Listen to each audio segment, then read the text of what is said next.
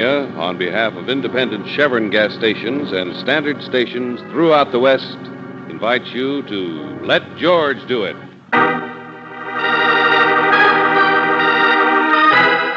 The Dark Chain, another adventure of George Valentine.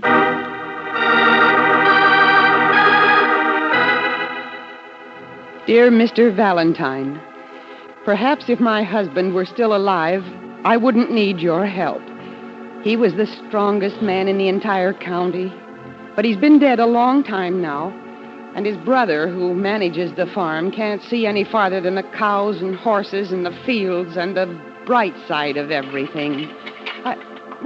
Now, Buddy, please, just play with your toys, dear. Oh, here, I'll open that safety pin for you. Can't you manage? Now, you'll be quiet, won't you? There is no bright side, Mr. Valentine, when my only neighbor for miles should be in prison. And unless he's put there soon, heaven knows what will happen. Buddy, you'll tear it. Now, that's your nice dog doll that Uncle Simon gave you for Christmas. Can't you? There, that's better. I'm not begging for sympathy, Mr. Valentine, but I'm a woman who already has all she can bear. All the sorrow and the tragedy and the burden. Buddy, don't do that to your dog. It's your doll. Buddy, don't. Now, don't. Go outside, dear.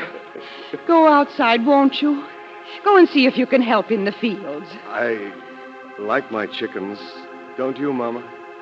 Of course, Buddy. I wouldn't hurt my chickens. Would you? Dear, please. All right, Mama. Bye. Please help me, Mr. Valentine. Sincerely, Mrs. Purcell.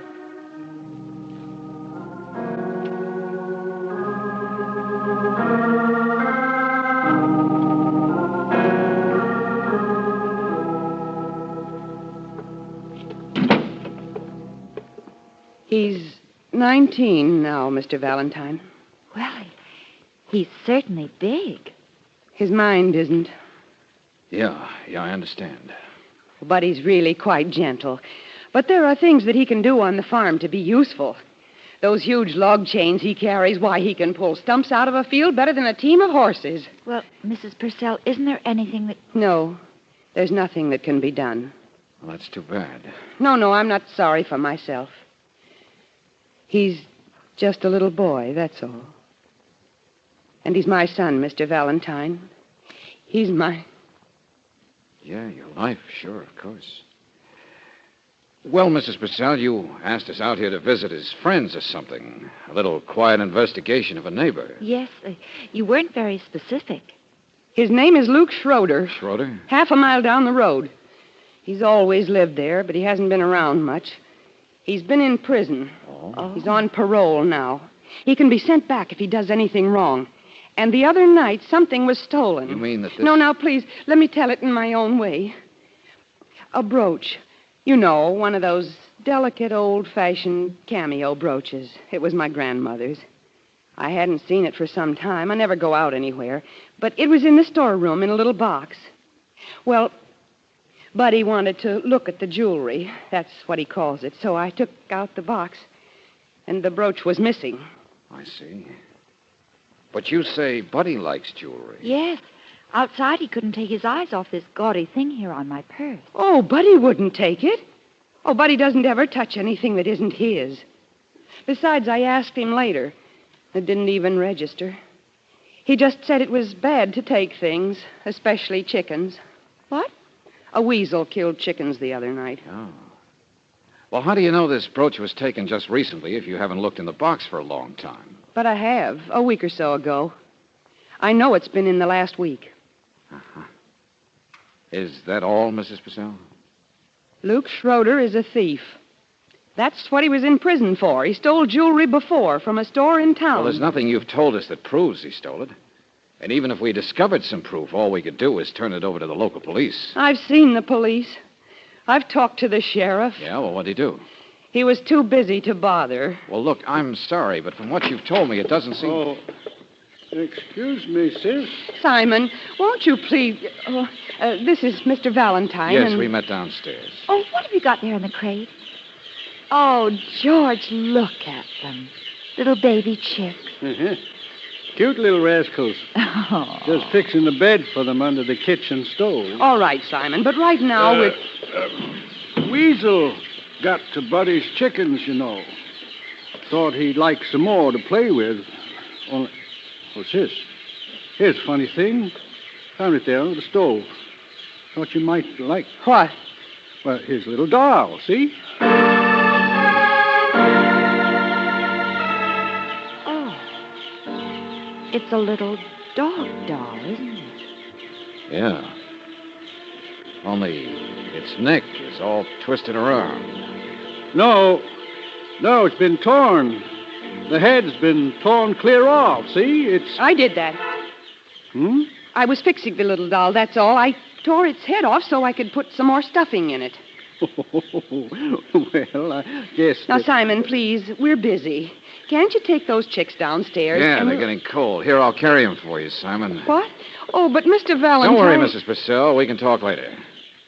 Yeah, I think we'll be staying around here for a while after all.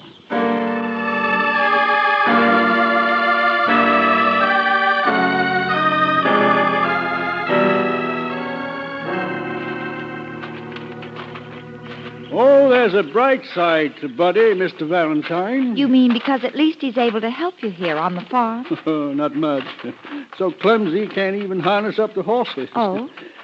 Then he gets an idea of his own, sticks with it. Nothing else matters. You know how little kids do. No, I was thinking more.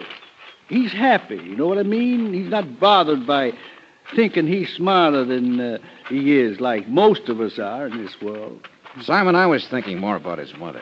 Upset, ain't she? Yeah, that's right. I used to think it'd be less strain on her if we put the boy in one of those homes or something, but she bristles out like a porcupine if you ever mention I'm upset right now about something. Oh.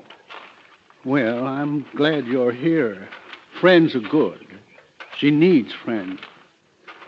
I don't know what it is, Mr. Valentine. She is upset bad. I suppose maybe it's only she has trouble seeing the bright side. What's the matter? What are you looking at?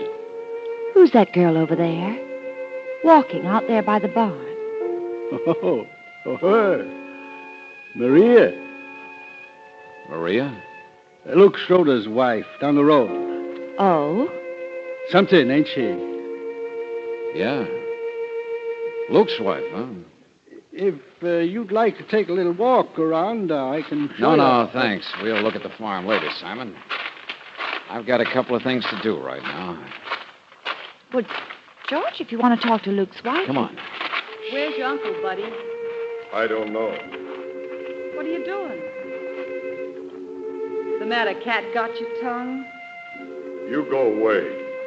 Why? It's a free country, isn't it? I don't like you. I said... You do like those chains of yours, don't you? These? I can pull stumps right up out of the ground. I can... I bet you can't throw them all the way across the barn. I bet I can. I bet I can. I bet I can. See? That's better. Are a strong little boy, aren't you? Buddy, not a little boy. Why don't you like me? You got yellow hair. Mm-hmm. I just washed it, too. And I got a new dress on with a sparkly belt, see? Why don't you like me, buddy? Maria, Yes, buddy. do you belong to Luke like my chickens belong to me? Stop laughing. I'm sorry, buddy. I told you it's a free country, isn't it? Stop laughing. It's not funny. They're dead. What? My chickens are dead in the nighttime. They're all dead. And when you're dead, you don't breathe anymore. I hate you. Buddy, what are you talking about? They're all... Tell Maria. Oh, George. Come on, buddy, what is He's crying. Maria likes you, buddy. Oh, George, that girl's the most awful thing. All right, get out of the way. Huh? Go on, I said, get out of the way, whoever you are. Slow down, Buster. Where is she? Where is she? Luke! Come on, Angel. We're in the town. Yeah, Luke. I was just wondering when you were going Get back to the house. Get back home. What? Your supper's ready, Luke. It's already just waiting, and it's... Hey, who are they? We're friends or buddies, Mrs. Schroeder. Stay out of this, mister. Go on, Maria, beat it. I will not. You got a fine lot of nerve in front of people. Hey, you. You hear me? How do you like that, mister? How do you like a Yeah, husband? he's real tough, isn't he, I lady? said stay out of it. Cool off, you big mug. I'm going. Bye, mister. Well, so you're the great Luke Schroeder. Yeah. I know who you are, too, Mac. No, you bitch. No. No, don't go away, mister. Don't go away, mister. Don't go away, mister. Shut Don't. up. Shut up, you crazy idiot. Buddy, leave Luke alone. Oh, mister, just leave me alone with this hates freak. Buddy hates You're not Luke. going to argue with me now, Put that are knife you, down, mister? Luke. It's not going to do you any good. Buddy hates Buddy, Luke. stop it. Buddy hates Buddy, it's all Luke. right. Stop it. Buddy hates Will you be quiet, Luke. buddy? It's all right, buddy. Buddy hates Luke. George, come on, get out of Buddy here, Angel. hates Buddy, Luke. stop it! Buddy Come on, Luke! Come on, run, will you? Run!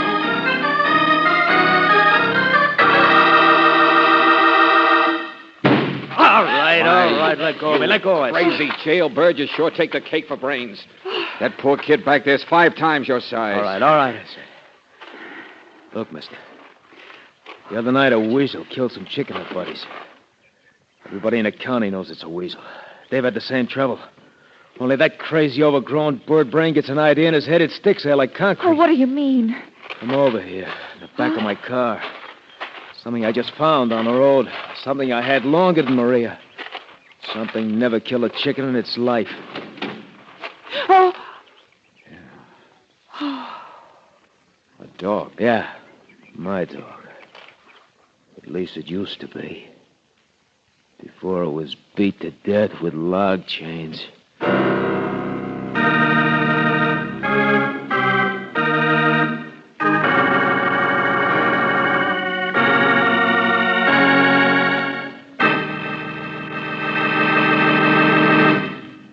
We'll return to tonight's adventure of George Valentine in just a moment. No one likes to get up and get going on a chilly fall morning, and your car is no exception. For the gasoline in your car is sensitive to the weather, too. But it's no problem when you use Chevron Supreme gasoline. It's climate-tailored. Based on year-round weather reports, it's tailored to each different season and to the different altitude and temperature zones throughout the West. That's why you can count on it for faster starts every time, for faster, smoother pickup in traffic, and for extra ping-free power on hills. Try a tank full of Chevron Supreme tomorrow. Right away, you'll notice how much better your car responds to this premium quality gasoline. You can't buy a better gasoline for today's high-compression engines. Ask for Chevron Supreme at standard stations and at independent Chevron gas stations where they say and mean we take better care of your car.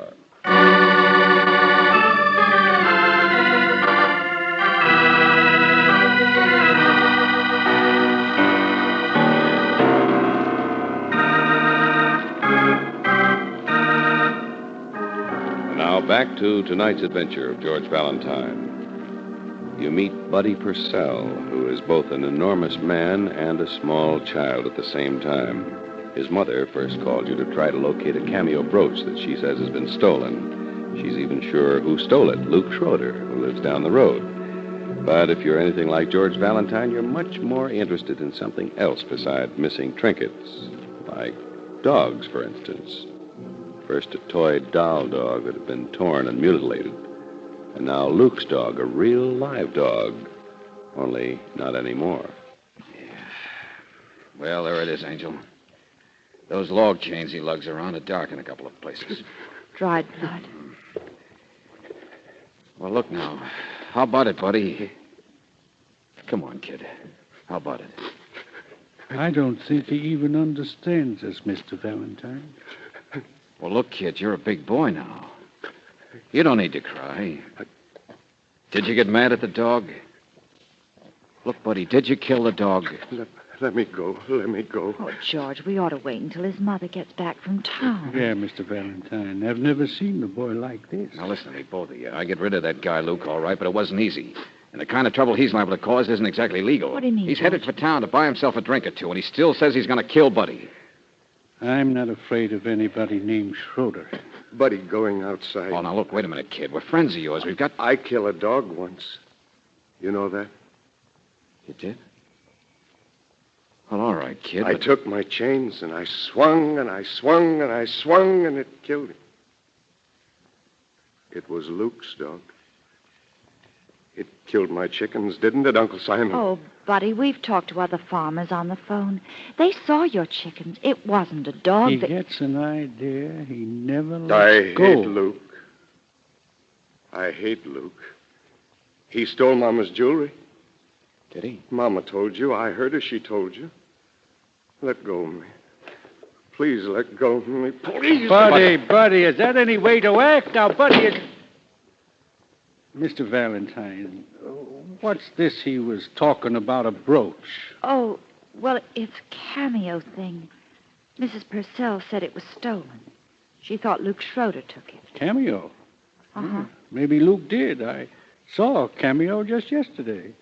Girl wearing it. What? Mm-hmm. It was Luke's wife. That Maria. Say, ain't she something, though? Yeah. Something is something, all right.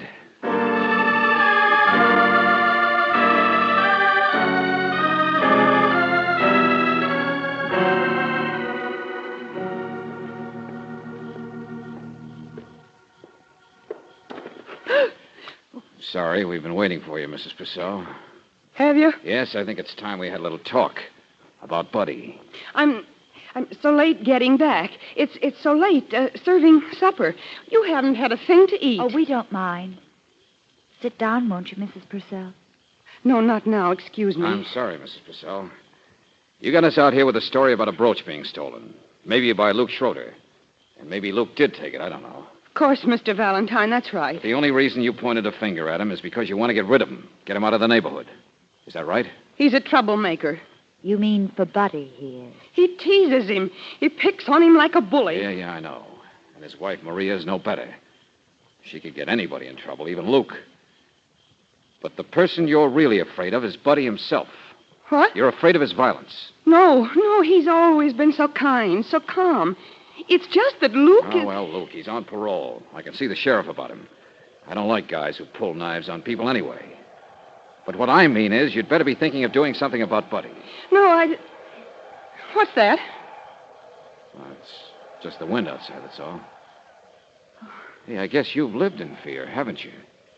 In fear of the things your own son might do, and nobody's big enough to stop him from. Oh, please not now. Please, Mr. Valentine, I don't like please. what I'm saying, but it seems George, wait a minute. Mrs. Purcell, where have you been? What? Oh, I know you've been in town shopping. But I heard your car drive up quite a little while before you came inside here. Oh, leave me alone. And you've been so frightened just now that you've hardly heard us. Where were you? What's happened? Nothing. Leave me alone, both of you. Mrs. Purcell, you've also kept your hand in your pocket. Why? No, leave me alone. Sorry, but I have to... George. Oh. George. A cameo brooch. So that's why you had your hand in your pocket. Where did you get this, Mrs. Purcell? Come on now, where'd you get it? Buddy. Buddy? Well, where did he get it? I don't know. He just gave it to me outside and ran. Outside? But, George, Buddy was in his own room a little while ago. Come on.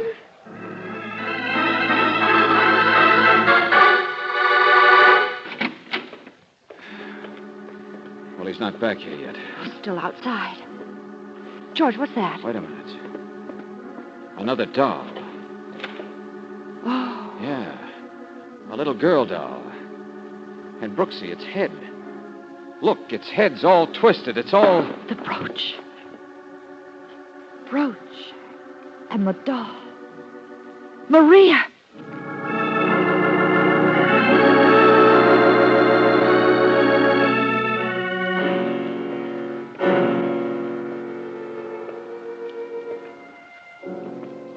Oh, Maria's dead, isn't she, George?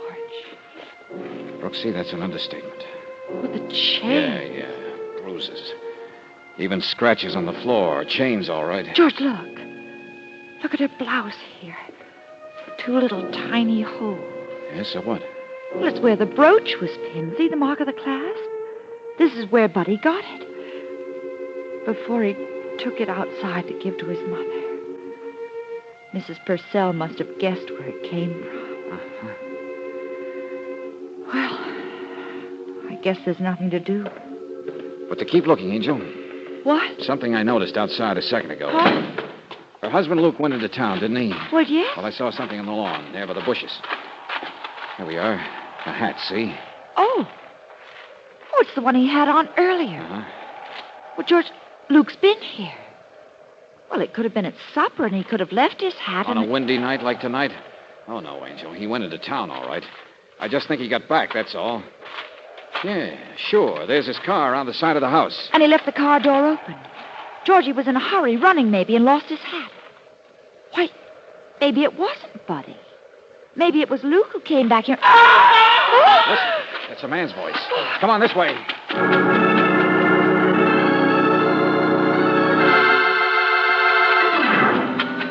There he is. Oh. Hey, Luke. Luke. Oh, no.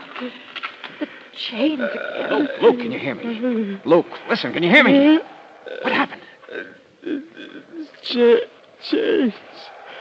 He was waiting for me. I'd seen him earlier on the road with the chains. I ran. He chased me. Hit me. Chains. Oh, George, can't we get him back to the house? It's too late. What are you going to do? Look, this just happened, Brooksy. It just happened. Don't you get it? We interrupted it. You mean then someplace right around? Shh. Wait a minute. Yeah. It's the chains. Hear them? Oh, this crazy wind, you can't tell which Across direction. the road, Angel. That little patch of woods. Come on. What? Oh, George, you're not going. I said come on. We can see him if he runs for it across the fields in the moonlight. Oh. Yeah. Come on. In here someplace. Valentine! Mr. Valentine! Mr. Valentine! Oh, there you are. Well, hello, Simon. I have been chasing after you as fast as I could. I saw what had happened back there. And Luke, too. Oh, you did, huh? Yes, I wanted to. What's that? His chains. George. Yeah. Still in there. The woods. Huh? Come on now. A little more to the left, I think. Mr. Valentine, you're not going after Buddy when he's like this. Why not? George. But we can get the sheriff here in half an hour. Buddy wouldn't have time to leave the property. He wouldn't even know enough to. Right now, we only have to search a tiny patch of woods. But, George, there's no one else he can hurt except us. Oh, we're crazy. 5 times as strong as an ox, Mr. Valentine. You've seen it yourself. We can't handle him. He's clumsy. What difference does that Oh, make? George, please don't. He's moving. Listen. No, he's not. He's back to the right again, through here. I still say he's clumsy. He's got hands like baseball Oh, gloves. Mr. Valentine. So clumsy he can't even harness up the horses. It's closer, George. You know, I'll bet Buddy can't even open a safety pin. What? Can you imagine what he'd look like trying to unfasten the pin on a delicate cameo brooch? Huh? How about that, Simon? You should have torn it off Maria's blouse. It would have looked more like Buddy did it that way. George. That's the way you wanted everything to look, isn't it? But you made that one little mistake. What did you do after you killed her and took the brooch? Just give it to Buddy, knowing no one would believe where he got it? I don't understand. Mr. Valentine, the chains. He's right in here with the chains. Oh, yeah, sure, Buster. The chains are the weapon, all right. That's why I'm going after them right now instead of later. In a little tiny patch of woods, a man couldn't run away without being seen. But he could come out of the woods and pretend he came from someplace else like you did. No, I didn't. Buddy's right there. Look And out. if I search those woods and don't find Buddy, and instead I find... Sure, there they are. The chains, Simon. Right where you left them. Hanging on a branch, swaying in the wind. No, you don't, Buster. I guess you don't mind if I use the chains to tie you up.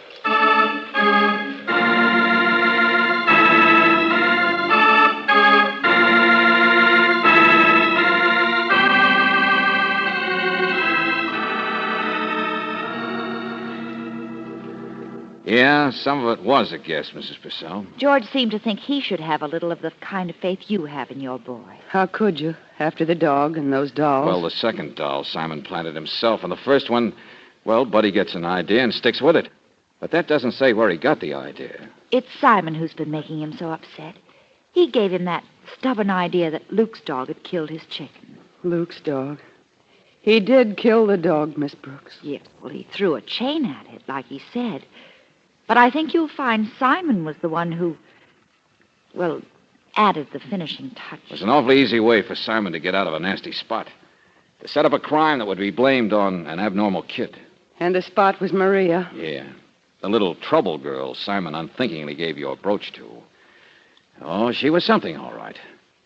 And Simon must have lived in terror of that tough husband finding out. Luke gave us another clue, you know, Mrs. Purcell. Yeah, he was attacked because he'd seen someone with chains on the road. He didn't say who, but certainly Buddy wouldn't think in terms of trying to kill a suspicious witness. Oh, no. And Buddy is really kind when you know him. He's really... Oh, no. You were right, Mr. Valentine. I'll find a place where they'll take good care of Buddy. Of course you will. But I'll always be near him. I'll always be near my son.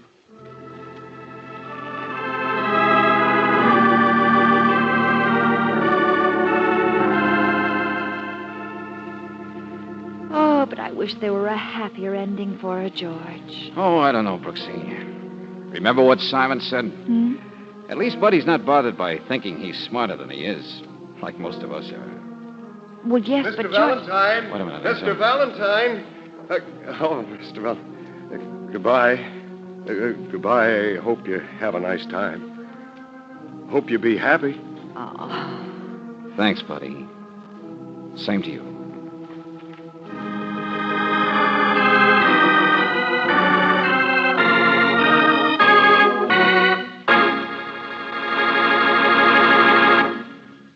What's the one biggest cause of wear in your car's engine?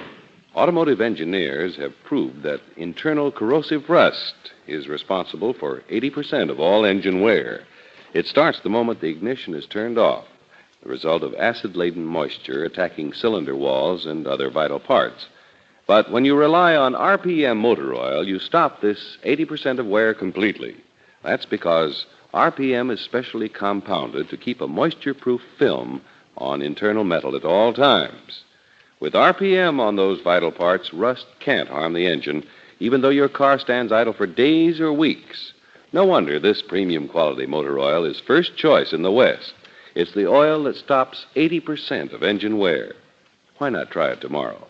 Ask for RPM motor oil at independent Chevron gas stations and at standard stations where they say and mean, we take better care of your car.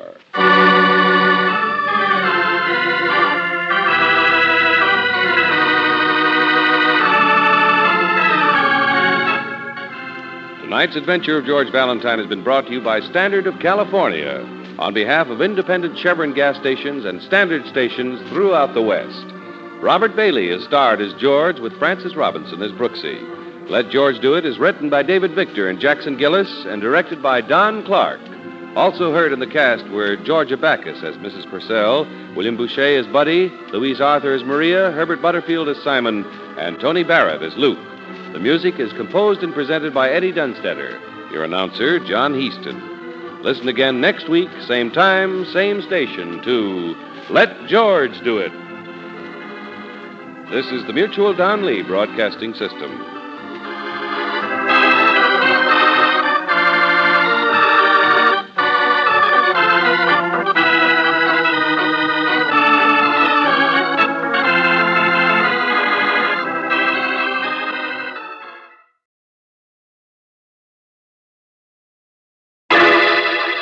Personal notice, danger's my stock and trade.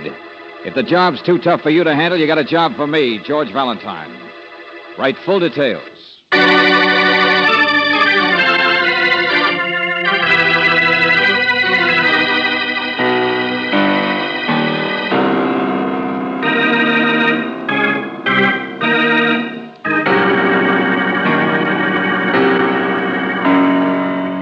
Standard of California, on behalf of independent Chevron gas stations and standard stations throughout the West, invites you to Let George Do It.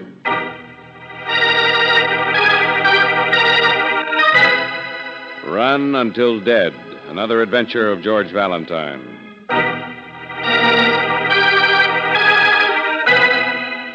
Dear Mr. Valentine, recently I've had reason to investigate and reassure myself of your integrity. I'm quite confident that you can handle a rather small task for me with the utmost secrecy. I say small, but it's a matter of great urgency to me. I only hope that it doesn't surprise you too much that I should be appealing for help. Sincerely, Dashiell Fenwick.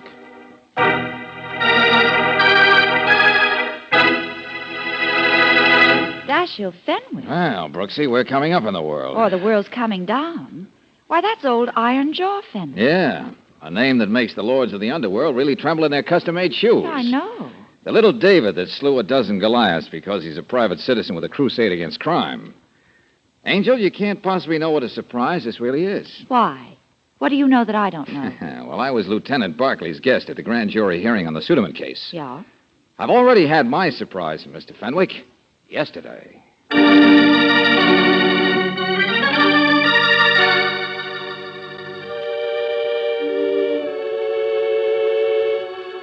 And so, members of the grand jury, as your special investigator, I must report that there is no case against Mr. Suderman.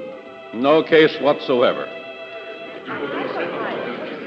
No case, no case. Did you hear what that guy said? Yeah, I'm asleep. Maybe I'm asleep and I'm dreaming it, or my ears are plugged. Oh, no. that's what he said, all right. But keep your head on, Lieutenant Barclay. It's only a state tax evasion case. Well, what else are you going to get a guy like Suderman on? You can't prove anything else. He's mixed up with everything in town, but you can't prove it, can you? I tell you, Valentine, if I didn't know better, I'd say old Iron Jaw had finally been reached. Fenwick? Hey, young Mr. D.A., you worked with Fenwick on this. How do you like it? I don't. Hello, Barclay. Hi. Well, maybe you can't reach an investigator, but you can reach a witness, eh? What are you talking about? Melina Atkins? Sure, that accountant wife of the past 4 months. Oh, yes. Well, we hoped it'd pan out better. Her stuff did kind of blow up in our faces, but that's the way it goes sometimes. Yeah. Well, you did a great job. If it hadn't been for Fenwick, we could... Barclay, Fenwick did exactly what I would have done. Huh? He had to make that report. On the evidence we found, Eric Suderman was just not guilty, that's all. On the evidence? Yeah. And after Fenwick's report, you can bet the grand jury will drop this like a hot potato. Now, what's the matter, gentlemen? Did you bet on the wrong team? Congratulations, Suderman. Well, I knew I wasn't guilty. I could have told you. Now, listen, Suderman. Sorry I can't buy you a drink, but I have my own celebrating to do. Now, for heaven's sake, don't look so surprised. Toughest crime investigator in the state says I'm innocent. Well, I am, that's all. It's, you know, what's that word? Oh, it's justice, that's all.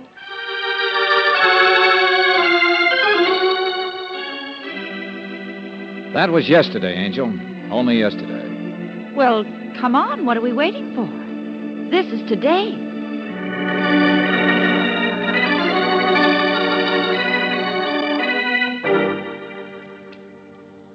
Mr. Valentine, that Suderman report was the most disappointing one I've ever had to make. Yeah, I can imagine. But, Mr. Fenwick, if the evidence didn't warrant anything else, what could you do? Yes, of course. Nothing, of course. Say, look, Mr. Fenwick, you seem to be beating yourself over the head with this Suderman business. Is that why you came to me? Oh, no, of course not. No, not at all. Uh-huh. No, it's something else. Something altogether different. Yeah?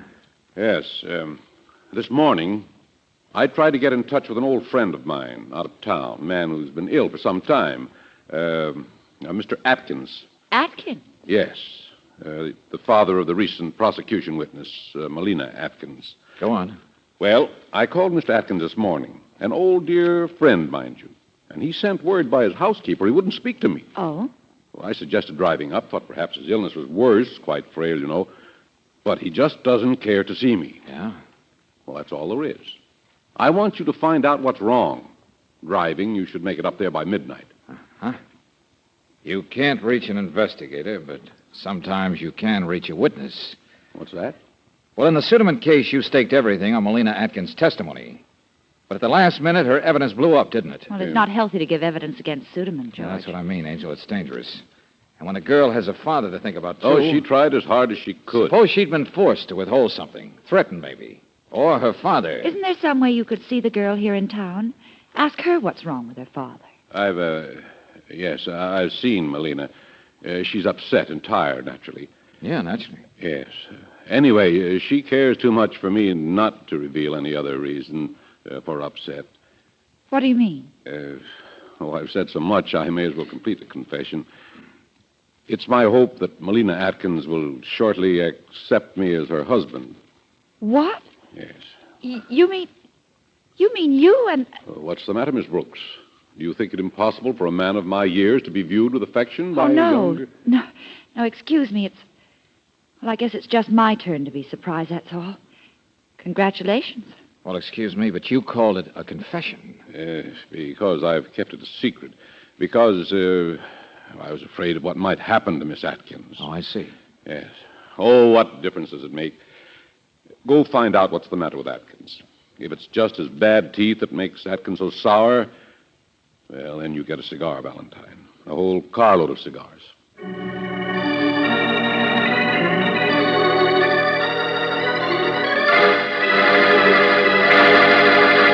I said Mr. Atkins is dead. He's what? Oh, I'm sorry you drove all the way up here and didn't know but he is since this evening. Oh, there's so many of his friends to tell about it, I don't know what to do, but I was there, and I saw it.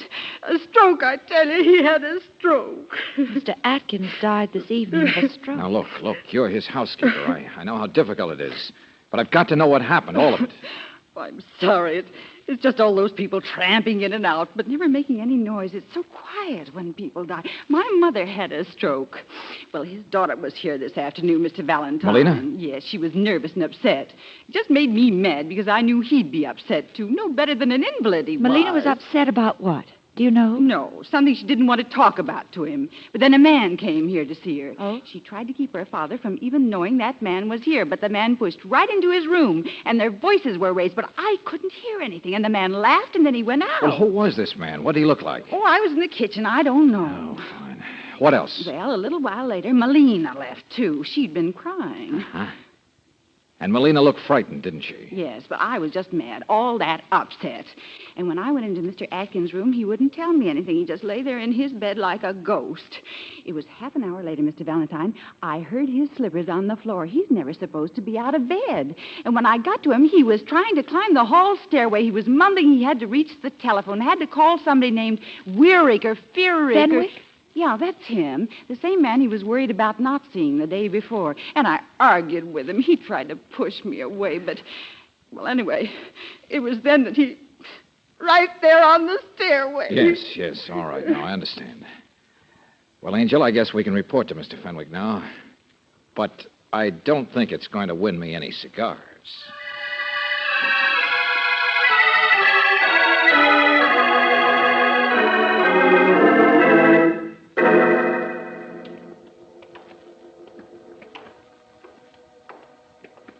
Well, his lights are on, George. He must still be awake, but it's almost dark. Well, good evening. Yes, but I'd say it's good morning, wouldn't you? Oh, Valentine, isn't it? Yeah, that's right, Mr. Suderman. This is Miss Brooks. Mr. Well, how do you do? Nice morning for a stroll. Yeah, sure. And you always do your strolling in front of Mr. Fenwick's house? That thing behind me is not a Doberman Pinscher I'm walking. All right, we can go into the house now, Mr. Suderman. A policeman? George, what is it? All right, get him in here, Peters. Suderman, we've been looking for you for the past hour. Well, Valentine. Just skip the formalities, Barkley. Where's Mr. Fenwick? Or is he... No, he's not dead, if that's what you mean. Fenwick's a little too tough to kill, isn't he, Suderman? I was awakened from a sound sleep. I have no idea what you're talking about, and furthermore, Lieutenant... Oh, sure. Alibi. Barkley, we've been out of town all night, so come on, let's have it. Oh, tell them, Peters. Go on, you tell them. Yeah, sure, Lieutenant. And listen carefully, Mr. Suderman. After the lecture, we always have a question period. I'm willing to be instructed. Well, I'm on the 7th Street beat, see, downtown. Checking doors and night lights. You know how it is. When I see this guy wrapped around a telephone pole. On foot, I mean. Well, I can see at a glance he's drunk, so I poke him to send him home. When, gosh, I see it's Mr. Fenwick. What? Oh, now, wait a second. I know, miss. Old Iron Jaw never took a drink in his life. But when I recover myself to get him in a taxi and down to the hospital, I find somebody's poured at least one drink down him to cover the stuff. Stuff? Dope, Mr. Valentine. Some kind of a drug. The doc says enough to kill off 5 men. But he's saved by the stomach pump, see? Thank you, Peters. Mr. Fenwick is resting quietly in his own bedroom. And pretty soon, maybe he can even talk. But now, in the meantime, Mr. Suderman... You've no right to question me. I can explain where I've been all evening. Is that so? All right, suppose you... But I don't need to say anything. I don't need to talk to you come until... here. Come here. What do you... Now, listen to me. Never mind that bird for a minute. What? I said, listen, will you? Fenwick hated Suderman. Well, that's why I've got him here. Suderman was cleared, remember? Oh, well, so what? He's got a grudge on the old man. And the old man maybe has the works on him now. At least Melina Atkins does. I figure she was being pressured through her father. But now that he's dead, she's free to talk. Atkins, father. Say something in English, will you? Sure, I'll say something in English. Let's get to Melina Atkins as fast as we can.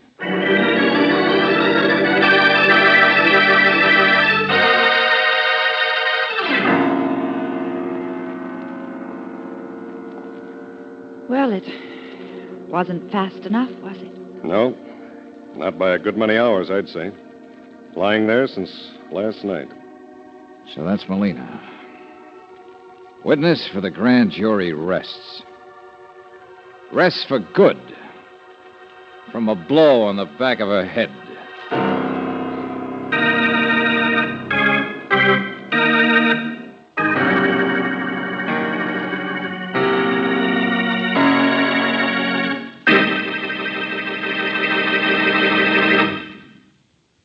We'll return to tonight's adventure of George Valentine in just a moment.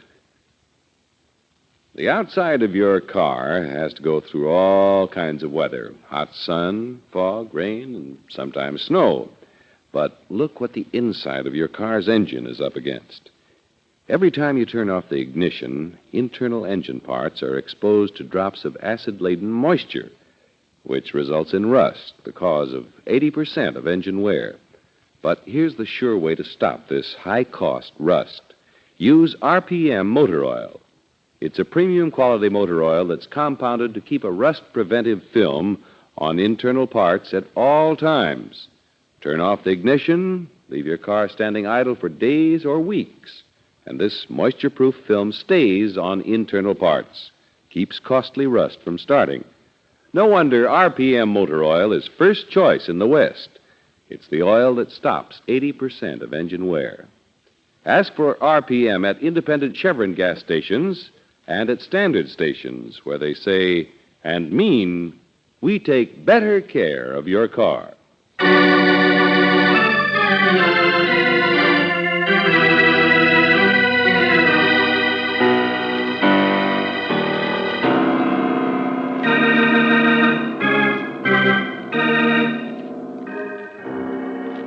And now back to tonight's adventure of George Valentine. A couple of days ago, Eric Suderman was cleared before the grand jury. A simple state tax evasion case, but as Lieutenant Barkley says, on what else can you ever nail a cagey man like Suderman? Melina Atkins was chief witness for the prosecution, though her testimony faded rather badly at the last minute. Well, Special Crime Investigator Dashiell Fenwick, old Iron Jaw, had an idea pressure might have been brought to bear on Melina, and you have an idea he was right.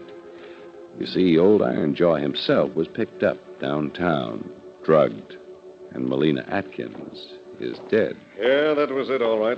Her head smacked the corner of the table there. But the broken lamp on the floor. No, the technical boys say it was the table. Yeah, somebody must have socked her with a lamp, Angel. Just stood there and socked her. She fell, hit the table, and... well, that was it. Well, what did the janitor say? He listened to the radio all last night. But he did fix a fuse in the basement at 9 o'clock. Fuse? Mm-hmm. Well, breaking the lamp might blow a fuse. Okay. So we say she was killed at 9 o'clock. But did anybody see anybody? No. Was there a party elsewhere in the apartment house so people might be wandering around? Seeing anybody? No. Oh, no. Are there any... Yeah, I get the general idea, Lieutenant. Nobody saw anything. Where was your little friend Suderman around 9 o'clock? Out giving birth to an alibi, 8:30 to 9:30. Oh, how convenient. The rackets he runs, the payoffs he gets, he's always covered. A whole family of alibis he has by now, and not one of them that we... No, wait a minute. You know, we have got one thing on him. What's that? DA's office is working on this case, too. They proved he was up at Molina's father's yesterday. Hey, wait a minute. But That makes him the man the housekeeper told us about. The man who paid a visit to upset everybody and make them scared. Yes.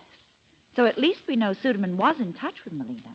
He was threatening or intimidating or... All right. We know there's more evidence in the tax evasion case. Everybody knows that. It's murder I want solved. Only who can tell us anything? Old man Atkins decides to tell Fenwick something and dies of a stroke. Maybe Fenwick is found out by then, and he gets drugged. And the little girl in the middle of the whole thing, she got to... No, I'll get it. Yeah, Barkley speaking. Who? What? Lieutenant, what is it? Sergeant, you know what's going to happen to you, don't you? All right, then. Why didn't you... Yes, we'll see you later. Okay, spill it. An ex-sergeant who should be nameless is on duty at Fenwick's house. Where? He posts a guard in the hallway, but none outside while Fenwick sleeps quietly in a room downstairs, a room alone. Come on, get to it, will you? Yeah, I'll get to it. Like somebody got to old Iron Jaw. The window's open. They got him out of there. Huh? He's gone, you hear me? The last guy who knows anything, he's disappeared.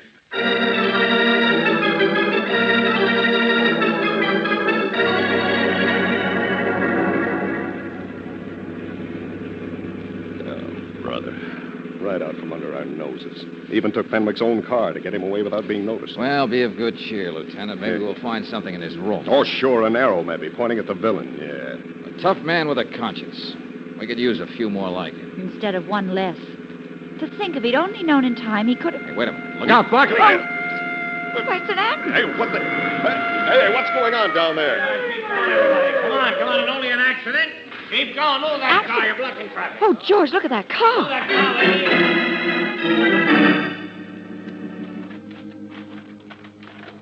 It's Fenwick. All right, easy does it, boys. Lift him easy.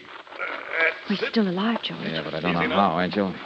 His car must have rolled over a couple of times coming down All that right, bank. onto the stretcher. There we go. All right, I'll meet you, Doc. I'll meet you out there. Old Iron Jaw is indestructible, isn't he? Yeah. Lonely stretch of road. Car sails over a bank. No reason. One occupant in car, Fenwick. Run, Fenwick. Run until dead. Oh, no.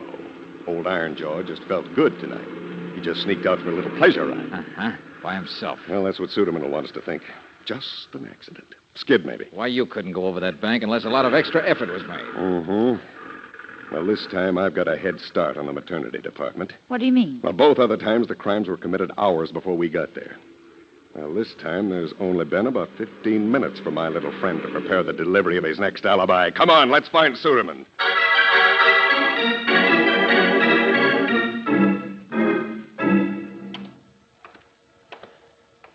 Let go of me, will you? I'm not touching you. The rule book says I can't.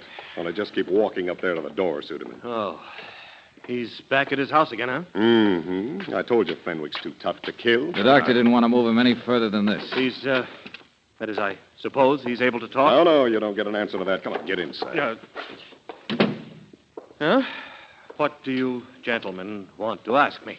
We want to tell you that everybody else is being eliminated. I mean, everybody who could conceivably have a grudge against Fenwick or against Molina Atkins. Not to mention that there's nobody who could have a grudge against both of them, and the same night. Well? Well, point one.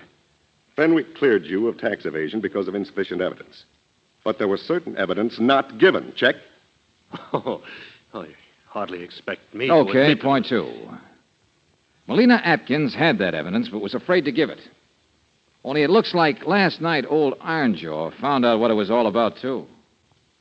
No comment. Mr. Suderman, if you can suggest any other conceivable reason for the girl being killed last night, and for not one attempt, but two attempts to be made on Fenwick's life... What did he say? What did he say? Oh, now you're getting interested. No, I don't mean that, but although I do have a right to know... Wait a minute. That's for me. I have an alibi, you know. They'll tell you. Never mind. I'll get the door. George, what is it? Mr. Fenwick is asleep and the doctor's leaving, but the noise is... Well, look who's here. Come in, young Mr. D.A. Hello, Barkley, everybody. Hello. Mr. Suderman, I guess your alibi can wait a little longer. Now that we've got a representative of the DA's office present, suppose you just Barkley. listen to what he has... I'm his latest alibi. You? The whole office is. I know. I'm sorry, but we all are. I hurried out to let you know. We dropped Suderman off at his hotel just a second or two before you got him, I guess. The DA's... Yeah. He was down there at our place at the same time Fenwick's car must have spilled over the hill. Suderman, why didn't you say so? Why, I was... You wanted to find out what we knew, didn't you? You've got a perfect alibi for once. Why have you been so nervous? Now, what does a man get for tax evasion? Is it 10 years? Because that part of it's true, isn't it? Hey, Angel, what did you say about Fenwick? Well, just that he's asleep.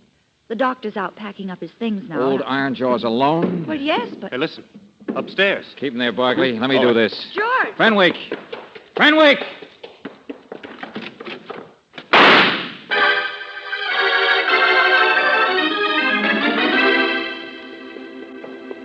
George, what is Shut that door, Angel. Lock it. Yes, but Doctor... He's all right. So am I. Just dumb, that's all. It had never occurred to us to believe alibis from a guy like Suderman. What? And an automobile crash or drug in a stomach can't be coincidence, accident, so they've got to be murder. Well, all they really were was what happened right now. Fenwick's been trying to commit suicide. Please, Mr. Valentine, please. Sure, you want us to go so you can try it again. No, you hired me. You're stuck with it. Just a minute, Barkley. We're all right. I'm a coward, that's all. A coward. The whole slate wipes clean pretty fast, doesn't it? You swallow some drug and a glass of liquor. Liquor to give you a little courage. Only a noisy policeman comes along to interfere. A coward. And then you sneak out by yourself from downstairs, take your own car, and try to... An old man and a coward. What was it? Melina? Yes. Uh-huh. She wasn't what she seemed to be. No. Well, I guess that coin has two sides, Fenwick, doesn't it? One way we looked at, she'd been pressured by Suderman. She was afraid of him. At the worst, maybe she withheld a little evidence. But look at it the other way. Everything that's happened. She was no good. She never was. You mean all of her evidence? It was all a hoax. What? I knew her father. I knew her. I staked everything on her testimony, Valentine. Her testimony, all of it, was very cleverly designed to swell bigger and bigger and then explode. She didn't say anymore. She didn't know anymore. It was a garden path. Designed by a very good friend, Mr. Suderman. And the thing that led you down that garden path. Well, I wondered when you told us in your office that you loved her. Yeah, never mind, Angel. I've written all this down, Mr. Valentine. It's in the mail. Eric Suderman's complicity, my own blindness. All that's necessary for someone else to bring him to trial again. Wait a minute. Suderman must have guessed you'd written it down. That's why he's been so nervous. He must have guessed you were really trying to commit suicide. But if that's the case, then he must have known... Get out of here, Valentine. Please get out of Mr. here. Fenwick, a man doesn't commit suicide just because he's been made a sucker. No. Suderman knows everything. I learned all this from Melina. Then Suderman found me, told me what he knew, and expected that I would keep my mouth closed. It didn't occur to him that I might close my own mouth forever. Suderman knows about you seeing Melina? All of it. I went because I'd been suspecting them and still afraid to admit it. It was around 9 o'clock. I told her I loved her. She laughed at me. I grabbed her. I made her tell. I heard the whole truth for the first time. I seized the lamp. I struck her. She fell to the floor. And I ran. Uh-huh. But you left something out, didn't you, Fenwick? It's in my confession. It's what Suderman knows when he found me in the bar at 10 o'clock. Yes, I killed Melina Atkins.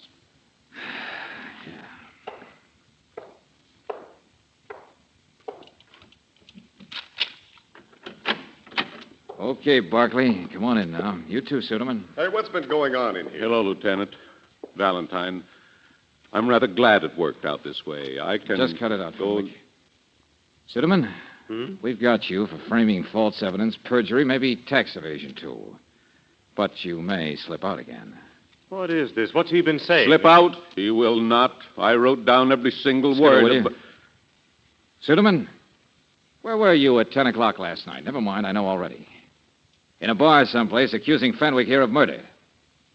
Well, how did you know he'd committed murder? Why, I merely added two and two and decided a man like Fenwick had done that?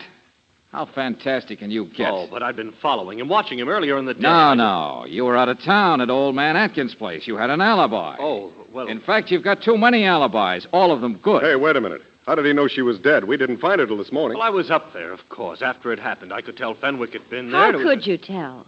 There wasn't anything in the apartment to indicate anyone beside Melina had been But there. it was just after it. Well, I'd seen him leave. Fenwick struck her with a lamp at 9 o'clock, and then he ran.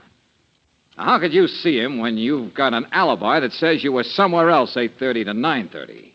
Too many alibis. No. Well, people told me they'd seen him. Just a minute. Nobody saw anybody out there, not even the janitor. Wait a minute, Barkley. There is a way you could have been told, isn't there, Suderman? What?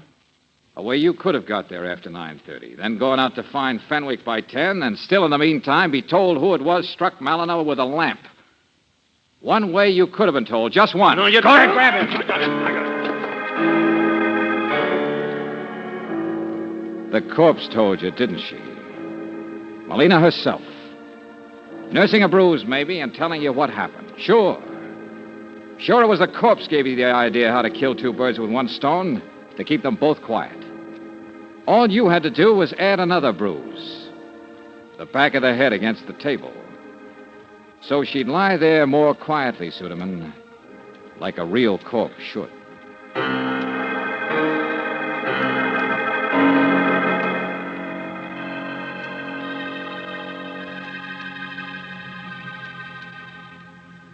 George, what do you suppose will happen to Mr. Fenwick? Oh, he'll stand trial for assault, Brooksy, for hitting Melina with that lamp, something like that. He certainly beats himself with his conscience, doesn't he? Old Ironjaw. It was a close call. Well, but, darling, it certainly looked like Suderman was making him run. Run until dead. Yeah. Sometimes you can escape from a Suderman. Fenwick tried to escape from himself. He probably... Oh, come on, Angel. Let's go out for dinner before I turn philosopher.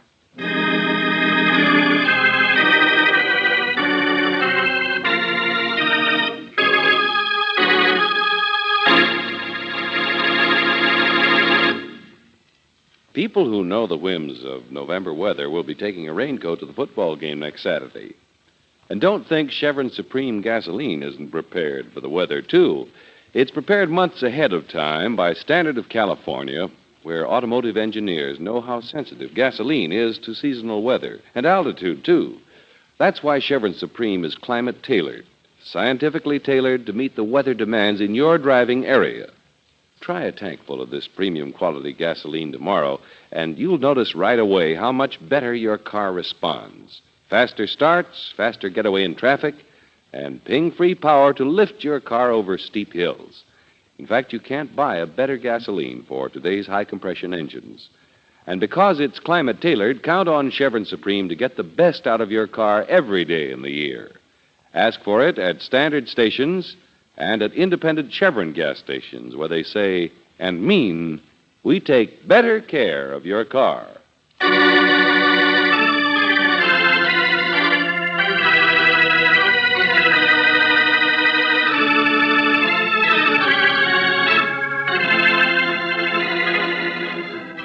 Tonight's adventure of George Valentine has been brought to you by Standard of California on behalf of independent Chevron gas stations and standard stations throughout the West. Robert Bailey is starred as George with Francis Robertson as Brooksy. Let George Do It is written by David Victor and Jackson Gillis and directed by Don Clark. Also heard in the cast were Bill Boucher as Lieutenant Barclay, Will Wright as Fenwick, Byron Kane as the attorney, Larry Dobkin as Suderman, and Frank Hale as the housekeeper. The music is composed and presented by Eddie Dunstetter, your announcer, John Heaston. Listen again next week, same time, same station, to Let George Do It. This is the Mutual Don Lee Broadcasting System.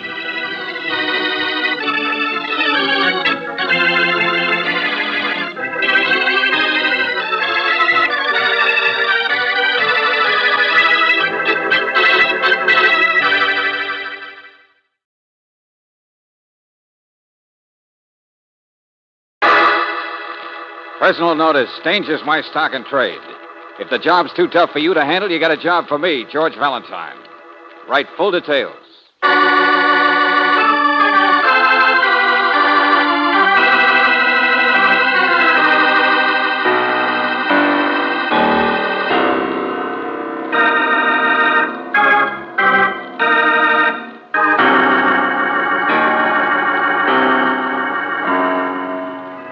Standard of California, on behalf of independent Chevron gas stations and standard stations throughout the West, invites you to Let George Do It.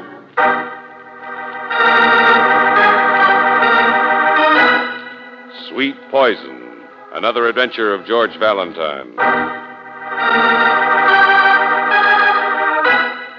Dear Mr. Valentine, I'm writing to you because I don't know where else to turn, and in this hour of need I must turn somewhere. Can you hear me? Hello, can you hear me, Mr. Valentine? Yes, of course I can. But who are you? What are you calling Please don't interrupt, Mr. Valentine. I've already wasted 5 minutes writing full details the way your ad says to, but if you won't listen, if you make me send it through the mail, it'll be too late. Well, all right, lady. Go on and read your letter. Thank you.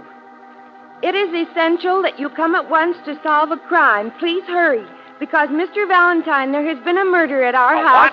What? Where? Mr. Valentine. At our house, and I need your help desperately. Signed, yours truly, Gloria Bishop, 603 North 72nd Street.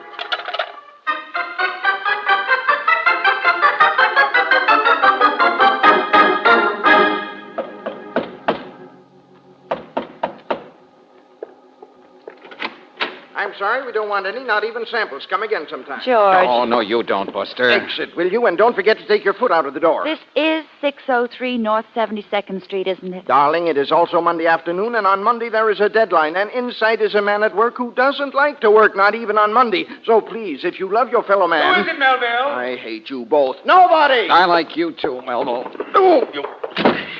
Well, hello. Nobody. Yeah, the name's Valentine. This is Miss Brooks. Don't How do you do? apologize. Sit down. We'll talk. Know anything about the vintage wines, politicals, cooking? Jonas, please ignore them like they never happened. Get back to the easel. It's 3 o'clock. There's a whole lithograph company waiting. Silence. Oh. Forgive my rude friend, Mr. Valentine. This is Melville Bond, my publisher. Publisher. If I don't look the type, it's from smoking too many cigars and pulling out too many gray hairs. Men's magazines, that's my line. But what's in men's magazines? Women. And how do women get in men's magazines? By me trying to make characters like Jonas here work. Hey, hold it, will you?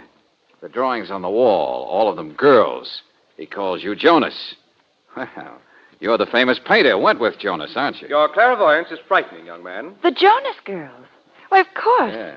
I'll bet your name is on every pin-up You picture. needn't spoil my afternoon, Miss Brooke. I know. Ashtrays, calendars, neckties. There's nowhere my infamy hasn't reached. But I was an artist once. I painted still life. Beautiful cabbages and beefsteak and... And it's 3 o'clock and there's a girl in a bathing suit carrying a turkey for the Thanksgiving cover. And... Well, take it the way it is. But you haven't painted the bathing suit yet. Oh, for the last time, gentlemen, stop it, will you? Maybe neither one of you two gentlemen cares, but I came here to see about a murder. Murder? How considerate. If you'll just give me 5 minutes to lay out the corpse... Okay, skip it, will you? But there's some crazy girl by the name of Gloria Bishop who telephoned me and Gloria? said... Well, why didn't you say so? Young man, I'll have you know Miss Bishop is the only woman in the world with a figure like one of my drawings. Go around to the back door. What? Of course, my back door. She's my housekeeper. A girl like that is your housekeeper. Well, what did you think she was? My mother?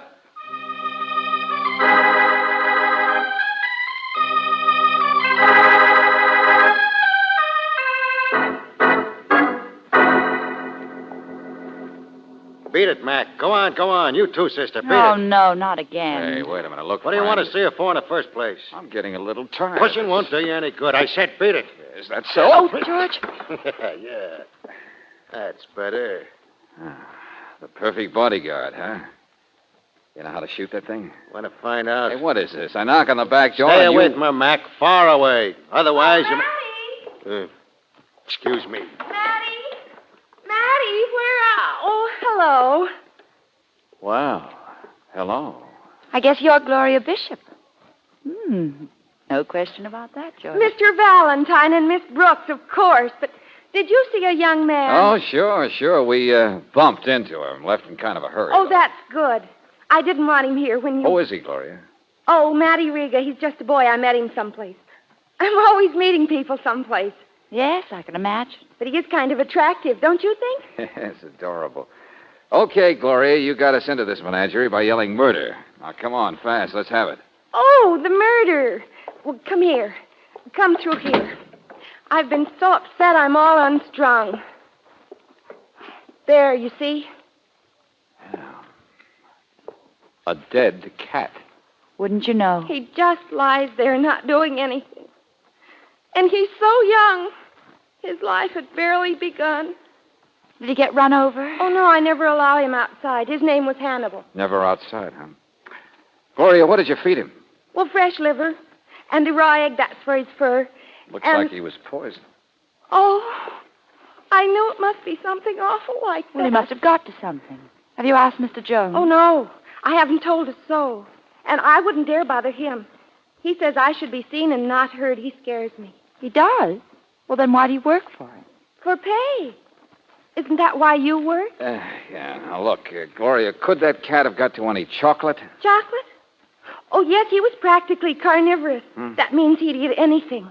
But, well, I never keep sweet things around. I mean, if I lost my figure, where would I be? Never mind. But maybe you've got a case at that. Because, look on his fur here. Yeah, I think Hannibal died from eating a chocolate cream.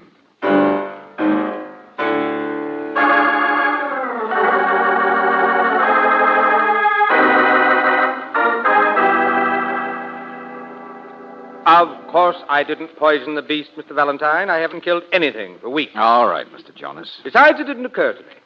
Cats give me a rash, you know, all across the stomach like polka dots. So if you expect me to weep copious tears over I some expect silly... you to answer questions, that's all. Chocolate creams, I said. Do you eat them? Huh. My doctor hasn't let me touch anything richer than my pocketbook since the Battle of the Bulge. But if the cat hasn't been out of the house, where did it Hold get... Hold on, young lady. I believe there was a box of frustrating things around here somewhere. Where, Well, Mr. why didn't Jonas? you say so? Well, how should I know? Go look for them. Yes, Mr. Jones. I'll help you, Gloria. Huh. Women. Do you know I've painted wishful curves onto their silly skeletons until I'm positively seasick? Yes, well, my heart bleeds for you, Mr. Jonas. But just where did you get the candy? Stubborn, aren't you? Came through the mail, I suppose. Everything does. Oh, what do you mean? The ridiculous distortion of the female frame that I've popularized seems to have dragged me into the limelight, Mr. Valentine. I'm a public hero, like Ali Khan or General Delivery. You get fan mail? By the garbage cans full. Letters I can't read, cigars I can't smoke, candy I can't eat. Huh? George, here's some wrapping paper about the right size. It was in the wastebasket. Uh-huh, yeah. Addressed to Jonas. No return address, though. Postmarked last night. Yes, that's it. I remember unwrapping the Mr. Jonas, box, I think somebody sent poison candy to you. A critic, Only Gloria's cat got it by mistake. Have you got any particular enemies? Ever receive any threats? Only from women's club. No, Well, this room was broken into about a week ago. What? At least my desk has been rifled, and Gloria certainly Anything wouldn't- taken? My entire fortune. File copies of my income tax return. What else can a man say? All right, let's start taking it seriously. Young man, I take everything seriously. Even myself. But not somebody trying to kill you. Well, what do you expect me to do? I'm just trying to think, trying to remember. Gloria, have you found that candy yet? No, I haven't, Mr. Jonas. I'm looking everywhere. Wait a minute. Valentine. He left here walking. Huh? His apartment hotel's only a few blocks down the street. Who? Melville Bond, of course. I'd unwrapped it. The cat must have taken a piece. But then I gave the box to Melville. You mean just now? No. It was early, around noon. He's been back and forth all day making me finish his blasted picture. Holy, and by now he's probably eaten a lot more than the cat ever did. Wait. I'm just remembering why it seemed like a good idea for him to take it. Huh? It's his wife's birthday.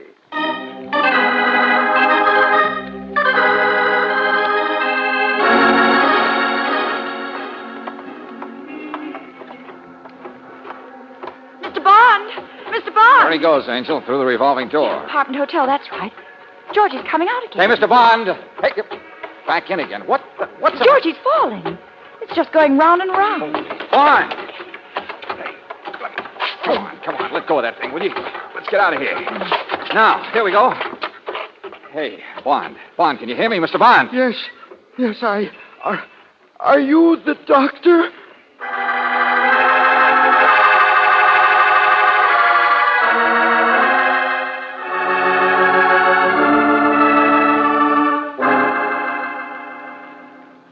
No, he's not dead. He's just sick, that's all. But, Lieutenant Johnson, when we got to him, he wasn't carrying the box of candy. He must have eaten only a piece or two of it. That's what the hospital says. Well, what'd he do with the rest? I know. Where's the rest of it? That's what I'm talking about. Hospital's got him asleep. How you managed to get mixed up in cases where nobody can tell us anything. What about his wife? Mr. Jonas said that's why Mr. Bond took the box for his wife's birthday. She hasn't got it. Mrs. Bond has been at a bridge luncheon all day eating carrots, salad, and greens. So now we've got to canvass every place in town that he's been... Hey, Valentine, where you going? Hey! George!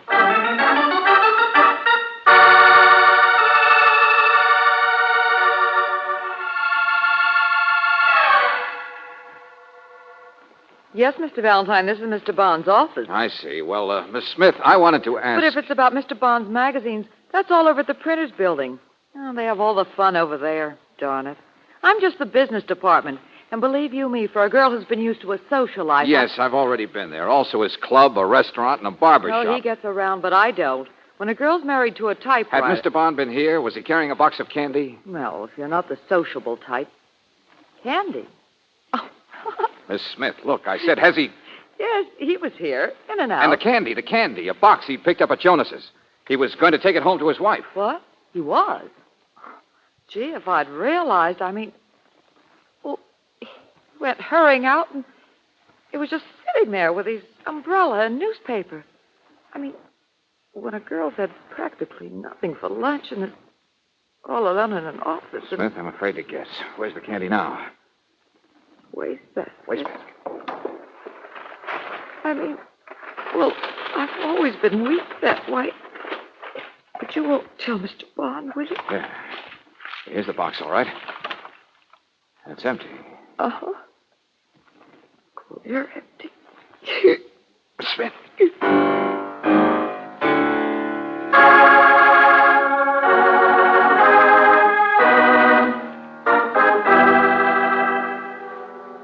Coroner's report. 14 grain, tetranic, myoxide in stomach. No hope of counteracting. Miss Smith was dead on arrival.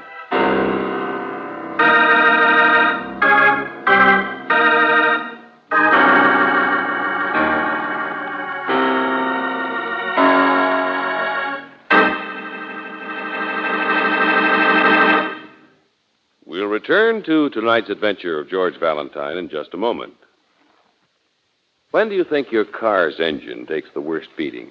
When it's running 40 or 50 miles an hour? No. When it's in stop-and-go traffic? No. Actually, it's when your car's standing still. Automotive engineers have proved that 80% of all wear inside your car's engine begins the moment you turn off the ignition. It's the chemical action of acid-laden moisture forming on cylinder walls, and the result is costly rust. But you can stop this engine wear completely by using RPM motor oil. RPM is specially compounded to keep a moisture-proof film of oil on all internal parts at all times. Even though you left your car standing idle for days or weeks, RPM would not drain off parts. It stays on metal, prevents that acid-laden moisture from touching metal. So no wonder RPM is first choice in the West. It's the oil that stops 80% of engine wear. Ask for RPM motor oil at standard stations and at independent Chevron gas stations where they say and mean we take better care of your car.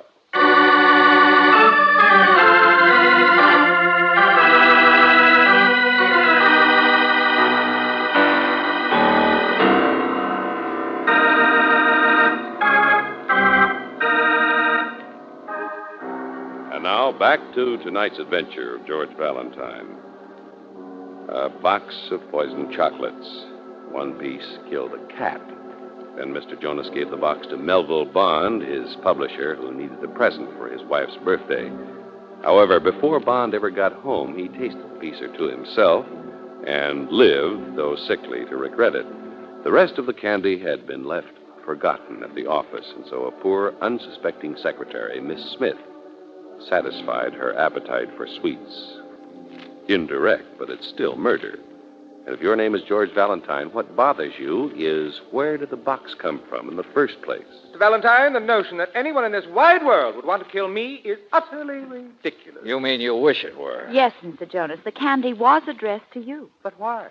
Nobody hates me. They love me. The idiot. You mean they love the kind of pin-ups you paint? Stop telling me what I mean, young man. I've never known. How should you be able to? Jonas, please listen to what the detective... Melville, take a trip somewhere. Go convalesce. Now, look, both of you. Yes, I'm sick, and this is the thanks I get for worrying about you. Scares you, doesn't it, Melville? Oh. Yes, where would your magazine be if your little gold mine were dead? I almost wish I'd thought of you and gone off my diet. Jonas, no, please don't joke. It might happen again. Oh, now cut it out, both of you, will you? In the first place, it's not going to happen again. Lieutenant Johnson's putting a bodyguard on you, Jonas. A sergeant who'll stay at your house and who'll bring every piece of mail you get down to headquarters unopened. Oh, good. I hope there are lots of bills. And in the second place, Jonas, I don't think so much of your sense of humor. Mr. Valentine, I almost wish I'd gone off my diet and eaten the candy myself. I mean it. Why? I'm thinking of that poor girl just as much as you are. She was reasonably young, reasonably intelligent. You knew Miss Smith? Occasionally, she'd bring my checks from Melville to the house. She did just last week. You know, she's the only girl I've ever met who didn't seem envious of that preposterous invention of mine, the Jonas female figure. Miss Smith was not a dreamer. She was well-shaped like a human being, even fat like I am. And for such a rare, honest creature to suffer in my place... Oh, don't get carried away, boy. What should I do? Wear a girdle on my tongue? I know, it would be better if I had, because, of course, I make enemies, Valentine. I just hate to face the fact that an innocent bystander should have taken my medicine. Get to work, will you, Valentine? Find the murderer.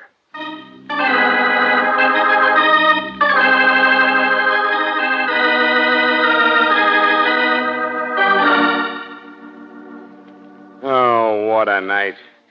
Yeah. Jonas finally broke down and gave us a list of people he'd insulted. Half the town, I'll bet. That wrapping paper the box was sent in, we ran through every test known to mankind to Dick Tracy. Results? We've still got the anonymous poison. Oh, great. They're in an envelope, the boys tell me, are the last worldly remains of Miss Smith, an innocent bystander, as the saying goes. But suppose this guy decides to mail somebody else something. How can we stop it? Lieutenant, what about that boy, Matty Riga, the one who acted so tough with the gun at the back door? Riga? Nah. He's a strong arm, that's all. Works for anybody. But connect him with Jonas? Nah. He's never even met the guy. Listen. What is it, you want to bet? Huh? Another attempt on Jonas? Or is it our nutty killer sending poison to somebody else through the mail? Or is it your wife saying, come home for breakfast? Hello? Johnson speaking. Oh, yeah. Who is it? Melville Bond. Well, let me hear this. Go on. What's the matter? I said, get out here, Lieutenant. Get out here quick. But where are you, Mr. Bond? I came over to see Jonas first thing this morning, but no one answered the door. Please hurry, Lieutenant. But there's a sergeant of mine out there, Douglas. Where's he? I'm an ailing man, gray hair, and I don't What's the matter with you? I'm all right. I just can't stand the sight of blood.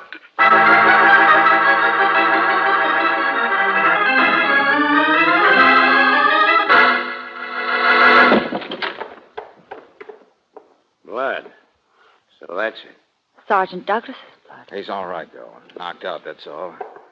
Yeah, somebody smashed the vase over his head, see? The most alert sergeant. But where's Mr. Bond? Right where he left us, Miss Brooks, by the telephone. Oh. Get his collar open. Come on, friend. Wake up.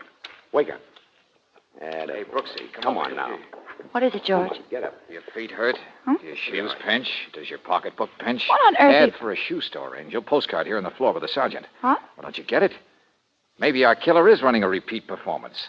At least the mailman's already made a morning delivery. George. And who's the only person I can think of who could get the drop on Sergeant Douglas? Gloria. Uh-huh, Gloria. Come on.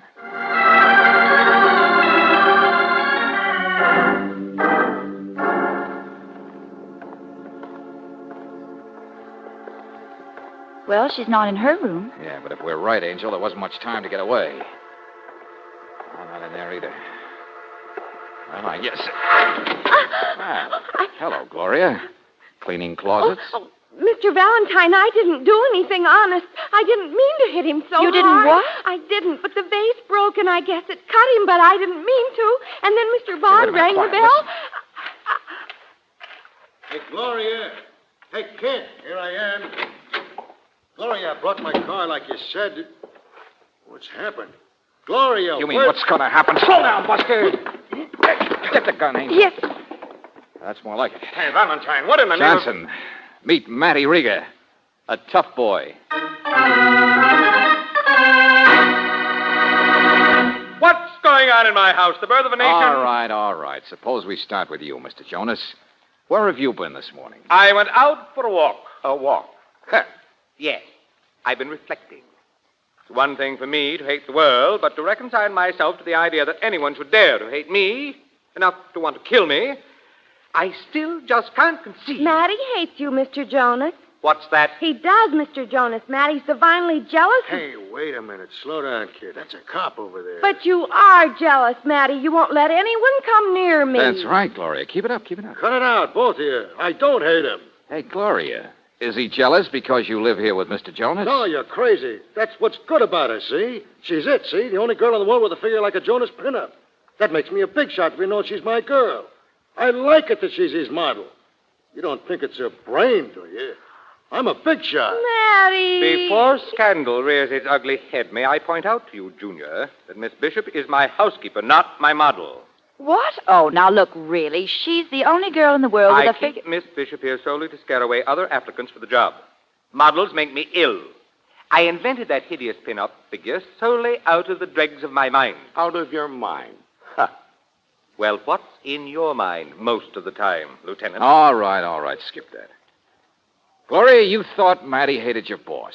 That's why you knocked out Sergeant Douglas, isn't it? Yes, Mr. Valentine. Because something must have come in the mail this morning, addressed to Mr. Jonas, and you figured it was Matty who sent it.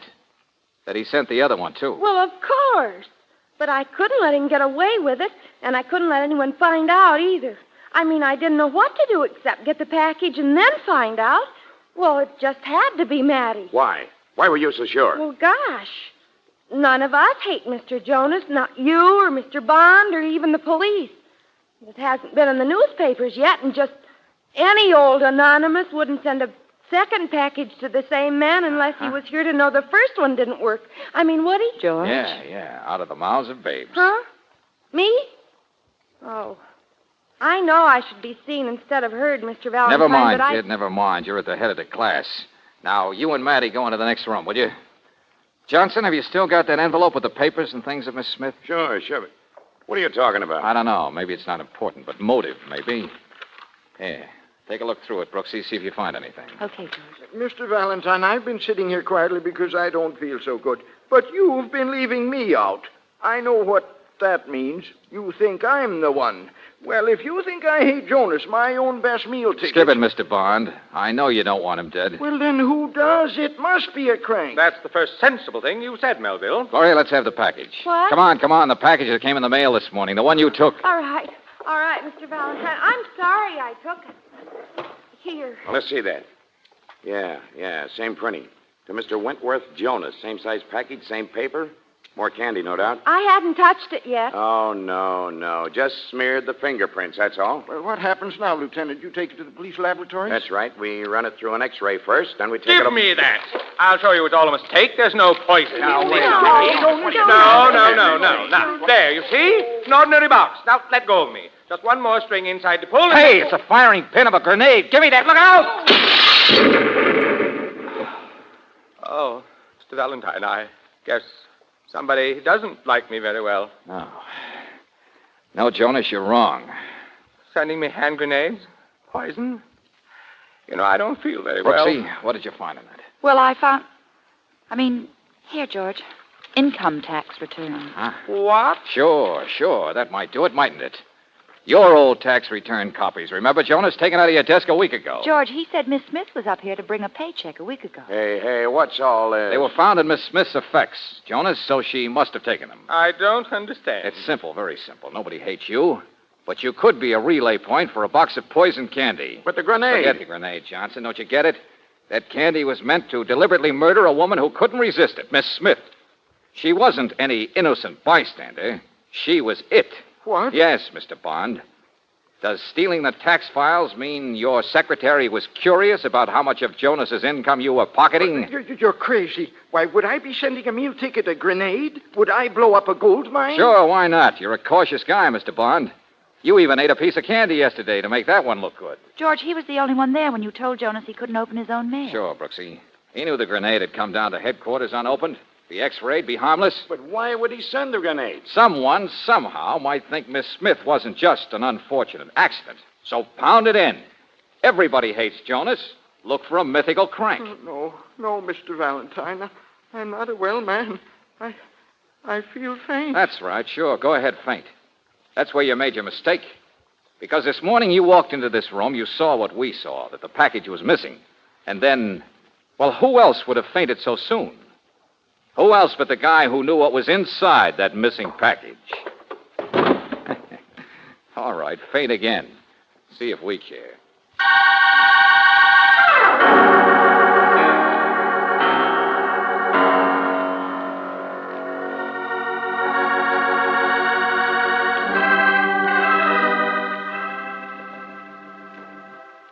Valentine, I tell you, the man had fantastic optimism, expecting poor Miss Smith to be the... You mean the candy? Oh, I don't think so. He knew you wouldn't eat it. Gloria wouldn't eat it. He knew he'd be at your house on the day it arrived, and you'd give it to him if he asked for it for his wife. But how did he know Miss Smith would eat it? Well, how do you know a mouse will eat cheese, that a cat will eat milk, and... Yes, George. Did you ever actually hear of a cat eating a chocolate cream? No. Hannibal was carnivorous. That means he'd eat anything. Are you still here? Haven't you gone home or married a gangster or something? I'm sorry, Mr. Jonas. I'll try to be seen and not heard. But goodbye, Miss Brooks, and goodbye, Mr. Valentine. Brooksy, that is our cue. I found that gangsters were fickle. What? Valentine, wait. Don't leave me with this pin-up. She's like a nightmare come back to haunt me. My own hideous invention turning on me.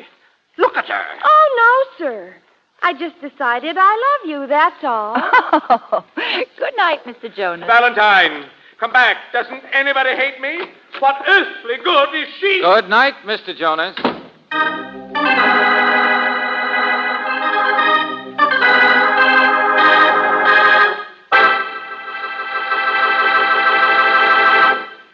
If you're planning a Thanksgiving motor trip, it'll be a better trip all the way if you go on Chevron Supreme gasoline, for it's climate tailored to get the best out of your car wherever you drive and whenever you drive. This scientific tailoring is based on year-round weather reports gathered throughout the West. That's why you can be sure of peak performance from Chevron Supreme any month of the year and in the West's different altitude and temperature zones. Try a tank full of premium quality Chevron Supreme tomorrow. Right away, you'll notice your car's improved performance. You'll notice that it starts faster, has snappier pickup in traffic, and gives extra ping-free power on hills. As a matter of fact, you can't buy a better gasoline for today's high-compression engines. Ask for Chevron Supreme gasoline tomorrow at independent Chevron gas stations and at standard stations where they say and mean we take better care of your car.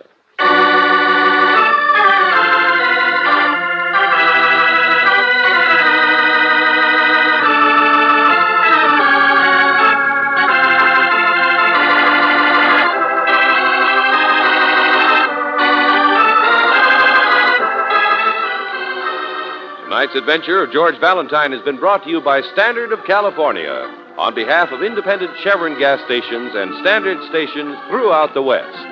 Robert Bailey is starred as George with Frances Robinson as Brooksy. Let George Do It is written by David Victor and Jackson Gillis and directed by Don Clark.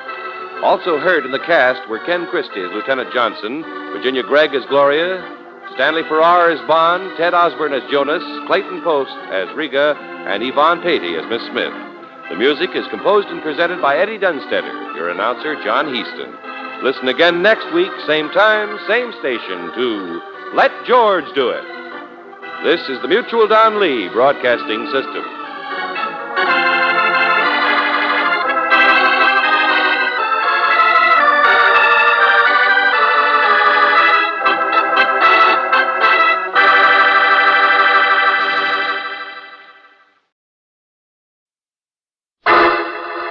Personal notice, Danger's my stock and trade. If the job's too tough for you to handle, you got a job for me, George Valentine. Write full details.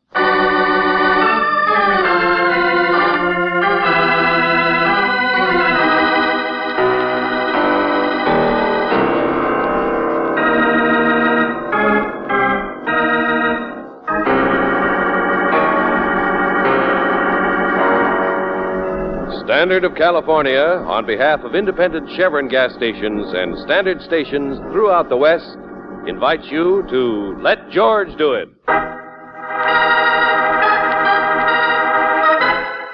No Riders, another adventure of George Valentine.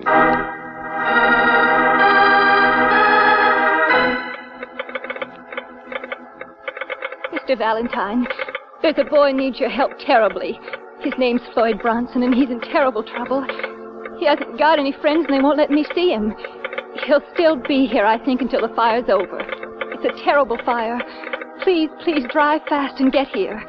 It's on Highway 41, just a few miles east of Paso Robles. You can find me because I'm a waitress at the Stop and Sip Cafe. Respectfully, Wanda Murphy.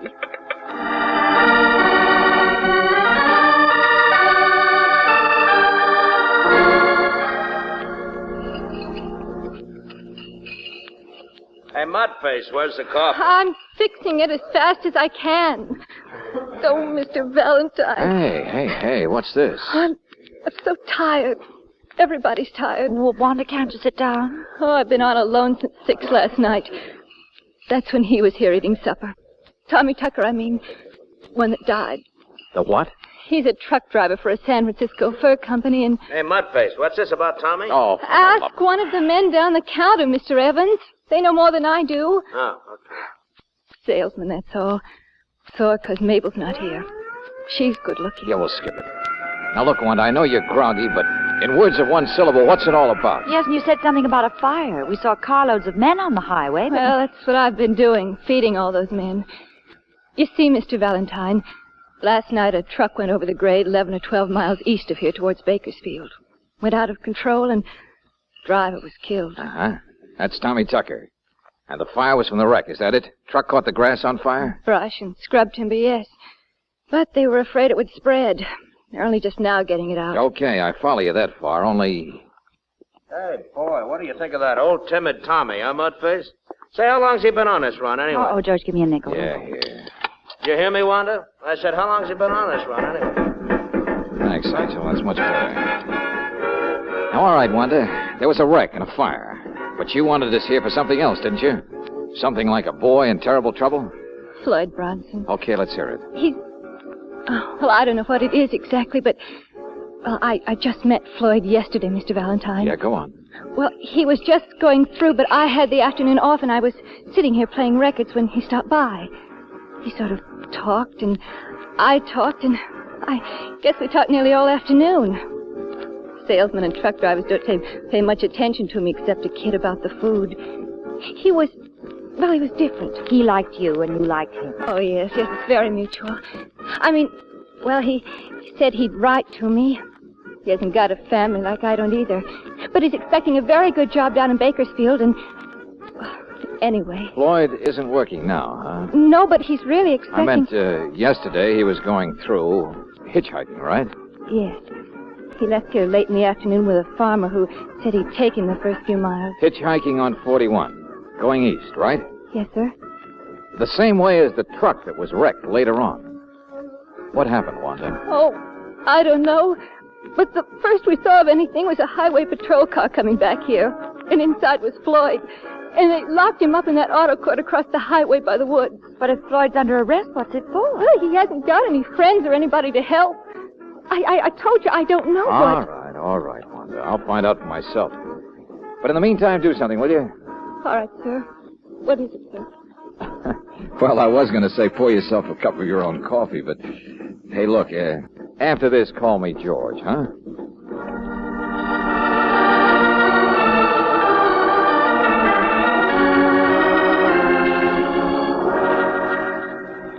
So, Wanda asked you to help me, huh? Yeah, the kid's upset. Worried silly about you. Well, you know how it is. No, I don't. Well, she's a nice enough kid, I guess, but, you know, a guy travels around like I do. Oh, I see. Traveler, huh? Okay, what happened on the highway? Well, nothing. I mean, well, I got a hitch from a farm 5 or 6 miles, and then, boy, nothing had picked me up. Not many cars on 41 at night anyway. Guess I walked for hours until, well, there it was. The wreck? Sure. Burning like a house afire in the brush, too. I was just wondering where I could get help when... Yeah, when a cop's car came along and you ran. Oh, but just to get out of the way. They were coming fast and, well... Uh-huh. Well, really, Mr. Valentine, that's what happened. That's what happened. Well, Wanda was sure right about one thing, Floyd. If ever a guy needs help, you're it.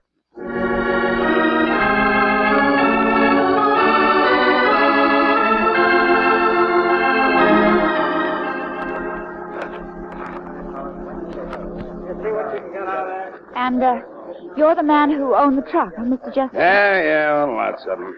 Look at this here. Silver foxes he was going to deliver to a store in Bakersfield. Couldn't tell him from parchment now. Stuff's insured, isn't it? Oh, yeah, but it's a headache. Know what happens to wholesale furriers like me? They get bald. Sure not much left at the back of that truck. And this crate of Persian lamb, shish kebab. And the box of chinchilla looks like burned cigar butt. Okay, so you've had bad luck. But Mr. Justin... Oh, Valentine, I'm not complaining just for fun. It's because I've been up all night driving to get her and to see what could be saved. Well, the driver, Mr. Valentine, Tommy Tucker, nicest boy I ever had working for me. I liked him. Yeah, I understand. So, if there's anything funny about this, if it's not just a case of Tommy's clutch or brakes giving out on the grade, well... How about that kid they picked up? You know as much as I do, or the police so far. Mr. Justin, has anyone ever tried to rob one of your trucks? I mean, on such an out-of-the-way road, it couldn't... No, this is not a movie, Miss Brooks. Cargo's all boxed and locked and bolted to the floor. Besides, it's all still here, what's left of it. Still was curious about that kid, that's all. So am I. He was running away from the wreck. Or maybe he was in the wreck and doesn't want to admit it. You mean maybe Tommy had picked him up? Sure, why not? Little company late at night. No, that doesn't make sense. Why not? Well, you see the sign, no riders. That's the one rule we're really tough about, and Tommy wasn't a boy to break rules. Yeah, I heard a salesman call him Timid Tommy. No, conscientious, that's all. Reliable. I told you, the best man I ever had. Best driver, too. That's what bothers me. Yeah. Say, what did they find up here in the cab of the truck? Ashes, mostly, see? His flashlight was here in the seat. Huh? Truck's out of gear, huh? Yeah. I got a mechanic coming to take a look. Little iron rings. What's that? What do you... 2 little iron rings about an inch in diameter. On the shelf up here, back of the seat, see? Yeah, I saw those, Miss Brooks, and for the life of me, I can't... Fire's pretty well under control now, but I sent Tucker's body off to Paso Robles. Oh, thanks, McGee.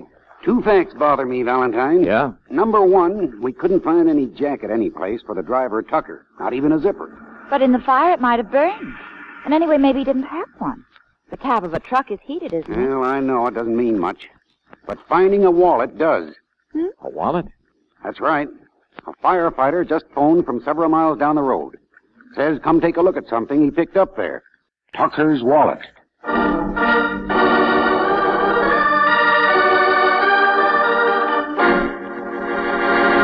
I said you're a liar, Floyd. No, I'm not. I already told you. It'll only take Mr. McGee a few minutes to get back here, Floyd. So if you expect us to help you, But this is just an ordinary leather jacket, isn't it? You can buy them like this by the millions at Army Navy stores. You can steal them off bodies, too. No, I didn't. I told you I didn't. I said steal them off bodies. No, it wasn't even on him. It wasn't... Oh, is that so? Well, anyway, I didn't steal it. It was lying there on the ground, phoned from the cab like he was. And, well, I was cold, and I knew I'd have a long way to go for help, and well, so I took it. This was when you just happened by the scene of an accident. Well, sure. And when you looked to see if the driver was dead, you looked in his pocket for his wallet. It was in the jacket, Mr. Valentine. Honest, it was. I didn't realize it until after the cops had picked me up. And I knew I'd be in worse trouble, so when they weren't looking, I threw it out the window of their car. That would explain how it was found down on the road, Floyd, but when you hitchhike, do you carry a rucksack? What? I know you haven't got one now, but you see these little iron rings? Well, they're what hold the straps of a rucksack. The rest of it was burned, I suppose. Inside the cab of the truck. Well, Mr. Valentine... Now, for the last time, will you tell me the truth? Well, what really happened... Never mind that phony preamble. Well, all right. I was walking down the road, see, and nobody picked me up, and I was worn out, so finally I stood in the middle of the road. Then a sedan came along, didn't even see me. I had to dive for the ditch. It hurt my ankle, and I was still lying there when the food truck came along. And it stopped. Sure. Driver thought I'd been hurt in an accident. He helped tape up my ankle. He did. Here, see it? Only he was such a conscientious jerk, he wouldn't let me ride. Said if anybody was seen in his cab, he'd be fired. It was the rules. Well, I pretended I was sicker than I was, and he finally opened the back of the truck where I couldn't be seen. He said he'd dump me out before he got to Bakersfield. Then what happened? Well, I was so tired, I fell asleep, and next thing I knew, there'd been this accident. It broke the whole rear end. You saw how.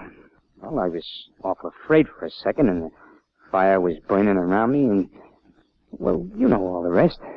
Yeah.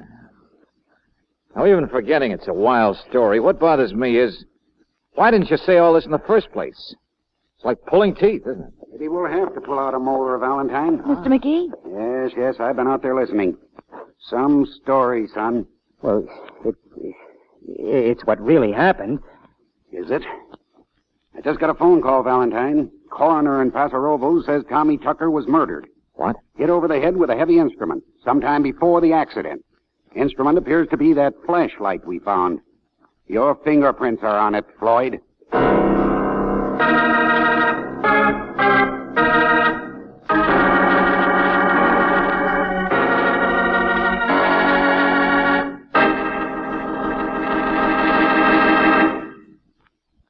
We'll return to tonight's adventure of George Valentine in just a moment. Maybe you're counting on your favorite football team to do its very best this coming weekend. If you're driving to the game, I can tell you how to make sure your car does its very best. What the team does is up to the coach. What your car does depends on your choice of gasoline. Make it Chevron Supreme gasoline, for here's a premium quality gasoline that's climate tailored. Tailored to the season and to each different altitude and temperature zone in the West. That means peak performance whenever you drive and wherever. Try a tank full of Chevron Supreme tomorrow. Right away, you'll notice the difference. Faster starts, smoother pickup in traffic, ping-free power on hills. In fact, you can't buy a better gasoline for today's high-compression engine. Get Chevron Supreme at standard stations and at independent Chevron gas stations where they say and mean, we take better care of your car.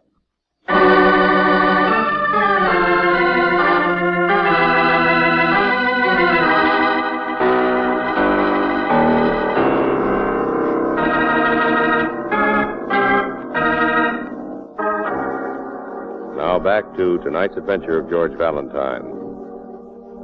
You go to a little roadside cafe on Highway 41 east of Paso Robles.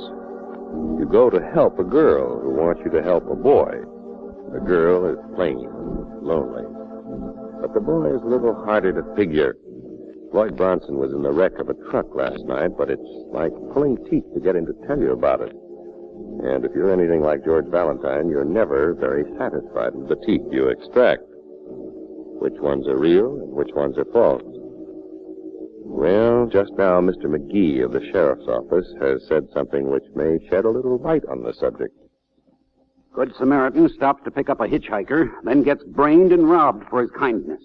Afterwards, it's a good idea to wreck the vehicle, cover up the evidence. I didn't do it. Well, how about your fingerprints on that flashlight? Well, I've been thinking about that. I guess I held the flashlight while he put the tape on my ankle, like I told you. Huh. You always seem to have explanations after we tell you what we want explained. Well, sometimes it's hard to remember, that's all. Kid, you watch the world like a card player expecting a crooked deal. Well, don't you know how that makes you look? A Sharpie holding aces in his pocket. Well, everything I told you is the truth. You can't prove anything is a lie, can you? No, Floyd, I'll say that for you. You don't trip yourself, but then neither does a lizard. Come on, Valentine. Let's go into town and see what else the coroner... Wait a minute, Mr. McGee. Why? I'll send a patrol car back for you. But I just thought of something. I did. Well, it is hard to remember. I mean, what really happened. This had better be good. Well, like I told you, I was asleep in the back of the truck, remember? Well, I think I heard voices. Voices? Where? Well, we'd gone over a bump, or maybe we'd stopped. Yeah, that's it. And then, riding along, I heard the driver talking to somebody with him in the cab. Hey, wait a minute. How did you know it was the driver talking? Huh? Well, Well, I didn't exactly. The whole thing was kind of a memory, that's all. 2 voices up there. But he must have stopped to pick up another hitchhiker, don't you think? Sure, that must have been it. That must have been. It won't work, son. Who was it told us Tommy Tucker wouldn't carry riders up front? Said he was so conscientious about the rules he wouldn't take a hitchhiker up there. Huh? Oh, well, I did, but... Well, I might have been wrong about that. Maybe he just didn't want me to ride up there, you know. Kid, don't make it any worse.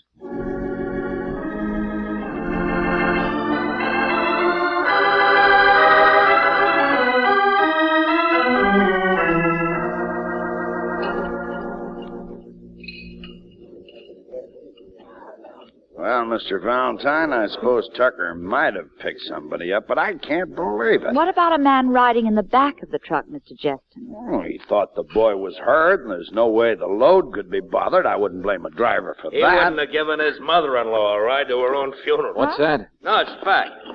Evans is my name. Wholesale plumbing.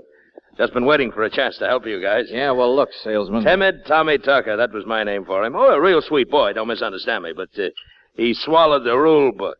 You know what I mean? Afraid of the powers that be. Now, look, friend. Wait a minute, George. Go on, Mr. Evans. Pleasure, miss. South of King City about a month ago, I ran out of gas and tried to flag a hitch. Along came Tommy, but do you think he'd pick me up? No, not on your 10 type. And that's me, mind you. Travel the same route all the time. A friend, practically, you know? I think we get the idea. Thanks. Another funny thing that happened was... Thanks, mister, thanks. No, I doubt if Tommy did pick up a second hitchhiker, or that he was carrying anyone in front, Mr. Valentine, or maybe even in the back. Well, at least some of Floyd Bronson's story isn't true. How do you know? How do you know a person's guilty until they've been proven so?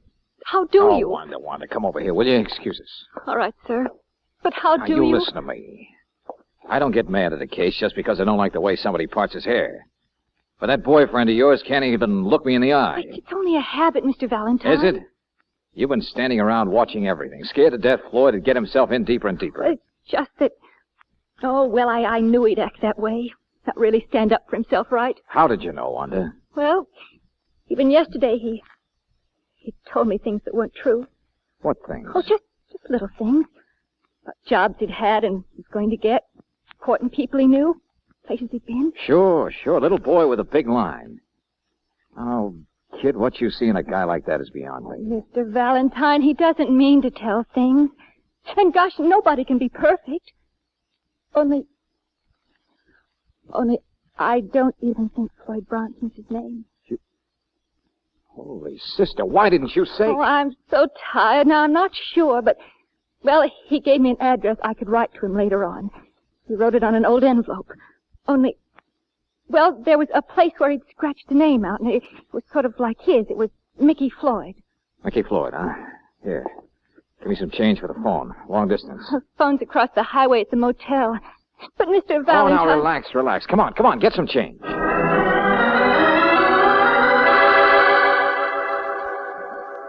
Yeah.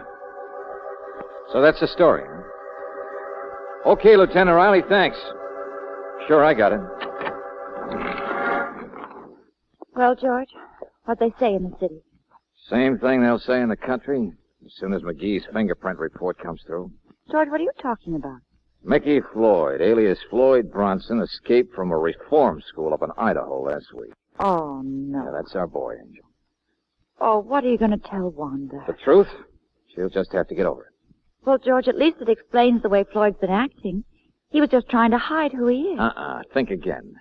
Which would you rather have happen? Be caught and sent back to reform school, or let yourself be thrown in jail for murder? No, Brooksy, there's something else. Hey, come on. What's that? What the... Hey, Evans, what's happened? Oh, brother, I don't know. Somebody said the kid broke out. Huh? Patrol car came to pick him up, but they found the cabin open and the guard knocked out. Yeah, sure, listen to that. He must have headed up through the woods. Come on. No, we'll meet you. Go ahead. Brooksy, if he's running up there, there's nothing we can do.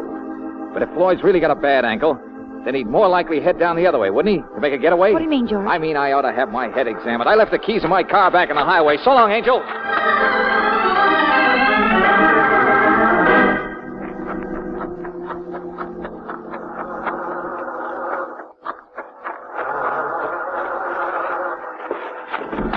Get away from me, Mr. Valentine. Look out. Oh, no, you don't. Move over, will you? No. I said move over. I'm driving this buggy.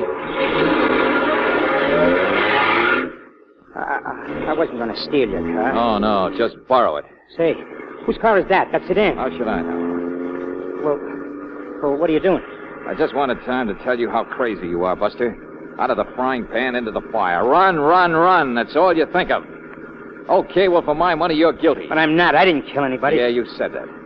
Now, come on, describe the inside of that fur truck for me again. Huh? Come on, the back end of the truck. Oh, well, it was pretty dark and I was sleepy, but, there was a big box that had Silver Fox on it, and I laid down next to a big bolted crate that said Chinchilla. The bolts kept banging me. You gonna stick with that hogwash? Hogwash?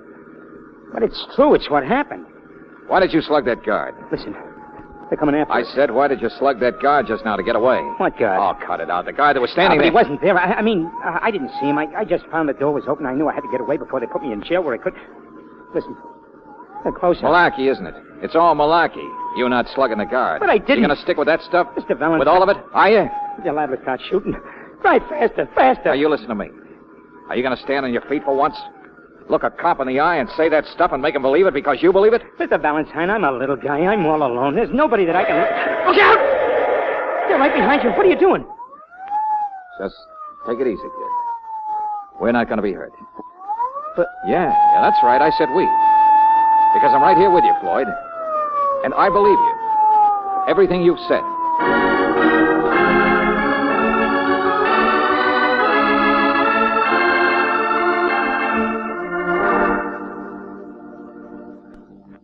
Valentine, what in the name of blue blazes? Obstructing justice, yeah, I know. But now, wait a minute, McGee. You just heard the boy here describe the inside of the truck, didn't you? I'll say this, McGee. It was quite an accurate description. Thanks, Justin. And how could he have known what it looked like unless the driver did let him in there?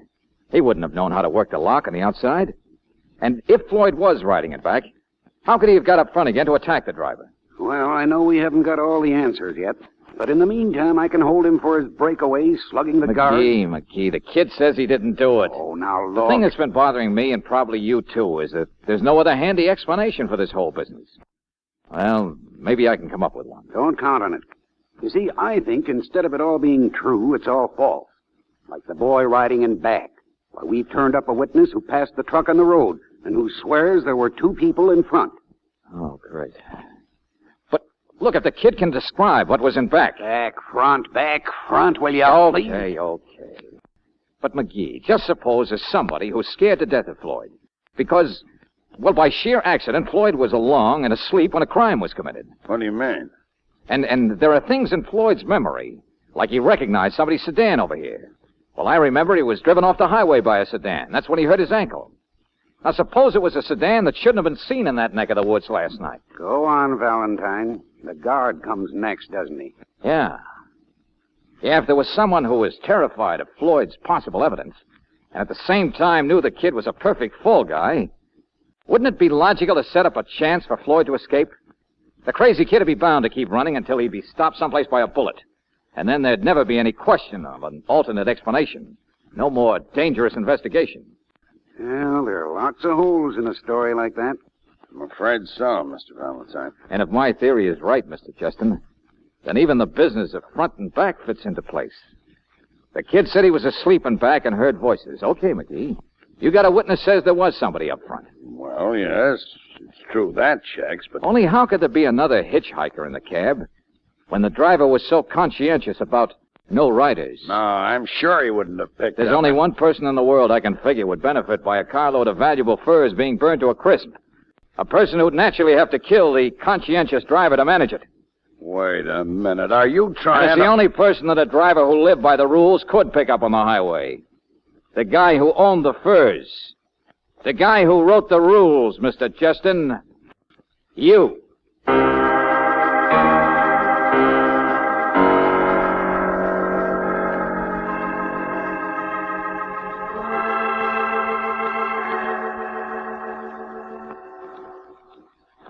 Insurance, Mr. Valentine? Well, I don't understand. Yeah, sure want. Insurance on the furs. Why, there was even chinchilla in that load. Maybe some of them weren't even the real thing to begin with. And the insurance company would never know. Justin would just hold out his hand to get a nice fat check. which apparently he needed to keep his company going. And it was Mr. Justin who met the truck out there on 41. Mm-hmm. Sure. Probably pretended he had a flat tire or something. Only poor Tommy Tucker. It's all going to be made to look like an accident, wasn't it? That's right, and it would have, if it hadn't been for your stumbling Romeo wandering into it. The police found enough evidence to make Justin confess. Oh, hey, give me a nickel, will you? Here, have some music, Wanda, because this is where we came in. See you later. George? What on earth? Excuse me. Hello. Mr. McGee said I could come in for a few minutes and, well, anyway. Before you go back to school, huh? Yeah. Well, Mudface is in there, Floyd. What? Oh, she's a nice enough kid, I guess. Not very attractive, but, well, maybe if you get a chance to travel around again, you'll meet somebody. Oh, wait a minute. Who said she's not attractive? What do you mean, mudface? Look, Mr. Valentine, I've stood an awful lot of criticism for you, but when it comes to one... Hey, cool off. Go on, kid, get in there. Oh, George. I wonder if he'll ever really grow up, straighten himself out. Brooksy? I think he's already started.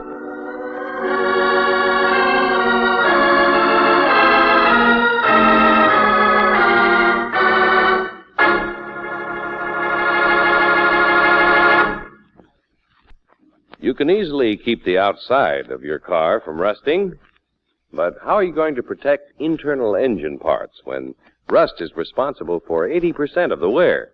That's the rust caused by acid-laden moisture. This moisture settles on cylinder walls and other vital parts the moment you turn off the ignition. The one sure way to prevent it is to use RPM motor oil, for RPM is compounded to keep a moisture-proof film on all parts at all times. Even though your car stood idle for days or weeks, that acid-laden moisture could not reach internal parts. Not with RPM on the job. No wonder this motor oil is first choice in the West. It's the oil that stops 80% of engine wear. Rely on RPM to add years to the life of your car and to keep repair bills at a minimum. Ask for it at independent Chevron gas stations and at standard stations where they say and mean we take better care of your car.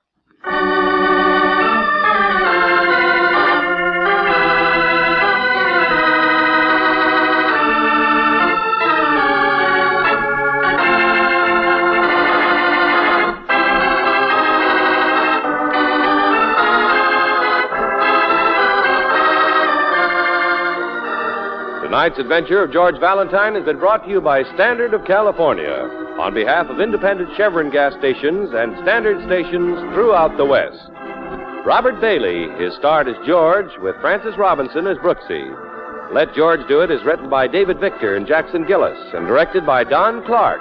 Also heard in the cast were Virginia Eiler as Wanda, Bill Conrad as Evans, Walter Burke as Floyd, Ted DeCorsia as Justin, and Joe Duvall as McGee. The music is composed and presented by Eddie Dunstetter. Your announcer, John Heaston. Listen again next week, same time, same station, to Let George Do It.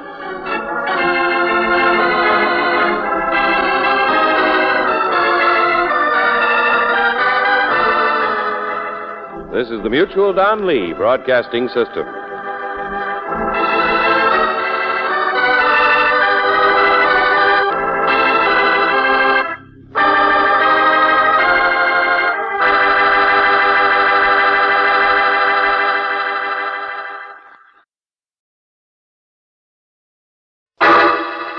Personal notice, danger's my stock and trade.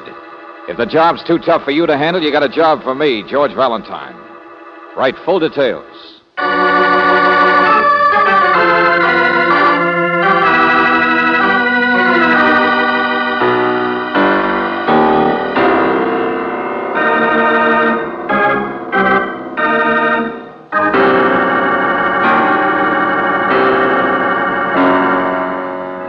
Standard of California, on behalf of independent Chevron gas stations and standard stations throughout the West, invites you to Let George Do It.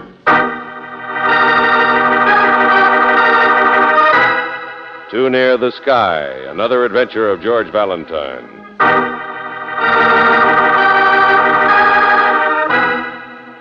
Dear Mr. Valentine, My telephone number is Gramercy 3747. Can you remember that? Gramercy 3747? I've investigated you thoroughly, and I know you won't get it wrong. You won't forget.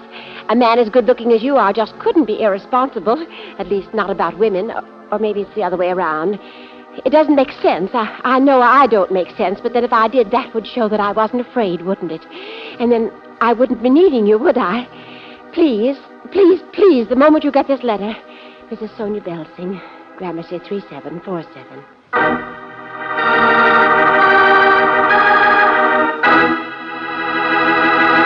But we've been trying to telephone you all afternoon, Mrs. Belsing. Oh, I know. My line's busy. It's always busy. But, my dear, you said Mr. Valentine. I'm right here on the extension, Mrs. Belsing. Extension? Oh, my. It's just like one of those quiz programs, calling, isn't it? Yeah. They have a hard time getting answers, too. But, Mr. Valentine, all I want is for you to come to a party. You want us to come to a party? No one must know who you really are, so you'll be Mr. Valentine. Huh? But my cousin or something from out of town or Sioux City or Boston, do you understand? What? Oh, but Miss Brooks. Yes? He can't have a date, if you know what I mean. Oh, well, I guess I could be Mrs. Valentine. I wouldn't mind a bit. No, that's one thing you mustn't be. His sister, that's it. You'll be Mrs. Belsing, please. You said you were afraid. Of whom? Of what? Why? There's an old, dear friend of mine who's just back from Lake Tahoe for the first time in a year. Vivian Hargrove. She's giving the party in her penthouse, the 32nd floor. That's the top floor of the Hargrove Sims building. Yes, okay, so much for that. Are you superstitious? Huh? I mean, it's rather a strange place. I hope it doesn't make you uneasy or nervous. Vivian, I mean. Oh, yes, and there's someone I want you to introduce yourself to. Eric Sims.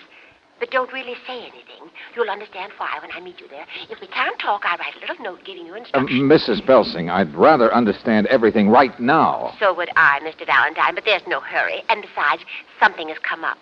What I mean is, by the time I see you, I'm sure I'll have the answers for you. I'm not a coward, and I've never made a false accusation in my life, but I am superstitious. But why do you want us there? Superstitious about what? Well, Mr. Valentine, murder, of course. Isn't that your business?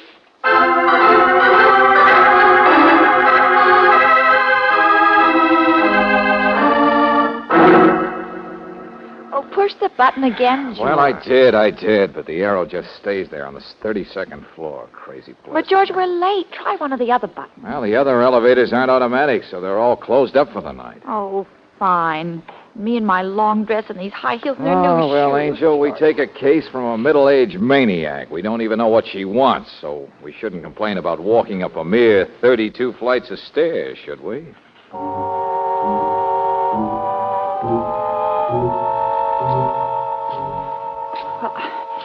I can't help it, George. This hike toward the sky gives me the queerest feeling. Yeah, no. Nothing is deader than an office building at night. And shadows. Lots of shadows. You know, I think if I believed in ghosts, I'd imagine them living in a place like... George, what is it? What? It's nothing, Angel. You just bumped into a fire extinguisher. Oh. What's more dangerous to us is the sign over it. What do you mean? Yeah. It only says the 21st floor.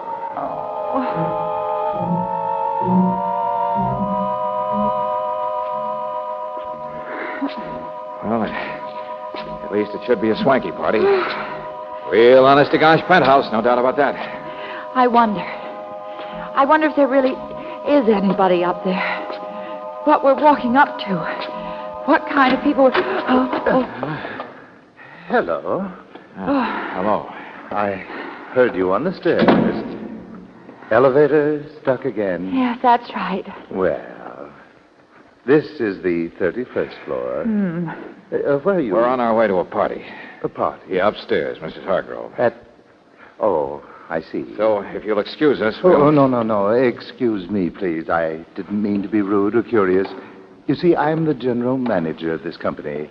These are the executive officers on this floor, and my name is Eric Sims.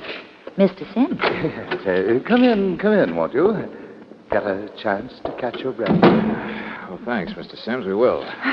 I'm George Valentine, and this is my sister, Claire. Pleasure. And you do look charming, Miss Valentine. Oh, thank you. Valentine? We're cousins of Sonia Belsing. Oh, of course. Sonia's quite a person, isn't she? I love her. I suppose she must have talked about me. She usually rattles away about everyone she knows. No, I don't think so, Mr. Sims. But coming up, we were a little curious. Yes, the size of your building. Oh, our company's just on 2 floors. Real estate investments, Mr. Valentine. Oh, I get it. You built the place. That's it. And this is my bailiwick in here. Oh, my, what a lovely office. Perhaps you'd like a drink after all that exercise. Oh, no, thank you. But I am warm. Do you mind if I open a window? Of course not. Whatever you wish. Those last 10 flights just about ruined me. Use both hands, Miss Valentine. What? Get the window on both sides. It sticks. It's been painted just yesterday. The entire office. Oh, yes. You know, I'm not sure I like the color, though. It was Vivian Hargrove's idea. Wrote the decorator from Tahoe, and he came storming in here like a wounded hen. I couldn't argue with him. What do you think, Miss Valentine? I'm sorry. I wasn't listening. George, come here a minute. Yeah? Look.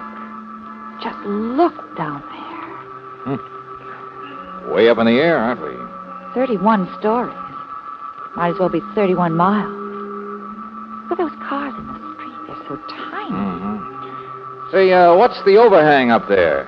Cuts off the view above. It's a guardrail for the penthouse. Guardrail? Safety ledge, that's all. Just put up. Well, there certainly isn't one down here. George, look, the way the wall of the building just falls off below you. Down, down, and down. Excuse me, the draft. I have a little cold. Of course. I was just enjoying the view. Look here, I don't mean to be rude tonight, but I've been finishing some special work on my desk. Yeah, sure, Mr. Sims, we understand. We'll go on upstairs to the party. Well, Sonia may have given you the wrong impression. There really isn't a party. What? Huh? It'll be just us, I mean. The few of us, the lonely people in the tower. Don't let us throw you. We'll manage to have fun somehow.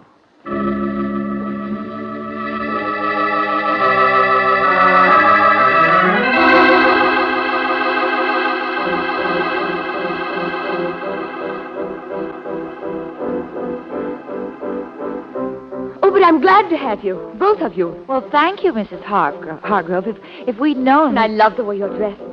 I'll bet it was Sonia's idea. She thinks people should dress like Englishmen in the jungle. Oh, that sounds awful. All mixed up just like her. Well, Sonia's an Elsa Maxwell. Isn't she? Only I do wish there were going to be more of us. So far, it's only me and Rachmaninoff over there. Well, don't let it worry you. Crowds scare me. You're silly if you're polite. See, Mr. Valentine, I know exactly why you're here. Oh, do you? Yes. And I think you're beautiful like all the rest of them she brings. But I'm not in the least interested in you. You're not? No. I've only been back in town a few days, and Sonia's been haunting me with men. Me, a married woman, you understand? Huh? I said me, a married woman, and I love my husband. Oh, shut up, will you? Shut up yourself. Shut up! Shut up! Well, Rachmaninoff's quite a little gentleman, huh? Forgive it. He's my brother, Peter Cannon. And he knows not what he does. Hello. How do you do? Brothers and sisters should... pour yourself a drink, won't you? Not yet, thank you. You look pretty well poured. Good guess tonight, Vivian. It's an improvement. Don't you ever get tired of the same tune, Mr. Cannon? Oh, no, it's the apartment.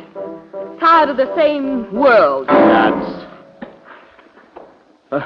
let's be nice, huh?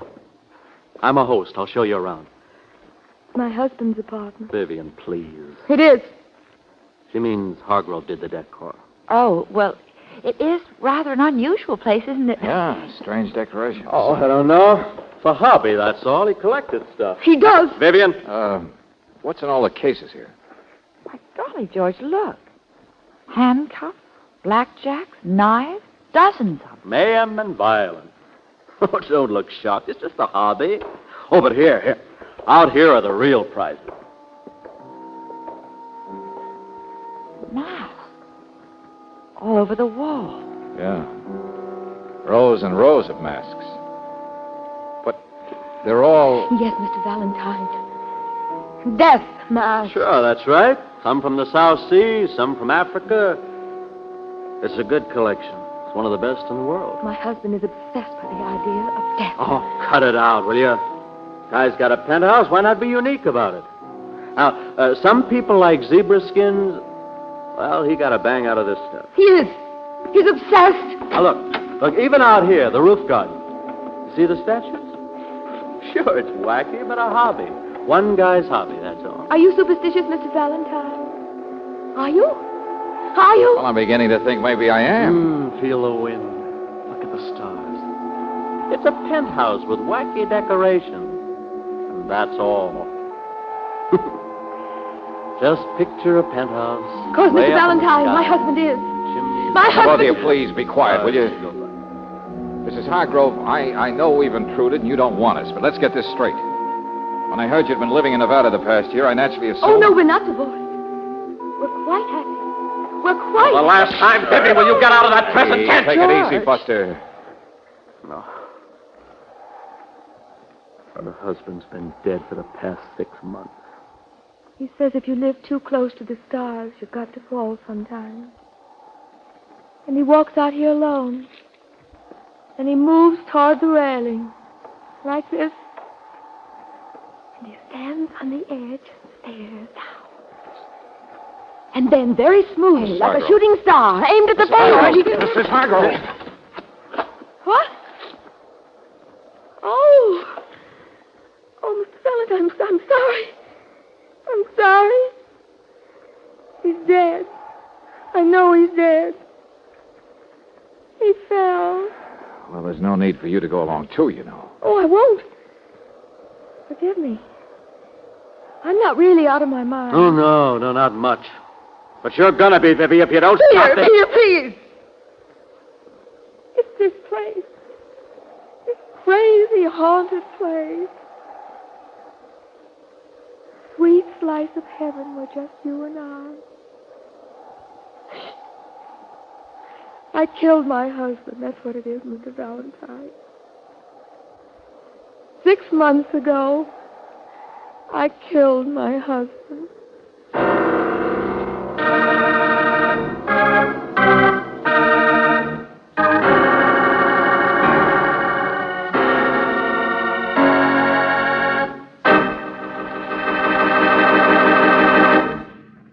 We'll return to tonight's adventure of George Valentine in just a moment. Winter weather in the West offers a grand variety of sports, but it nearly always means extra work for your car's battery. That's one good reason why you should rely on Chevron Supreme gasoline, for it's a premium quality gasoline, specially blended to give faster starts with less battery strain in the coldest weather. But equally important, Chevron Supreme is the gasoline that's climate-tailored. It's tailored to each different season and to the different altitude and temperature zone throughout the West. So wherever you drive, rely on Chevron Supreme to get the best out of your car. Faster starts, faster pickup in traffic, ping-free power on hills. Try a tank full tomorrow. You'll find you can't buy a better gasoline for today's high-compression engines.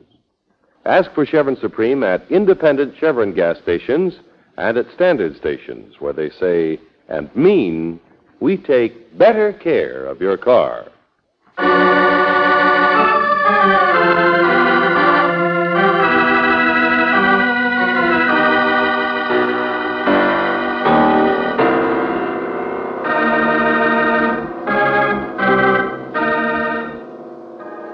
Now, back to tonight's adventure of George Valentine.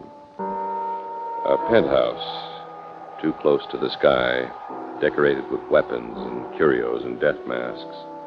Sonia Belsing, who asked you to this strange place and this strange party that isn't a party, hasn't even shown up yet. You're not even sure why you're here. But if your name is George Valentine, you have a pretty good idea what needs to be done when Vivian Hargrove screams out that her husband is dead.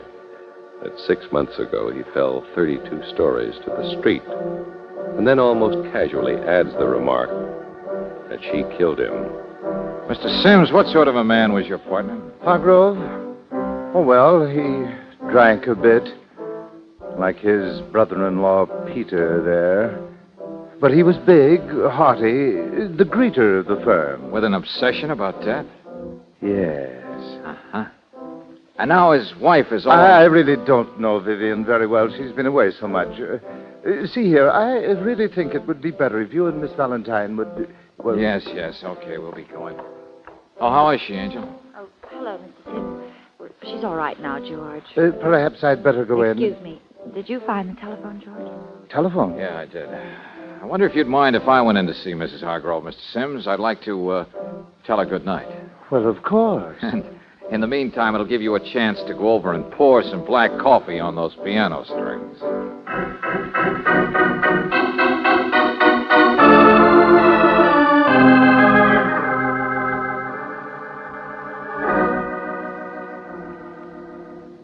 You say you used the telephone? Mrs. Hargrove, when I hear something I don't understand, I like to get an answer fast. And straight from the horse's mouth. In this case, the police, Mrs. Hargrove. Police? You said you'd killed your husband. Well, I didn't tell them why, but I asked them what happened. They say 6 months ago there was an investigation. That your husband had committed suicide. Yes. Yeah, well, I just thought I'd say it. But you really know it, don't you? Yes. They were very kind at the time. I first knew it when the wire came. The ranger had left it in my cabin. Wire? Ranger? I was up at Lake Tahoe. Didn't Sonia tell you? But why do you accuse yourself of... Guilt, I suppose. I was in Nevada because I was going to get a divorce. I wasn't patient enough. I left him down here alone with his strange obsessions instead of helping But him. that's scarcely cause for... A feeling of guilt is a terrible thing. Like pretending he's alive when I really know he's dead. But I didn't ever act this way or feel this way until I came back for the first time a few days ago. Why did you come back to the same place at all? Well, the furniture had to be sold, the apartment leased, that sort of business. I certainly don't intend to stay here. I wasn't worried about it. My brother was coming with me. Oh, yeah, that brother of yours is a big help. Oh, he doesn't know any better, that's all. It's just the building somehow. The tower. Even before I came back, I was a little nervous. I ordered my husband's old office, Mr. Sims now, repainted, so I wouldn't remember him. I started out in that office. I was my husband's secretary several years ago.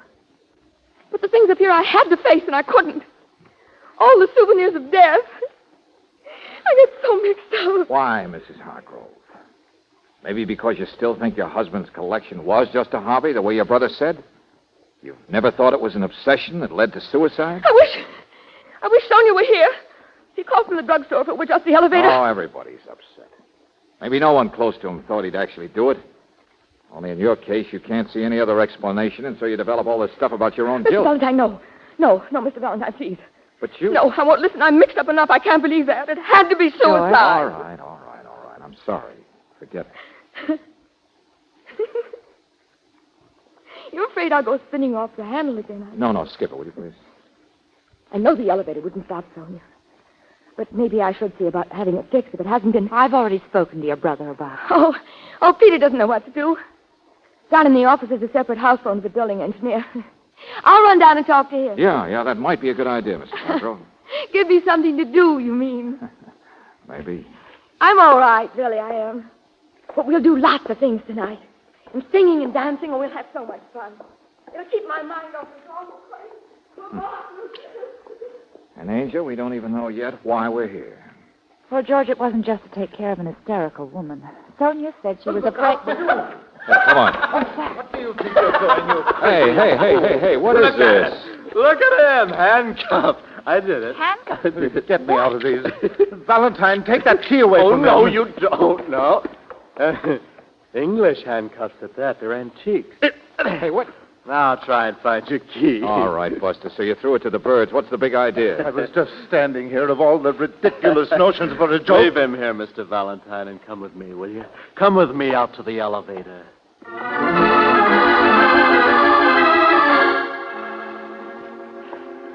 points to the ground floor, you see? And earlier the one down there was pointing up here. So since then it must have been... No. Look at this arrow. You reach up, you can grab it. Yeah. Yeah, it's swinging loose. It's been pulled that way. So nobody would guess... What do you mean? That the elevator isn't broken at all. But it's not downstairs. It's right here. Right here. Is that... Yeah. Sonia Belson. Yeah, she's dead, all right. Been dead for some time, I guess. Since before we got here. I was asleep in my room all afternoon. Oh. It's a knife, huh? More stuff from that crazy collection. And George, here's her purse. Yeah, we'll take a look. Why, it's the note. You know, the note she told us she'd write, remember? To you with the instructions. Here, let me see that. Oh, no, you No, let me see it. I'm going to call the police and tell them I... Get going fast. No. Now stand Hey. still, will you? She's calling the police. But I got to tell them that Sims did it. He did it. Sure, bright boy with the handcuffs. Who says so? Sonia didn't like him, see? She was afraid of him. She wanted Vivi to get interested in other men so Sims wouldn't try to get next to her. You make as much sense... I know I've been drinking, but believe me, nobody close to Hargrove ever thought he killed himself. And it drives all of us crazy. But his death masks were just a laugh, that's all. They were a big gag to pull at parties. Okay, Buster. Don't you see? Sonia was wise. She thought it was his partner, it was Sims, who murdered Hargrove, and I'm going in and tell... Oh. Now, Petey, you're going to stay right here for a while. Pleasant dreams.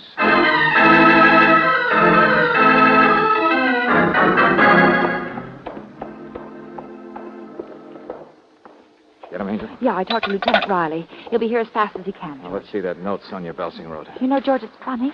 It was our instructions, all right, but she was going to fire us. What? Yes, it just says she's sorry to have bothered us, but she's decided to handle matters in another way. And, quote, don't say anything to anyone. Please, please, please, Sonia Belsing. Huh? Darling, she must have been threatened. That's the only explanation. So she did know something.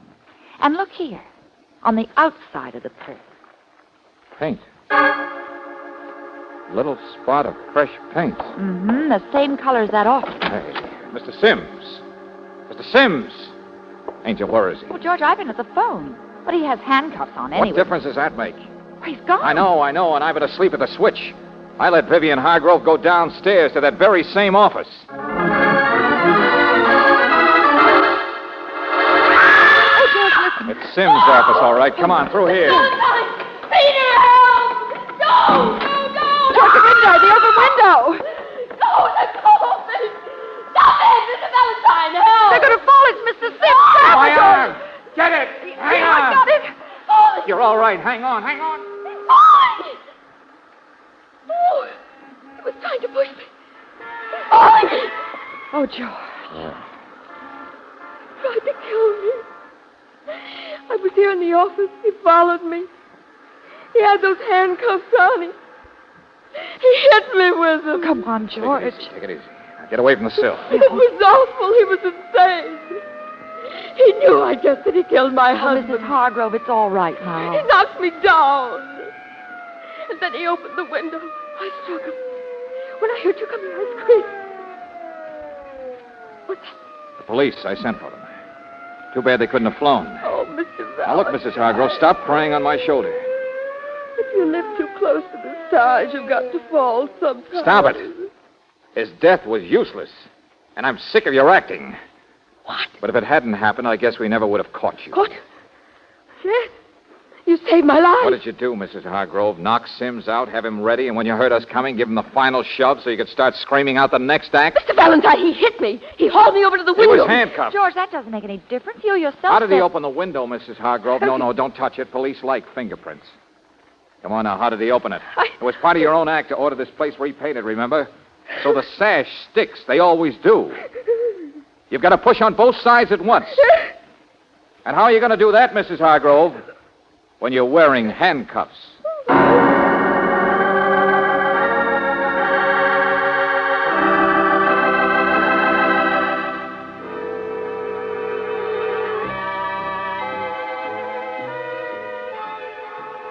I'm an idiot. No, Peter.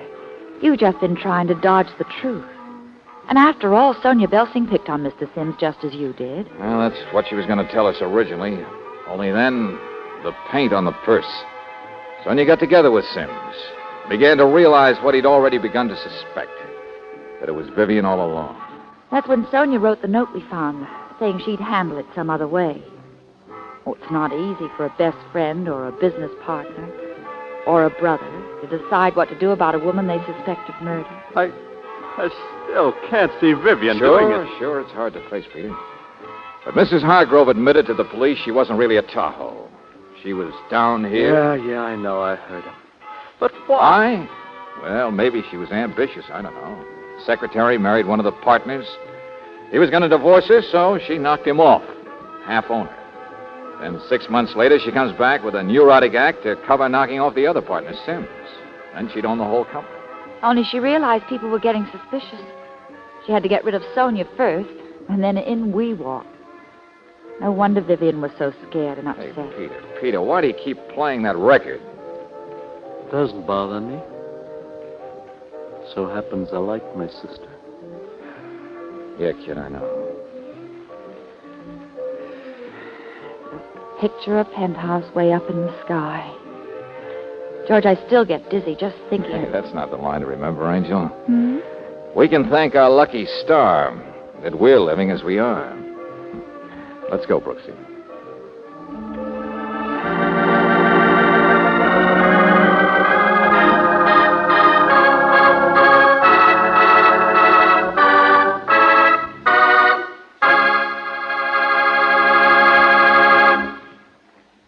A man doesn't have to lift the hood of his car to keep it running, naturally.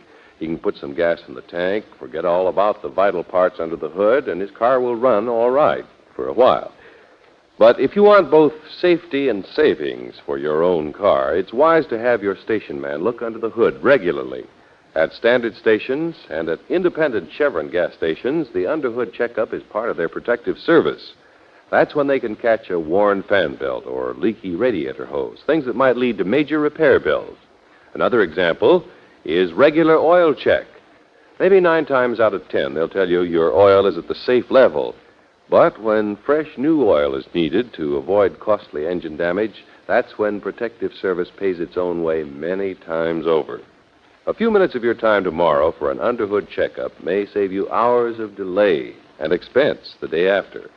So why not stop at an independent Chevron gas station or at a standard station where they say and mean, we take better care of your car. Tonight's adventure of George Valentine has been brought to you by Standard of California on behalf of independent Chevron gas stations and standard stations throughout the West. Robert Bailey is starred as George with Francis Robinson as Brooksy. Let George Do It is written by David Victor and Jackson Gillis and directed by Don Clark. Also heard in the cast were Sarah Selby as Sonia, Robert Griffin as Sims, Lorene Tuttle as Vivian, and Jack Edwards as Peter. The music is composed and presented by Eddie Dunstetter, your announcer, John Heaston. Listen again next week, same time, same station, to Let George Do It.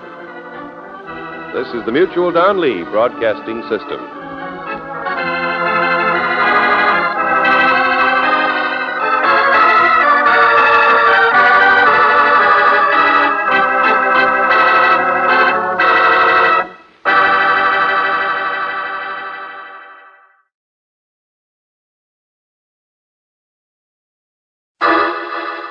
Personal notice, Danger's my stock and trade. If the job's too tough for you to handle, you got a job for me, George Valentine. Write full details.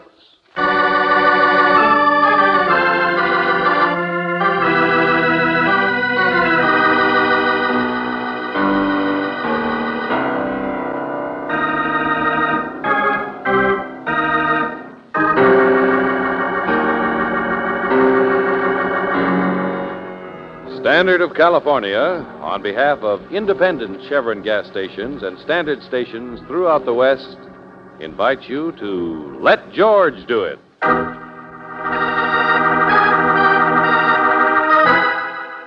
Partner in Panama, another adventure of George Valentine.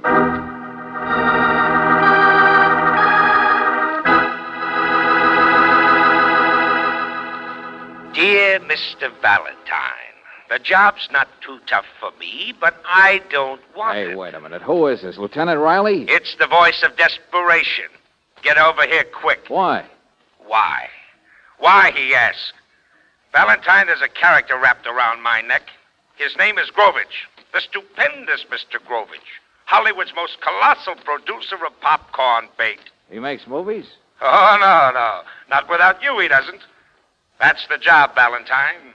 You're going to be the man behind an Oscar. That's an 8-ball in arms.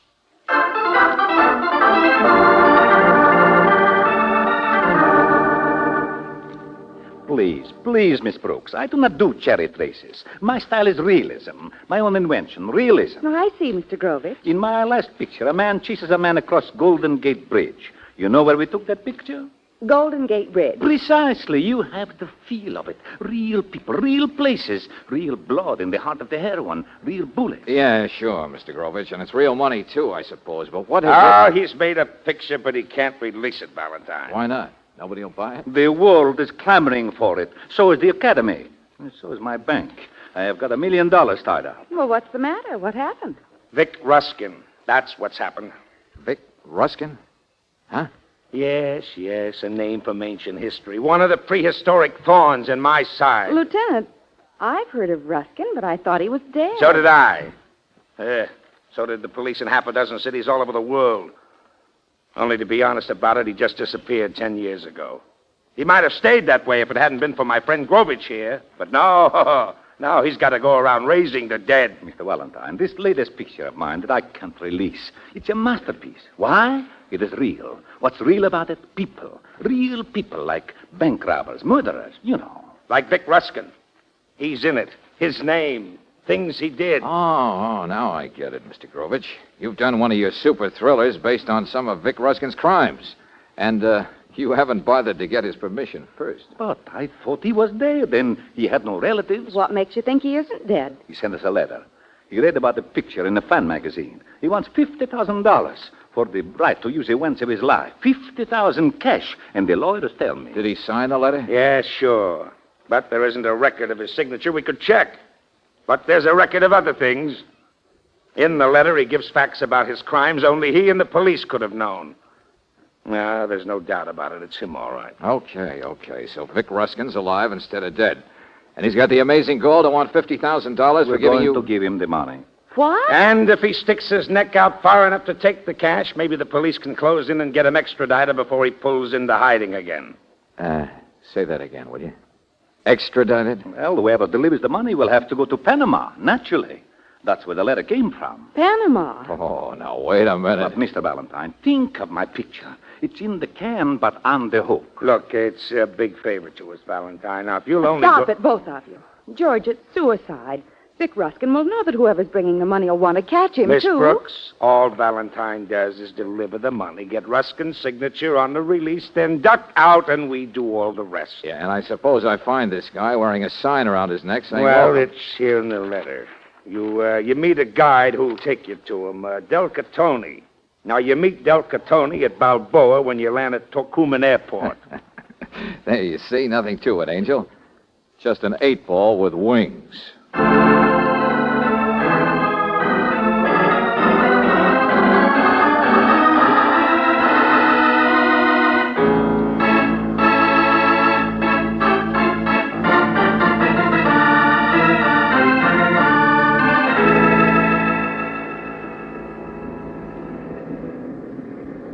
Maracaibo, Caracas, Para, Rio de Janeiro. Would you be looking for something? Maracaibo. Say, excuse me, my friend. Would you be looking for Huh? something?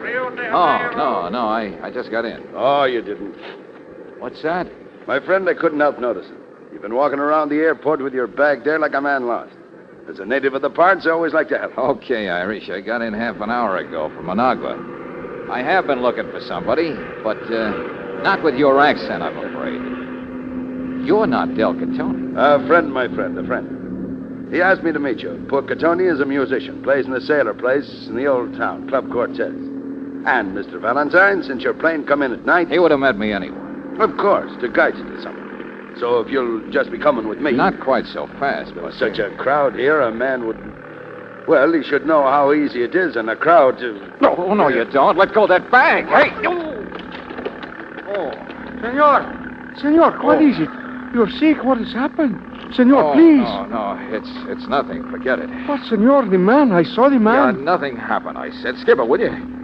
A sucker just stole my 3 clean shirts, that's all. Welcome to Panama.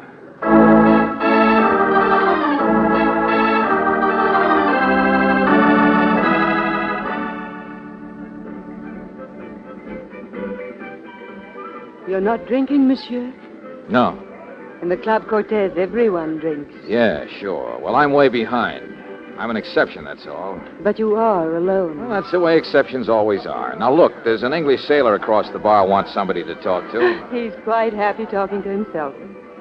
I'm a singer, but in the Club Cortez, the boss says everyone should have a partner. What are you doing here? Waiting for the music to stop? The orchestra. I like to visit with musicians. Oh. And why are you in Panama? Oh, now, look, sister, I don't see where... Oh, wait a minute. Come on, sit down. Thank you. You bump into people, don't you? Well, I had a friend down here once. Name was Ruskin, I believe. Of course. Vic Ruskin. What do you have to drink? Nothing. Where did you know him? When? A long time ago. Know where he is now? I wish that I did. I wish I could help you, monsieur. Oh, what do you mean? Nothing. Just that Vic Ruskin is dead, isn't he? Okay, lady. Many thanks anyway. But, monsieur... I'll stick to musicians, thank you. Show me which one of these marimba boys is Catoni, will you? Del Catoni? Yeah, that's right. I'd like to meet him. Everybody should have a partner. Then you're still alone, aren't you? I still have a chance. What's that? Don't you read Spanish? It was in all the newspapers. Huh? Come on, let's have it. Del Catoni was found murdered in the street, monsieur, more than 3 days ago.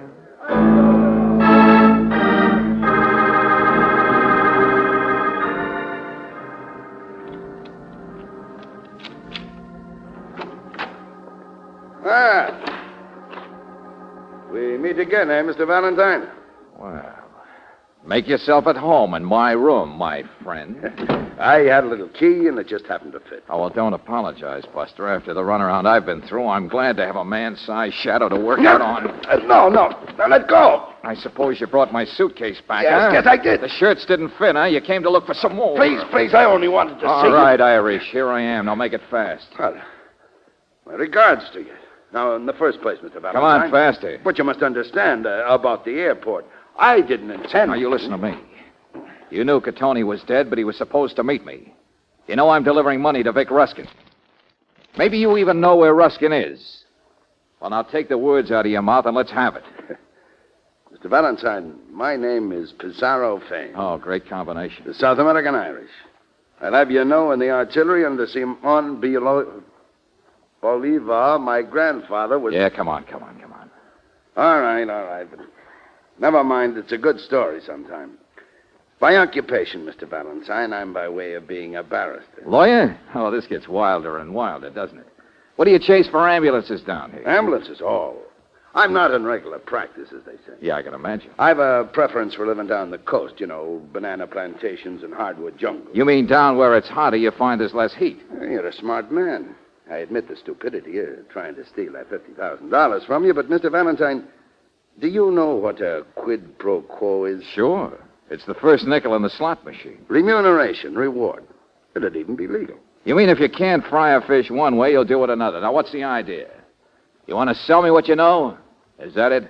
I'll do even better. I'll sell an object. A statue. A what? A statue, my friend. In a bamboo thicket by a path crossing.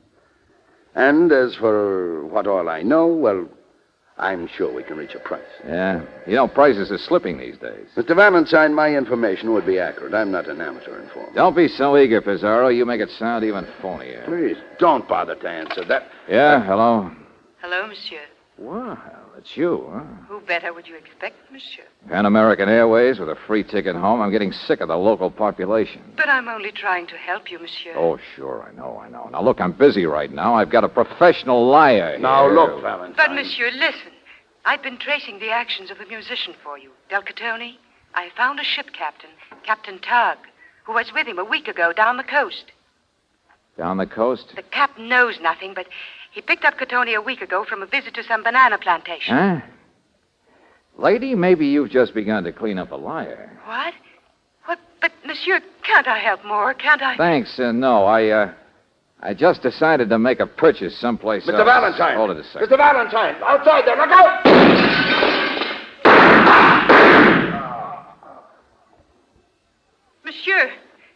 Monsieur, where are you? I'm right here on the rug. Where do you think? But what was it? What happened? Do you really think you could help me find Vic Ruskin down the coast with this captain you dug up, find the plantation? I would hope so, monsieur. I would want to. Whatever you want. Okay, sister. Seeing the dance floor's just been swept clean by bullets, I guess you finally got yourself a partner. The competition was just shot full of holes.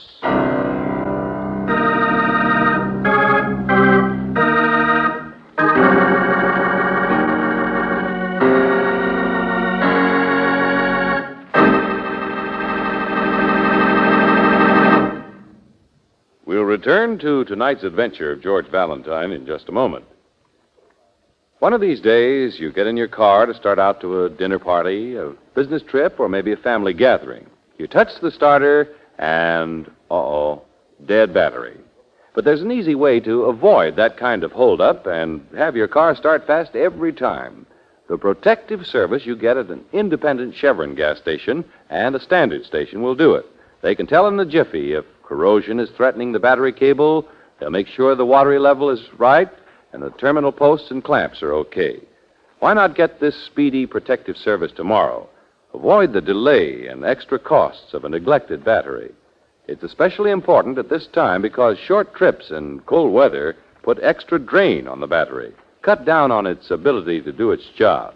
And, of course, your battery loses power most when your car's used least. So for full starting power and to keep your lights and radio working properly, ask for a battery check. It's another protective service offered you at standard stations and at independent Chevron gas stations where they say and mean we take better care of your car.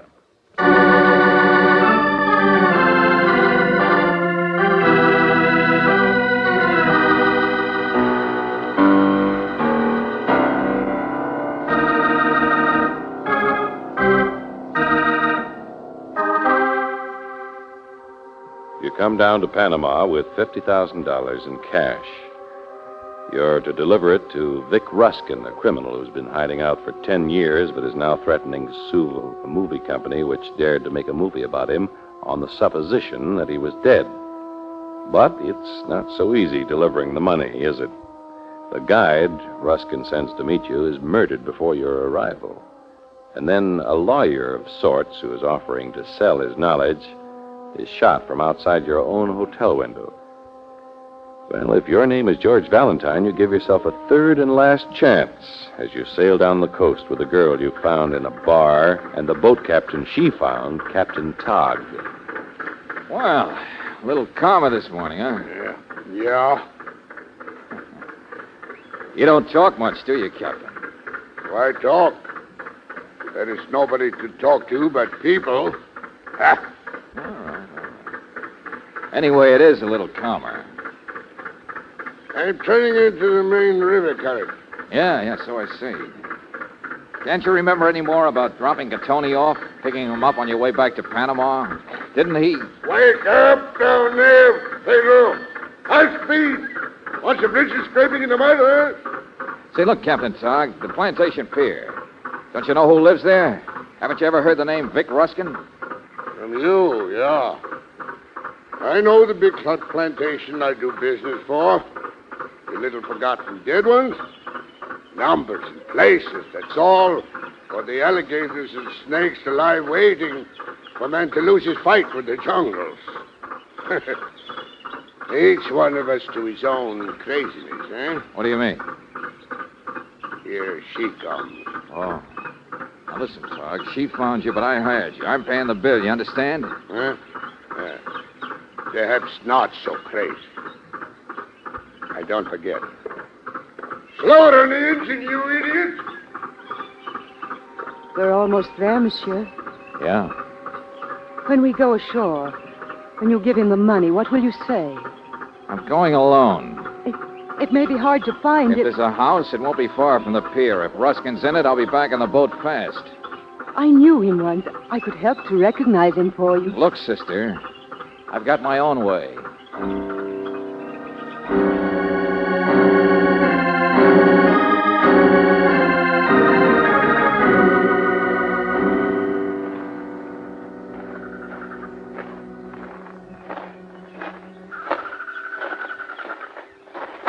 Hey, wait a minute. Cut it out. All right, cut it out, will you, Savvy? Senor, Valentine. Sure. Who'd you think it'd be? Would you? Excuse. Come with me.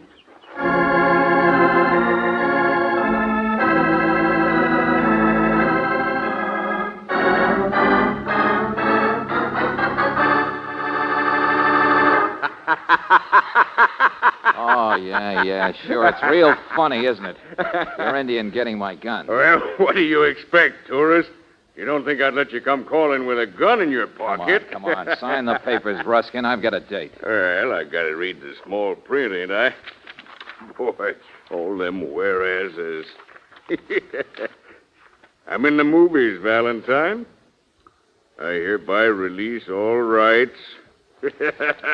That's me. Yeah, well, it kills me, too. Let's see a sample signature. Oh, a legal beagle, huh? And there. How do you like that? Oh, it's the same, all right. Check it against the letter I wrote Grovich. Okay, you're it. Now, come on, scribble it on the papers.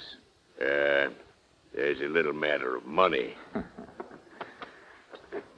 There you are, big shot. 50 grand. Look. Oh, baby, look. You don't know what they mean down here. It's too bad Catoni can't be seeing this. He'd enjoy it. Look at him. You could drop one on his grave. Just look at all of the... What? I said on his grave. Whose grave? Oh, come on, cut it out. Catoni's dead, and you know it. I laugh a lot, tourist. But I don't like jokes. I don't know any. The Irishman's dead, too. Pizarro Fane. But you know that. Valentine, what are you talking about? I live in the jungle. You said Catoni. Sure, you want me to think you've been a hermit 10 years, so I'll send the police in this direction, maybe. But your face isn't yellow enough. What? A guy in the bush lives on Adiprene, doesn't he? For malaria. And this place of yours, Buster, it's broken down. You haven't got enough supplies. What did you do? Come down just before me so you could meet me here? Shut up. Maybe you were even at Panama when I was. Maybe you even killed those guys so you wouldn't have to run a split with them. I said shut up. Give me that money. I'm getting out of here. Give it to me, I said. Stop it! Well, you've got your uses in a shore party after all, haven't you, lady? Now, just let me hold that gun. No. He was signing your paper, monsieur. Tasha. Hello, Tasha. Yes, I was just... He will sign your paper, monsieur. Sure, I'll sign it. There you are. And the money, monsieur. He's already got it. Then the business is over. Stand very still, monsieur, to one side. Oh, no, don't! Give me that, you crazy little... What's the matter with you? Drop it, I said. All right, monsieur. The business is over, all right. He's dead. I know it. Well, what in the name of blue blazes do you... He was my husband. You're what? Vic Ruskin was my husband. I told you this trip was important to me. I was as anxious to find him as you. Oh, sure. So you kill him in front of a witness. Big love. You may do what you like. I've tried to find him for years. You were really married? In Venezuela 10 years ago. You ran away, took everything I had. My life isn't very pretty. And now you're a widow. And he was such a heel, a local court might let you off easy. And then you'd have $50,000 inheritance. Maybe it is worth it. I don't want the money. You take it. There, in your pocket, monsieur. What? Well, okay, sister. Now go on back. I'll take care of things here. Shall I wait for you outside by the bamboo? No. Go on back to the boat. Tog won't leave without me. Of course not, but don't you think... Go on, I said beat it, will you? Yes, monsieur. Something a wild Irishman said keeps sticking in my mind.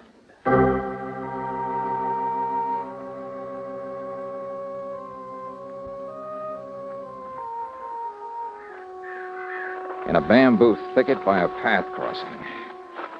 Sure, it's even the only crossing. I'll sell you what I know, my friend. An object, a statue. Pizarro, I'll bet you're laughing at me.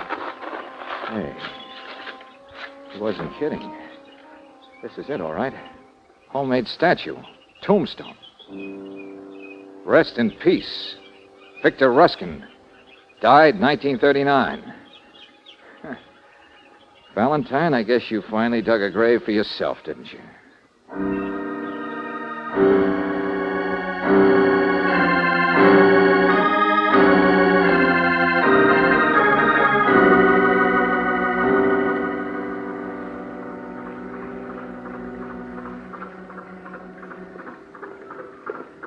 Ready to sail, Mr. Valentine, huh? Tide below won't wait, you know. Yeah, Captain. I'm all finished ashore. Yeah. Pedro, your legs has come. Where's the girl now, Captain? Huh? She went to her cabin. We'll be casting off. Yeah. Well, I'll be watching from on deck. Pedro! Get that thing sailing so I can toss the line.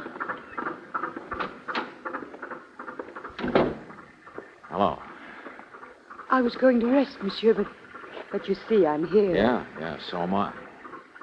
A person left up there in the jungle wouldn't have any way to get out, would he? Of course not. So the money's still safe, too, still here in my pocket. But of course. You know, I guess I had a couple of chances to live and didn't take them. What? Back there in the house, I still had a chance to live. Only I had to get curious and goad that guy up there about Catoni and about his not really living here and about all the things. I have killed a man, monsieur. I do not want to talk Oh, about... yeah, you killed him, all right. Because I went too far and found out too much, and so did he. That's why Catoni died and Pizarro. They knew too much they might use for themselves. Sure, you killed him. Even said you didn't care what happened. But it's like the money. You knew it had come back to you. You knew you were safe. Because now I'm on the death list, too. Monsieur, Because now no. I know too much, too. I know you were lying like a rug when you said he was Ruskin, when you said he was your husband. Get away from me. Oh, no, you don't. It goes like this, doesn't it? He was a phony put in there for the job. Oh, sure, he's the same guy I wrote to the movie company, so the handwriting would check. And Catoni, he was going to be my guy. Let go of me. Let go of me. Only $50,000 is a lot of dough down here, isn't it? I guess the hired hands got greedy. Was that why Catoni was knocked off? The lawyer, Pizarro, I suppose, gave advice on how to handle a movie company in the first place. But of course he had to get it when he came offering to spill me the whole works about Ruskin. I was on the telephone. I wasn't near your hotel room. I didn't do You it. keep that mouth shut. I want to live. I saw the tombstone, sister. Vic Ruskin died 1939. Only a guy named Lieutenant Riley convinced me that Ruskin's really alive. Out there, clear, Pedro. I'll speak. He changes his identity. He builds a new identity he can live with and stay with even after engineering a fraud like this one. Oh, no. The pillow goes over the mouth. Don't mind if I tie the sheets a little tightly, do you? It's my life, remember? Sure, baby. A good identity.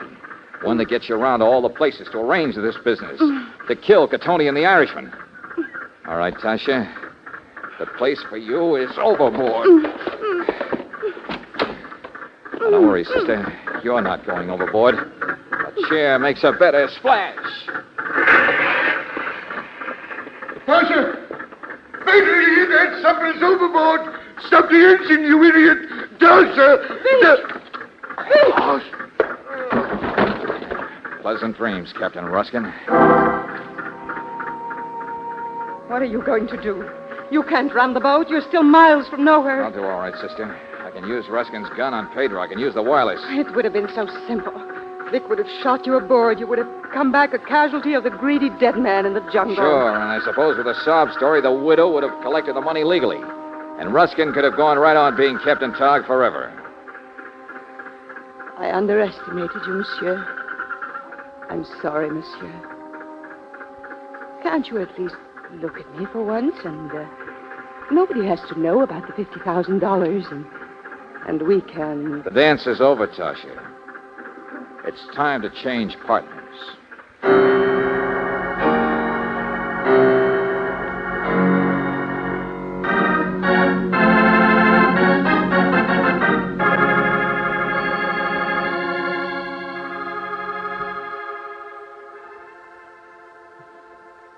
George, what was she like? You've told me everything else, but what was Tasha really like? Oh, well, I don't know, Brooksy. Ask Lieutenant Riley when he gets back from Panama with Ruskin. What was she like? Oh, now, look, Angel, keep your mind on the subject. It's not every night we get to see a private showing of a movie, is it? Right here in the home of a big producer? No, I will kill myself. I am ruined. I will kill myself. Grovich, what's the matter? I thought you were on the phone. Long distance is a tragedy. My beautiful realism. Long distance? From Panama, from Lieutenant Riley. Now that Vic Ruskin is being extradited, he will stand trial for many crimes. But, Mr. Grovich... $500,000 he wants now. $500,000 for his rights so he can hire the best lawyers. This is what happens to me, the father of realism. The bank won't stand for it. My beautiful picture, every part of it so true to life, and now it would never breathe. Hey, wait a minute, Mr. Grovich. I've got an idea for a picture you could do. Look, a young man goes down to the jungle to deliver a crook some money. Only there he meets a very beautiful girl. But she's really the crook's wife. And she's... No, it is not real. This could never happen. There's your answer, Angel.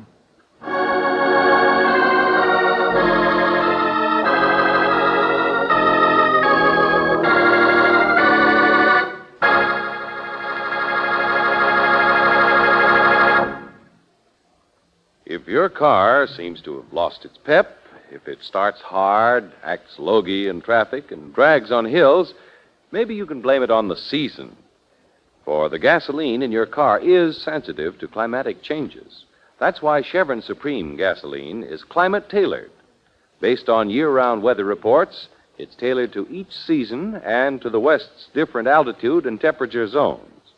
To get the best out of your car any time of the year and wherever you drive, go on Chevron Supreme. It's a premium quality gasoline, and with the first tank full, you'll notice how much better your car responds. Faster starts, smoother pickup in traffic, powerful ping-free performance on hills. In fact, you can't buy a better gasoline for today's high-compression engines. Ask for Chevron Supreme tomorrow.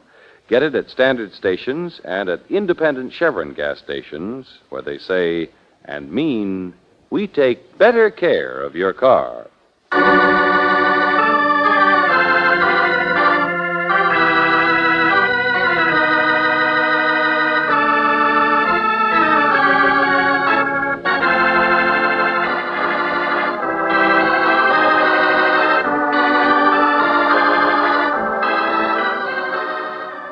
Tonight's adventure of George Valentine has been brought to you by Standard of California on behalf of independent Chevron gas stations and standard stations throughout the West. Robert Bailey is starred as George. Let George Do It is written by David Victor and Jackson Gillis and directed by Don Clark. Virginia Gregg appeared as Brooksy, Wally Mayer as Lieutenant Riley. Ed Begley was Grovich, Ted DeCorsia, Fane, Maria Palmer, Tasha, Joseph Granby, Togg, and Fred Shields, Ruskin. The music is composed and presented by Eddie Dunstetter, your announcer, John Heaston. Listen again next week, same time, same station, to Let George Do It. This is the Mutual Don Lee Broadcasting System.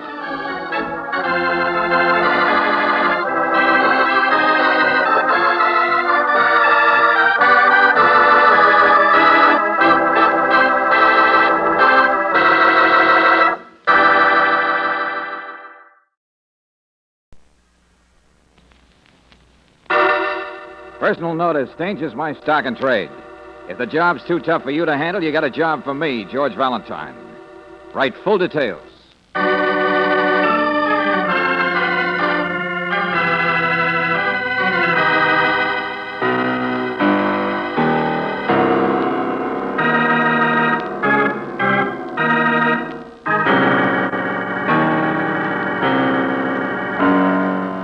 Standard Oil Company of California, on behalf of independent Chevron gas stations and standard stations throughout the West, invites you to Let George Do It.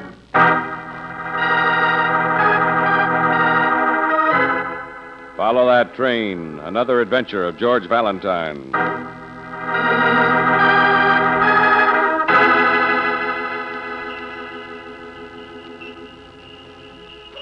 Dear Mr. Valentine, I need your help. There are some things that I want most desperately. Well, what I want is the following. A green electric train with a real whistle and a blue and yellow observation car, a jump-up turtle that snaps at you, an atomic rocket gun M1 non-automatic, a yo-yo, and a pair of skates. Signed, Santa Claus.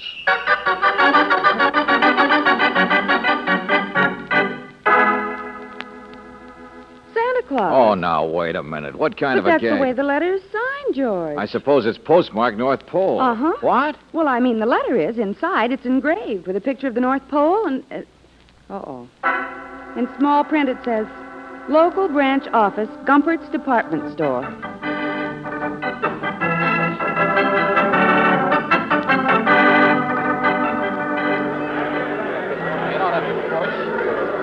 George, where are you? Well, I'm right here, Brooksy. Oh, those shoppers. There must be millions of Yeah, them. hang on to me now. Oh, watch the umbrella, lady. Oh, come on. Let's get out of here, Angel. It was nothing but a gag, the whole thing. Letter from Santa Claus. Publicity stunt, Oh, maybe. that's my foot you're walking on, Bud. Okay, Buster, but get those packages out of my... Hey! Riley! Well, hello, Miss Brooks. Merry Christmas. Why are you here, Lieutenant, buying stockings for your wife? Handkerchiefs this year. Oh. No, it's the policeman's charity down at the orphanage. Say, you coming? Yeah, I guess so. Oh, some of the stuff turned over to us was broken. Got to get a new motor on this thing, see? You mean people give toys for charity that aren't any good? Well, I grant you this item was, well, you see, me and some of the boys were playing with it down at the office, and it broke. Hey, wait a minute. Electric train motor, isn't it? Yeah, and it's got the slickest blue and yellow observation car you ever saw. It's still on my desk. Sergeant Del Valle is fixing a wheel. Yeah, let me see the rest of that package. Huh? This Hey, wait a stuff minute, all you'll mess come up the together, wrappings. didn't it? How should I Hey, know? who sent it? Oh, it's just a box of new presents, that's all. Somebody just dumped it off at headquarters. It's nice stuff. George, the electric train. Huh? Jump-up thing that's dressed like a turtle. Yeah. A What? atomic rocket gun, yo-yo, and a pair of skates. Yes, Angel, exactly the present Santa Claus wants. Exactly the things in the letter.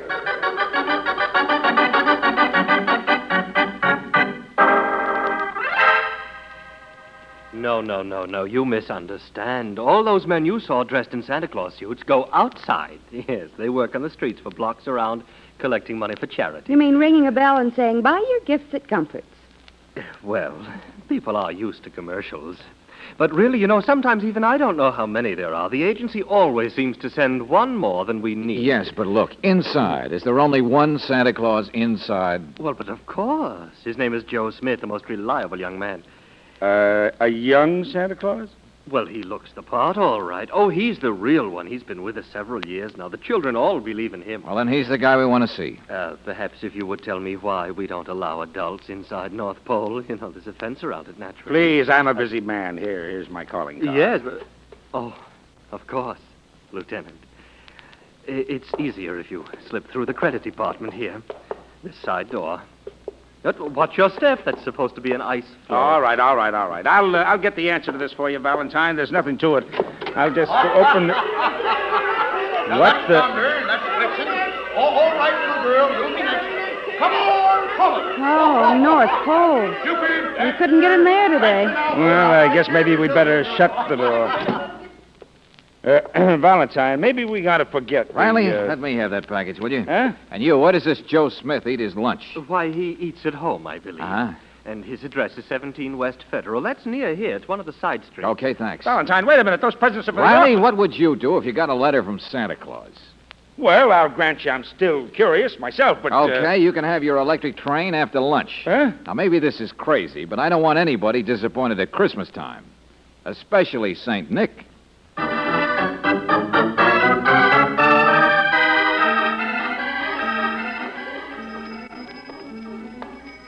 Buy your gifts at Gumbert's. Merry Christmas. 17 West. There it is, George, across the street. Yeah, the brownstone, huh?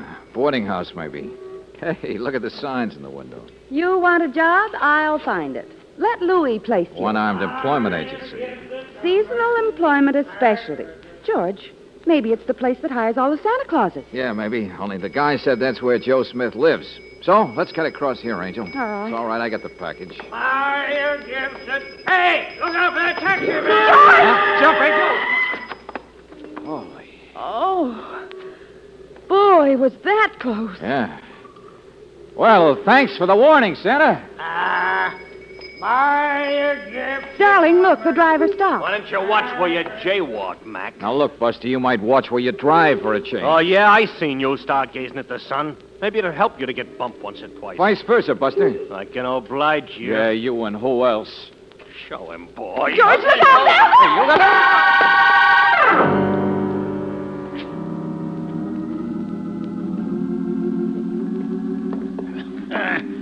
Bad enough a man should be a Samaritan. He shouldn't strain his heart doing it. No, Hilda. His feet on the couch, not under him. Yes, Mr. He Louis. might break his leg. You want he should sue us? No, Mr. Louis. Oh, my back. Yeah, there we are. Oh. Men my age carrying bums off the street. Hey, where am I? It's Mr. Louis's house, sir. Louis' house? I'm the cook, Hilda, and I saw you lying out on the street. Louis' and... house. Oh, the employment agency. It won't do you any good to sue us. Well, this is where Joe Smith lives, isn't it? Oh, no, sir, no. Joe Smith lives. That does it. I break my back like a Samaritan for insult. Joe Smith is my boyfriend, that's all, sir. I mean, he lives in a cheap little hotel, but this is a better address. Lives here. That's all I need. A worthless bum. Every time I turn my back, he's eating my meals. Every time I go out, he's sneaking in. Okay. You don't like your cook's boyfriend. Skip it. Hey, I was carrying a package. A package? Now he thinks we're stealing. What package? And wait a minute. Where is she? Where's Miss Brooks? Who? The girl. The girl who was with me out there on the street when some guys jumped us. Where is she? You pick up a bum, what happens? How should we know? Here's a guy on the street, Hilda says. He's all alone. What girl?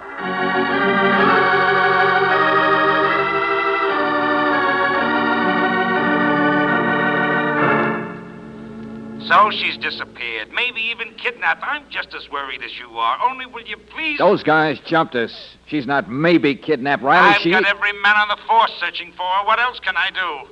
Now, look, if you could only remember... I don't know what they look like. Just a taxi driver and some guys that happened too fast. Wait, what about that Santa Claus you said saved you from getting run over? No, he was way across the street. Oh, yeah? Well, listen, I had a man check the people on the street, and he says there wasn't any Santa Claus there at all on the street. Okay, it's a riddle. I don't care. All I want is to find Brooksy. Valentine, will you please let us do the job we can do best? Will you please stay with that electric train and... Riley, you can take that electric train, and you know what you Look, can do. get smart, will you? It was stolen from you. That's why you were attacked. Only listen. Were the wires made of platinum? Was there a crown jewel in the headlights smuggled dope on the yo-yo? No. Me and the boys took every one of those toys apart down here at the office. They were just toys, that's all. Toys, worth no more than $50. Okay, well, you figure it. Okay, Riley. Gee, Mr. Valentine, I know how you feel. Me and Joe love each other so much, only we can't get married. He only works part-time, driving fruit trucks in the summer and being Santa in the winter. Mr. Louis won't pay me enough to support both of us. It's no fun being apart. Hilda, let's talk about something else, huh? The only times I see him is when the boss is out. But gee, if a person thought you would never see the other person again. Hilda, will you please answer the door? That might be Joe. Coast clear, honey? Uh-huh. Oh, Hilda, baby, Merry Christmas. Joe, show your whiskers. All right. Break it up. I'm George Valentine. Oh, well, how are you, Mr. Valentine? Say, isn't this a swell day, though? Yeah, sure. Now, you're the one who wrote me that letter. Why? Huh? Why did you write it? Santa Claus wants presents. What's the gag? Why those special toys you listed? Oh, it's no gag. They were stolen. Stolen? From the North Pole, I mean, yesterday. Go on. Well, it all started yesterday, Mr. Valentine. A guy I used to know once bumped into me on my way to work. Mo Dickerson. He asked me could he take my place today as Santa Claus and wear my stuff. What, Joe? No, take it easy, honey. Of course, I said no. I thought it was just a rib. Until last night, I saw some of my toys were missing. And then I get a phone call saying unless I let Mo do what he asked, those toys wouldn't be returned. What's so important about that? Well, if they weren't returned, I'd be in trouble. I'm responsible. Nobody's allowed in the North Pole except me and the kids. Not even store help. Oh, no, I'd be in trouble. Uh-huh. It was Moe's way of pressuring you into doing what he wanted. Only I wonder why he wanted to play Santa. And, Joe, if people can't get in there, how did he steal the toys? Gosh, I don't know. I don't know any of those things. I got the kids to think about, Mr. Valentine, and I wanted you to figure out... You don't know where Moe lives either, do you? No, I'm sorry. He's a skinny guy with a sort of a nosy voice, brown hair and a mole on his ear. Wait a minute. Eyebrows go up, little scar on his cheek? Yeah, that's right. He drives a taxi sometimes. Say, do you know him? Sure, I met that guy, and I'd like to meet him again. When was this changeover of his supposed to take place? Today, after lunch. Okay, you're going to make that changeover, Joe. Only with me.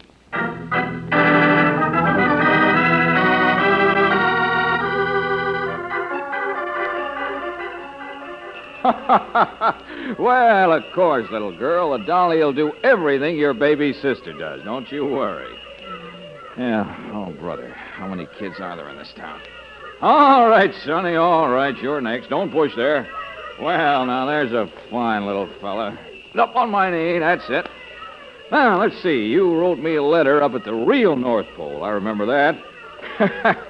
But you know how those elves can mix up a man's desk. I brought you one. Hey, what's that, Sonny? You'll have to speak louder so Santa can hear what you... Letter. I brought it. Here.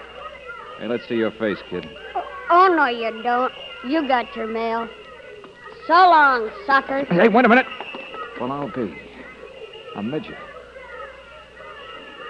Dear Santa Claus, you still got your chance to play ball, but open your mouth 1 inch wider and you'll find yourself stuffed up a chimney with a stocking around your neck.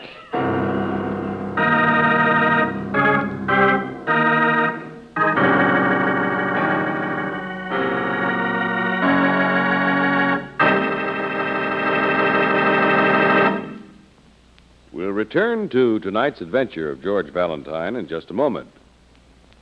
Christmas shopping is usually a happy and exciting affair. But when you have to do a lot of heavy traffic driving all over town, it can get a little rough on your nerves. Rough on your car, too. That is, if you have the wrong kind of gasoline. For perfect traffic performance, just try Chevron Supreme gasoline. It's a premium quality gasoline that gives your car a fast start every time. No delays, no extra strain on your car's battery. Smoother, faster pickup, and ping-free power on hills. Best of all, Chevron Supreme is climate-tailored. Tailored according to weather reports from your area. That's why this gasoline gets the best out of your car in any season, in each different altitude and temperature zone of the West, wherever you drive. In fact, you can't buy a better gasoline for today's high-compression engines. So why not try a tank full of Chevron Supreme tomorrow? Ask for it at standard stations and at independent Chevron gas stations, where they say and mean we take better care of your car.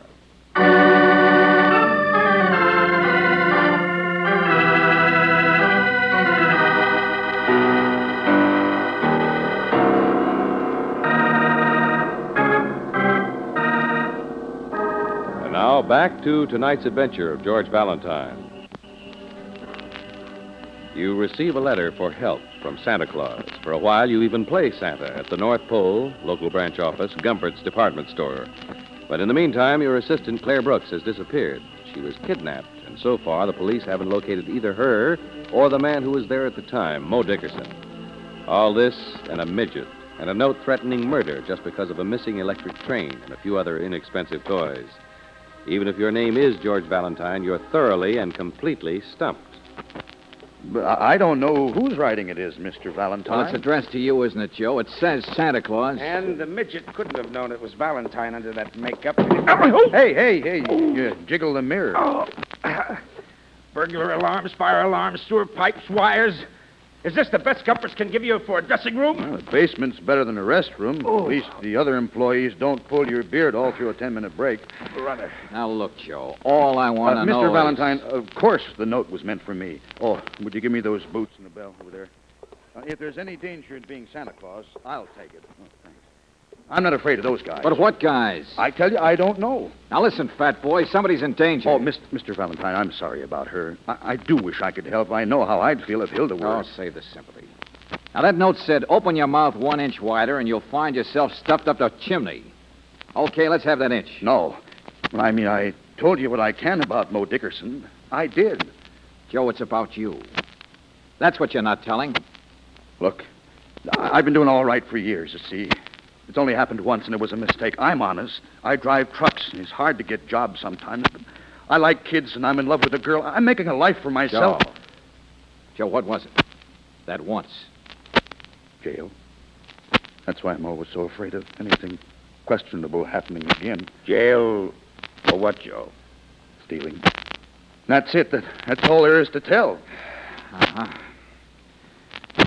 I hope the kids don't pummel you like they did me. I don't mind. I like the job. Valentine, wait a minute. Where are you going? To catch a thief who could have stolen an electric train. A small thief, Riley. A midget.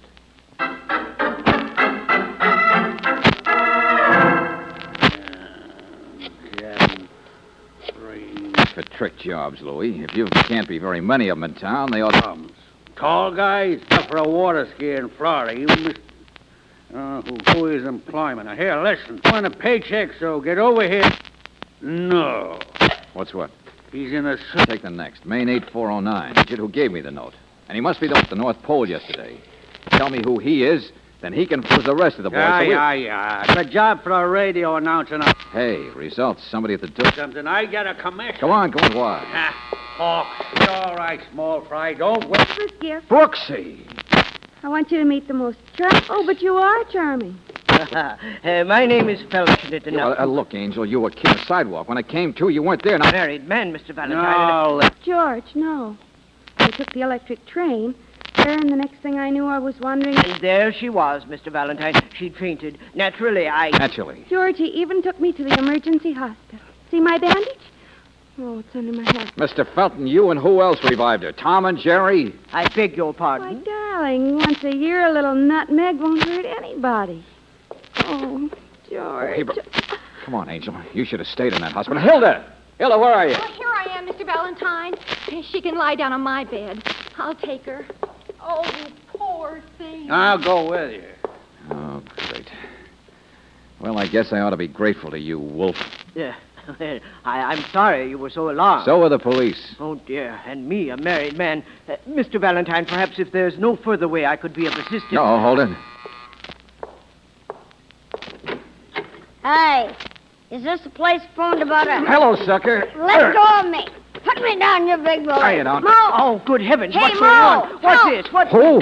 What's this all about? Mr. Felton, here's your chance to make up. Hold this half pint. Well, now, really, Put me down. What's the matter? Wiggly, Well, Mo, welcome to the party. Mr. Valentine, really? Oh, stop kicking me, will you? Yeah, things happen pretty fast, Mr. Felton. I guess you can put the little man down now. He's not going anyplace. What's the meaning of all this? What is it? Shoplifting, I figure. The big guy here used the little guy to try and pressure a Santa Claus. Wanted to borrow a red suit for the afternoon so he could get into Gumpert's unnoticed and fill his stomach full of mink coats or something, I suppose. Yes. Only what I don't... Yes, really, Mr. Valentine, that scarcely makes sense. But then I suppose neither will this. Hey, boy. Nice going, boss. Thank you, Wiggly. Thank you.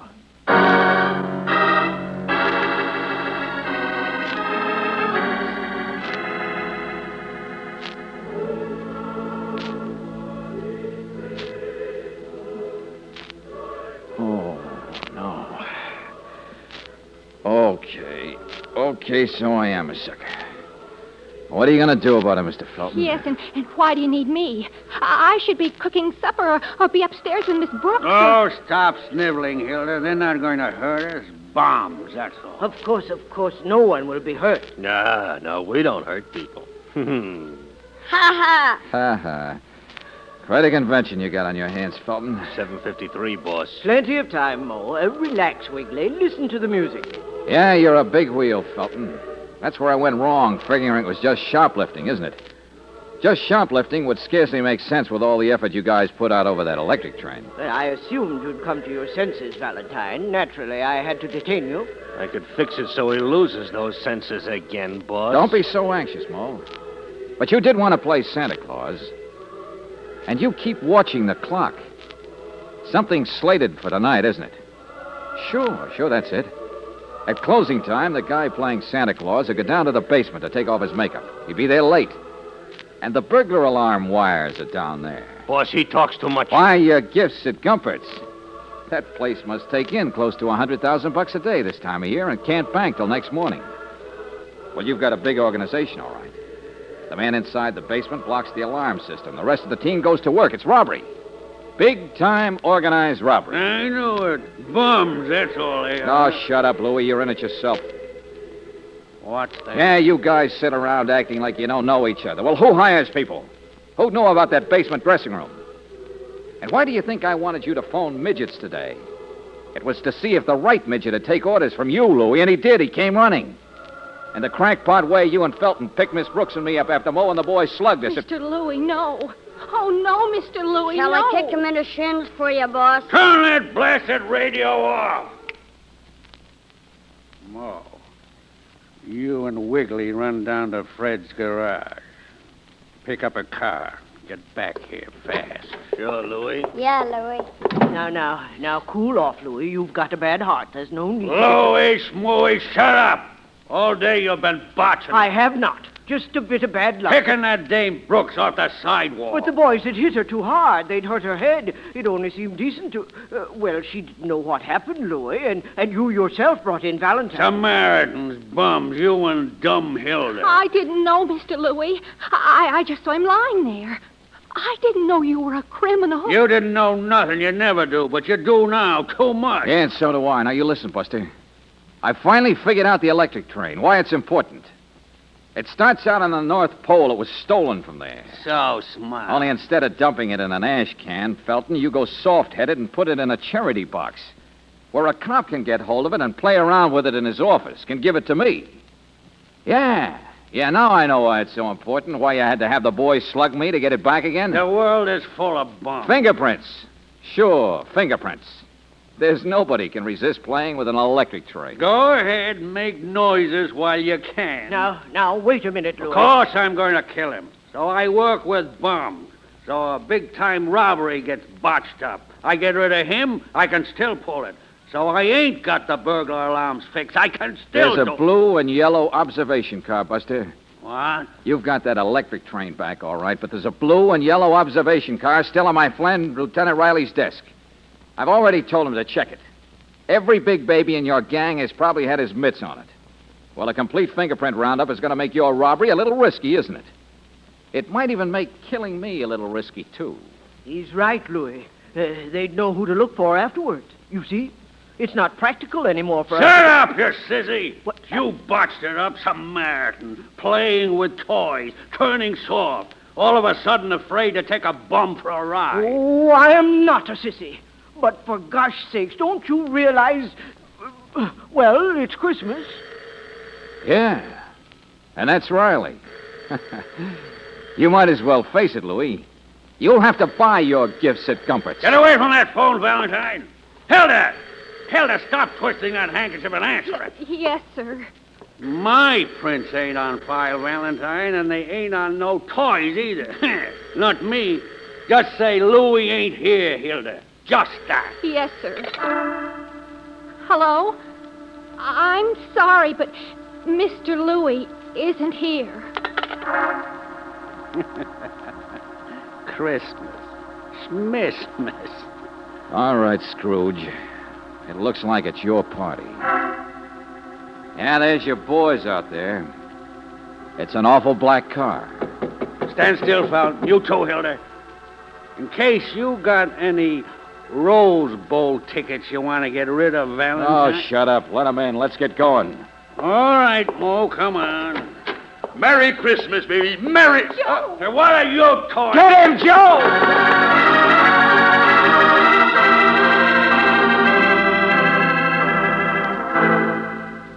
Gee, Mr. Valentine, you knew all the time it would be me on that telephone. Boy, I came tearing. Well, the only times I can see her are when she tells me that old bum Louie isn't there.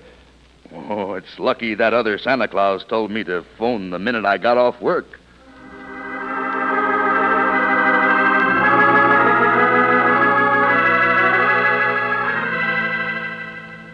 George. George, at least you'll admit it was lucky that Joe should telephone the minute he got off work at 8 o'clock. Well, I hope that was Joe on the phone. That's why I tried to keep Louie mad. Keep him from looking out the window to see who was really coming. Oh. But what about that other time when the Santa Claus practically saved our lives?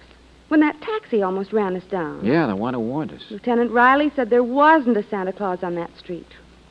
Huh? And in the store, who suggested Joe telephone? There isn't any other Santa Claus inside the store. It's only outside. George, who was it? Well, what's the matter with you, Angel? Don't you believe in Santa Claus?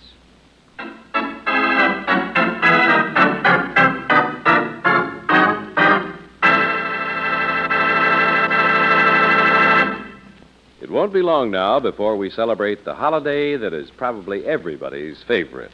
Stockings will be hung, old Kris Kringle will be stopping on every rooftop, and on Christmas Day there will be happy family gatherings.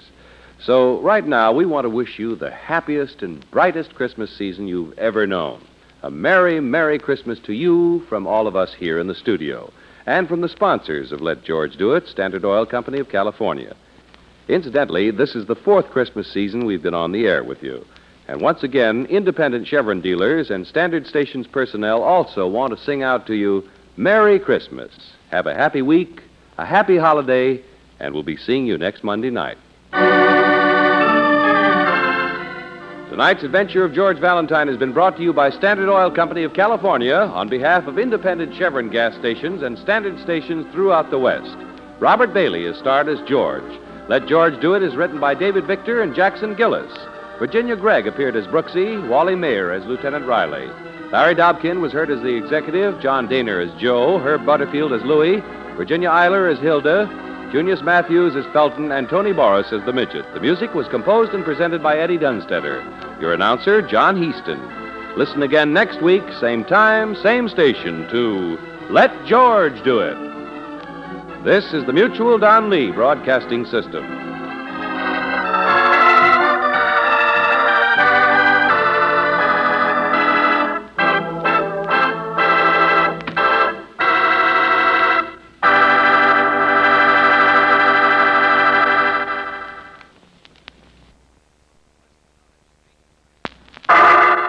Personal notice. Danger's my stock and trade. If the job's too tough for you to handle, you got a job for me, George Valentine. Write full details.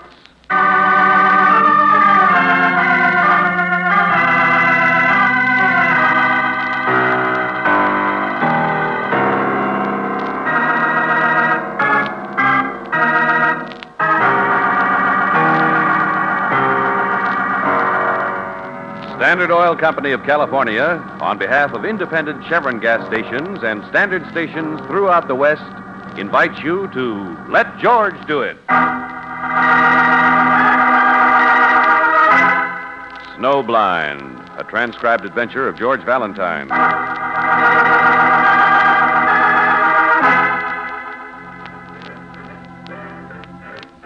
Dear Mr. Valentine, I'm writing to you about my husband, Herbert Morris, since I know he himself would never deign to ask anyone for help, particularly when it concerns a woman.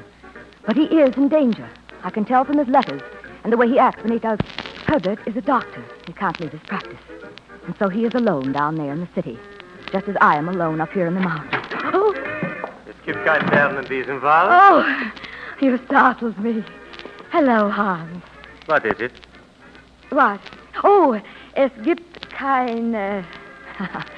There are no longer bears in this wood. You see, I have been studying. I have. No, not what I say. I meant, what is it? Oh, the letter. It's nothing.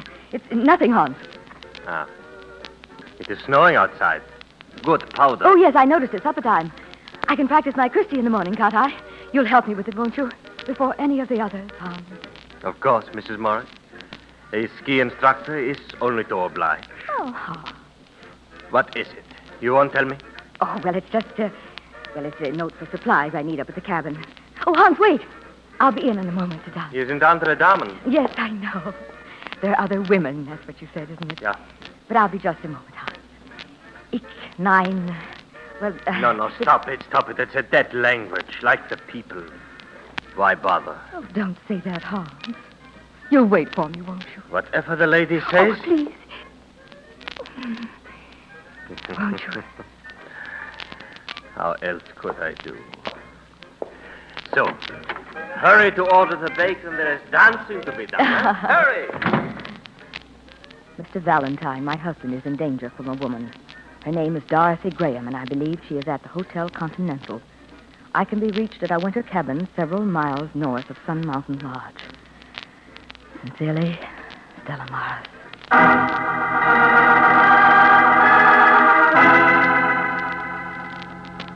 Miss Graham checked out half an hour ago. Took all her baggage. I'm as sorry as you are. She was nice to hand her key to. All right, Wolf. She left half an hour ago, and we already found out Dr. Morris left for Sun Mountain last night, but... Wait a minute. Did she have any heavy baggage? I mean, like skis, maybe? Nope. But she asked me for a railroad schedule in the name of a good sporting goods store. That help you any? Yeah. How about it, Angel? Shall we join the Broken Legs? Sun Mountain? Uh-huh. In fact, if we make it fast, we might even catch the same ski special she does. Want to bet?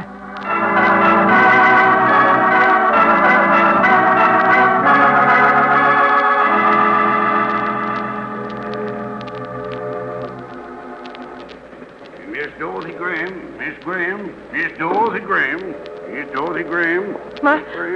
Oh, Porter. Porter, that's me. Telegram, Miss Graham. Delivered to the train at the station. Oh, of course. Here. Thank you. Oh, thank you, miss. Well, pardon me. May I? Chair's empty. Yeah. Well, I guess everybody's a little friendly, headed for a vacation and all. I suppose so. Yeah. This is my first trip this year. You pretty good on the sticks? I don't ski. Skate? No. Well, then what are you doing sorry, on the but train? would you please... Oh, look, excuse me. You got a wire. You haven't had a chance to read it. I didn't notice, Would so... you please give me a match? That's all. Oh, sure. There you are. Thank you. Hey, you're burning your telegram. Yeah. I like fires and ashtrays, don't you? Now, if you'll excuse me, I think I'll get some sleep.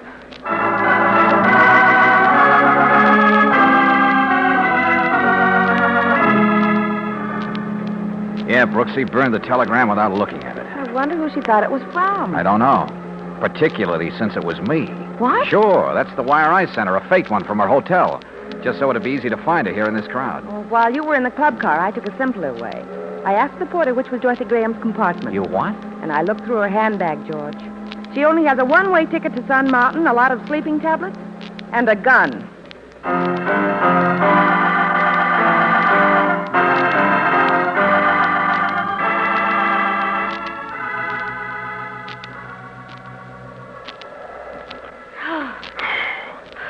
Mrs. Morris, we came up here because you said your husband's in danger. We didn't come up here to ski. Please, Mr. Valentine. Please, not now. But when will you talk about it? Ever since you met us at the station, you've been... There's so little time with the good snow. It'll be storming again later on. And you do enjoy it, don't you? Oh, yeah, sure, of course we do. But I also like to know what's going on. Why'd your husband come up here unexpectedly? Why did Dorothy Graham? Why'd she carry a gun? What's it all about? Well, I'm sure there's nothing to worry about. The gun or about her. Not now. You said she took a room back at the lodge. Well, Herbert's miles from here. He stayed up at our cabin for the day. Next one. Where's the next one? Now, all day it doesn't take to climb up here. Oh, that's you, Miss Brooks. I haven't got my wings yet. The lessons will help you. To fall down. Come, Miss Brooks. Bend your knees this time. Go ahead, go to it, Angel. Let's see you fall on something besides your face. Oh, here goes nothing. Now, that's it. Lean. Lean. Now swing your arm, your shoulder. Now, swing it. Yeah, it's all a lot of fun, isn't it, Miss Mr. Morris? Valentine, I will tell you, but not in front of Hart. It's all right, Mrs. Morris. Show her how it's done. There's not all day. It's getting colder. Only the skis. Keep them together. Together. Swing now. That's it. All right, Hans. Watch me, Hans. Hey, she's not bad. Must have been practicing a lot. Yeah. But you, Mr. Valentine, you do not need lessons. Neither do you. Why not, Mr. Valentine? What else is to life except mountains and snow and women? Well, you left out a dog and a fire. Now, look, Hans. You know Mrs. Morris pretty well. You've been with us ever since we got off the train. Do you know her husband? The doctor? Yeah. Well, what's he like? Well, American. I don't know. It's just this morning I meet him. I drive to their cabin for coffee. I brought her back to meet you, her friends. He's, well, he drives a new red convertible. Is that bad? Expensive. It is her money. Oh, I see. Of course, the man is a doctor. He No, is I get the idea. You don't like him? No, why should you say that? He's nothing one way or the other. Yeah, I understand. Ski instructors don't get so much dough, Mr. so... Valentine.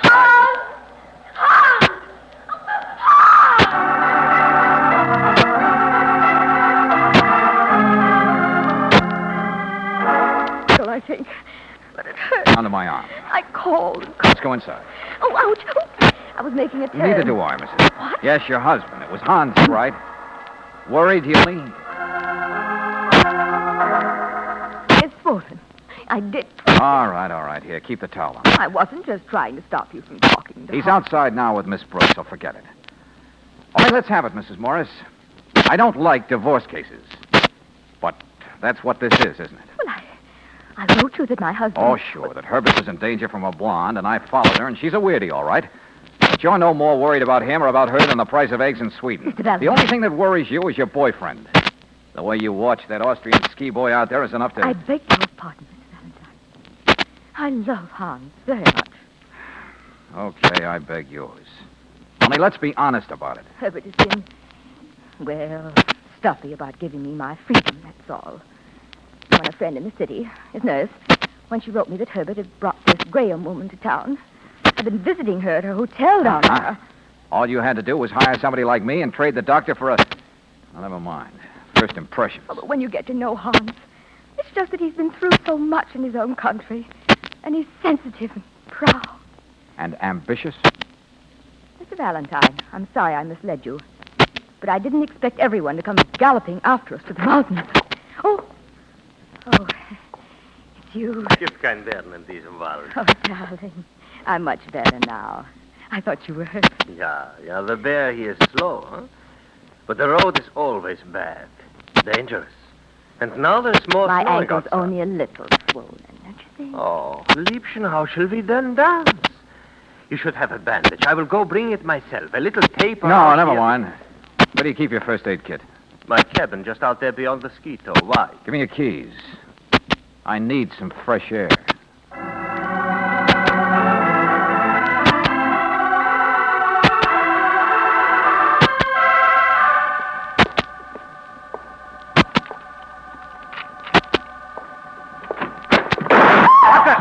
Drop that thing. Come on, sister. What's the big idea, Blondie? You've got a rotten name, but... No, let me go. I didn't mean to hit you. I didn't, did I? I heard the key step in the door. I'm sorry. Yeah. Maybe you thought it was somebody else, huh? But you've been sitting here all keyed up, waiting for the door to open. Yes, that was Just like you were keyed up on the train, cried all the way up here. Only bought a one-way ticket. Well, there's only one guy you could have come up here to murder in Hans' cabin. Mr. Valentine! Mr. Valentine, what's happened? What's happened? Dorothy? Oh, Hans. What are you... Where did you come... Dorothy? Yeah, Buster. Stand there with your mouth open. You don't know how lucky you are to be able to open it. What? No, please, Mr. Valentine. It has been years. She is my wife. No, I have not known she years. Please. You need time to think of answers. No, please, there is a road. Is their cabin to here. Beautiful new car. Dr. Morris, like the sheriff. His car accident into the canyon lights is dead.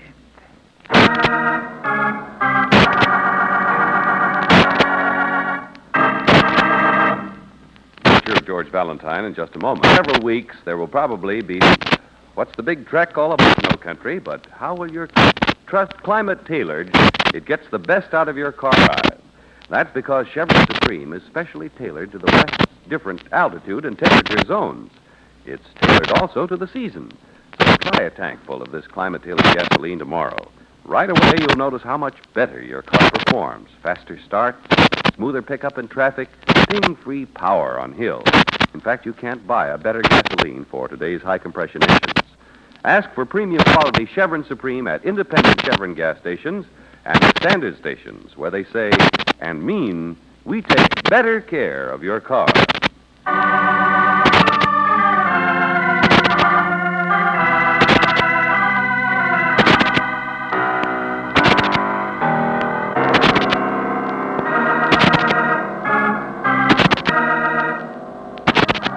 Now, back to tonight's adventure of George Valentine.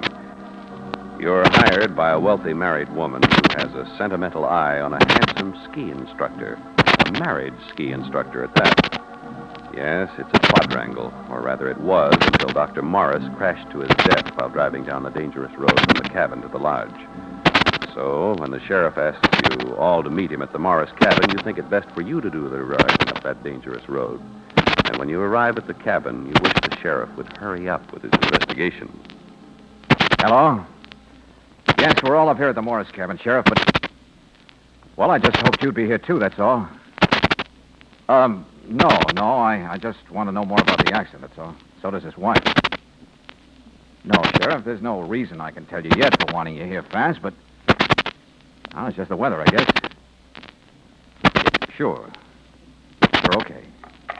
Well, Mr. Valentine. He's still down there in the canyon where the car hit. He phoned from the ranger station. Have they reached his body? Yes. Was there anything unusual about the accident? No. And Mr. Valentine, why do you act the way you do? Is Hans starting a fire? That storm's getting worse. Yes. And Miss Brooks has gone upstairs with Dorothy. You don't care much that your husband died, do you? I didn't love him, if that's what you mean. Why wouldn't he give you a divorce? Well, Herbert didn't really get stubborn about it until you met Hans. Hans is difficult to understand, to appreciate. Unless you're a woman, sure. Well, I'm not. You're a woman, sure. Well, I'm not. You're a woman, sure. Well, I'm not. So how's this for size? Your husband dug around in Hans' past until he dug up a wife, Dorothy, that Hans had deserted. Of course, Herbert didn't tell you about it. He wanted to bring her up there, let the situation explode itself. Well, it almost did. Dorothy decided to take matters into her own hands and kill the darling boy. That's what she thinks of him. Oh, Mr. Valentine, he's told me about her. She's not normal. She's unbalanced. Yeah, I wonder what made her that way. It's a tragic situation. Their marriage isn't even legal. They're married? Oh, no, not that, too. Oh, what do you mean? I mean, it's all just too neat. Dorothy's no real stumbling block by herself, is she? Dr. Morris, he was the only real obstacle. Well, lady, I never knew anyone to die so conveniently. By accident. What else did the sheriff tell you, Mr. Valentine? You see, you too can't help thinking. Was it really an accident? Or was Herbert really murdered?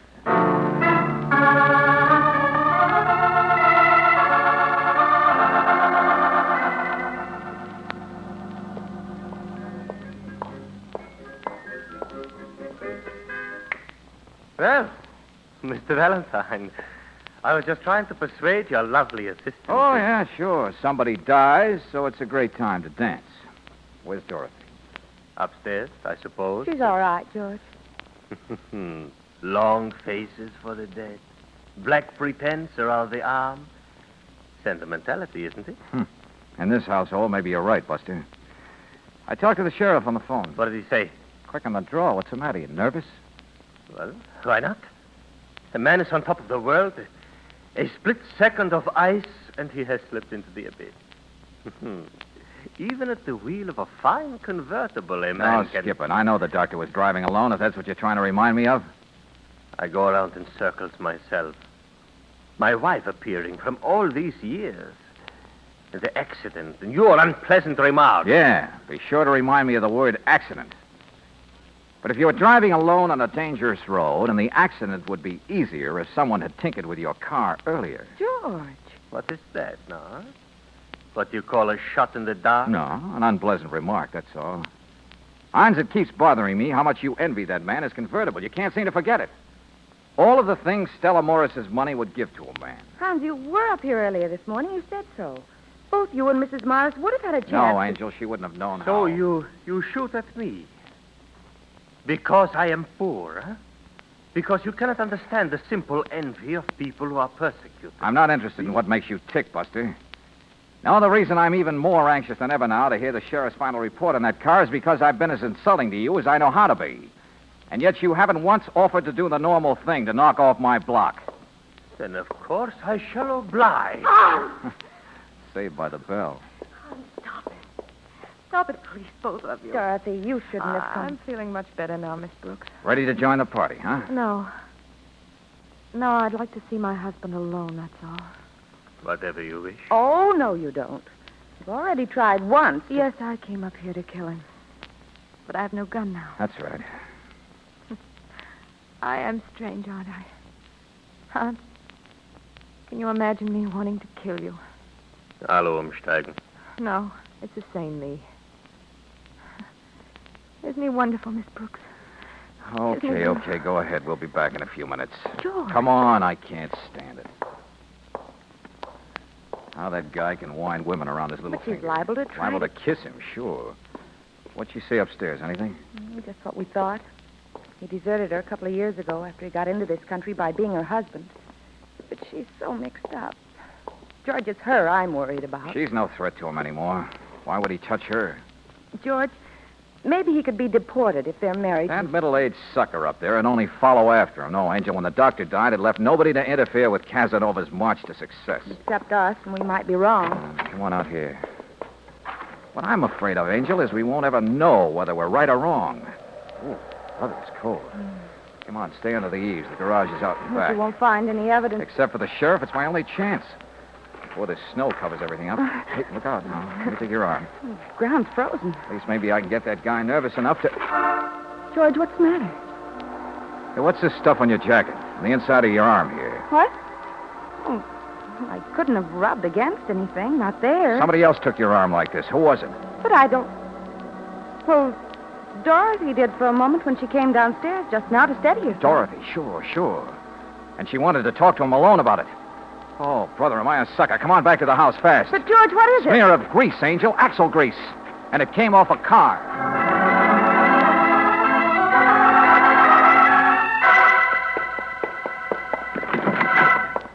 Mr. Valentine. Where is she? Here, George, here. Dorothy. Oh, Mr. Valentine, Dorothy. I was just going to call you. We were talking and she seemed to start to fall asleep. Dorothy, can you hear me? It's those pills she takes. She must have taken all of them. Yeah, she tried to kill herself and she was alone. Mrs. Morris. Mrs. Morris. What is it? She's not quite asleep yet, George. Get some baking soda, will you? Whatever you do, make it fast. I'll get it. That's it, Dorothy. Can you walk now? I'm Hey, holding Brooksy, wait. you. Here's the keys to my car. As soon as you can, get her wrapped up in a blanket and down to the lodge as fast as you can drive. Only leave the windows open. But the road, it's worse all the time, even with chains. She's got a license, Buster. Only you might be a little careful, Angel. Don't worry, George. Oh, Mr. Valentine, it is ridiculous. We should go with them. They can do better than we can. Besides, you're not leaving this room, not yet. Now, let's see. A glass, maybe. How did you give her those pills? In whiskey? I don't know what you're talking about. She tried to murder me. She's upset. She tried to kill herself. Yeah. This glass might do it. Uh-huh. That's number one. Number what? Evidence. Things you show to a jury, just in case she can't testify or doesn't know herself what happened. Oh, no. Mr. Valentine. Really? Oh, yeah, sure. I'm way out on a limb, Buster. But I'm building a ladder fast. Now, let's see. No coat, no purse. Oh, no, you don't. I'll pick that up. Uh-huh. Yeah, here we are. Handkerchief covered with grease. Man's handkerchief. Yours? Give me that. I said stand still, Buster. You can't give a gun an argument. Sure. Your initials. A guy tampers with a car, he gets a little greasy. Dorothy got this down below, didn't she? In your cabin near the lodge. Wonder what else she stumbled into. I might have had this before. What? Identification card. You were in the Luftwaffe, huh? What's this long word? Machinist something. Mr. Valentine, this is what you call circumstantial, is it not? Oh, there they go. In the car. Yeah. Let's see what...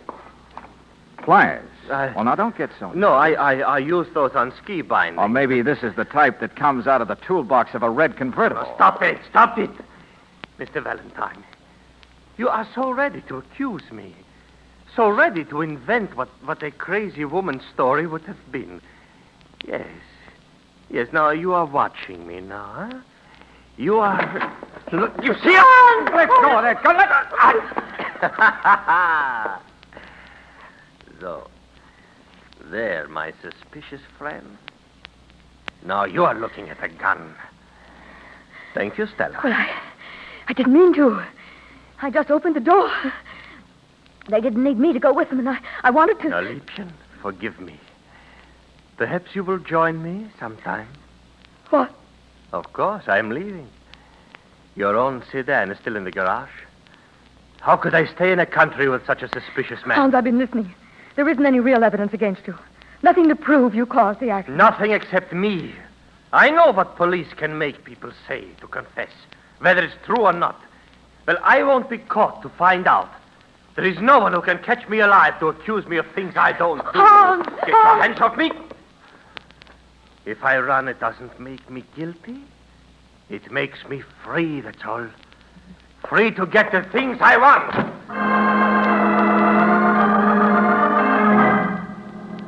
Well, Mrs. Morris, there goes your ski boy. I know him, Mr. Valentine. You can't catch him. He won't be caught. Don't be angry. It's better this way. Yeah? Well, I'll just get on the phone. No, please, you can't. What? The phone. You can't. I was talking on the phone when the storm put it out of order. Miss Brooks will reach the lodge, all right. But by then, no one will be able to get back here. But Hans could get out. It would take a day for the snowplows to reach us. He could be in Mexico in a day. He could... Hey, wait a minute. Who were you talking to on the phone? The sheriff. The sheriff? A minute ago, I told you the truth. All the evidence said it was definitely an accident. An accident? The sheriff was just as suspicious as you were. But he says there's no question about it. Herbert just skidded on one of those corners and went over. That was all it was. Oh, now, wait a minute. You've been wrong all along, Mr. Valentine, about that accident. What? That's Hans. Come on.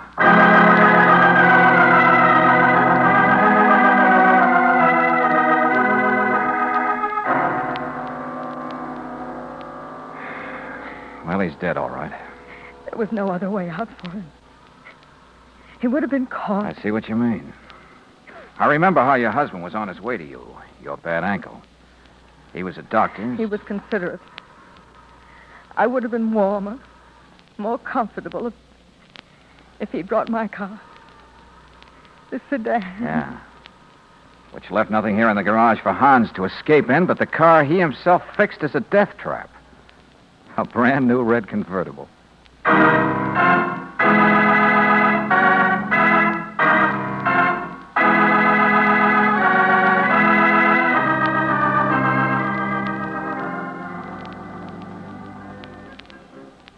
Talk about irony, George. Dr. Morris unexpectedly took his wife's sedan, not his convertible. He had an accident, pure and simple. Yeah, but Hans never imagined that. He fixed up the convertible. The doc crashed in the canyon, so Hans took it for granted his plan had worked. Dorothy, any better? Mm-hmm. No, she's been telling me a little more about Hans, his background. There were lots of women he stepped over, I guess. Well, I won't say women are suckers. George, he was good-looking. I can see how it happened. Maybe. But, George, the way he skied, so gracefully, so beautiful. Well, what do you think I've been doing all afternoon? All I said is I could see how it happened. George, your ankle, a plaster cast. But you were just on a bunny slope. A child couldn't get hurt. How did you... How'd this happen? I'm lucky you couldn't see that.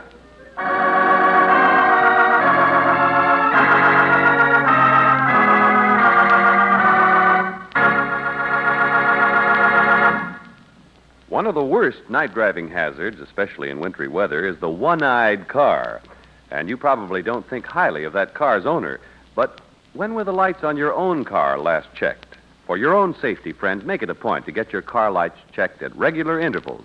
At standard stations and at independent Chevron gas stations, a light check is one of their many protective services. And it's a speedy service, so why not play safe and have it done tomorrow?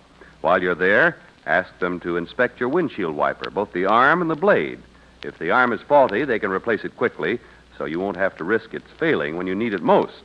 And remember, in stormy weather, a worn wiper blade is almost as bad as none at all. They sound like small items, lights and windshield wipers, but they're very important to your personal safety. And they're part of the protective service offered to you at independent Chevron gas stations and at standard stations, where they say and mean, we take better care of your car. Tonight's adventure of George Valentine has been brought to you by Standard of California on behalf of independent Chevron gas stations and standard stations throughout the West. Robert Bailey is starred as George. Let George Do It is written by David Victor and Jackson Gillis and directed by Don Clark. Virginia Gregg appeared as Brooksy. Larry Dobkin was heard as Hans, Lorene Tuttle as Stella, Jean Bates as Dorothy, and Joe Duvall as the clerk. The music is composed and presented by Eddie Dunstetter, your announcer, John Heaston. Listen again next week, same time, same station, to Let George Do It. This is the Mutual Don Lee Broadcasting System.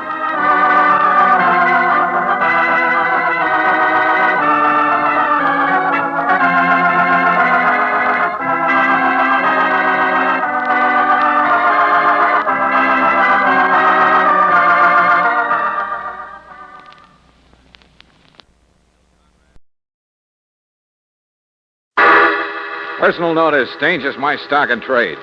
If the job's too tough for you to handle, you got a job for me, George Valentine. Write full details.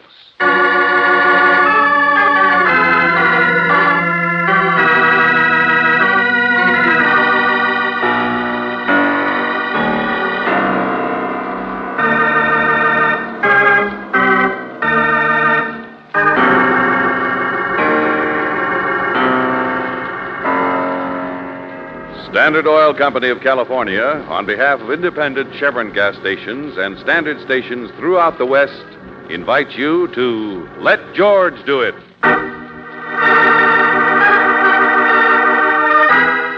Needle in the Haystack, another adventure of George Valentine.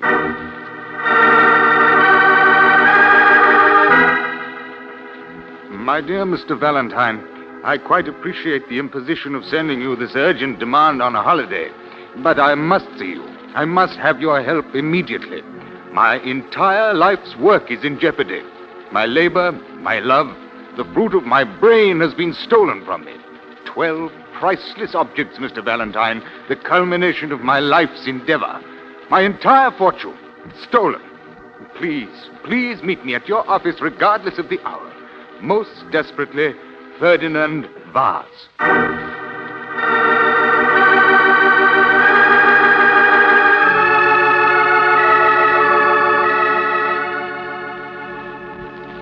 All right, let's have it.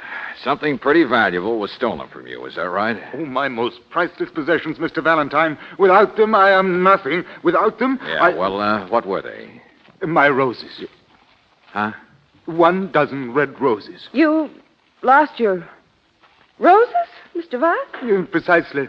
I suppose it gives you kind of an empty feeling. Oh, rather, yes. Yes. Brooksy, it's been a rougher weekend than I thought. Wait a minute, George. Mr. Vaz, where did you lose these 12 red roses? In Pasadena. Pasadena, huh? Look, Buster, get out of here fast before Mr. Valentine, what is the matter with you? Have you gone crazy? Oh, no, I'm as sane as you are, Napoleon. But let go of me. Now, please, listen, Mr. Valentine. The flowers are worth thousands. My life's work. They are. Sure. Worth thousands of Rose Bowl tickets, I know. Find a dozen roses among millions. Oh, now, listen to me. I have devoted my life to those roses. They're the only ones of their kind in the world. They're not just red. No, they're flame. They're crimson. They're fire.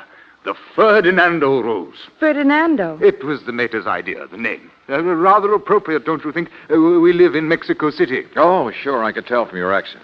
Quite so. Oh, yes, I see what you mean. But we've been there for years now. And climate, you know. Mr. Valentine, you don't seem to appreciate. The Rose Festival in Pasadena attracts the world's foremost authorities on flowers.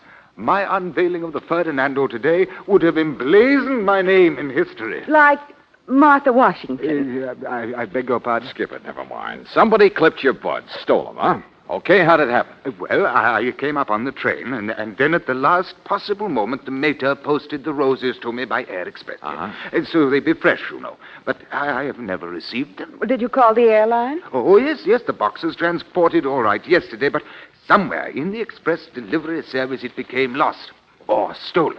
The service insists that they've never even heard of it. Oh, well, look, that sounds more like a mix-up in mail than it does... Mr. Valentine, I have the name of the man at the delivery branch office. I'm not concerned with whether he's a criminal or an idiot. All I want is my roses. I've tried to see him alone, and I've got nowhere. There's only a few hours left, man. My roses will be wilted unless you help me now. All right. Take it easy. We'll go see this guy with you. Oh, brother, what a way to start the new year.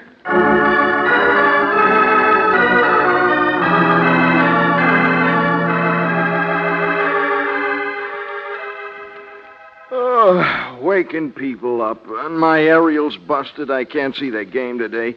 You got any idea how many packages we've handled the past 2 weeks? Flowers to Pasadena, coals to Newcastle. My good fellow, the package was distinctly marked F. Vase, Pasadena, California. Yet somehow your company has made a mistake. We don't make mistakes. Anyway, Oh, say, it's not a bad day once you open your eyes. The flower vase. That's it. That's what happened. Flower vase? Yeah. I got a small district. It's the name of one of our little flower shops in my area. It was marked for them, wasn't it? That's where I had the delivery boy take it. You sent this guy's package to a flower store? No. Oh, well, I mean, yes, but that was the way it was addressed, I thought. F. Vase. It was marked flowers. Naturally, I thought it was distinctly marked vase. Vase, I tell you. Oh, cut it out, will you, both of you? The flower vase, huh? Come on, Brooksy, we can find it all right. What? Oh, wait a minute for me, old fellow. Oh, no, you don't, Buster. Apologize to the man and then wait for us at your hotel. If I'm crazy enough to go sniffing for roses, I'd rather go crazy alone.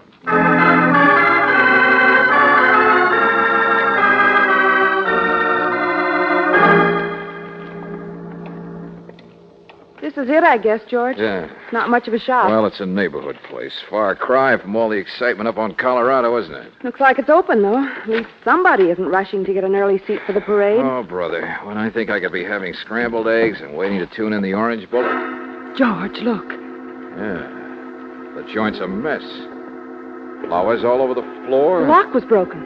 This shop's been broken into. You mean broken up, Angel? Boxes all torn open, counter tipped over? I certainly don't see any roses, huh? Maybe this didn't happen so long ago, George. I mean, I thought I heard... Yeah, back room. Wait a minute, you slow down. You let go of me. I'll call the police now. What do you want? Just take it easy, Shorty. Take it easy. Now, what's the big idea of playing scavenger hunt in here? But I didn't do it. Well, I'm the owner, Theodore Herman. Flowers for funerals. That's me.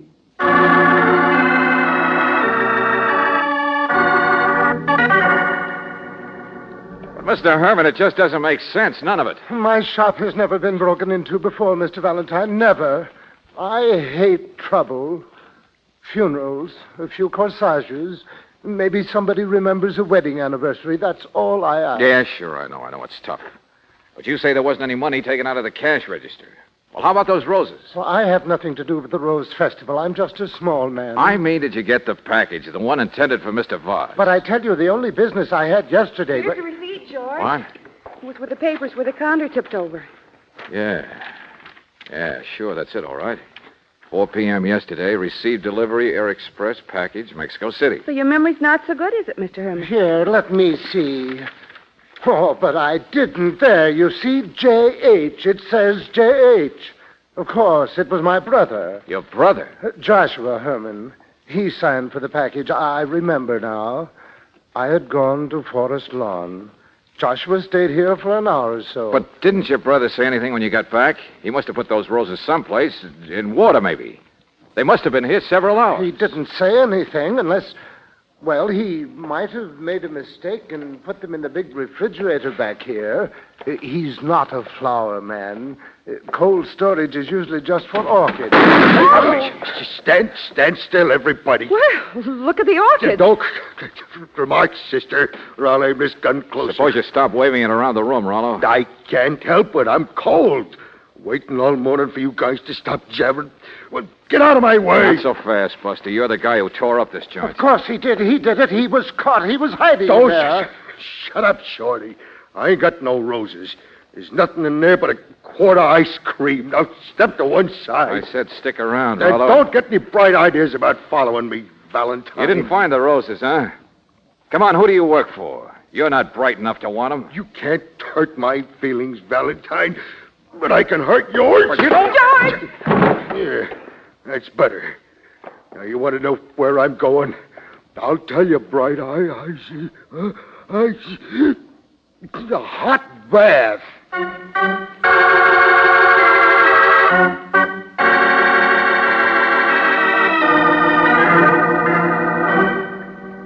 Oh, dear. All I ask of life is a good, steady flow of funerals, and now... Oh, skip it, will you? There's too much excitement over a dozen roses, even for Pasadena. It certainly is, George. But he didn't find them. Well, that's what I mean. There's only one person who does know where they are, Mr. Herman. Your brother, Joshua. Now, where is he? I don't know. I loaned him my car last night, and he's been gone ever since.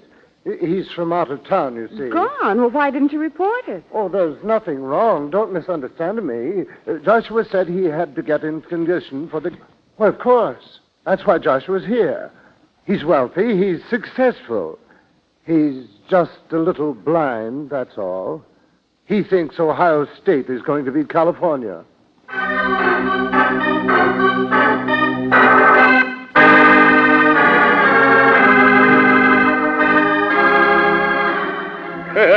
The California bear is losing all its hair.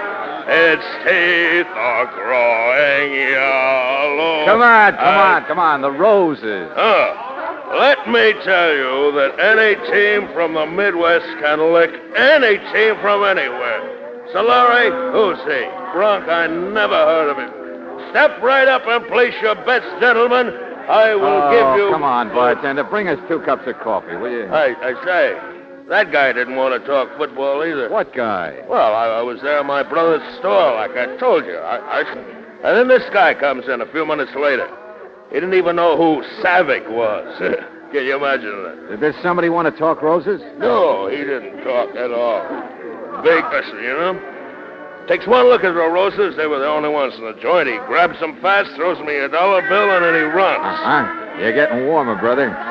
Remember anything else about him? Hey, he left a big Cadillac sitting at the curb with a motor running. Catch the license number? Well, sure I did. It was, blank something 38. Okay. Yeah. Mr. Valentine, I just thought he was a big sport grabbing flowers for his wife, you know? Oh, yeah, something else, too. He was, kind of squint-eyed and had a mole on his cheek.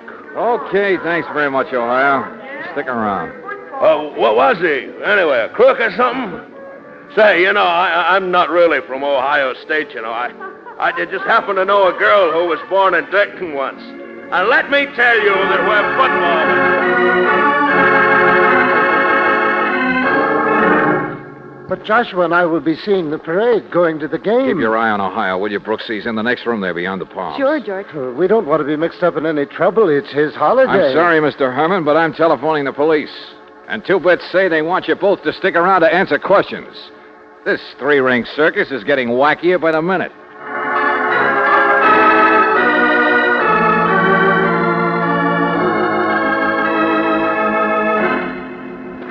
Where is Ohio? I don't see him, do you? Well, maybe Joyce needed to wash his hands, Miss Brooks. I'll go and You're see. looking for Ohio State? He's outside. What? He said he needed some fresh air, miss. Coffee makes him sleepy. Oh. Through the back door there, toward the parking lot. The parking lot? Oh, you don't suppose he's on his way again, do you? Mine is a blue sedan. No. There he is, over there, asleep in the back seat. Oh, yes. You'd better let me snap him out of it. Joshua! Oh, no. No, wait a minute, miss. Stay where you are. What's the matter? Wait till I cover him with a blanket. He's... Mr. Herman! Go back inside. Get Mr. Valentine off that phone. Now, hurry!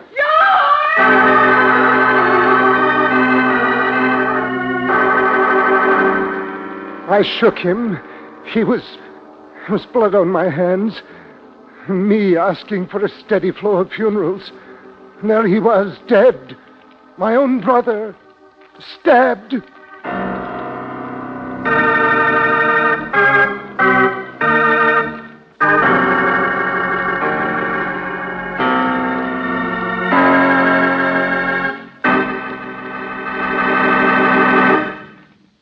return to tonight's adventure of George Valentine in just a moment. One of these days, you get in your car to start out to a dinner party, a business trip, or maybe a family gathering. You touch the starter and, dead battery. But there's an easy way to avoid that kind of holdup and have your car start fast every time. The protective service you get at independent Chevron gas stations and at standard stations will do it. They can tell in a jiffy if corrosion is threatening the battery cables. They'll make sure the water level is right and the terminal posts and clamps are okay. Why not get this speedy protective service tomorrow? Avoid the delay and extra costs of a neglected battery. It's especially important at this time because short trips in cold weather put extra drain on the battery, cut down its ability to do its job. And, of course, your battery loses power most when your car is used least. So for full starting power and to keep your lights and radio working properly, ask for a battery check. It's another protective service offered you at standard stations and at independent Chevron gas stations where they say and mean we take better care of your car.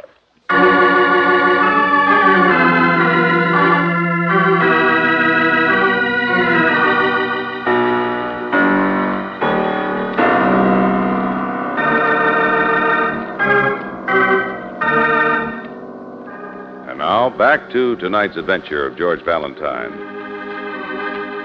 January 2nd, 1950. And where are you? Pasadena, of course. But you didn't come to see the Rose Festival. No, you only came to see 12 red roses belonging to Mr. Ferdinand Vaz, only you haven't found them yet. And you didn't come to see the Rose Bowl game like Joshua Herman did, only, of course, he won't be seeing it either, now that he's dead. Well, like George Valentine, you feel that so far 1950 is too full of thorns, particularly when you try to explain it all to Lieutenant Riley. A knife with no fingerprints, a blanket with a hole in it. A murder takes place in a parking lot, only nobody. They're all tearing out to see the Rose Parade. Well, so was I until you had to go ringing bells. Would be let it happen inside Pasadena's city limits. All right. Everybody's looking for a dozen roses. Only we know that a guy in a big car hijacked them last night.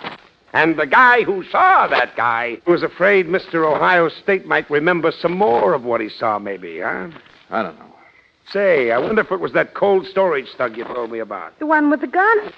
What do you mean? That original story about the roses. Yeah, but there were some roses from Mexico City. We know that. Yes, and Joshua Herman told you he opened it, George. He saw the roses. And they're what the man came and took. Oh, yeah, sure. Thugs and hijackers and knife artists are all interested in a valuable new type flower. You mean you smell something besides the Ferdinand? Well, sure. Smuggling. What else? Smuggling? Oh, it goes like this, Riley. A smuggler in Mexico, or maybe a ring of smugglers, I don't know, decide to take advantage of the season. Must be a lot of flowers being shipped around right now for the Tournament of Roses.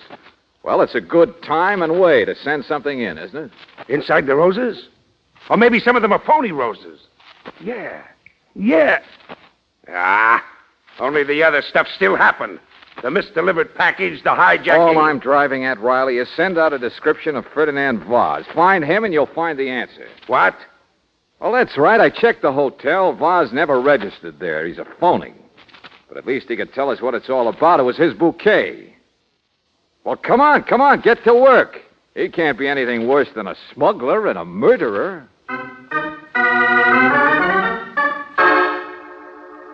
We got a lead on that car, Lieutenant. Cadillac blank something 38. The one you said the guy who took the flowers was driving? Good work, Sergeant. Who's it registered to? We're checking it up now. The guy driving was big, dark, squint-eyed with a mole on Where's his the car? Well, just parked, that's all, Lieutenant. How could anybody move anywhere with the streets all cleared for the parade? It's right in the heart of Pasadena with the rest of the world. Oh, no. Grand Avenue, right where the parade is forming. Talk about needles in a haystack. I'm not so sure. Good place to hide, but a good place to get caught, too. Not even a crook can resist a parade. That Cadillac's on this street somewhere. Look, Brooksy, you and Riley go ahead. I'm going to take a look around. If our hijacker is here, he'll be quite a magnet.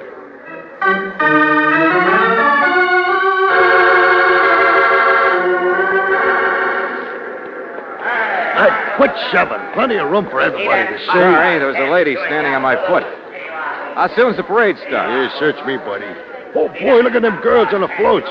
They're blind with a bathing suit made out of daisies, see you? Oh, boy, she loves me not, she loves me, hey, quit shoving, you. You can see over my shoulder, you can... Hey. Yeah, Rollo, it's me, Valentine, remember? You followed How was me. your hot bath? I had coffee instead, beat it. Man at work, huh? Don't you know it's a holiday? I still carry a gun. Get lost. Okay, you slide through the crowd, I slide through the crowd. Join me, you'll join the pavement. I don't mind. Go ahead, pull the trigger. Fearless Fosdick, huh? With a few thousand witnesses, sure. Go on, create a little excitement. Smart boy. Look out, don't slide that way. Cop over there. Huh? Yeah, thanks. Hey, what do you want, Valentine? Oh, not much. Spotted him yet? Shut up. You'll never find him staring at the girls like that. Come on now, keep your mind on your work. I won't interrupt. Oh, there he goes. What? There he goes, in the sport coat, red necktie, running out on the street. So that's him, huh? The hijacker. Oh, I say, Valentine. Well, hello, Mr. Vaz. Welcome to the party. What'll I do with him, boss? I can't shake him. Well, never mind. Get after that red necktie. He's got the flowers. Sure, get the hijacker. Let's see what's in those flowers. I'll attend to Valentine. Run! The man will get away. He's heading for one of the floats. Hey, boss, wait a minute. You can't shoot a guy in this crowd. Will you do as I say? Now, run! After all, Valentine, a chap could use a knife in a crowd quite successfully. A knife? Well, not on a decoy, I'm afraid. I beg your pardon? I got fans in the audience, mister. About a dozen cops watching me. You see what's happening to your strong boy already? Come back there! Get out of the street! Well, stick around and watch the same happen to yourself. Not to me, Go down on one to go, Buster. I'm going to grab that hijacker myself.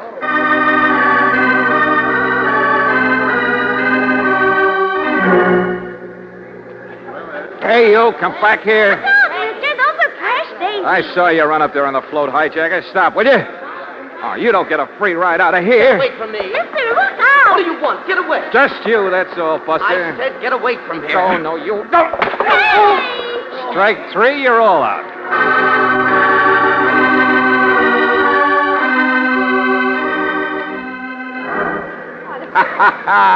That's it, Valentine. We got 'em all.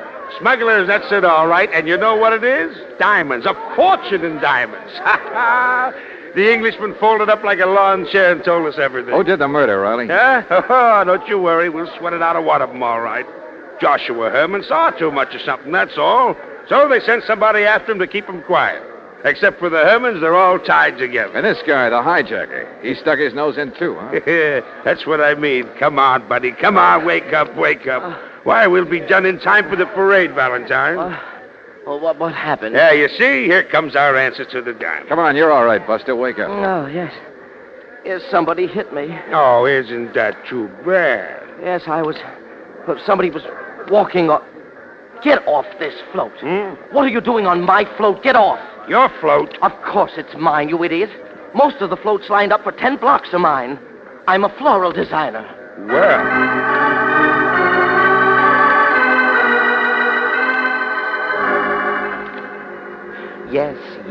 Yes. I ran into Herman's last night and bought some roses. I ran into every flower shop and front yard in Pasadena. But don't you understand? We needed them at the last minute. We were short of roses at the last minute. We thought you were a hijacker. You interfered with the big smuggle. Do I care? Am I interested in diamonds? Well, you should be. They're in the roses you bought. At first I thought I would sue you, gentlemen. Now I don't think I will. Oh, there goes the first band. How about those dozen roses? Look, getting ready for the parade, we just throw all the flowers into bins for the decorators to use as they work. Gentlemen, this year I used 325,550 roses.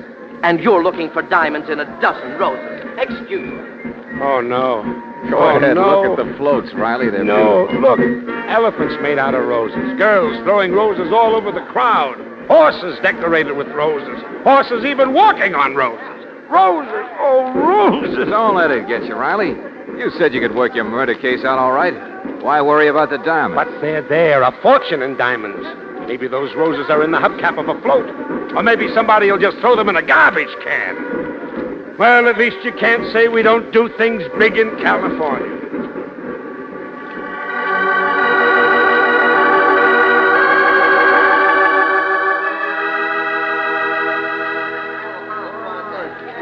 Final score.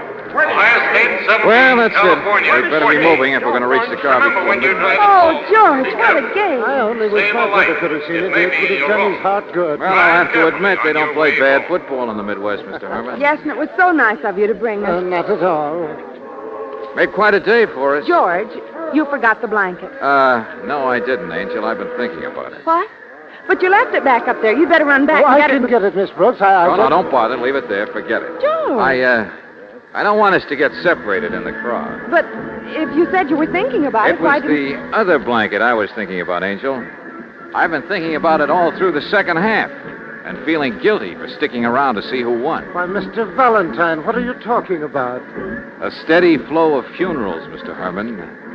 Yours. What? Don't bother to look innocent. You killed your brother. I can wrap it all up in a blanket. The one the police have, Exhibit B.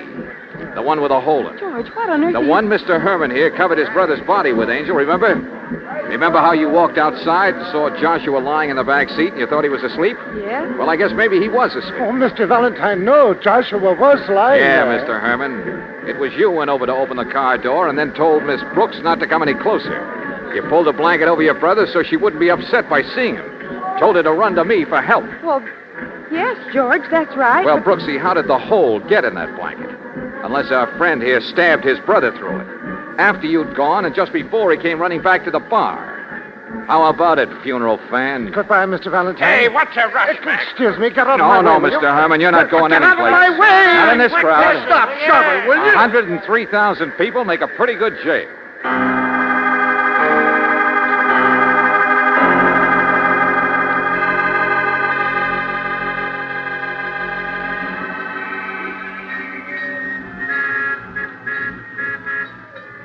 Yeah, sure, Riley. Boz's story and his phony name, well, they were just cooked up to get me interested so I'd help him trace the diamonds. The flowers were supposed to go to Mr. Herman, to the flower vase. Yeah, that's right, of course. That's how they were addressed. The delivery man told us so. There wasn't any mistake. But if they were supposed to go to Mr. He's Herman... already confessed that much, Miss Brooks. He was part of the smuggling ring himself. Wise and the tough boy couldn't understand why he hadn't got the delivery yet. Or rather, why Herman couldn't produce the diamonds to pass on. They thought he was trying to pull the fast one. Then Herman got the notion of saving himself by killing his big shot brother. At a time when there were so many people mixed up in it, anybody else would be a suspect. His brother had money, didn't he? Uh-huh, lots of it. We all knew that. Herman could have squared himself with the boys and then some. So it ends up, and he doesn't even have a rose to his name. Murders are crazy, aren't they? Yeah, don't exaggerate, Miss Brooks. People are, too. Look. Here I still sit at the steering wheel. No, there's an opening, Lieutenant. Hurry up. Huh? Step on it. Oh, yeah. Here we go. Yeah. There, you see? We made 10 feet. Yeah. Hey, what time is it? Well, it's 7:30. Where are we now, huh? Pasadena. I don't believe this. Do you? We're almost to the city limits, though. George, I wonder if anybody else who saw the game today is home yet. You know, it's too bad we don't have a two-way radio set in this car. We could ask him. We could also tell him. Happy New Year, everybody.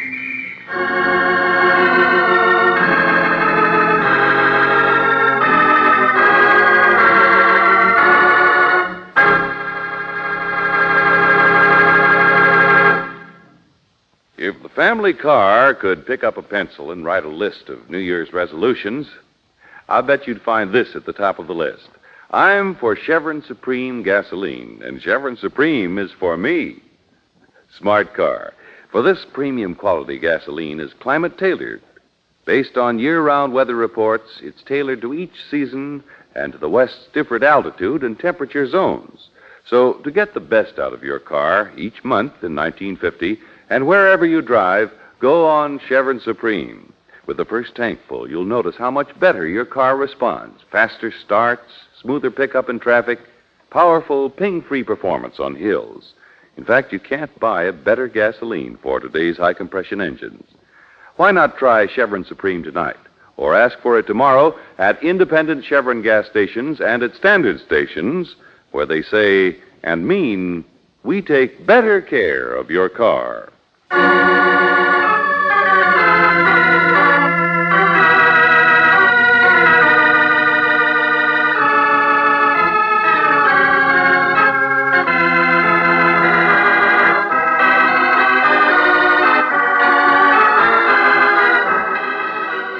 Tonight's adventure of George Valentine has been brought to you by Standard Oil Company of California on behalf of independent Chevron gas stations and standard stations throughout the West. Robert Daly is starred as George. Let George Do It is written by David Victor and Jackson Gillis and directed by Don Clark. Virginia Gregg appeared as Brooksy, Wally Mayer as Lieutenant Riley. Ben Wright was heard as Ferdinand, Stanley Farrar as the Expressman, Bob Griffin as Teddy, Clayton Post as the Thug, Bill Conrad as Josh, and Sidney Miller as the hijacker. The music is composed and presented by Eddie Dunstetter. Your announcer, John Heaston. Listen again next week, same time, same station, to Let George Do It. This is the Mutual Don Lee Broadcasting System.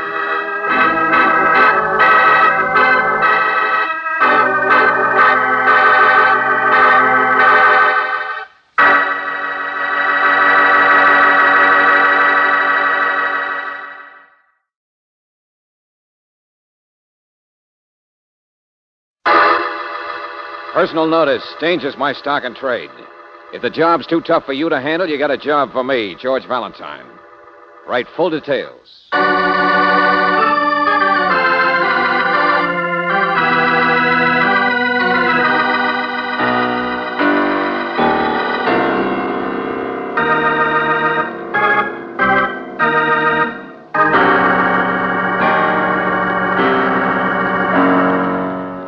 Standard Oil Company of California, on behalf of independent Chevron gas stations and standard stations throughout the West, invite you to Let George Do It.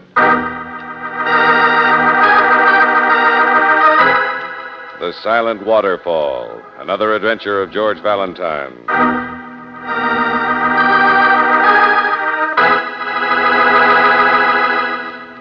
Listen to this, George. Huh? Dear Mr. Valentine, my name is Dora Duncan. I need your help desperately. I don't know any man that I... Hey, wait a minute, Brooksy. When did that letter come? Just now. Yeah, but the mailman was here an hour ago. Oh, well, she brought it herself, George. What? She's out there in the waiting room now. You know, the deep, dark problem type. Writes a note so she won't have to confide her secrets to the underlings. Well, didn't you explain your lofty status in this menagerie? Yeah, she's like a duchess imitating Greta Garbo, George, so I just opened her note instead. Okay, what else is in it? I don't know any men that I can trust. I don't know any man to turn to. Will you please come to my home this evening at 8 o'clock? I live in the country. Waterfall House on South River Road, signed Dora Duncan. Yeah, sounds anxious. Well... It sounds fishy. Come here, George. I left the other door open. There. You can see her through there. Oh. You mean you can't quite swallow that I don't know any men routine? Oh, well, she could use a little more makeup. Makeup would only get in the way, Angel. George, she's not that good looking. That mink coat she's wearing is real, so she must be wealthy. She has jodhpurs on underneath, Angel. Maybe she's only attractive to horses. Uh-oh, she's looking at me. Come on, let's go. What's your step, pony boy? Miss Duncan, I'm George Valentine. Now, why are you so anxious to have someone at your house tonight? I mean, couldn't you explain it a little more? Yeah, well, now, since you can say anything you want to in front of her, you can... George. Do you understand me, Miss Duncan? She's nodding her head. Yeah, but she can't hear. She can't speak either.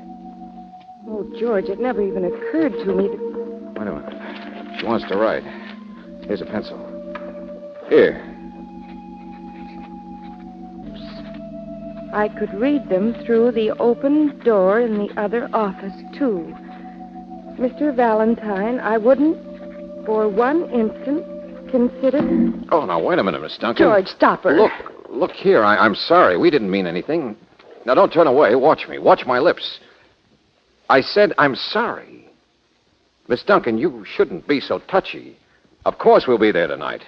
I said we'll be there. 8 o'clock. Do you understand me? Do you? George. She kissed you. Yeah. And she'd been crying.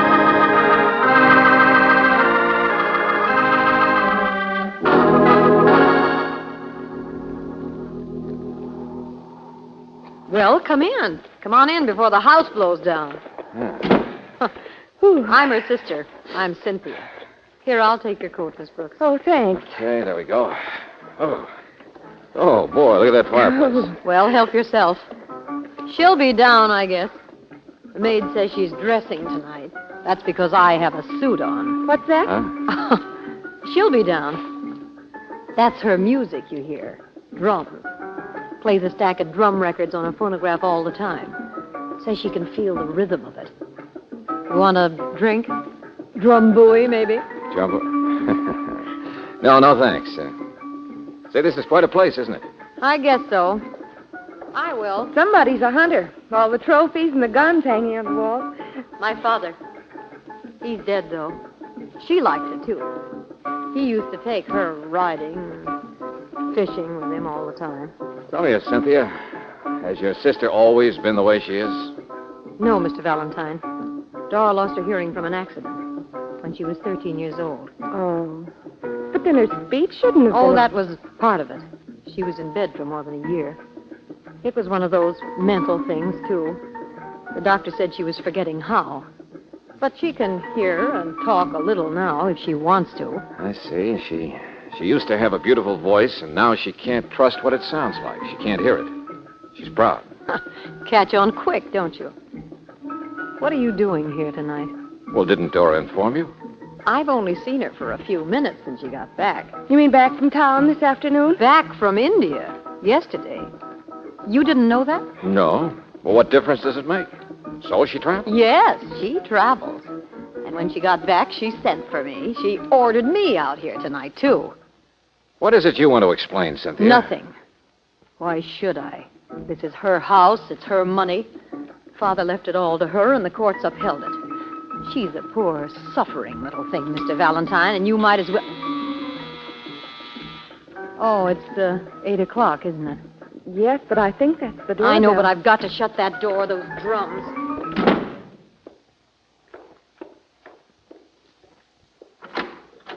Hello. Oh, it's you. Can I come in, Cynthia? Of course, Jake. Oh, thanks. Dora wanted me to... I know. Yeah. Yeah, gosh, it sure is a cold night. It's almost as cold as... Hey, is that him? What? Oh, no. That's not Everett. Oh. You needn't look so tough, darling. This is Jake Mannering. Miss Brooks, Mr. Valentine. Oh, well, hello. I'm sure pleased to meet you. Jake is the next-door neighbor. Uh-huh. Well, who's Everett, Cynthia? Everett? Everett Stone. The devil. Oh, great. That doesn't tell me Now, anything. look, Cynthia, there's no need He's Mr. Mannering's new competition, isn't he, Jake? No, he's not. Just some guy Dora met on the boat coming home, Mr. Valentine, or over there in India. I don't know. Cynthia doesn't know either. She's never met him.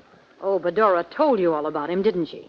Wasn't that what you were yelling at her for out there after supper? Out there in the dollhouse? So funny, Miss Brooks, the way people forget and raise their voices at a deaf person. Cynthia, I didn't see Dora in the dollhouse, and besides, I don't yell at people. Now, will you please stop all this? I'm sorry, Jake. I didn't really know what it was. I guess I'm awfully tired. Oh, sure, Cynthia. But, gosh, you folks must think that What's we're the matter, all... Mr. Valentine? Where are you going? Oh, no place particular. Just listening to the drums. You know, that's the same record was playing when we came in here. George. The phonograph up there is just turning them over and over.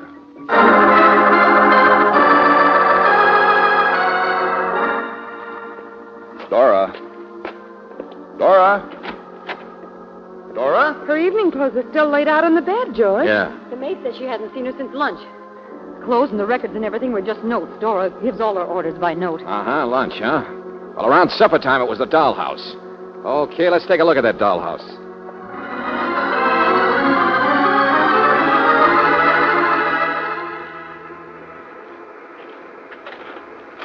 How about that? A perfect little dollhouse right on the river by a waterfall. Oh, the fall's upstream a little ways. Oh, here, will you flip your flashlight over? It's a pretty fancy dollhouse. Her father built it for Dora. She likes the rhythm of the water, I guess. She always has. But, George, she's not here either. That's Cynthia. Come on! No, this way, upstream.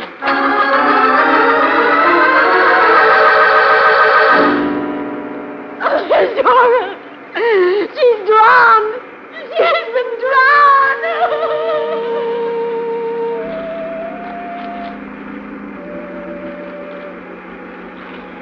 Okay, I'll call Riley when we get back to the house. Yes, George. Hey, Brooksy, Dora was upstream in the dollhouse, just below the waterfall. So it must have happened farther up someplace, and a body was washed over the fall and then against the bank there. But, Brooksy, I'm positive it happened at least an hour or two ago. Just like I'm positive it wasn't suicide. What's that, Mr. Valentine? He was just saying... Who else could have been around here a couple of hours ago, Cynthia? Well, anybody with all the woods here. What do you mean? I mean, there was nobody supposed to be here. Except maybe that stone person. Uh-huh, him again. I don't really know, of course. Hey, wait a minute, hold it, listen. Hello there. Hello. Where is everybody? I say hello. Oh, Mr. Frail. Cynthia, there you are. What on earth's going on out here? Mr. Frail, something How do you do, terrible. Mr. Frail? My name's Valentine. What's that? Let's both say it together. Who are you? Well, any friend of Dora's is a friend of mine, young man. Cynthia, I'm so sorry I couldn't make it out any earlier, but the traffic... Oh. Valentine, huh? I thought perhaps you were this Stone chap. I'm Dora's lawyer, you know. Business investments and those... I say, who's that coming now? That's Jake, isn't it? What on earth is he carrying in that blanket? He's carrying your client, Mr. Frail. Stick around. Maybe you can defend somebody for murder.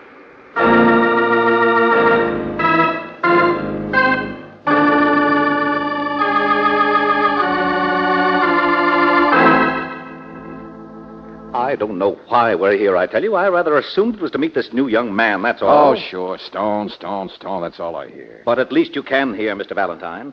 Life wasn't very easy for Dora, you know, living in the silence, not knowing what people were saying, people trying to take advantage of her. Hey, that's not true, Mr. Frail. Now, see here, Nobody Jake. ever took advantage of her.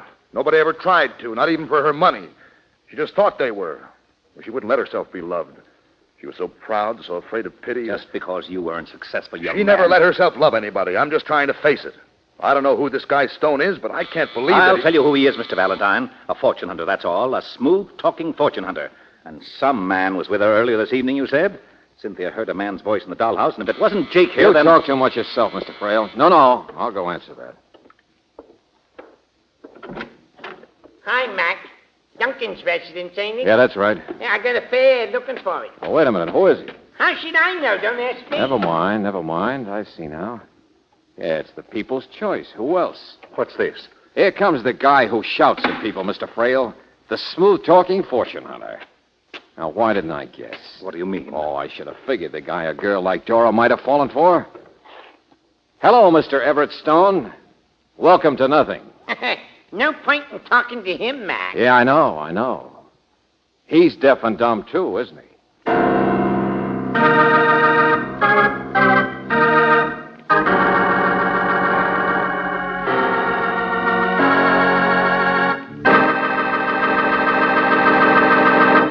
We'll return to tonight's adventure of George Valentine in just a moment. Now's the time of year when Chevron Supreme gasoline lends a helping hand to your car in more ways than one. Take this business of cold starts, for example. It can be awfully exasperating bearing down the starter with no results. And that means an unnecessary drain on your car's battery, too. Chevron Supreme, a premium quality gasoline, contains special blending agents that assure fast starts in the coldest weather. Not only that, it's climate tailored to meet the demands of each different altitude and temperature zone in the West. That's why wherever you drive, Chevron Supreme gives faster starts, smoother pickup in traffic, and ping-free power on hills. In fact, you can't buy a better gasoline for today's high-compression engines. Try a tankful. You'll notice right away how much better your car responds. Ask for Chevron Supreme at standard stations and independent Chevron gas stations where they say and mean we take better care of your car.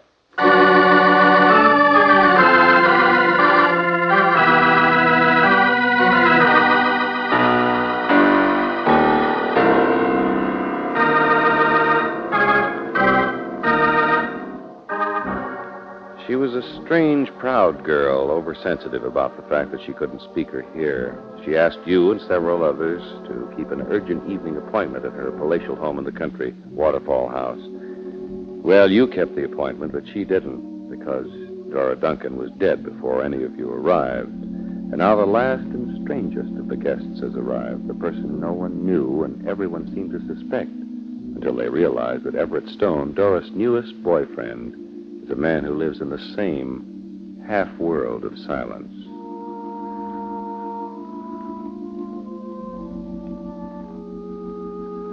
I'm watching, Mr. Stone. Write some more. That's who I am, Miss Brooks. A bum, I guess.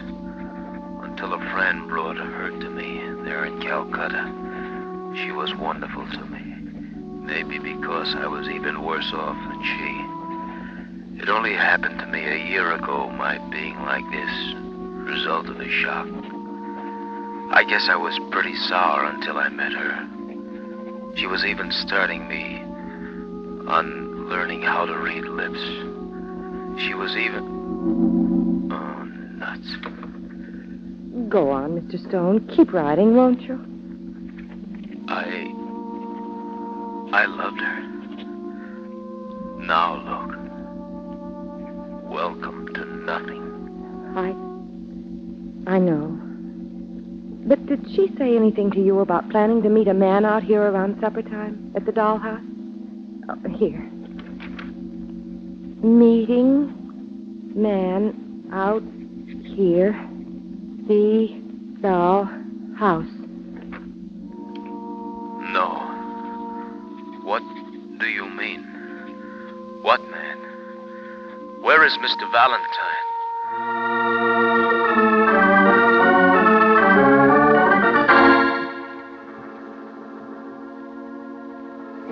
No, Riley, I haven't found the place it happened yet. It was out in the woods, up the river. All right. I'll be out there as fast as I can. We'll get some men to help after I get out there. The local doc says she was dead before her lungs filled, so it wasn't drowning, you understand me? Oh, Valentine, how you can always manage to get mixed up in... Now, look, I tell you what you do. Never mind, I know what to do. Find a guy who does exactly what you're doing. Huh? Yells at people, even if they can't hear.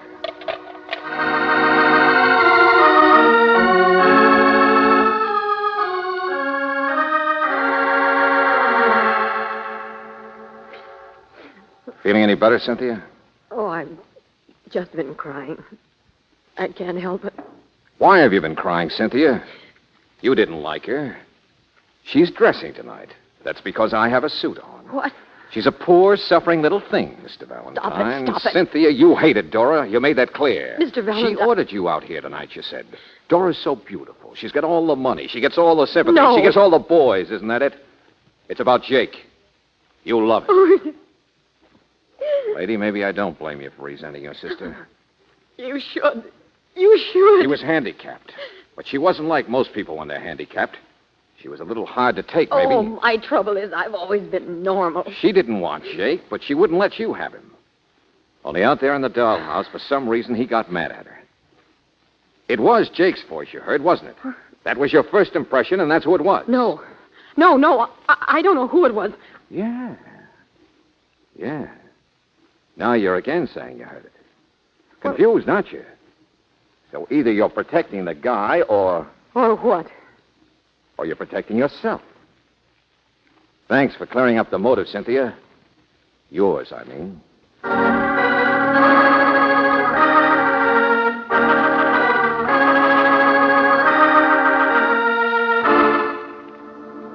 The question was nice and simple, Mr. Frail. Now, once again, how much money did Dora Duncan have? But really, with the current value of investment... How much? I should say 800,000 or 900,000. Of course, one can't be sure. Why? Well, it's a stock poser my friend Riley always asks the minute he comes in the door. Money, motive, money. Yeah. I'm just an old cynic. Now, where's this guy, Jake Mannering? I'm here, Lieutenant. I'm sure pleased Save it to... and listen. We ran a check with all the specialists in town, and one of them clicked. Definite improvement after her trip, the doc says. 25% hearing, he called it. Okay, Riley, so Dora was getting well. And so she ordered a gathering of the clan out here tonight, my friend. Why? Why? Did someone speak out of turn and get her upset? Huh? Think about it. Come on, Valentine, let's go. Hold it, Riley. Why? I want to go upstairs. Since you started this, let's wind it up. Huh? Oh, Brooksy, Yes, George. Has he finished yet? Just about. It took time to write all the questions. Here. Oh, good. Oh, excuse me, Everett. This is Lieutenant Riley. Lieutenant Riley. He knows, George. Yeah, well, how do you do, Everett? Now, let's see. I had to remain in town to see about luggage and so on. Besides, I believe Dora wanted to surprise everyone with the news of our marriage. Wait a minute, what's that? Hey, you mean Everett here? Dora and I had been married by the captain of our ship just after we sailed from India. How about that, Riley? Now let's do some guessing about what else she was going to tell at 8 o'clock.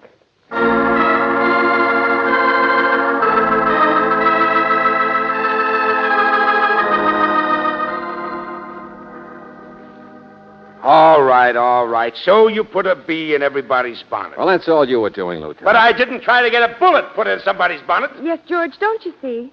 If Dora was murdered before any of them knew that she was married... Yeah, and you pull your smart stunt in a house full of guns. Okay.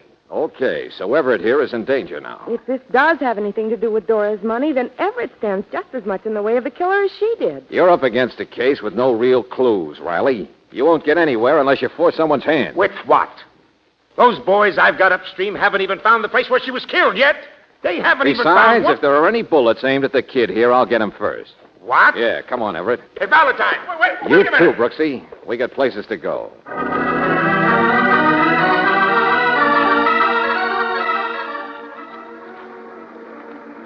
The dollhouse, George? Yeah, this thing won't make sense otherwise. Come on in. Here, Everett.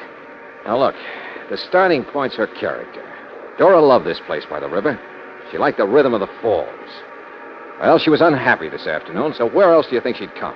But, George, her body was upstream. George, what are you doing? Here, write him a note, Angel. I don't want him to think I'm crazy throwing a wooden tray off the balcony. There it is. See? George, it's going toward the waterfall. Uh-huh. Floating in a circle. But it's moving upstream. It's an eddy, that's all, from the waterfall. See? Now it's swinging toward the bank again. And the body would do that, too, wouldn't it? There. It's right where we found her body. Uh-huh. So she was killed here, wasn't she? She was killed and thrown off this balcony. Hey, look at this, Brooksy. Spot on the rug. Blood? And that mark on the railing out there. So there are clues. Maybe even fingerprints. The murderer wasn't able to he get rid... tried to clean up all right, but he needed time. That back current out there gave it to him. Now, Riley's men are still a mile away, beating the brush. I can run over to the house. No. Now's the murderer's chance to come out here. And now that he's looking for Everett anyway. Shh. What? There's nothing, I guess. I wonder if the kid over there would be game... Here, Everett. Give me the pencil. Now. Hey, did you hear that?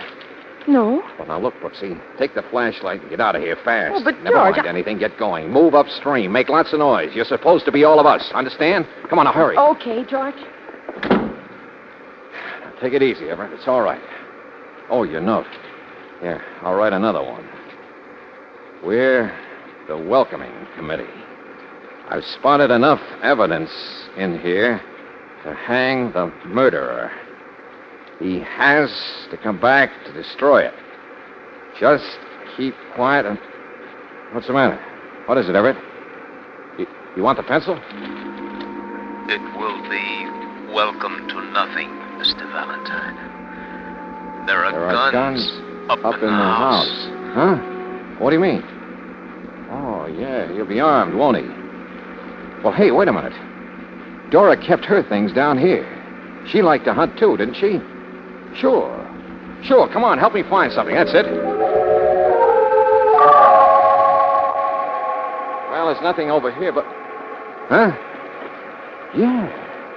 Yeah, a rifle. Good. That'll do it. Thanks. Now, you stay down here, Everett, behind the door. That's it. That's good. I'll get back by the balcony. See better from there. Now, don't you worry, kid. It's about over. Funny how it gets in your ears, the rhythm of the waterfall. Gets in your head, and you hear nothing else. Hey, listen. No, that wasn't anything. She was a lonely girl, Dora. But she was proud, like the waterfall. Wouldn't let herself love anything until you came along. And you were worse off than she was.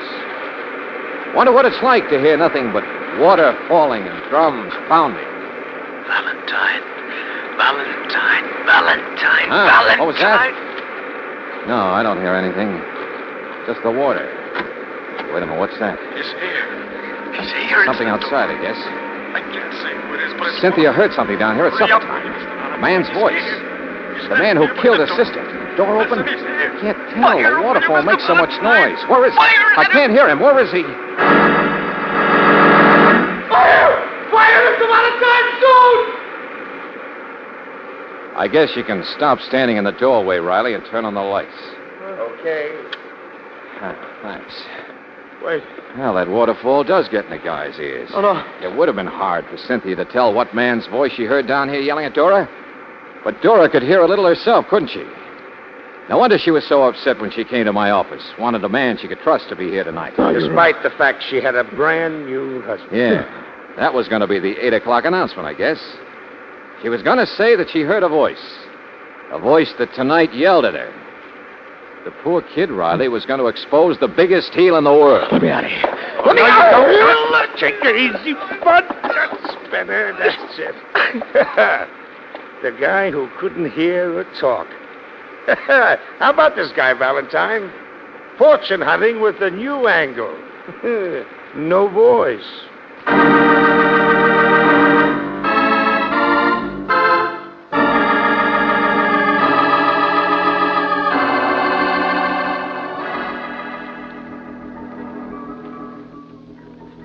Cynthia, the only thing you should feel bad about is that he almost got away with it. Yeah. You know, Everett put in a lot of practice for that act. It was going to be worth $800,000 or $900,000, wasn't it? Getting his sympathy, being her husband. And if I hadn't read that note George wrote me the minute I got outside saying to get Lieutenant Riley, He might have got away with it. Well, I knew the only way to make Everett talk in front of anybody was to scare him into it. Feed him a lot of phony stuff about finding evidence, like coffee stains on the rug. Coffee stains? Why, you said... Yeah, Everett actually thought if I'd shoot Jake or Mr. Frail, then there'd be a fall guy. And the evidence would just be a few notes and a post-mortem. He'd be left clear. That's why he was so anxious to give me that rifle. How did you guess, Mr. Valentine? Welcome to nothing. That was a phrase of George's Everett seemed to like. Not much to go on, but, well, he repeated it in 2 of his notes. Mm-hmm. And when I gave him that phrase, I spoke it. He was just getting out of a taxi. It was dark. And what really clinched it, your sister had only begun to teach him how to read lips. I wonder if Dora really loved him. You mean, if she really loved Jake, don't you? Oh, no. I know that she didn't care for Jake, but... But has Jake got over caring for her? That's the question, huh? Well, why don't you answer the door and find out? But I... Go on, Cynthia, go on. Don't stand on ceremony. Yes. I see what you mean.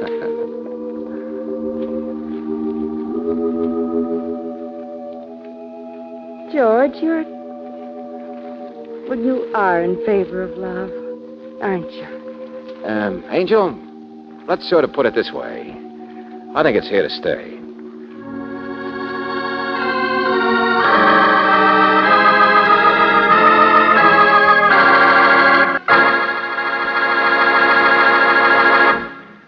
If you're headed for the snow country or planning any jaunt next weekend, first stop at a standard station or at an independent Chevron gas station and ask for a battery check. These friendly station men can give you this protective service in about the same time it takes you to buckle on your skis.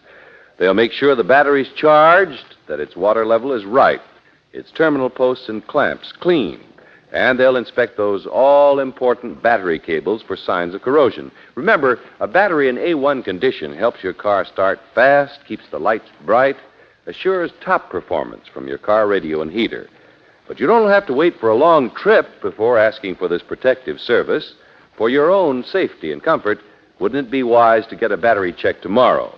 Ask for this speedy service at an independent Chevron gas station or at a standard station where they say and mean, we take better care of your car.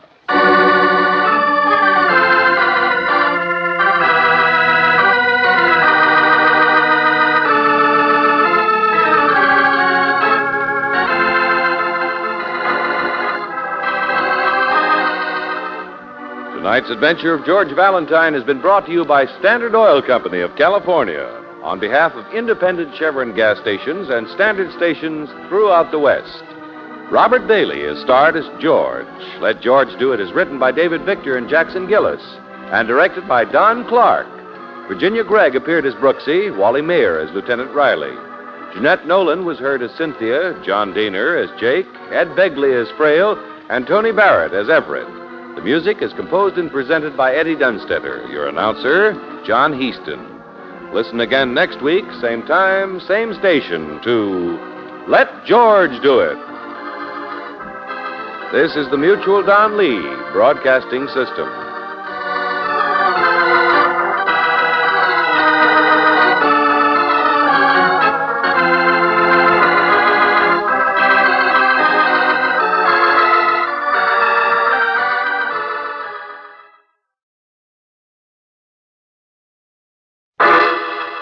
Personal notice. Danger's my stock and trade. If the job's too tough for you to handle, you got a job for me, George Valentine. Write full details.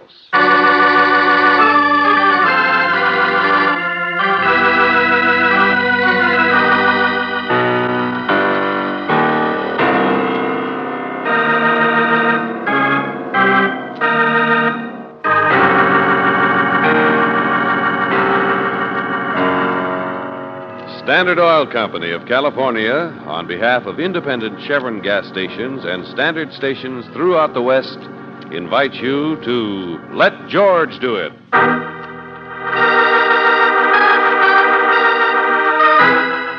Juniper Lane, another adventure of George Valentine.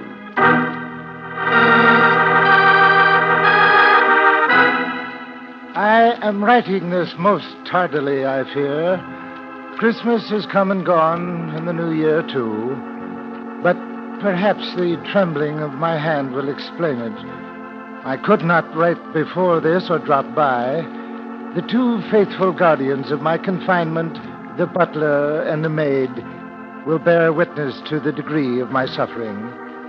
A suffering that is so prevalent among us here in Juniper Lane. Yes, I shamefacedly admit that my writing to you has been delayed by a common cold. And so, my good Aunt Bess, please accept my apologies and know that the pair of brown wristlets, which you so thoughtfully knitted for me as a Christmas gift, were most gratefully received. Huh? What's all that, Brooksy? That's what the letter says, George. Wristlets? Those old-fashioned things like a glove with no fingers. Keep your wrists warm. Oh, yeah. Well, who wrote this letter? What's the signature? There isn't any. Heading? Isn't any? Well, pretty simple, I guess. Just a mix-up of mail. One thing I know. I'm not Aunt Bess. Oh, I thought you'd enjoy it, that's all. Now we can get back to our own knitting. The next letter... Hey, don't tear that thing up. Why not? The envelope, let me see. George Valentine, proper address. So whoever wrote this thank you note also wrote to me. Then got the envelopes mixed. Absent-minded professor, maybe. He sounds sort of stuffy. Yeah, that's probably a man, all right. And the words he uses. He's sure not young. Butler and maid. Might be wealthy. Now, a guy like that wouldn't be writing to me unless it was pretty important, would he, Brooksy? Maybe something dangerous. Maybe frightening. Come on. What? But, George, you don't even know his name. I'm not thinking about him, Angel. I'm thinking of crossed envelopes. Of who must have got the letter that was intended for me. Aunt Beth. That's right. We have to find her. Think how she'll be feeling when she opens her morning's mail. A little old lady who knits wristlets and who lives in a place called Juniper Lane.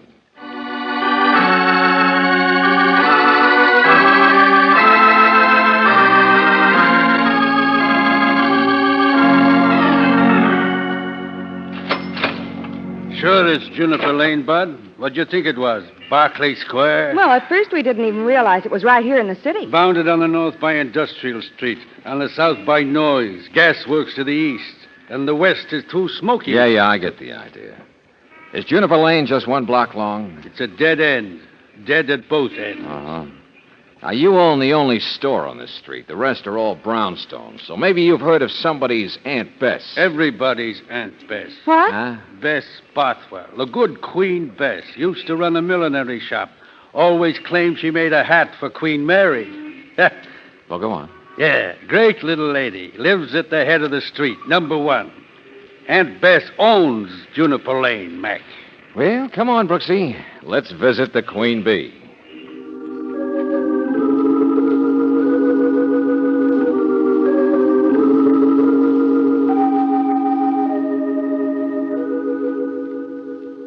Mr. Valentine, Felix McCoy, the cigar man, has been with us for years. He's so kind to the children. Yeah, sure. Kind to his mother, too, I bet. But look, Miss Bothwell. I'm sure you have nice points. Everyone does. Miss Bothwell, what we really came to see you about... And you too, my dear. You too. In the world outside, it is different, I'm told. And that's very tragic, and I weep about it sometimes. I can't help it. But somehow the tears come out happy in Juniper Lane. And then I find myself laughing because... Miss Bothwell, all I came here to ask you was How if you... could you understand about Juniper Lane? You've never seen the tree, have you? Look, George. would you... What tree, Miss Bothwell? Why, the juniper tree, of course. It used to be on the street, but now it's on the window. I put it there.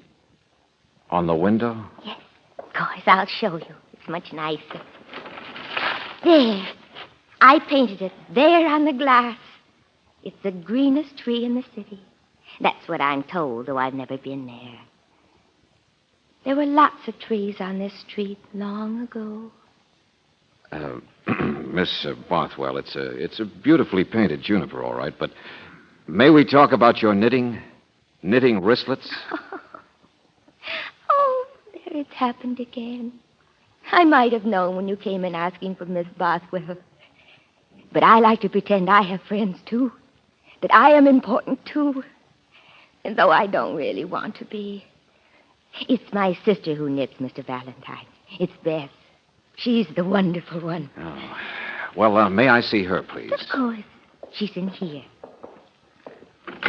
Oh, I'm sorry. Oh, but this is her bedroom. She's not even awake yet. No, my dear. It's quite all right. Bess is dead. While she was sleeping. It's difficult to keep your mind on things sometimes. George, what was it? Is there anything... Her neck. She's been stabbed. Yes. The knitting needle.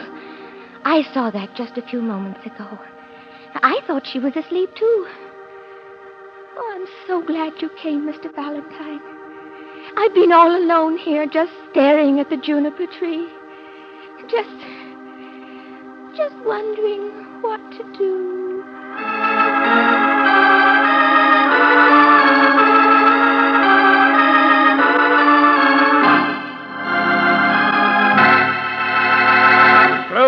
Clues? What do you mean, clues? Oh, take it easy, will you, Lieutenant? What time did the doctor say she died? Sometime before midnight last night. But look here. Her room's at the head of the stairs, and the front door down there is always left open.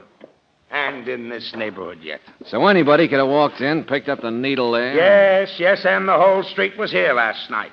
The whole street playing homage to good Queen Bess. What do you mean? I mean paying rent. The old biddy sat here collecting rent from everyone who lives in this... Valentine, I never even heard of this street before. This relic, this down at the heel. Yeah, the kind of a place you get unsolved crimes, I know. Yeah, there's nothing to go on. And that wacky sister, Miss Bothwell, sitting in there, won't talk about anything except how nice old Bess was, how nice Felix Hey, Riley, is. You know what wristlets are? Huh? Well, there's nothing to go on except one thing. Nobody to help us except one person. Yeah? Who? My letter, Riley. Don't forget it. My letter. And it's my hunch we better find the guy who wrote it. In this closed-mouthed bunch of... Oh, look, we've already gone through Bess's mail looking for that letter you should have got. Let's find the guy, Riley. He must have wanted help. He must know something.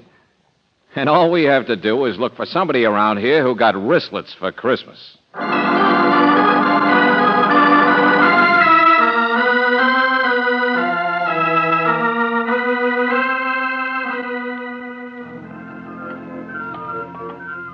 George. Oh, it's no use, Angel.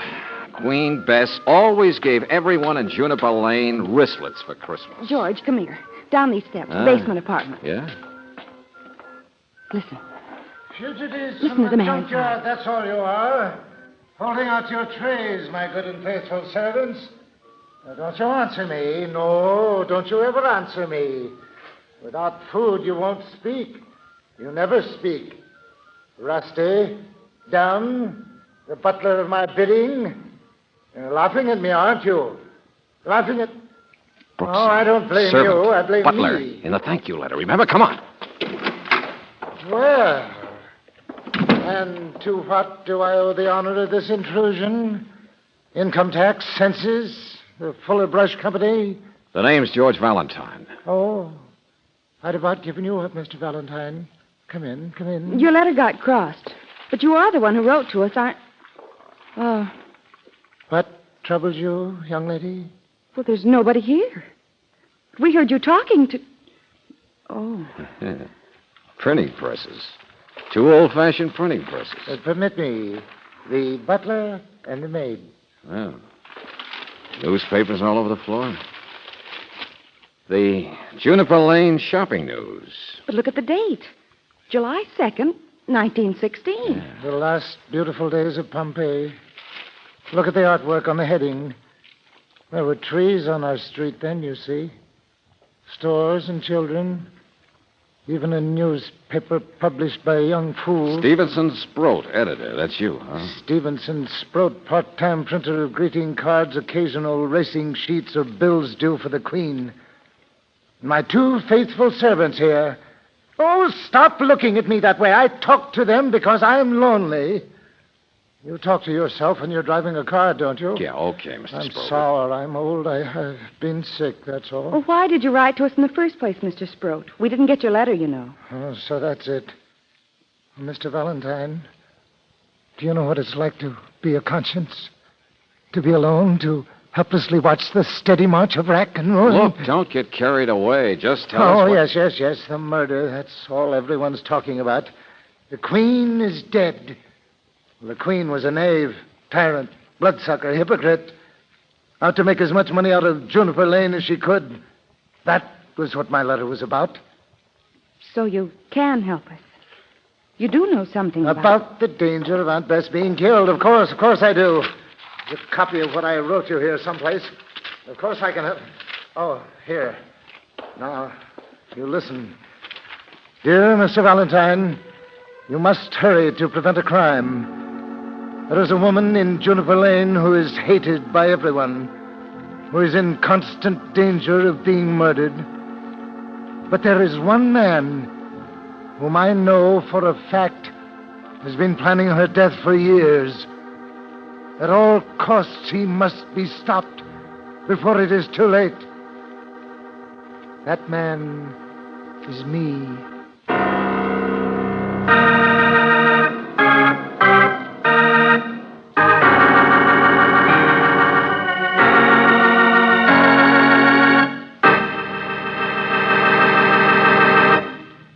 We'll return to tonight's adventure of George Valentine in just a moment.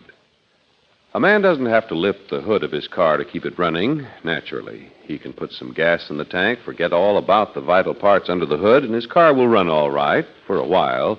But if you want both safety and savings for your own car, it's wise to have your station man look under the hood regularly. At standard stations and at independent Chevron gas stations, the under-hood checkup is part of their protective service. That's when they catch a worn fan belt or leaky radiator hose, things that might lead to major repair bills. Another example is regular oil check. Maybe 9 times out of 10, they'll tell you your oil is at the safe level. But when fresh new oil is needed to avoid costly engine damage, that's when protective service pays its own way many times over. A few minutes of your time tomorrow for an underhood checkup may save you hours of delay and expense the day after. So why not stop at an independent Chevron gas station or at a standard station where they say and mean we take better care of your car?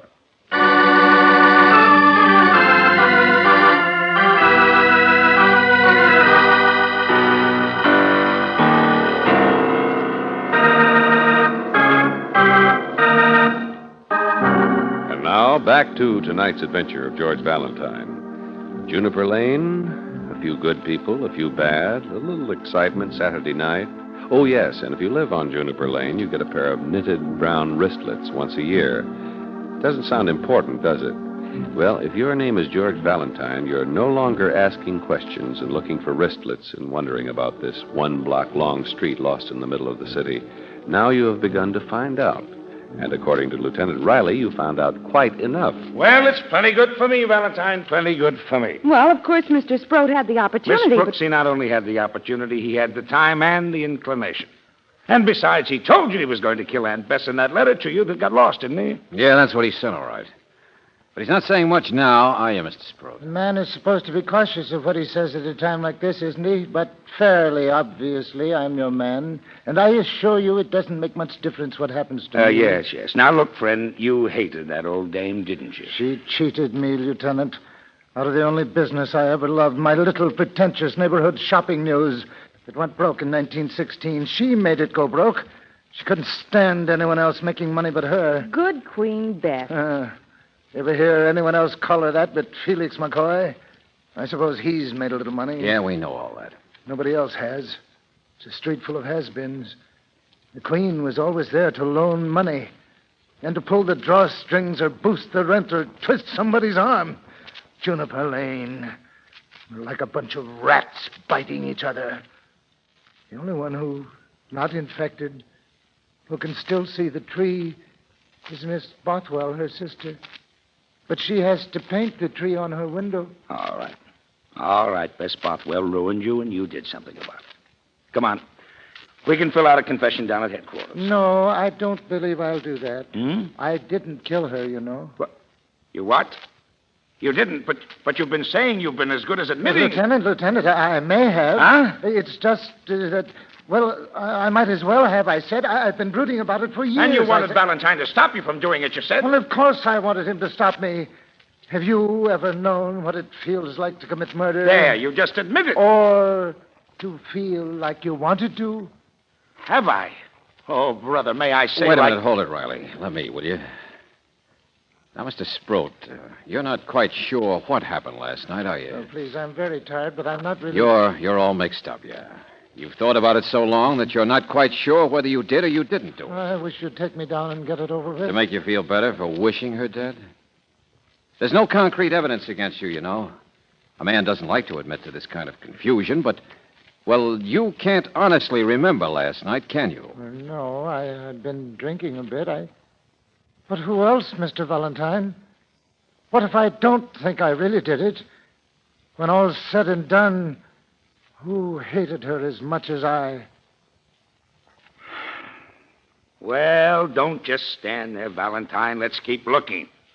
Juniper Lane. Oh, my.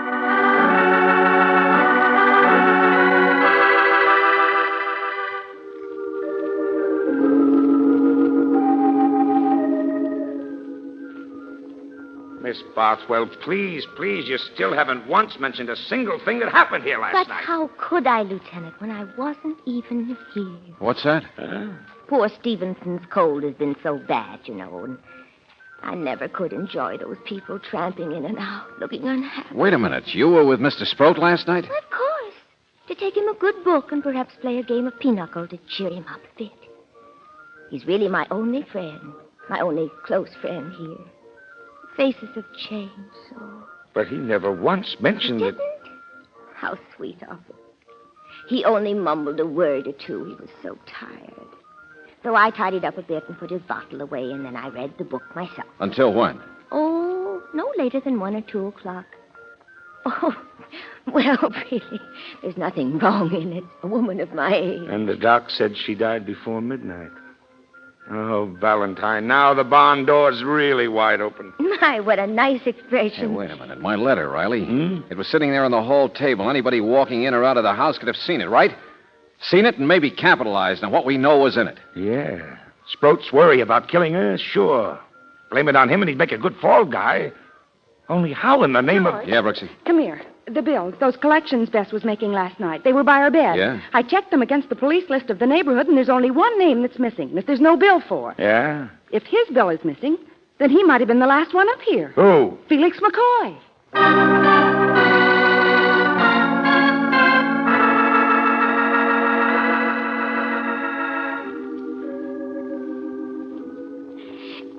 But what did I say wrong, Lieutenant? That Felix McCoy was Bess's husband? So why should she send him a bill? Oh, really? Sometimes it's very confusing. Your sister was actually married to that small time. It was all so long ago that no one remembers. She never even took his name. I hate scandal, don't you? Oh, Mother McCree. They did admire one another in a business sense. I haven't even remembered their marriage for years. But now you've made me think about Take it easy, Miss Bothwell. and made me think about her being dead now. I hadn't thought about her being dead yet. Like all the greenery that used to be along Juniper Lane.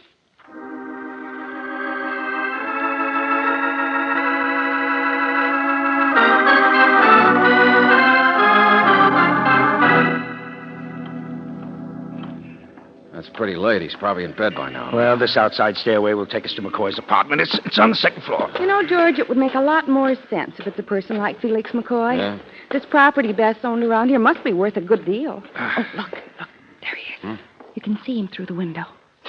Sleeping like a baby. George, the door just opened over there. It's hard to see. I There's can't somebody figure- standing there, moving toward the bed. Come on. How do you get into this place? Balcony door's locked. George, there's a knife. He's going to stab him. Stand back. Hey, you stop! Hey, it's too late. There's the knife. Riley, get it! Slow down, will you? Well, I'll be... Well, look what bounced back at us, Valentine. All right, all right. You don't have to keep your knee in my stomach. Oh, yeah. Thank you.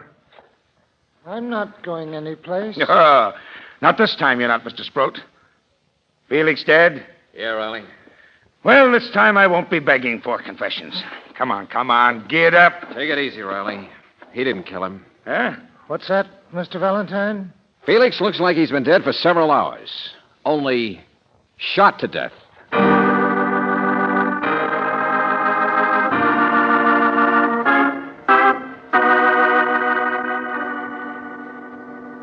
Yeah, Riley, this gun was lying here on the floor. Whoever did it pumped all 6 shells into Felix, then pulled up the blanket. Juniper Lane, the whole place is crazy. Yeah, that's been bothering me, too. Huh?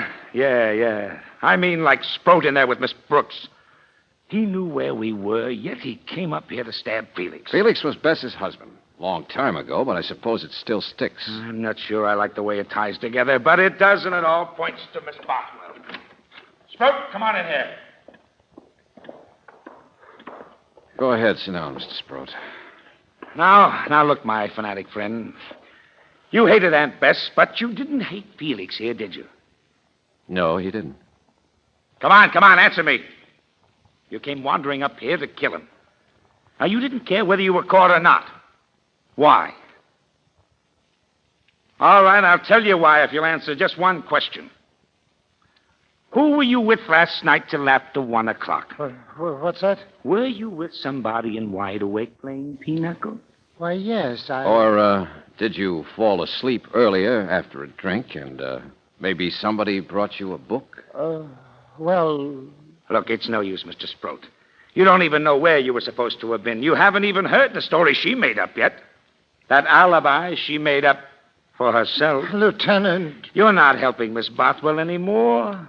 You're a big, noble guy. You knew there wasn't any evidence on the first murder, so you figured that if you got caught for the second one, you'd hang for them both. My life is worth very little, Lieutenant, but she... Sure. In your own mind, you'd be the hero who got rid of the wicked witch of Juniper Lane and her shakedown husband. Only I've got a job to do, my friend. I have nothing to say. I'd like to talk to Mr. Sproat alone, Riley. Huh? So go on over to Miss Bothwell's place, will you? I'll meet you there. Okay, I've got all I need.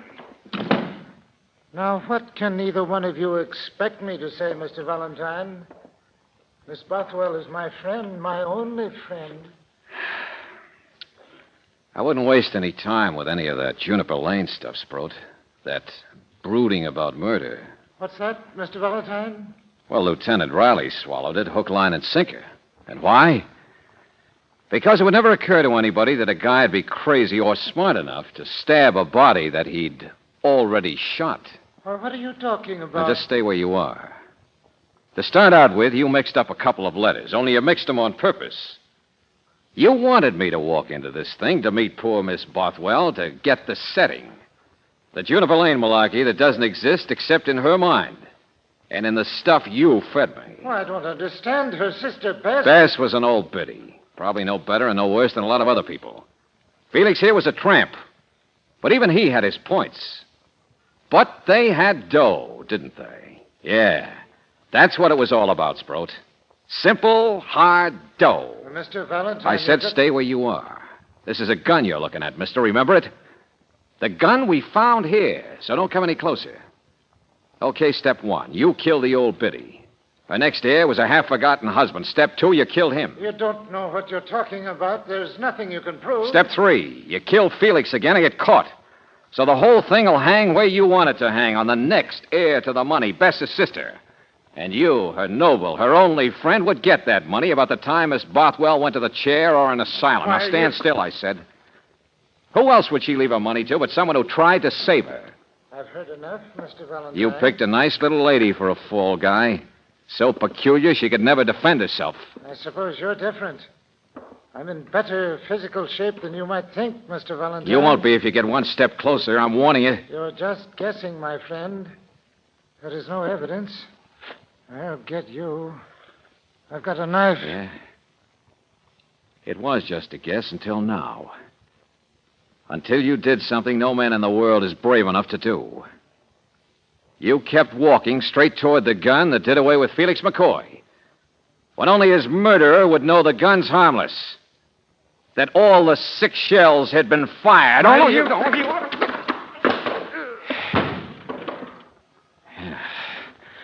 But the other end of the gun worked all right. Didn't it, Mr. Sproat?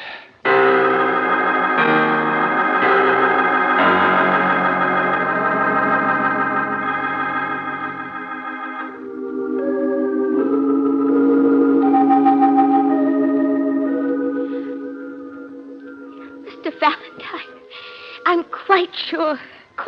Please, Miss Bothwell, that alibi for Mr. Sproat wasn't true, was it? It's the only thing that doesn't fit. Oh, it wasn't very nice of me to lie.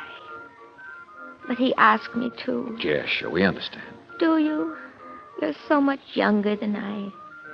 You have so much more time left to understand about the world. The world is just the same as your street, Miss Bothwell. No, it isn't. There's no place like Juniper Lane. It must be perfect. And everyone in it must be good. That's why I lied for Mr. Sproat. Mm-hmm. Is it wrong for a lonely old woman to fool herself? I know that I painted that tree there myself, Mr. Valentine. But if you stand right here, the tree's on the curve. And if you stand over here, it's farther down the street. Sure. All the trees you want in Juniper Lane. Well, you stick to making believe, Miss Bothwell. It's nice.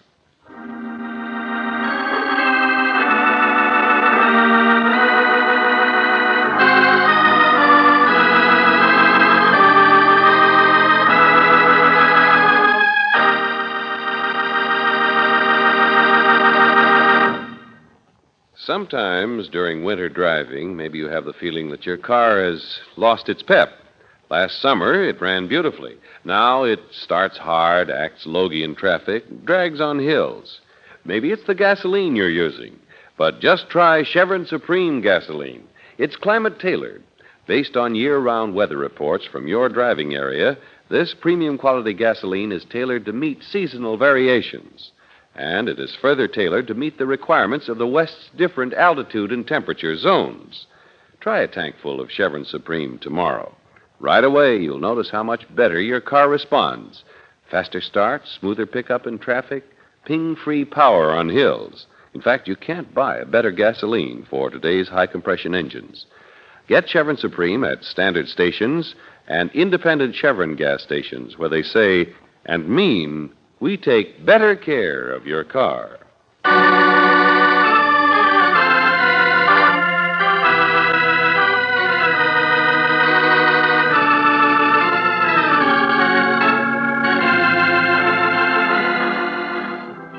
Tonight's adventure of George Valentine has been brought to you by Standard Oil Company of California on behalf of independent Chevron gas stations and Standard stations throughout the West. Robert Bailey is starred as George. Let George Do It is written by David Victor and Jackson Gillis and directed by Don Clark. Virginia Gregg appeared as Brooksy, Wally Mayer as Lieutenant Riley. Bob Griffin was heard as Sproat, Lorene Tuttle as Miss Bothwell, and Herb Butterfield as Felix. The music is composed and presented by Eddie Dunstetter, your announcer, John Heaston. Listen again next week, same time, same station, to Let George Do It. This is the Mutual Don Lee Broadcasting System.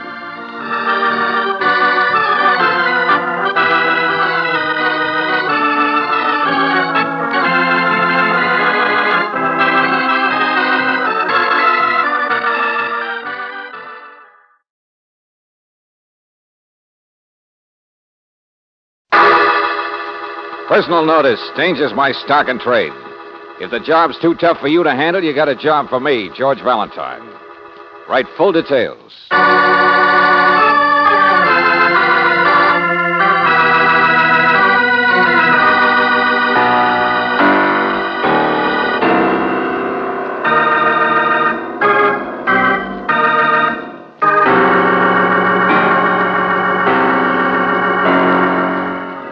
Standard Oil Company of California, on behalf of independent Chevron gas stations and Standard stations throughout the West, invites you to Let George Do It.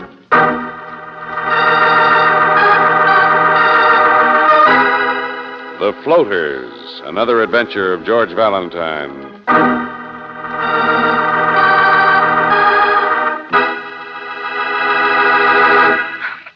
Valentine, nice, Mr. Valentine. Please, Hey, who is this? Who's this speaking? Won't you wake up? Can't you wake up and try Hey, to... look, lady, it's 2 o'clock in the morning. But I already told you. My name is Bernice Hillary, and you've simply got to come here. Huh? I don't know anybody to turn to. Come where? Why? It's only a few hours' drive for you. I'm the 4th cabin on the left, the border motel. It's a big place with palm trees and cactus. The Mexican border, it isn't far. Mexican border? The American side, that's the trouble. Only drive fast. Please, drive fast. You've got to get here before I daybreak. said why? What's the matter? Will you calm down a minute? Will you, Bernice? No. The 4th cabin. You can find it. It's a big one off by itself. My car is parked right beside it. I can't stay here, and I can't leave. I'm all alone. I don't know what to do. If I run away, they'll catch me. And if they do, they might hang me.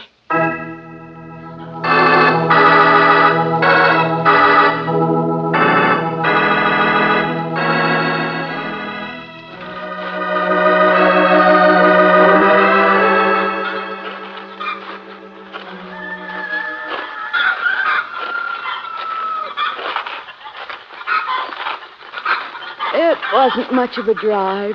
Oh, no. This doesn't look like much of a place either, does it, Brooksy? Might have been once. Nobody awake but us chickens. Here, that's the 3rd cabin. Uh-huh. Yeah, the motel's all run down. Yeah. Business on the border must be slacking off. Wait a minute. Here's her car. If it is, she certainly doesn't need anybody's help.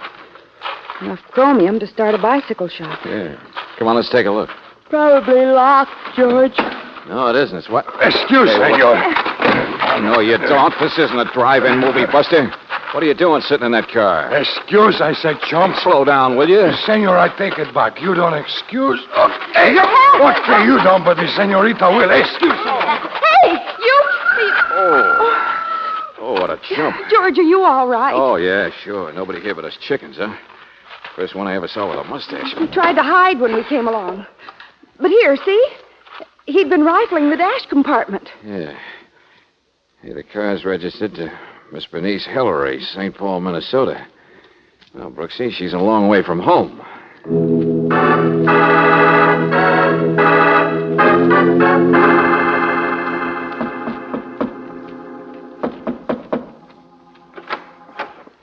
Mr. Valentine? Miss Brooks, that's right. Yeah. You're Bernice, aren't you? Mm-hmm. Come in. Okay. Now, will you please... You got here before sunrise, didn't you? Dawn's just coming, isn't it? Hey, what's George, going on? she's hysterical. Oh, no, I'm not.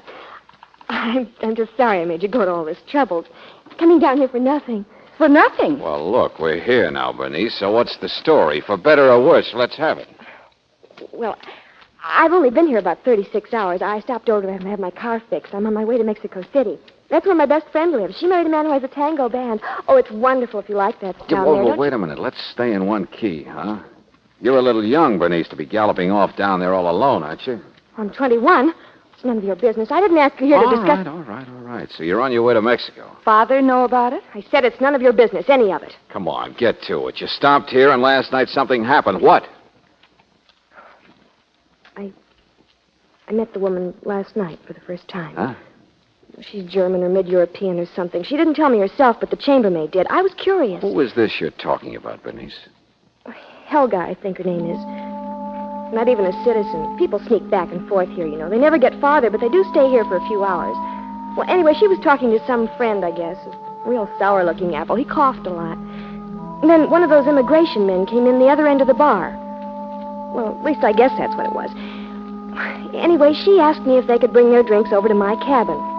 She and the man, I mean. So they slipped out.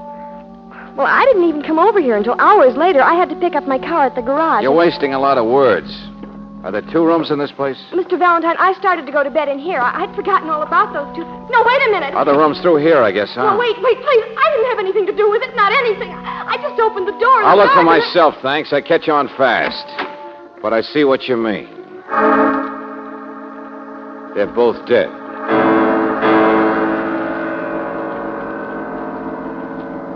It's a double suicide, George. Yeah, Angel. Poison. Looks like it hit her harder than it did him. There's 2 whiskey glasses there. This little box is what it must have been in. Ooh.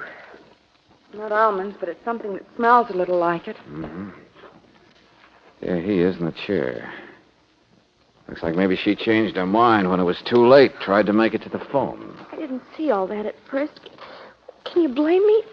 All I could see was something dark, and I touched it, and she was dead. Yeah, well, never mind, Bernice. Who's the manager of this motel, the owner? Wait. Fred Dexter, I think that's it. Go find him, will you, Brooksy? Yeah, sure, George.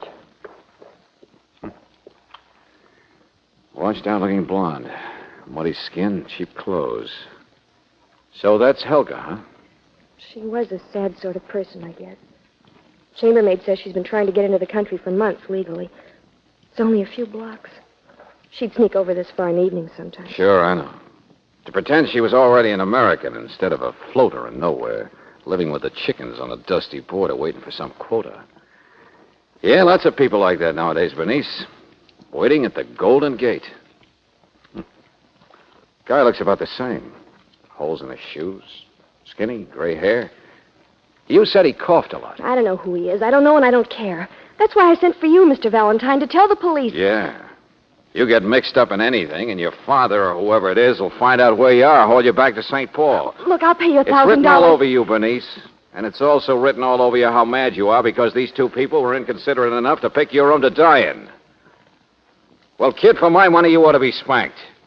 And if you think I want to face the music for you, Please, Mr. Valentine. Stay there.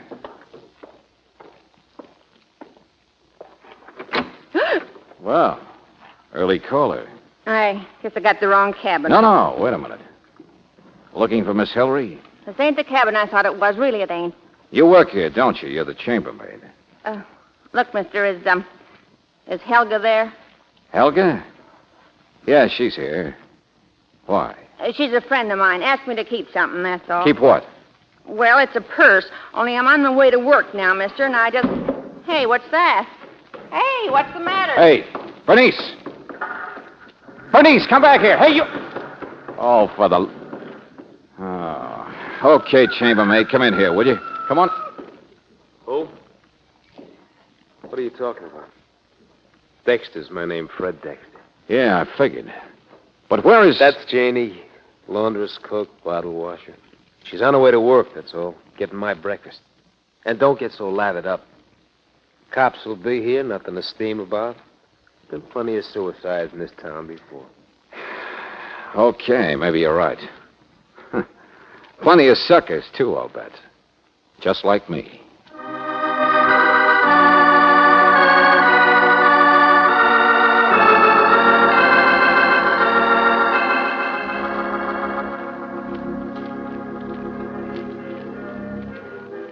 Well, we call the police, Mr. Valentine. Now we'll just wait. What about this guy who coughed? Who was he? He and that Helga dame, birds of a feather. Nothing to live for, and they flock together. It's easy to drink your last toast if there's somebody with you to keep your courage up. He never would have been admitted, made the quota, so why not? Yeah, but I said, what about him? Who was he? You're stubborn. Why don't you leave well enough alone? That's what the people do down here. That crazy dame who skipped out on a bill, Bernice Hillary, forget her. She can't get far. If they do find her, there's nothing to say. It's a closed case. Buster, for the 10th time, I'm just passing some advice. The guy who coughed, I don't even know his name. Seen him a number of times the past few years. He was an American citizen, wasn't he? Oh, sure. But he was sick, broke. Lived on sleeping pills, whiskey, and dreams. Always been that way. A border case. Came here to get rich and didn't. There's a lot of money floating back and forth, you know, if you're smart enough to latch on to something. He wasn't. Are you? Look at this rat's nest. I had big ideas once. Thought I might latch on to something. Oh, skips. Okay, that Mexican mustache who hit me. How about him? I never saw him in my life. Okay, then this woman Janie who works for you. She's fat, reads movie magazines. I know what she's like. I just want to know where she lives. You mean a room? Where is it? How should I know? In town someplace. Why? You want a date? I'm going to do a little floating around myself, Buster. Maybe I can latch you onto something.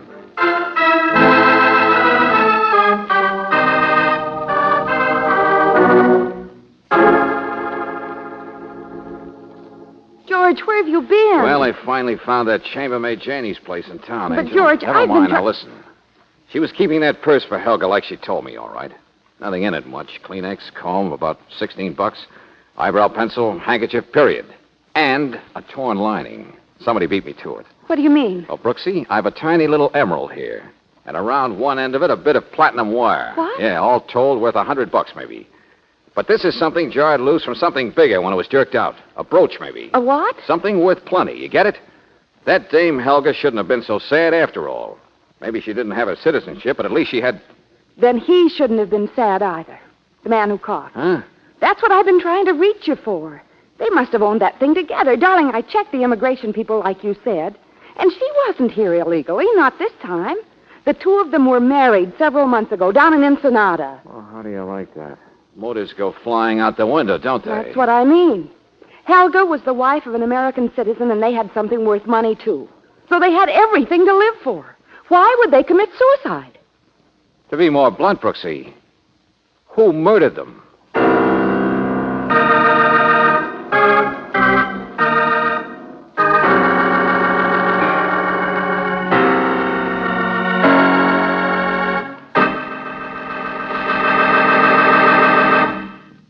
We'll return to tonight's adventure of George Valentine in just a moment. People are sensitive to seasonal changes, that's for sure. But you know that the gasoline in your car is also sensitive to seasonal changes? You bet it is. And that's why Chevron Supreme gasoline is climate-tailored to each different altitude and temperature zone. This scientific tailoring is based on year-round weather reports from all over the West. Today, tomorrow, any day in the year, depend on Chevron Supreme to get the best out of your car wherever you drive. Try a tank full of this premium quality gasoline. You'll notice right away how much better your car responds. Faster starts in any weather, smoother pickup in traffic, ping-free power on hills. In fact, you can't buy a better gasoline for today's high-compression engines. Get a tank full of climate-tailored Chevron Supreme tomorrow. Ask for it at standard stations and at independent Chevron gas stations where they say and mean we take better care of your car.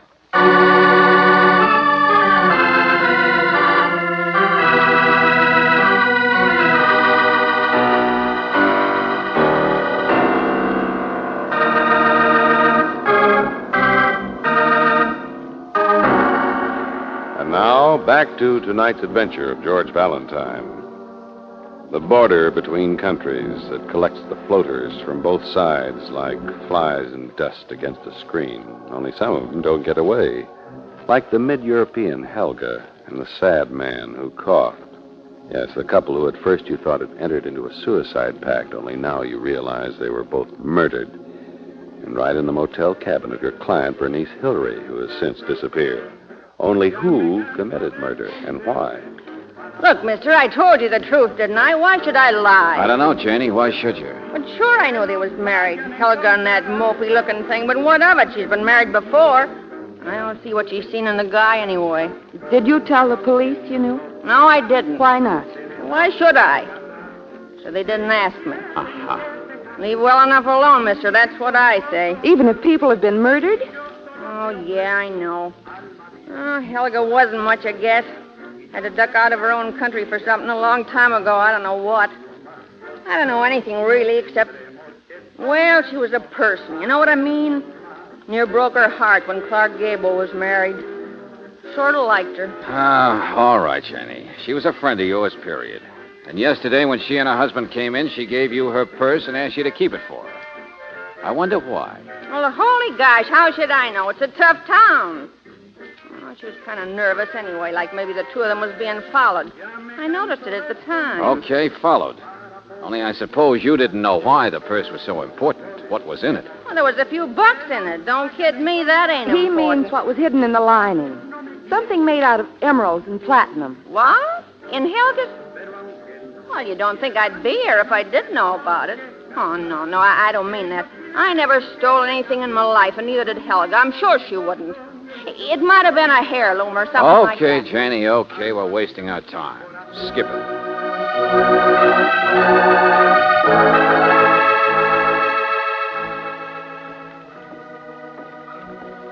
Well, George, what are you going to tell the police? Everything I know about it, but I wish it were more.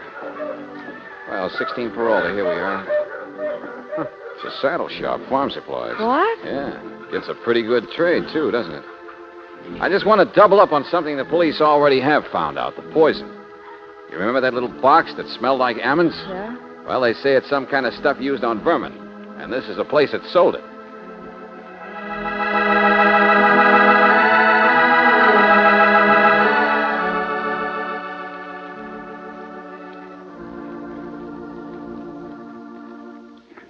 I told the police, Mr. Valentine. Don't remember much. Hot day for this time of year. Well, did a man buy it or a woman? Afternoon there, Fred. Nice weather. What did you say? Was it a man or a woman? Lipstick. What? Fished out some change, out dropped a lipstick. I know, 'cause I picked it up to hand it back. Afternoon, Mr. Gonzalez. George, so it was a woman. No, man.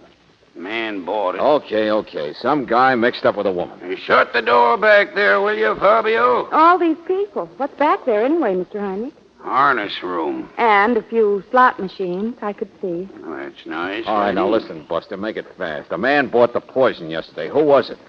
Oh, no, that's what I told the police. You mean you run a gambling joint? It's not smart to tell on people. Oh, relax, son, relax. Too hot a day for that. I'm blind. Blind? But I didn't... But you've been saying hello by name to all these people who've been walking back... Old customers, that's all. Recognize their steps. Oh, I see. Okay, I'm sorry. Come on, Brooksy.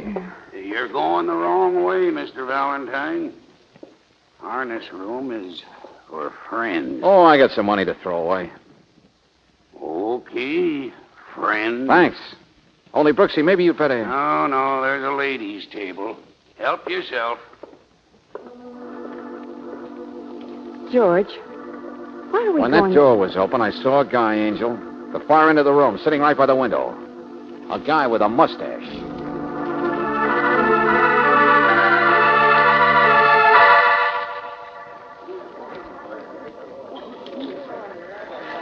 Hello, chum. Huh?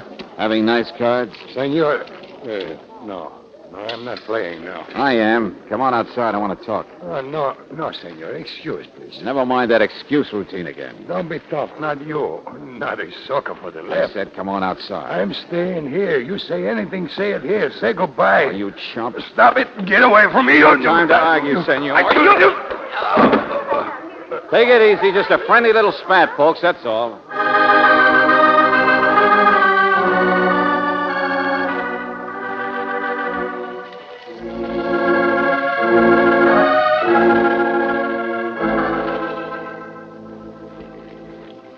$5, $10, $15. People are upset when things happen. It's pretty bad for business. This isn't hush money, friend. We're paying you to take care of this guy. Oh, he'll come to in time. Need a beefsteak, maybe. I'll bet he gets hamburger. You're smart, lady. But I better keep that wallet of his for him. Not so fast, Heinrich. He only has traveler's checks anyway. Traveler's check? Yeah, Mexico City. Let me see that letter. Okay, try your Spanish. Jose? Oh, Jose, that's him. George, Jose. He's a detective. What? Be good reward in it if you can trace for me.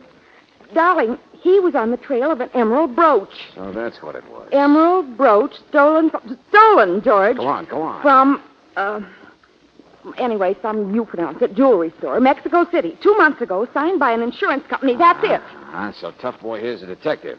He must have been looking in Bernice Hillary's car for the brooch. Hey, wait a minute, Angel. What are you talking about? Jose didn't start swinging till I tried to get him outside, to get him to move, to get him away from his chair by the window. Why? So that's what he was watching. Chromium. That old garage across the alley. George, that's Bernice Hillary's car.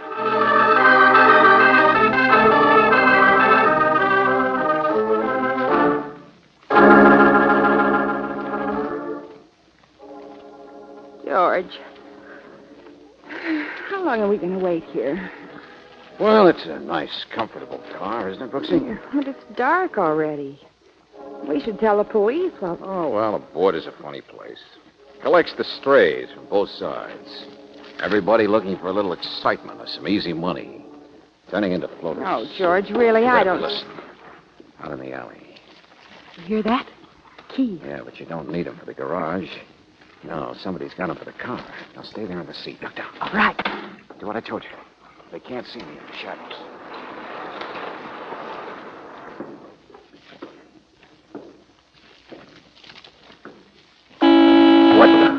Who's in there? Easy, Buster. I'm right behind you. Oh. Yeah. Now turn around slow, Dexter. Yeah, sure, Valentine. What did you do? Steal this car? What happened to Bernice? She drove away in the car this morning. What'd you do with her? Brooksy, we know the guy who bought this poison was mixed up with a girl. What? What's that? So maybe she loaned him the car. No, I tell you... Red. Hey, what's the matter? There's no one in the street. Can't you start a cab?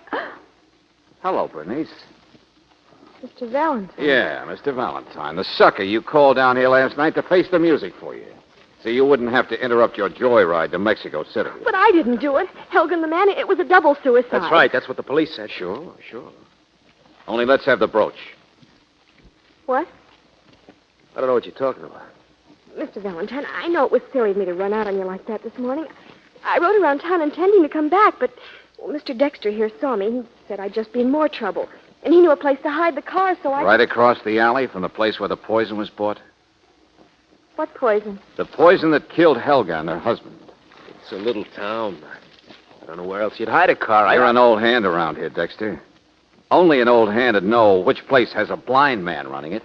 Convenient, so there wouldn't be any identification. So what? Lots of people know about it. Come on, Dexter. I want the brooch. What brooch? This morning I asked you where Janie lived. You said you didn't know. It took me a little time to find it, and when I found it, I found a certain purse. A brooch had been ripped out of it so fast, part of it stayed behind. In Janie's place. And she said you'd been there before. He's holding his hand against his coat pocket. Is that... Brooks, stop him!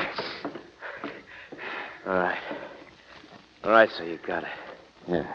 Stolen in Mexico City. Probably by Helga. It was hidden in the lining of a purse yesterday for only one reason, to smuggle it across the border, which she did. So people in this country don't even know about it. It was your big chance, wasn't it, Dexter? So what if it was? You know what it feels like to sit down here in the dust, losing your dough, and a big chance is floating right past you? Mr. Valentine, I didn't know he had it. Honestly, I didn't. Oh, sure, Bernice. Last night, who besides you knew that Helga and the man could be found in your cabin? Well, it was murder, lady. Plain and simple murder.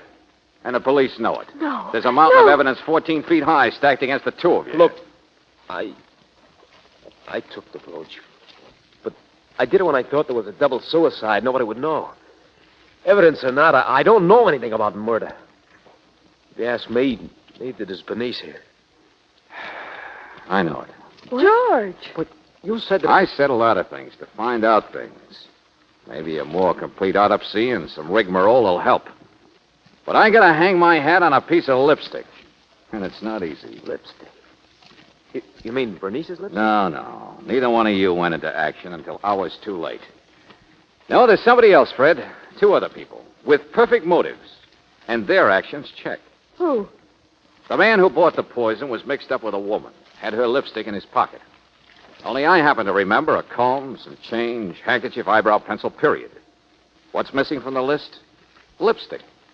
Whose purse was it missing from? Helga. Yeah, a floater, Brooksy, who couldn't stand to share the profits. And the new husband she married to get in this country knew he couldn't trust her to make a split. Sure, Helga and the guy with the cough. The double suicides. How else could it have happened? Did you ever stop to think they could have killed each other?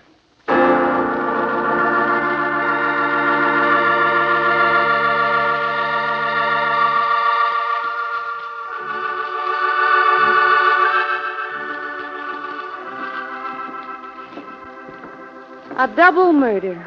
Timed so perfectly it looked like a double suicide. The gingham dog and the calico cat. Yeah, the husband was filled up with his own sleeping pills. Helga must have fed them to him earlier in the bar. Then she borrowed Bernice's room so he'd have a nice place to dine in without being able to yell for help. And that gave him a chance to use the poison he'd bought from the blind Mr. Heinrich. Mm-hmm. Helga didn't marry that guy for love. She did it cold-bloodedly to buy herself a ticket into the United States where she could safely dispose of the brooch. And to get the man to do it, she must have had to offer the poor groom a 50-50 split. Poor groom. Huh. Neither one of them was the kind who could take half of anything, and they both knew it. So the minute they were safely past immigration, bang. Only instead of a bang, they picked the obvious method down here. The one either one might have got away with. Poison suicide by just another floater. The border. Sad part of the world. George, I wonder if Bernice and Fred Dexter will ever wake up to what their lives are really for. I think they've already started, Angel. Here's the car. Have the keys? Mm-hmm. In my pocket. Look out, chicken. You know, George, I was awfully impressed with you. The lipstick. Noticing a clue like that. You noticing lipstick. Well, I'll tell you a secret. I just realized that clue was no good. But it was perfectly obvious Helga had just given it to her husband. Well, now, look, any man should have realized. Here, look. Look what was in my pocket. One of your lipsticks. And can you prove when or where I got it? Probably been there for weeks. Women are always doing that. George, you're right. It doesn't prove anything. But explain just one more thing to me, will you? Sure, go ahead. This is not my lipstick.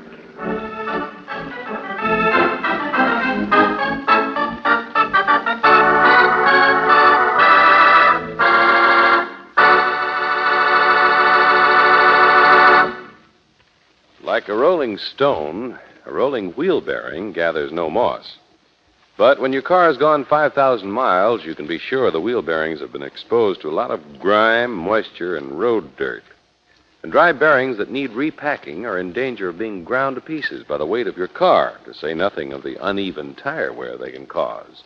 So why not play it safe and ask for the protective service offered to you at standard stations and at independent Chevron gas stations. Here, the experts are specially trained to keep your car's wheel bearings in A1 condition. They use only RPM wheel bearing grease, a lubricant that's tailor-made to seal out harmful grit, dust, and moisture. A lubricant that won't harden in cold weather, won't melt in hot weather.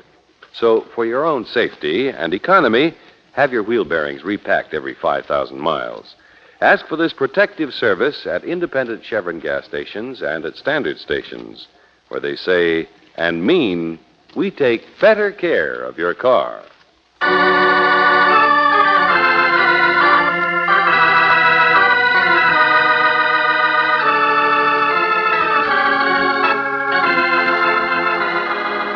Tonight's adventure of George Valentine has been brought to you by Standard Oil Company of California on behalf of independent Chevron gas stations and standard stations throughout the West. Robert Bailey is starred as George. Let George Do It is written by David Victor and Jackson Gillis and directed by Don Clark. Virginia Gregg appeared as Brooksy. Jane Webb was heard as Bernice, Eddie Fields as the Mustache, Ruth Parrott as Janie, Tony Barrett as Dexter, and Joe Duvall as Heinrich. The music was composed and presented by Eddie Dunstetter. Your announcer, John Heaston. Listen again next week, same time, same station, to Let George Do It. This is the Mutual Broadcasting System.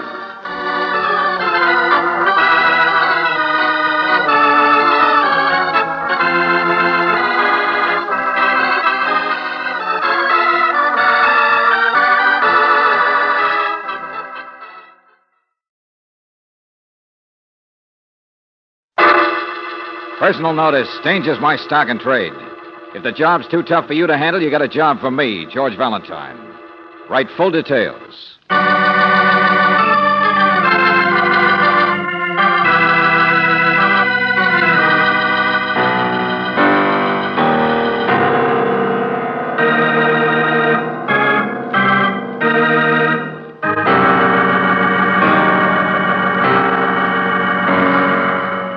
Standard Oil Company of California, on behalf of independent Chevron gas stations and standard stations throughout the West, invites you to Let George Do It.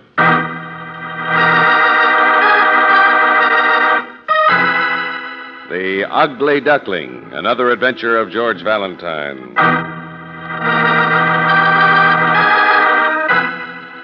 My dear Mr. Valentine, having devoted my entire life to music, to the management of concerts, the development of singers, I find that sometimes my knowledge of simple human nature is lacking. A friend of mine needs help, quite desperately. A woman who gave up her own musical career just for the sake of a man who is as cold and bleak, as incapable of tenderness as the music he composes or the dreary stone house that they hibernate in. His name is Edmund Salter. He is very ill, it's true, but caring for him has made his wife even more than ill.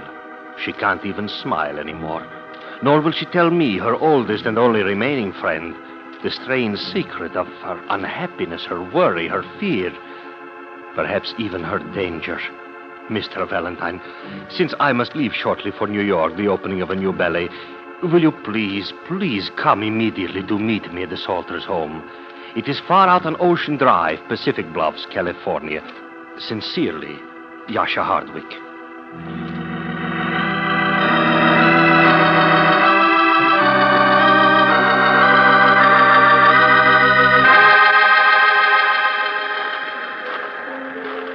Come on, George. He won't mind. He? I'm just beginning to wake up. It's the husband playing, Edmund Salter. It must be. Mr. Hardwick said composer, and it never occurred to me, but there was an Edmund Salter who was famous. Well, you couldn't prove it by me. Concert pianist? Mm-hmm. When I was in school, he performed once. But there's something strange about him. He's a little tiny man, George. He makes a lot of big music. He was shy, and why, he's the one they call the Ugly Duckling. Well, Oh. how'd you do? Oh, excuse us. We were just listening to... I have absolutely no statement to make for the papers. And if you think you're going to hear a personal, private Oh, requiem... well, just a minute. My name's George Valentine. This is Miss Brooks. You're Mrs. Salter, aren't you? The friends of Yasha Hardwick from town? Yes, that's right. Oh, excuse me. He has such odd friends, I never would have guessed. Well, Oh, I'm one of the artists. Don't be offended. Yasha's staying at the hotel, but he's on his way over now, I think. You may wait for him here. Mrs. Salter, is that one of your husband's own pieces he's playing? Johann Sebastian Bach. Oh, well, I didn't know. I just... Johann Sebastian Bach. Lovely, isn't it? Edmund plays it so neatly, so cleanly, so precisely.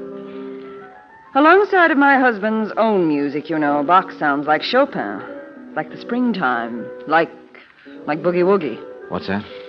Like something with blood in it, Mr. Valentine. I'm afraid my husband was much too self-centered to be ever quite capable of... What's the matter, Mrs. Salter? Oh, pardon me. Yoo-hoo, Mary. Mary, darling, may we come in? Oh, of course you may. Hello, Bertha. And you, too? Oh, this is Emile, darling, my new husband I told you about. Mrs. Salter. Well, you get such handsome husbands, don't you, Bella? What does she say? Oh, nothing, dear. Mary, darling, I rushed back. These are friends of Yasha's, Della. Miss Brooks, Mr. Valentine. Oh. Mrs. Bella Rappo, Emil Rappo. Oh, hello. How do you do? Such a pleasure. Emil Rappo. You're a pianist, too, aren't you? In this house? No. Alongside of Edmund Salter, I would call myself a bricklayer. Oh, he's so modest, too, and polite. And such a friendly smile. Yes, Mrs. Salter. Oh, Mary, darling, I understand how upset you are. I rushed back from San Francisco just the moment I heard. But if only I hadn't left here yesterday, it was such a tragic surprise. Yes, you rushed back. Of course you rushed back. And I'm so glad that you did, Bella. I've been just waiting for you. I've been just waiting to slap your face. Oh. Hey. Mary, darling. What in the name of... Why on earth did she do that? Why? To hit you? I don't know, lady, but it seems... Oh, no, please, both of you. The poor thing must be almost out of her mind. After all, she devoted her entire life to him. Well, won't one of you please go in there and shut off that phonograph? Phonograph? It's just George. It's making it worse for her. It sounds so real. Well, I will shut off the phonograph. Oh, we should have guessed it, Angel. Yes, it happened late last night. She wired me. He had another attack. Edmund Salter. The ugly duckling is finally dead.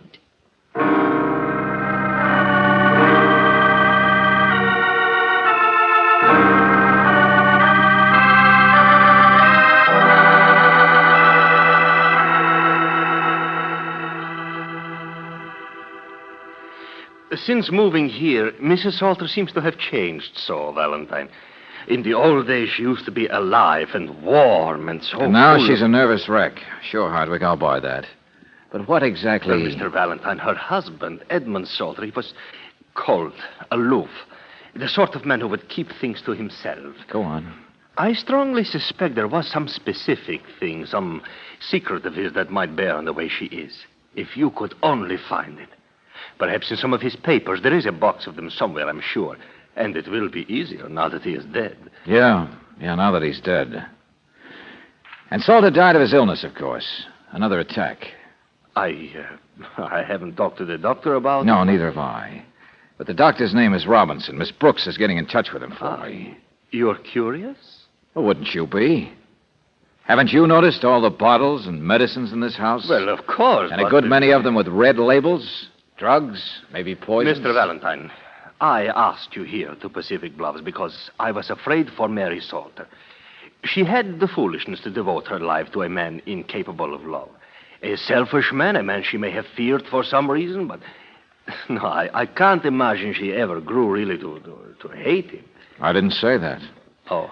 I didn't say anything. Yeah, this is quite a place they have here. Worth a good deal, I imagine. Oh, he was wealthy, yes, if that's what you mean. He made it on concerts, invested wisely, I suppose. Why? Why, now that Edmund Salter is already dead, do you still want me to go nosing around for what was wrong between him and his wife? Well, Could it have been money? Mrs. Salter's career was never very successful, was it? You've managed them both. Who gets his money now, Mr. Hardwick? Well, really, Mr. Valentine, I haven't the slightest I notion. can answer that. Mrs. Rappo. I get some of it. You do? 25 or 30,000, I suppose. 30,000? Well, there's nothing to be surprised about. I started Edmund Salter on his career, you know. Loaned money for his studies, his first concerts. You see, there was a day when I had money to give to musicians. There's a vicarious thrill in being a patroness of the arts. It's true, Mr. Valentine. Mrs. Rappo has started a great many young people. And I doubt if the ugly duckling ever paid her back. He certainly did. The tables are reversed, that's all. He knew that I needed help now. And so does that pupil of his. Pupil? Yes. Miss Diana Luskin, her name is. She lives in your town, Mr. Valentine. A great deal of promise, I've heard. But no career's worth much unless you have a little money to start out on. Yeah, I see. Salter was planning to give her some, too. And what about the rest of it? The rest, Mr. Valentine? To his wife, naturally. All the rest. The house, everything. To Mary, of course. That's what I've always understood. Where else would it go? What else was there in Edmund's life besides music and his wife? George! Hold me! George!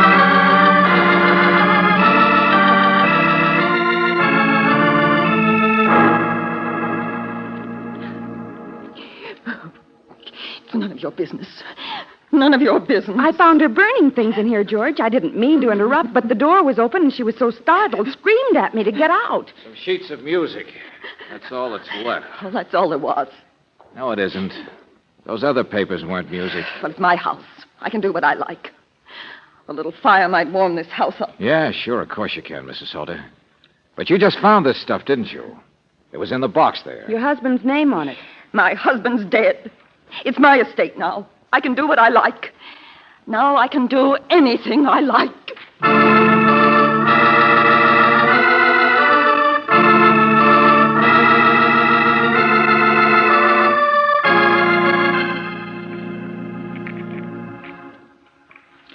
Yeah, that's right, operator, long distance. It's a city number, I'll wait. Yes, sir. George, what are you doing? Miss Diana Luskin. What? Curiosity's getting me, Angel. Say, tell me, Dr. Robinson, isn't it quite possible that Edmund Salter could have been given an overdose of a wrong dose of medicine, that somebody could have wanted him to die? No. Oh, wanted? Well, yes. Maybe. I don't know about that. But did it actually happen? No. But, Dr. Robinson... I was with Edmund Salter for the last 12 hours of his life. What? There is absolutely no conceivable possibility that the man died from anything other than natural causes. Oh, I see. Your party doesn't answer, sir. Oh, what's that, operator? I said, I'm sorry, sir, but I have the correct number now, and your party doesn't seem to answer. Oh. Brooksy, maybe we're just trying to open some hidden boxes in private lives that shouldn't be opened. Shall I try again later, sir? No thanks, operator. Might as well cancel the... Hello. Huh? Oh, I'm sorry, but never mind. Hey, look, say hello again, will you? Valentine, what in the name Lieutenant Johnson. I was calling Diana Luskin. What are you doing there? You can't talk to her. She's busy. I'm busy watching the rescue squad bring her around. What do you think? Bring her around? Oh, the young lady drank a little too much wine, that's all. Out of a little gift bottle sent to her yesterday from up where you are, Pacific Bluffs. And what do you think was in that wine, Valentine? Poison.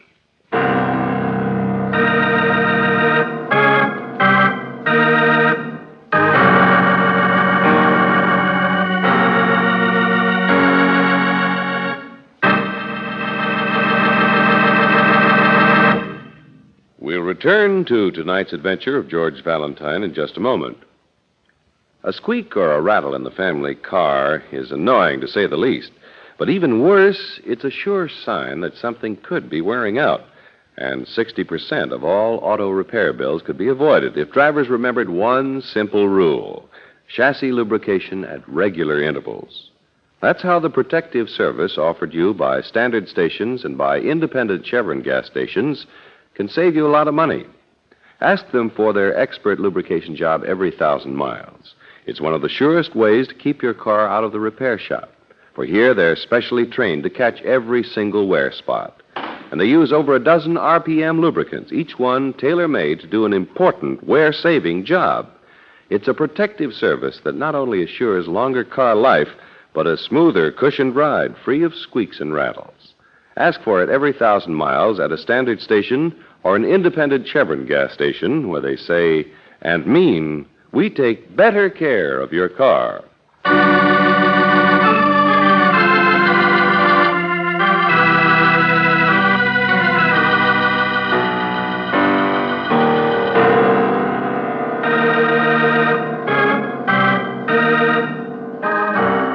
And now, back to tonight's adventure of George Valentine. The ugly duckling is dead. A strange, cold man. Once a concert pianist, and then a composer of perfect, concise, cold music. Edmund Salter is dead. The doctor insists his death was quite natural. But there's nothing natural about any of the little group of people collected in the lonesome stone house overlooking the ocean near Pacific Bluffs. And so if your name is George Valentine, it's no great surprise when you learn that a distant beneficiary of Salter's will, Diana Luskin, was made ill by a gift bottle sent from Pacific Bluffs, by a drug, a poison, which you very soon confirm could only have come from this very same house, some of Salter's medicine. Here, George. This is the room we caught Mrs. Salter bringing those things in. The sewing room, huh? Yeah, I guess so. There's the little box of her husband she took the papers out of, whatever they were. I don't know what I expect to find, Angel. The doctor's already rounded up all the medicine bottles for fingerprinting. Just ashes, that's all. Uh-huh. And this folder of music is the only thing left. Manuscript paper. Something he wrote himself. All we've got left to tell us the story of the ugly duckling. Bum, dum, dum. He's out of your class, George. Here, let me try. What was that? I don't know. Thought you said everybody was downstairs. Well, In here, I think. the next room is the study or the library. Yeah. Huh. Empty. Sounded like something metal. Yeah. The porcelain stove there, maybe. Only whoever it was. George! Well, look who's here. Oh, Mr. Valentine.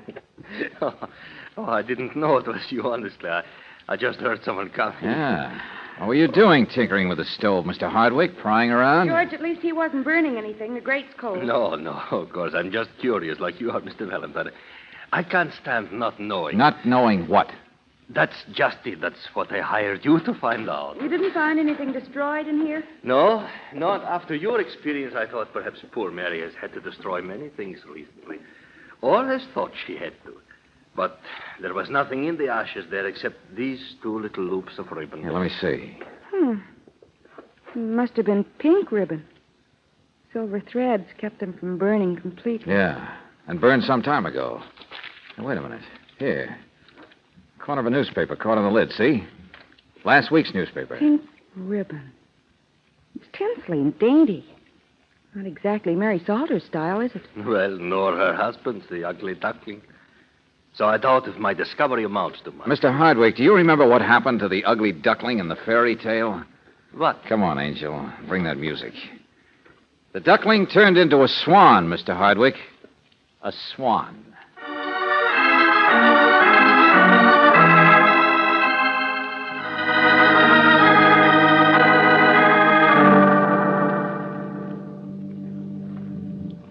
Well, of course I can play this, Mr. Valentine, but Salter should have wanted it buried.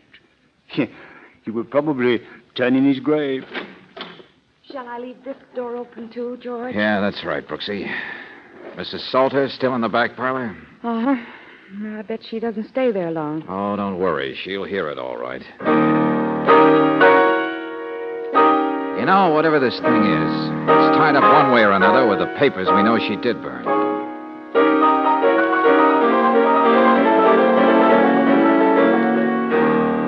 There, you see, it is soupy, too much sentimentality. Keep it up. You're doing fine. The one thing Edmond Salter always had was dignity. Calm, concise clarity. Too cold for the common ear, but musicians, music. Never mind the lecture, Mac. Hey, Brooksy, look. Yeah, here she comes. It's a magnet, all right. Emil! What on earth? Mrs. Rampo. Hello, my pet. How do you like this hot fudge sundae? What is it? What? Come on, keep playing. It's a new work of Edmund Salter's, Mrs. Rampo. What? Oh, no. Oh, yes. What the man says is true, my pet. Poor fellow, he would die all over again if he could know anyone was hearing it. Let me see the pages. Mrs. Rampo, I'm sorry, but I want him to keep playing. Did you look through the pages? Here, I can take the back one. No, I don't read music that well, but will you... That's not what I mean. It's program notes. What? On the back of the pages, Edmund always typed his own program notes. That he insisted on. Let me see. I can read it.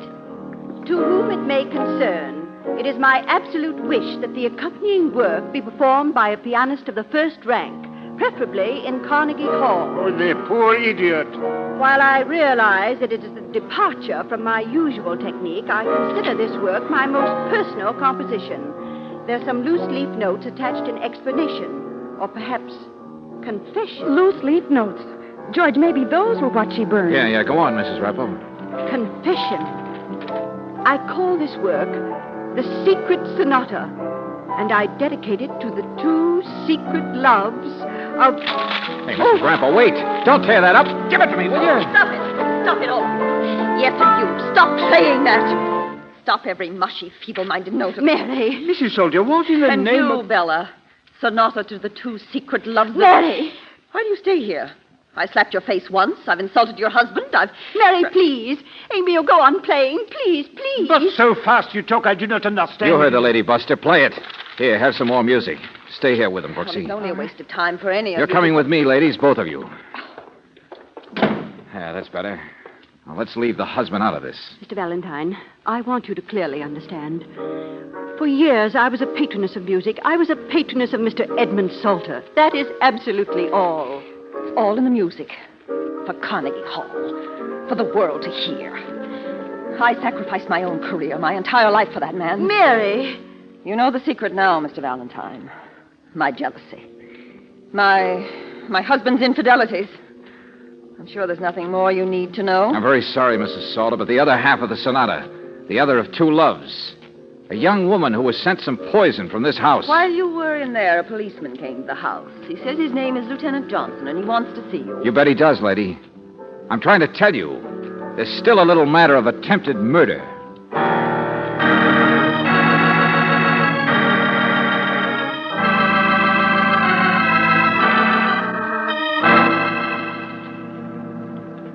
Oh, but Johnson, for the love of Pete. You heard me, Valentine. There's no case. Oh, but Diana Luskin was mailed poison. That's attempted murder. They bottled their own wine in this house. Sure, some drug got into it by mistake, but not enough to kill a mouse. What? All I knew was she was sick from the stuff.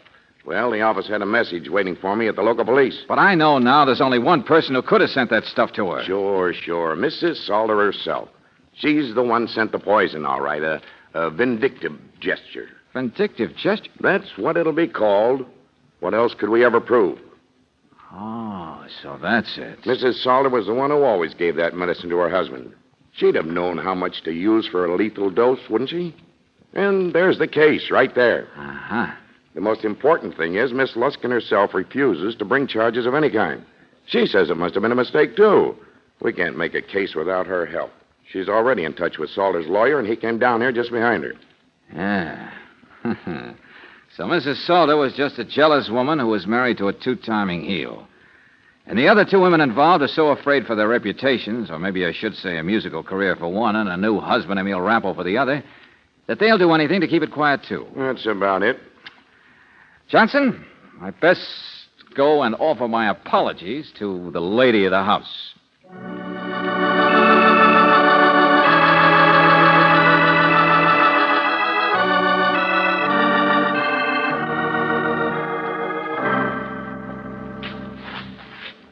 Mrs. Salter, what did you burn this time? The pages of the sonata that were still there on the piano? Pages of it? What do you mean? What did the lawyers say about burning the sonata? About going against your husband's wishes? Well, I did it before they came. They thought it was in the best interest of my husband's memory. Yeah, the stony, cold little guy on top of the musical pedestal. I devoted my life to him, Mr. Valentine. I never once suspected. Toward me, he was always, well, incapable of tenderness, of sentiment. Why don't you cut it out? What? Tell me something, Mrs. Salter. What was the rest of the deal to hush it up? With the lawyers and Mrs. Bella Rappo?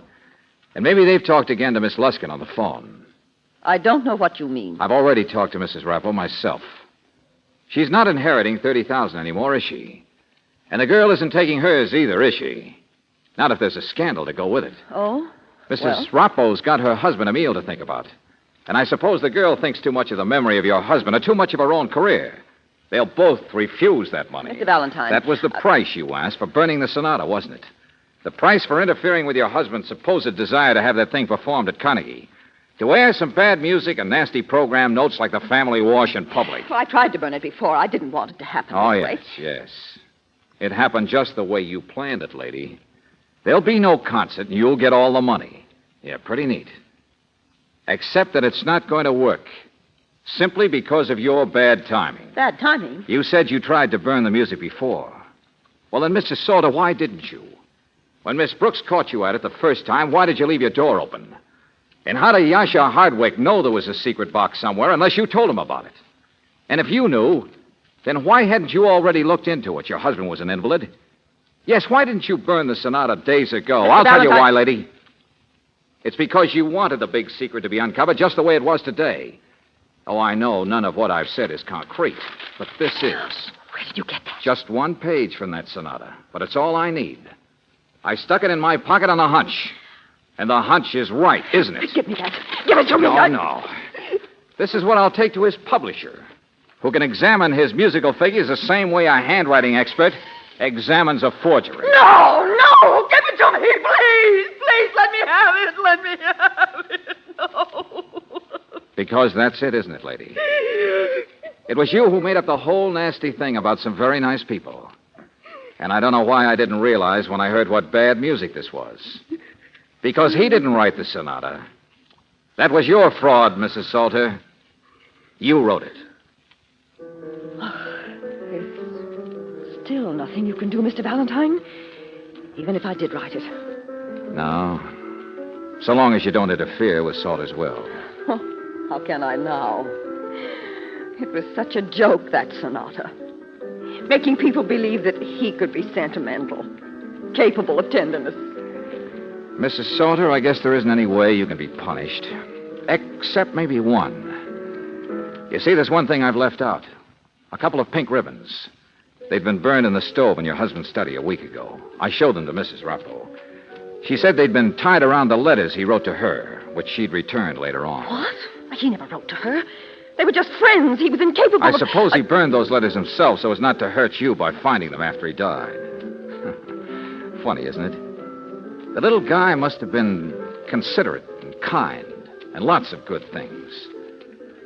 And the only punishment I can think for you, Mrs. Salter, is to tell you the real truth. Your husband did love Bella Rappo, and probably the girl, too. No, you're mistaken. But not in a way that you can understand. He loved them from a distance because they were all he had. Bella said he once wrote her that he wanted to give you so much happiness. That his tragedy was in marrying a woman incapable of tenderness.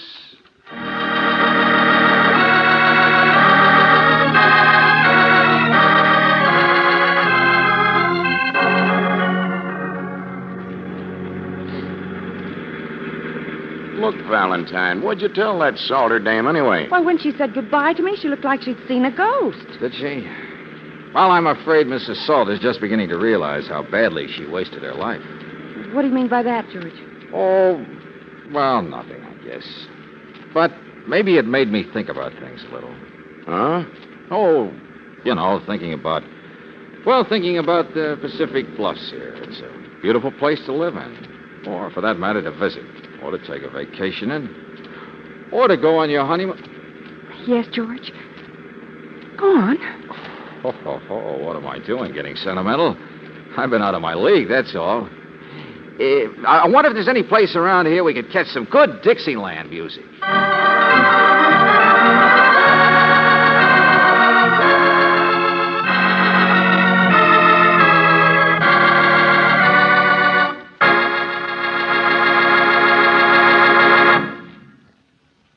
Who drives the kids to school in stormy weather?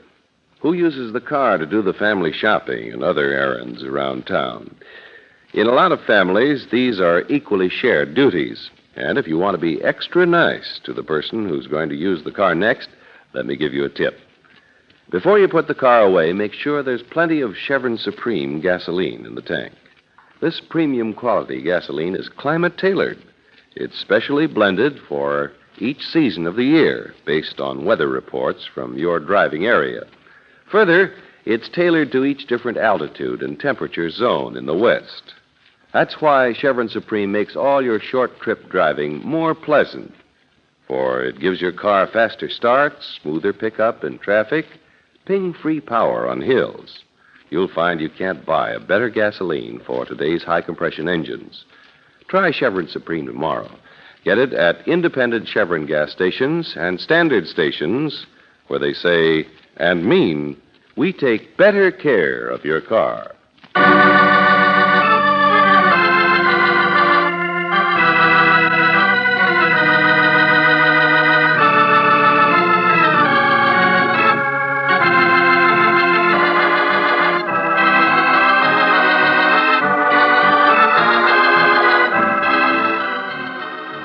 Tonight's adventure of George Valentine has been brought to you by Standard Oil Company of California on behalf of independent Chevron gas stations and standard stations throughout the West. Robert Bailey is starred as George. Let George Do It is written by David Victor and Jackson Gillis and directed by Don Clark. Virginia Gregg appeared as Brooksy. Ken Christie was heard as Lieutenant Johnson, Larry Dobkin as Hardwick, Irene Tedrow as Mary, Lee Patrick as Bella, Jay Novello as Emile, and Victor Rodman as Robinson. The music is composed and presented by Eddie Dunstetter. Your announcer, John Heaston. Listen again next week, same time, same station, to Let George Do It. This is the Mutual Don Lee Broadcasting System.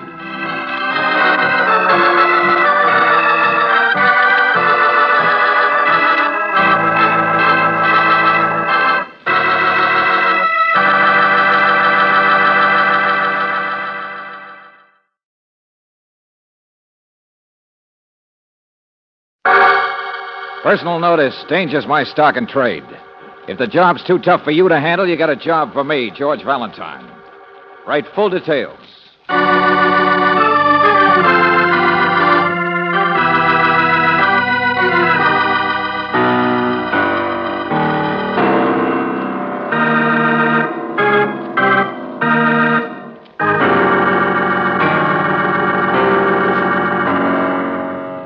Standard Oil Company of California, on behalf of independent Chevron gas stations and standard stations throughout the West, invites you to Let George Do It.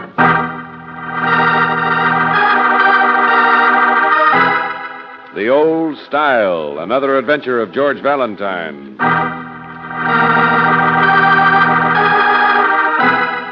Mr. George Valentine, dear sir, my name is Jeremiah Stark.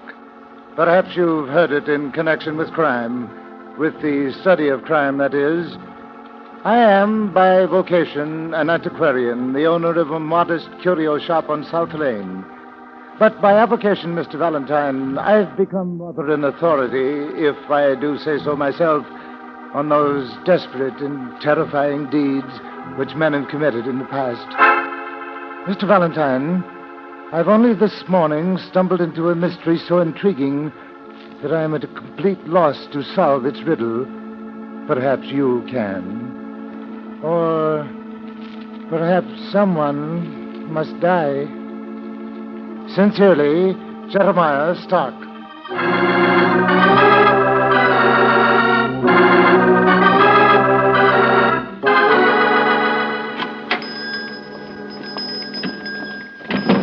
Huh. It's certainly a curio shop, all right. Yeah. Antique bedsteads, snuff boxes, and old porcelain. Everything but a Venus with a clock in her stomach. I don't know, George. There's Diana on a hat rack. Yeah, the kind of place you buy your relatives presents. You mean if they happen to be spiders or bats? Hey, wait a minute, Angel. The stuff on this counter here. A knife, piece of rope, and the stuff in the glass case. This is the actual Bowie knife that figured so prominently in the Sykes-Jefferson killings in October 1912. There's a card on each item. 1893, Hangman's Noose. This broken wine goblet was Exhibit A in the state of Illinois trial in early 1903 of Eric Stockwartz. He killed his wife, you know. She was a dancer. What's that? The old Sarah Bernhardt Theater, stage doorman. He died, too, of course, but it was 14 years in the solving. Well, so you're the authority, huh? Yes, Mr. Valentine, Jeremiah Stark. Here, let me show you. If you look closely, you can still detect traces of the original blood. Oh, no, never mind. Thanks. Fascinating case. In the old style. The grand tradition. Yes, well, it's quite an exhibit you've got, Mr. Stark. Just the one counter here for the choicest items. I'm rather discriminating, you know, regarding my hobby. But, of course, alongside of you, Mr. Valentine, after all, murder is your business. Well, it's not my pleasure, Mr. Stark, so let's have it. What's your problem? Oh, of course. Well, to begin with, this morning I received an item in the mail. I have no earthly idea who might have sent it, mind you, but, Mr. Valentine, it, too, is in the old style. What do you mean? What is it? Here it is. A little box. Little old-fashioned flowers painted on it. And you have dusted my heart with your dainty smile, made sweet my soul with your own sweet glance, Painted lids of our lives only shield our shy love, so lift them and murmur that I have a chance. Yeah, it's a little on the sentimental side. But what's in... Go on. Open it. Oh, a music box, of course. It's playing Let Me Call You Sweetheart. All right, so what? So you got a music box in the mail with a little corn painted on top. Well, Mr. Valentine, people from all over send me things, send me souvenirs, mementos of death. Great friends you got. I have no friends. People send me little items for my collection, my hobby. But you said in your letter that someone must die. I don't understand what this music box Now, has to do- please. Would anyone send such an item without giving their name, with no note, with only a crudely printed address? Well, now I grant And you... Mr. Valentine, you have seen for yourself, every other item I have bears a tag with a date. The historical date of each separate murder. Well, look here. Here is the puzzle. The bottom of the music box. Underneath is a tag. You see it? A tag with a crudely printed date. Just a date, that is all. But the date is tomorrow. Here's the paper it was sent in. A memento of a murder to come, huh? Well, it's the same printing as the wrapper, all right, isn't it? No name, no indication. The wrapper was postmarked here in the city, George. Mr. Valentine, there's only one possible clue I can suggest. A man. A man who betrayed more than the usual interest in this box. What man? When? About noon he came in. I remember. Big, bulky, wearing a brown overcoat. And he happened to glance at this counter. The man looked at the music box. He examined it. Then he noticed the date and Mr. Valentine. That man left this store as though he had seen a ghost. Why didn't you stop him? I tried to. I was busy with another customer. He was a tall man, graying a bit. A sad-looking man, sensitive. Had you ever seen him before? Yes, just 2 days ago in Joe Murphy's barber shop down the street. Murphy might know his name, though, of course, I don't. Uh-huh. You know, Mr. Valentine, I had a peculiar impression of this happening before. When I read the poem on the music box, it struck me as funny, but I don't know why. But there's the clue. That's all I remember. Well, Brooksy, so far it strikes me as crazy. Why, But Mr. take it easy, Mr. Stark. That doesn't mean I won't go chasing after your one clue. Crazy or not, I don't want any murders to happen tomorrow.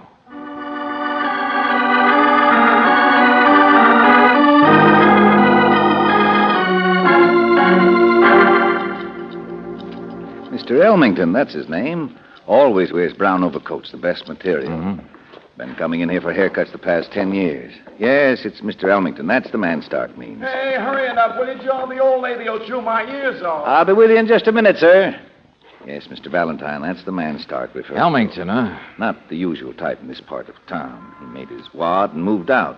Still faithful to the old barber, that's all. What else do you know about him, Mr. Murphy? Where could we find him? Telephone book, probably. We don't talk much. Why? Well, look, Joe, we're not prying. We're just He trying made to... his money manufacturing barrel hoops, if that'll help you any. A long way from music boxes, isn't it? Yeah. Okay, thanks a lot, Joe. We can find him. Just a minute, Mr. Valentine. Joe, for gosh sake. Be right back. Did you say music box? Yeah, a particular music box. Plays Let Me Call You Sweetheart. Has a poem on top. Yes, of course it does. You mean you saw it down there in Mr. Stark's curio shop, too? No, but I know it. The music box belongs to Miss Castor. What? Who's Miss Castor? My manicurist, Mr. Valentine. Emily Castor. A very beautiful young girl, a real lady. Huh? Then, George, how did it get to... You know, What's the matter? I thought you were in here for something serious. Yes. And that's when Jeremiah Stark noticed Mr. Elmington in my shop here a couple of days ago. A music box, sure. All right, clear this up, will you, Buster? What's the gag? Well, you saw it, didn't you? That's when Miss Castor got it a couple of days ago. Delivery boy brought it to her here. She'd no idea who sent it, but I remember she was manicuring Elmington's nails at the time. A sallow-faced man was waiting. Helped her open the package. Got a big kick out of it. Jeremiah Stark, he was under the towel, half asleep. George, Mr. Stark said he had the impression of its happening before, of there being something funny about the poem, and if he was half asleep... Of course it's funny, don't you think so? You'd have dusted my heart with your dainty smile, made sweet my soul with your own sweet glance. Miss Castor, she nearly died of laughing. They all did. Oh, my sweet soul, she said. What corn, she said. On whose foot, I said. That killed them. I got the biggest laugh of all. Well, what's the matter? What's serious about it? Joe, I really don't know. Just a thing somebody sent her for a gag. On whose foot, I said. Sure, I got the biggest laugh of all. Yeah, Buster. But how did the music box get back into the mail and over to Stark's place? What did she do with it? Huh? Well, I figured she just threw it in the first cornfield. Well, where is she? Where is Emily Caston now? There you got me. Just out having fun, I figured. What do you mean? Well, she hasn't been to work all day. You don't think there's anything wrong, do you?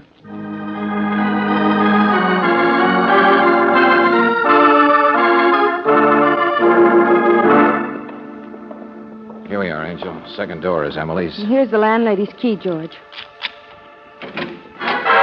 Oh, George. Yeah. Dead, all right. Stabbed. It must be he. Brown overcoat. Tall. Graying. Sure. It's Mr. Elmington's body, all right.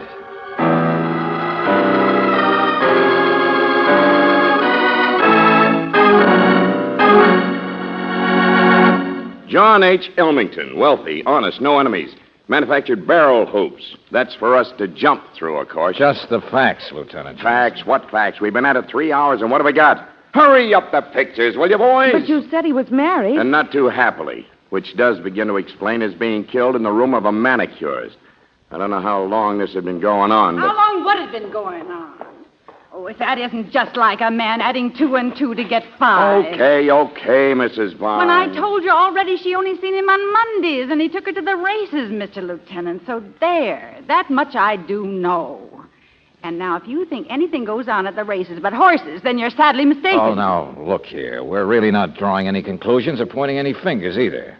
But as her landlady, you'd know. Emily is a girl who likes to have a good time, isn't she? If an unhappy man with some money like this, Mr. Elmington, wants to take her to the races sometimes, do you think she's crazy? Maybe, I don't know. Who's her regular boyfriend? That's what I mean. She doesn't have many. Only been in town 3 or 4 months. Nobody's steady.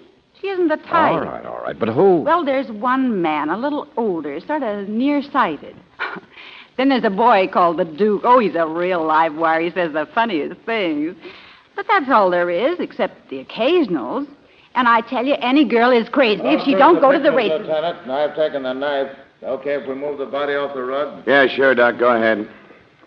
The overcoat's twisted under him. Thought maybe... Yeah, there's something in his pocket. Look out, it'll drop. George. Yeah, music box. The tune. Poem on top. George, it's the same box. Is it? Angel, things are finally beginning to make sense. What's the time, Johnson? Huh? 5 minutes to midnight. Why? Because there's a tag on this box, and it's dated today.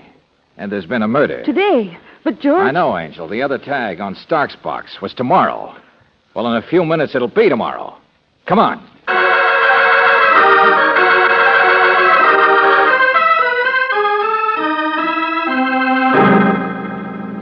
Oh, my head. He struck me. The head. All right, now take it easy, Mr. Stark. Yeah, this is it, Valentine. An old vase. Must have been smacked down on him from behind. George. Yeah, Angel? George, the first music box is still back there on the counter, and the tag is just the same as it was, too, dated tomorrow. You mean now it's today, Angel? It's 10 minutes after 12. Stark must have been attacked just after midnight, just a second before we got here. Oh, it's a great case, Johnson, the old-fashioned style. Huh? Yeah, in the grand tradition. We're up against a killer who keeps his promises. I wonder how many more music boxes he's sent around town.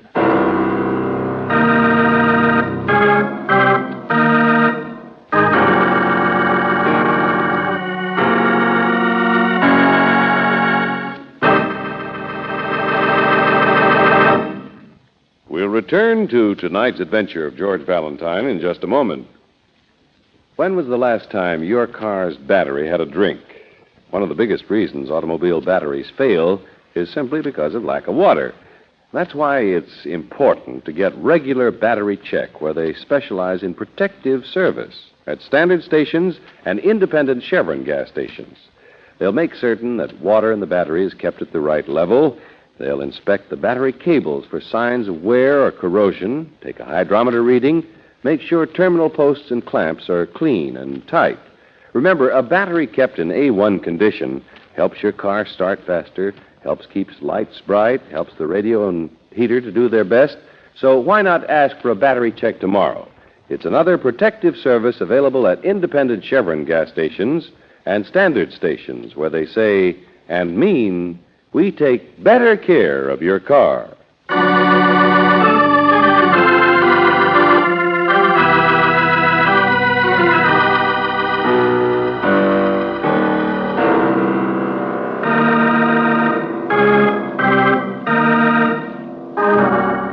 And now, back to tonight's adventure of George Valentine. A little old-fashioned music box. But the only trouble is there seems to be more than one. And so far, there's been more than one attempt at murder. Mr. Elmington is dead. And the man who started this case, the man whose hobby is collecting mementos of death, has very nearly collected death himself. Just sitting here making out some bills. That's all I was doing. Sure, like a sitting duck. And the vase you were hit with, Mr. Stark, was grabbed right off the counter there behind you. If we hadn't come in here so fast after midnight, you'd have been a dead duck. It was the desk, I think, the roll top. What's that, Mr. Stark? The top of the desk here took part of the blow, too, you see. That's what saved me. I was leaning over. I'm nearsighted. Be thankful for your infirmities. Yeah.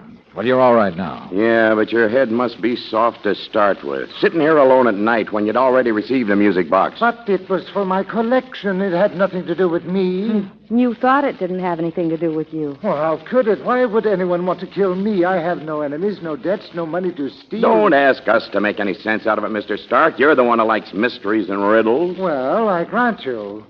But I prefer the type that are already solved. Oh, sure. The old style. All neatly laid away in a glass case with clues and motives. But this is like some of those cases. The terrifying type, without rhyme or reason. Now, it must have been the same man who attacked us both, Mr. Elmington and me. And yet we have absolutely nothing in common. We've never even been introduced. You don't have to rub it in. We know we're up against a lunatic. Who else would send music boxes with dates on them? Wait a minute, Johnson, wait a minute. Maybe it makes both rhyme and reason. At least there's a poem in it. And at least we know now why Elmington acted so funny when he was in the store here today. Yes, he must have already received his music box. And when he saw the one here with a different date... Sure, Brooksy. He tore out of here and up to the girl's place to ask questions, maybe. Only he got killed for his trouble. You say you're nearsighted, eh, Mr. Stark? Well, yes. I need correction in both eyes, but the left one She doesn't have any steady boy friends, but there's one called Duke. And one man a little older, sort of nearsighted. George. Hey. I beg your pardon. Miss Emily Castor. There's something you had in common with Mr. Elmington, isn't it? An interest in the same girl, the manicurist. Well, come on. You are the one the landlady was referring to. No, Mr. Valentine. I mean, yes, in a way. But you wouldn't exactly call it an interest. I've only escorted her out a few times. Uh-huh. Yeah, it's a pattern, all right. Duke. Come on, who's he? Duke? Yes, Duke. He's the other one, isn't he? The other boyfriend? Oh, really? I don't believe I've ever heard his name. Well, come on, think, will you? Landlady wasn't any help. What's he look like? What's the rest of his name? Forget it, Lieutenant. There isn't time. Isn't time. The girl's good looking. There's liable to be hundreds of boyfriends. Johnson, I'll buy. We're up against a crackpot. Sure, find Duke. Find everybody. But it's the music boxes we're after. So get every cop in town after Emily Castor. George. Find the girl and quick. She's the one we know got a music box first. Now, you want to make any bets she's dead?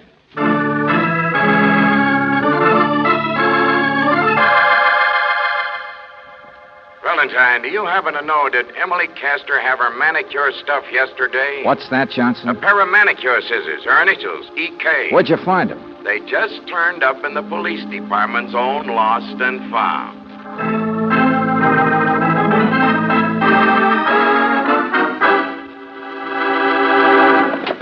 Oh, excuse me. Hey, wait a minute. Joe, where are you going so fast? Mr. Valentine, Miss Brooks, good evening. Well, you see, I was Never mind, Joe. When did your manicurist lose her scissors? What? Her manicure scissors. You know, they had her initials on them. Yes, I understood, but... Why, I don't remember her losing them. Uh-huh, so it is a lead, Angel. She didn't lose them until yesterday, the day she disappeared. Mr. Murphy, did you ever see one of her boyfriends named Duke? The police have already asked me. I've never pried into her personal life. Never dated her yourself, huh? My own employee? I wouldn't presume to. Why? Why do you ask? Why do we ask anything? For instance, what are you doing out so late, leaving your quarters here in such a hurry? Well, I was just coming to see you, Mr. Valentine. Yeah? I found this left at my door tonight. See? A music box.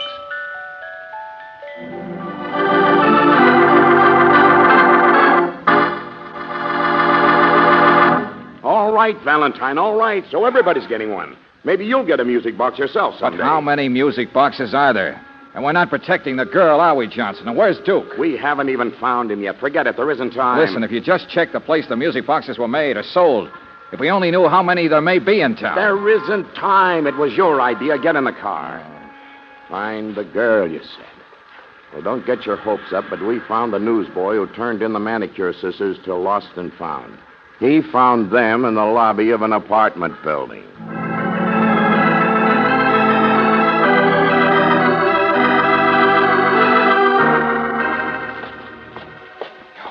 Well, this is the last chance, top floor. Any building that hasn't got an elevator. Ought to have the rent reduced. Probably did 50 years ago. What a joint. Nobody knows anybody. No janitor. Place hasn't even been swept out since McKinley's At election. least if Emily dropped the scissors here, maybe she was someplace in the building. Hey, hold it. There's only one door. One apartment. Yeah. Yeah, one door with cloth stuffed in the keyhole. Huh. On the outside. Cloth stuffed in the crack under the door, too. Put out that cigarette. Bud, here goes. And you're wasting your time. Come on, hit this one. Hurry. A man. The body of a man. Every time we go looking for that dame, what do we find? A dame? Oh, no. Just men. The bodies of men. As if that ain't tough enough. Listen. Just listen to it, will you? This guy didn't die from gas, Johnson. He was shot. Shot a long time ago. He's been dead for hours. Yeah. And he's a young guy. Wears flashy suspenders, a real fancy tie. Huh? What are you talking about? Johnson, we have now found the Duke.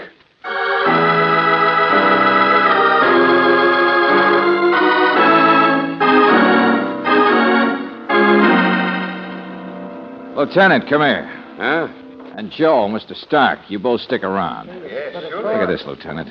More cloth stuffed around the street window, and the window's nailed shut. All right, so the murderer planned to turn the gas on this guy Duke and shot him instead. That's a radiator, friend. This place has steam heat, no gas. Oh. Yeah, and this overturned chair. And a bunch of neckties standing by it. Some of them still knotted. Torn. See, look here. Lipstick on one of them. Hey. Yeah, someplace around here. Wait a second. Top floor, isn't it? I looked in the closet once, but maybe... Yeah, here we are. It's been banged into place. Valentine, what in the Hand me name of that all chair. No, the one right here. Sure, it's the one she used, and it kicked over. Escape door to the roof, Johnson. It's in all these old buildings. Hey, look here on their edge. Blood on these splinters. Fresh. Sure, of course. She just got out of here a few minutes Hey, ago. Lieutenant, what's Never going on mind, here? never mind, Stark. Brace my leg, Johnson. This trapdoor's heavy. There we are. Yep. Okay, come on. Yep. Boy, it's windy up here. Yeah. Okay, swing your flashlight. Hey, beyond that stack. Over there by the edge. Oh, yeah, there she is. There she... Turn it off. Turn that light off. Don't touch me. I'll jump.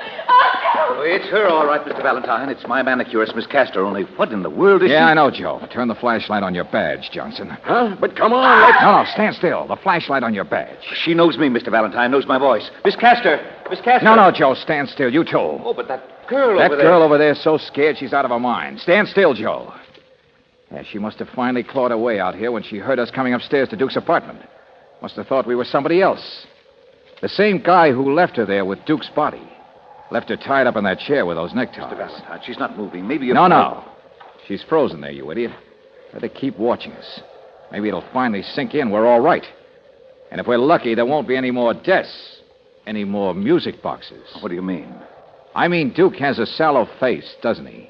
Pale. Well, yes, I've noticed as I've shaved him. So he's the last one. Everybody's accounted for, Elmington. Elmington was getting a manicure. The sallow-faced Duke, he was waiting. And Jeremiah Stark, he was under the towel half asleep. Well, I know, but... Everybody who was in your barber shop, Joe, the day the first music box came, to Emily. The night the police were at your place, and you never told them about the music box you said you received. Why not? Mr. Valentine... Because that one was Emily's, wasn't it? The first music box, the one that started it all, started you killing people. But I... The boys in the barber shop, the boys with more nerve who took her out. She was a lady. I didn't do those things, Mr. Valentine. I love her. And she probably never even suspected how you felt until you sent her up here with her scissors and stuff to give Duke a manicure. That's... Sure. Who else would she take orders from but her boss? Then you followed along and locked her in until you could finish the other boy. Oh, that's... What was the big plan? Were you going to come back here and jump off the building together with her? Big romantic deaths? Only we moved too fast for you. Mr. Valentine, I'm here, aren't I? I'm here on the roof. Sure, you're here, Buster. I'm here, and you're not touching me. And if you grab, I can run. If she sees me coming... Nobody's going to hurt anybody, Joe. Stand still, Lieutenant. You won't stop me, not before Emily and I go to our... Joe, I like you. I wouldn't Oh, hurt you. cut it, Johnson. Let him go. It'll be a big romantic death, and people will laugh their heads off. What? Oh, what a sucker, they'll say. What a jerk. It'll be in the newspapers and everyone. Joe, you killed me. Stop that. And the poem. I can see it on the front page. Silly little flowers all around it. You have dusted my heart with your dainty smile, made sweet my soul.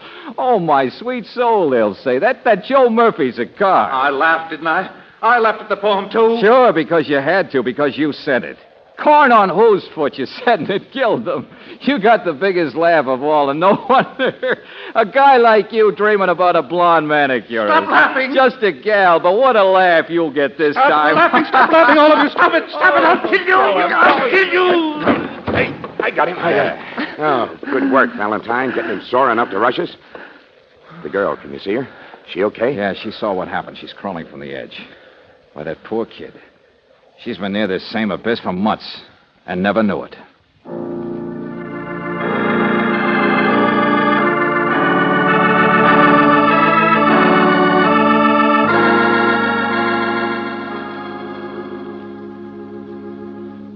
George, I wish I'd had a chance to meet Emily Castor. Oh, she's not your type, Brooksy.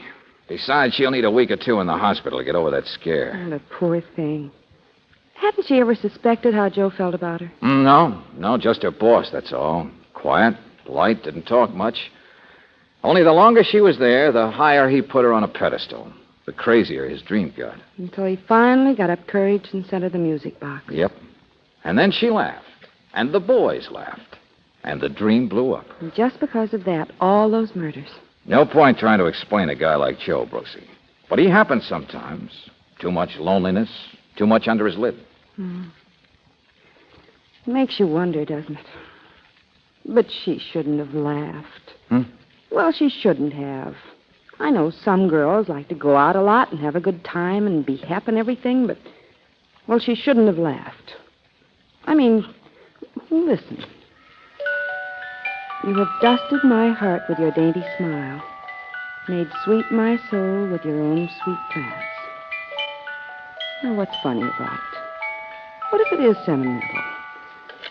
Why should people be so self-conscious nowadays about sentimental things? Well, don't look at me that way. I'm not laughing. I'll say you're not. Oh, the old style, huh? Play that again.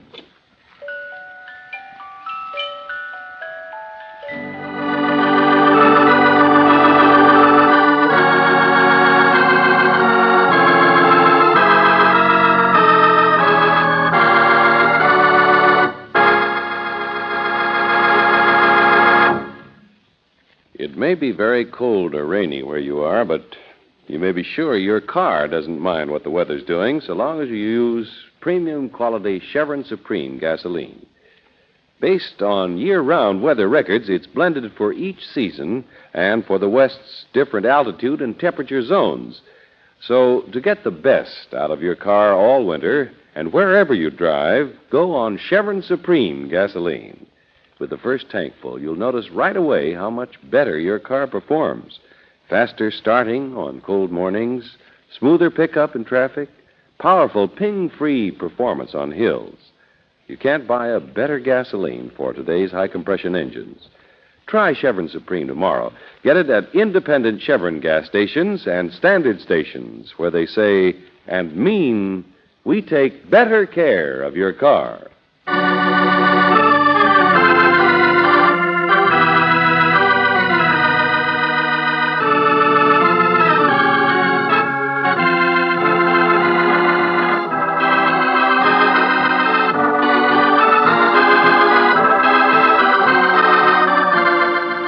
Tonight's adventure of George Valentine has been brought to you by Standard Oil Company of California on behalf of independent Chevron gas stations and standard stations throughout the West. Robert Bailey is starred as George. Let George Do It is written by David Victor and Jackson Gillis and directed by Don Clark.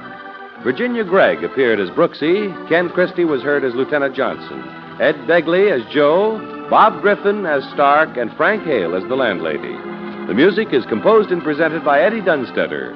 Your announcer, John Heaston. Listen again next week, same time, same station, to Let George Do It. This is the Mutual Don Lee Broadcasting System.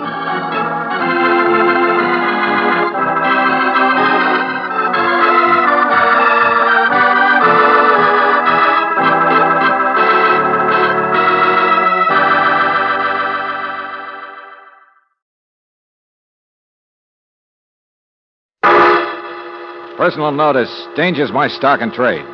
If the job's too tough for you to handle, you got a job for me, George Valentine. Write full details.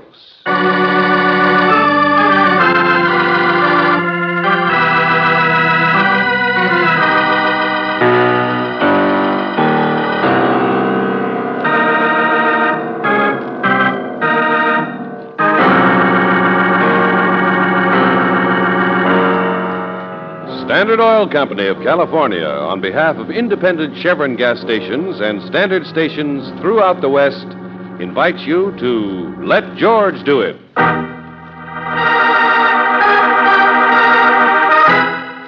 Go Jump in the Lake, another adventure of George Valentine.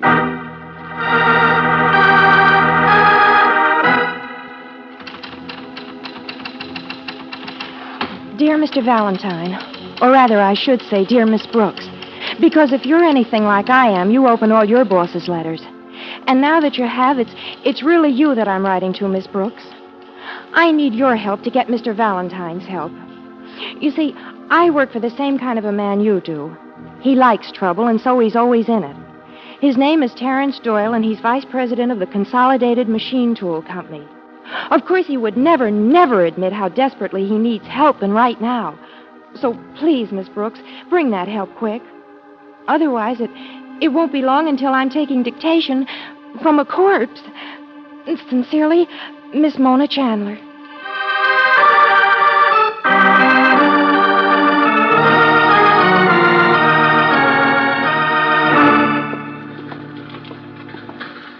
Well, let's try this one, Angel. Uh-oh. I think you're in the wrong office. Excuse us, we were just looking for... Sales department's down on the next floor. Employment's out at the plant. We're looking for Miss Mona Chandler. She's an old friend of mine. Oh. Well, Miss Chandler's pretty busy this afternoon. I asked you to run through some financial statements. Oh, sure, we realize, but... you did, huh? That's right. And she's out. Perhaps if you called later, you could speak... Oh, so I'm a liar. You got back quick, Miss Chandler. Any reason? No, sir. He's not back yet. All right. Friends of yours. Mr. Valentine? I'm Claire Brooks, Mona. Oh, thanks for making it so fast. Sit down, won't you? Yeah, thanks. That boss of yours throws out quite a welcome mat. Yes, and Mona, he's not quite... Well, I expected something a little more Earl Flynnish. What? Oh, no. No, Mr. Doyle's out of town for the day. That was Gil Frank. Mr. Frank. He's the other vice president. He's quite different. Oh, I get it. You mean you're not in love with him? I'd like both of you to understand I don't love Mr. Doyle. Oh, I'll grant you he's exciting and different, but... Well, you can only take so much adrenaline, you know, and I got over that a long time ago. So I'm not being just silly about anything, Mr. Valentine. All right. But in your letter, you weren't very specific either. I know it. And if Terrence Doyle is in trouble and wants help, that's one thing. But suppose he tells me to go jump in the lake. Oh, he'd never do that, Mr. Valentine. He'd just throw you in himself. That's the way he is. I don't know exactly what the trouble is. I've tried to ask him about it, but he just laughs. Uh-huh. And so you want me to pose as a palm reader. Well, look, lady... Well, do you think it's normal for a bright young businessman to get mixed up with a lot of thugs and to have to stay at work at night because in the daytime he's busy dodging strange callers? Well, Mona, that's... Oh, I've nursed him through escapades with heiresses and fights with newspapermen, but this is different, Mr. Valentine. It is. Do you think it's normal for a man who loves publicity to jump a foot every time the telephone rings? Nervous condition. Mr. Valentine, do you think a man should have to sneak out and buy himself a gun? Go on. I'm listening. I know I'm not very specific, but I'm positive he's finally gotten mixed up in something that's way over his head. What about that gun? Well, he bought one day before yesterday, and he got a permit to carry it for self-protection just because this office handles money sometimes. But that isn't it. He's in danger. He's being watched. He's being threatened. I know he is. And look what came this morning, a package addressed to him. You see? Just addressed in printing, but I've already opened it. Here. Well. Merry Christmas. Mr. Doyle. Home again, sweetheart. And a Happy New Year to you and you. Oh, Mr. Doyle, these are friends of mine. Miss Brooke, how do you do? Oh, pleasure. I like friends. And Mr. Valentine? Valentine? Of course. It's me who's out of season, isn't it, huh? My real name, thank Must you. haunt you like a red necktie this time of year. Oh, go on, sweetheart. Open the box of candy. Oh, it's addressed to you, sir. I already didn't. What would I be doing without her? Probably stab myself in the letter knife. She'd open anything, including But a heart. Mr. Doyle, look at it. What? Look what it is. Somebody sent you a second gun. Only see? It's broken. They've broken it right across Let me see that. Broken gun, huh? And there's no note or anything. But it means a gun won't do any good, doesn't it, Mr. Doyle? Isn't that what it means? Somebody knows you bought the other one, and now they're telling you it won't do any good to protect yourself. Well, isn't it? Mr. Doyle, look at it. I did, so what? By the way, where's Gloomy Gill? We're going back to the plant, I guess, sir. But, Mr. Doyle... Oh, take the day off, sweetheart. But, you, Mr. Valentine, may I see you for a minute?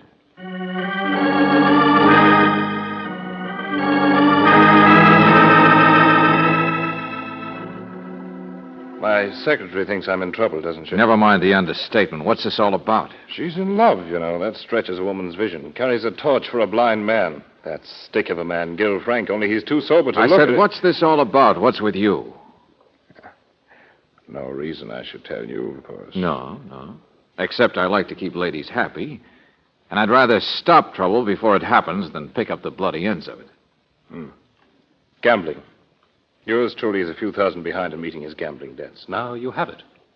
Suppose I told you you were lying again. Oh, get out of here, will you? If you think the way you act, Buster, fits in with just a little gambling mix-up, you're crazier than I thought you were. It's none of your business, Valentine.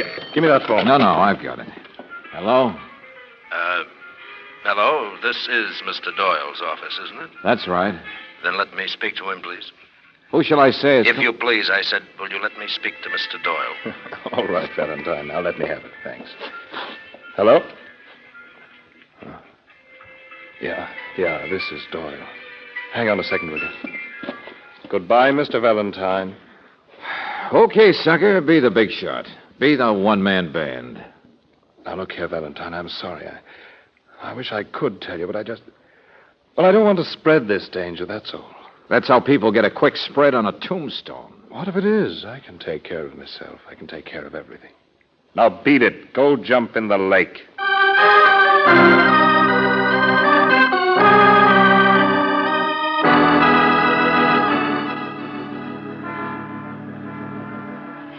But, Mr. Valentine, listen to me. After you went out of the office, Mr. Doyle was still talking on the telephone to somebody. I know, Mom. I opened the door by mistake, and I heard him screaming, "I'm not afraid of you nor any of your thugs." Uh-huh. Where's Gil Frank? I tried to get him to meet you here, Mr. Valentine, the way you asked. I know he can help us because he's noticed the way Mr. Doyle's been acting, too. But I couldn't find him at supper time, and now he's back at the office. And when I rang there, Mr. Doyle himself answered and said that Gil had taken his car out to get some sandwiches, and why did I want him? Okay, I'll find him at his home later on. Well, I do have some more work back at the office. And... Oh, what kind of work, Mona? Mr. Valentine, I've been going over some of the financial things, and one of our accounts is a little short. What? Well, I don't mean anything wrong. And a regular audit doesn't come up till the first anyway, but a special cash account for the executives, well, one of them has had to borrow a little, I guess. How much? A few thousand. One of those cases, huh? Well, I was told to go jump in the lake. So why don't you just go on But, back? Mr. Valentine, you are going to help, aren't you? I mean, you just can't just leave I don't know me what with- I'm going to do. Maybe nothing. I don't know. I said go on back to the office. Good night. But, Mr. Valentine... Good night, Mona.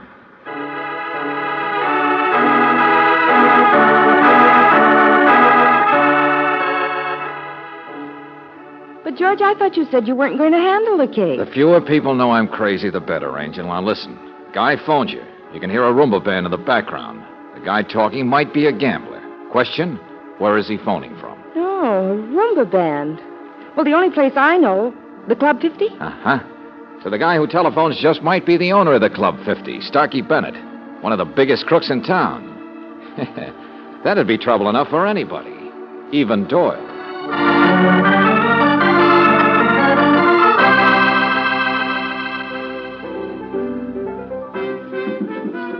Hello? Yes, hello. It's him, all right, Angel. Same voice. Who is this? This is George Valentine speaking, Mr. Bennett. Mr. Valentine? Oh, now, really, when tomorrow's the 14th? Suppose I let you speak to Mr. George Washington. Well, if you prefer, you can just call me Better Business Bureau. What's that? That's right, Mr. Bennett. Investigations Department. It's in regard to a minor debt collection. Just routine, you know. Name of the party is, here we are. Terrence Doyle. Doyle? Just thought you might know him. Heard he's traded with you and... Yes, of course. I know Mr. Doyle. Yeah, that's what I mean. Ever matched pennies or anything? Young man, Doyle's just a drinking acquaintance, but he pays for his drinks and I pay for mine. Oh, nothing on the cuff. A few thousand, maybe. No, a very sweet boy, Terrence Doyle. Why? He in trouble someplace else? Someplace else? No, Mr. Bennett, I don't think so. Young man, you're making a mistake. I haven't seen Doyle for a long time. We're no longer in touch. The heck you're not. And how about Gil Frank? You after him, too? Gil Frank? I'm afraid I've never even heard the name. See here, young man, where are you calling from? There's something about that music. That's a little familiar? I'm calling from your own club, Mr. Bennett, from downstairs. Can I come up? Downstairs? Well, how convenient, Mr. Valentine. How convenient for my men to throw you out.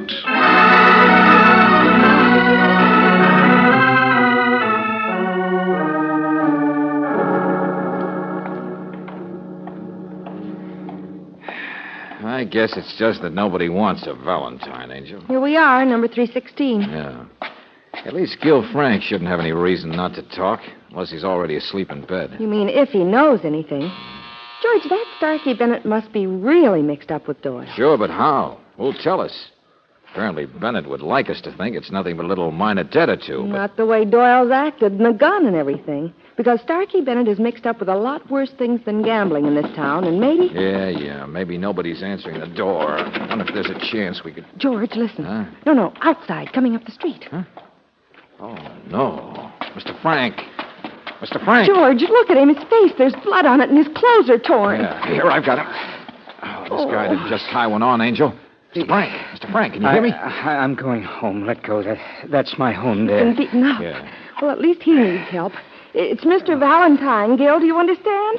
Can you give us your keys and we'll... Valentine? That's right, friend. Now, just take it easy and I'll get you... No, get away. Leave me alone. What? Leave me alone. I'm all right. Just a little accident, that's all. Go on, stay out of it. Go jump in the lake, you... Well, that does it. He swung so hard he fell in himself. Brooksy, at last I got company in that lake.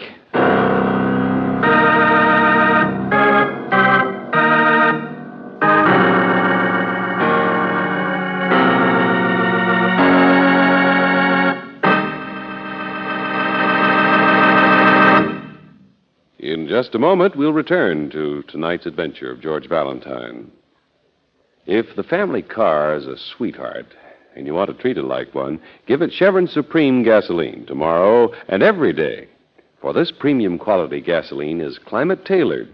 Based on year-round weather records from your driving area, Chevron Supreme is scientifically blended for each season and for each different altitude and temperature zone in the West. That means any day in the year, wherever you drive, your car performs better when it has Chevron Supreme in the tank. Faster starts, even in cold weather, smoother pickup in traffic, and ping-free power on hills. In fact, you can't buy a better gasoline for today's high-compression engines.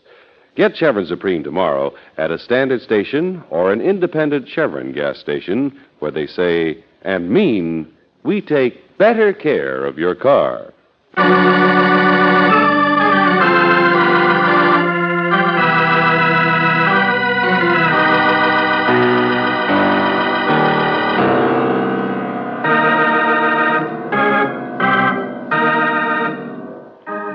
And now, back to tonight's adventure of George Valentine. Terence Doyle is in trouble. There's no question about that. But he's not the kind of man who's willing to ask for help. Nor is Starkey Bennett, the gambler, who has already had you thrown out of his Club 50 once this evening. Yes, despite your name and the highly appropriate time of year, nobody wants a Valentine. Not even Gil Frank, the other businessman. But Mr. Frank is a little different from the others. He's been beaten up. And as you carry him into his house and examine his bruises, you know that here at least is one man who doesn't have enough strength left to throw you out.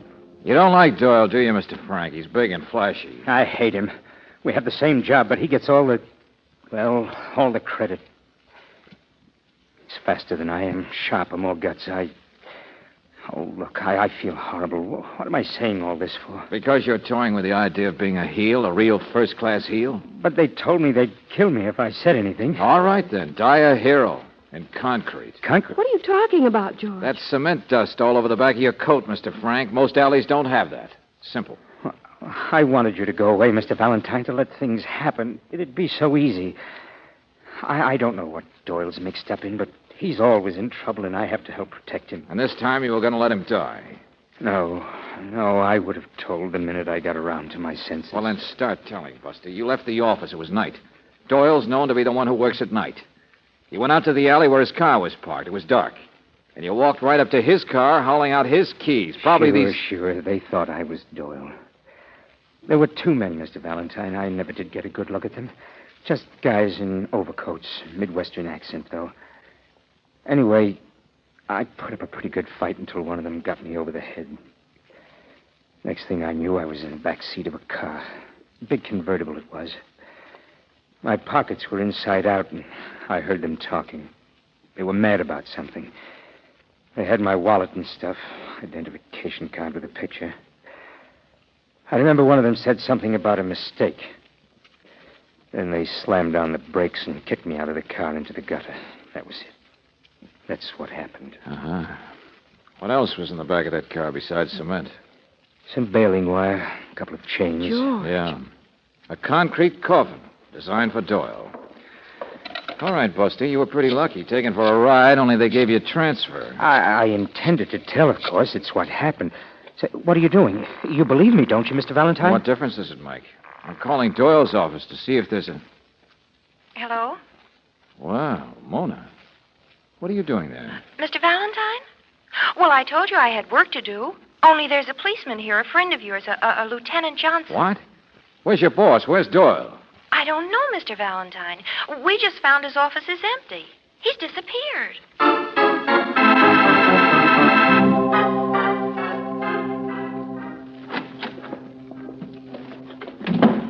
Happy Valentine's Day, Valentine. 14 minutes after midnight, and in honor of your name, I probably won't get any sleep until the next midnight. Oh, forget it, Johnson. Now, you take, for instance, two thugs from Kansas City. What's that? Oh, yes, my friend. The police department's ever alert.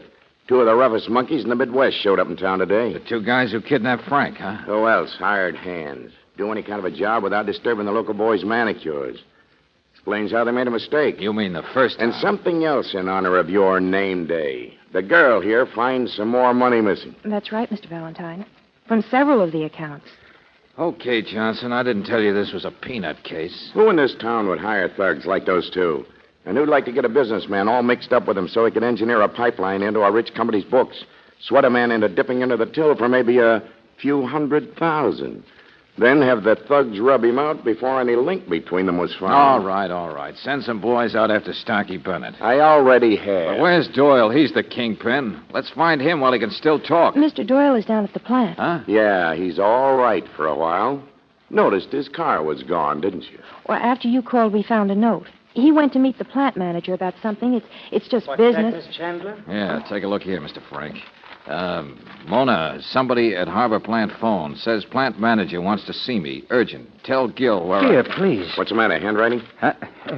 No, it's his, all right. But I was down at the plant in the late afternoon. I thought I told Doyle. The plant manager wasn't feeling well. He went home to go to bed. So Doyle's all right for a while, huh, Johnson? Going to meet the little man who isn't there. Come on.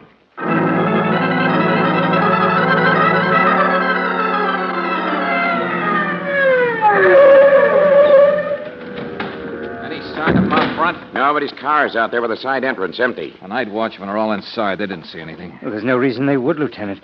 But I checked them all to see if anyone had telephoned the office from here. And they hadn't, of course. And the plant manager is in bed. There was a phony call to sucker Doyle out here. Lieutenant. Yes, Sergeant? Found a man here who works in a service station down the road. Okay, let's have it. Just by the bend there. Harbor service, we call it. Only things are kind of slow at night. Come on, what'd you see?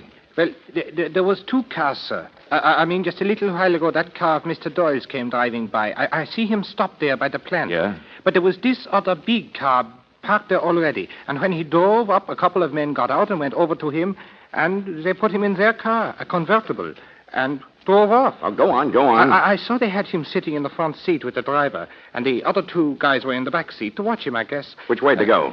Down to Ocean Road, Bay Road, the one that goes to the pier. Up the pier, huh? Well, Valentine, if at first you don't succeed, try again. They got him this time. Don't be so sure, friend. It takes time to build a concrete coffin.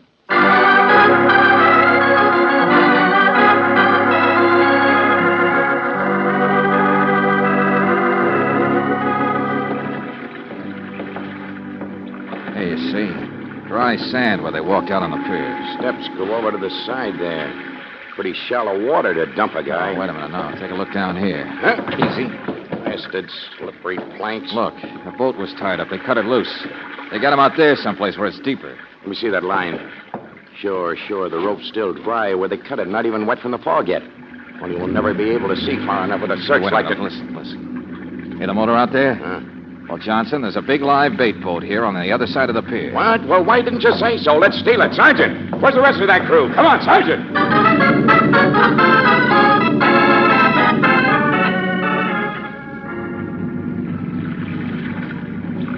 You know, Mr. Frank, that counterpart of yours, Doyle, he's an idiot.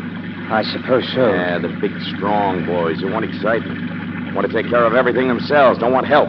He was apparently in pretty deep, Lieutenant. A man can't ask help when he has to admit he's dipped into his company's money. I'm not so sure. Somebody was apparently strong-arming him. Somebody like Starkey Bennett.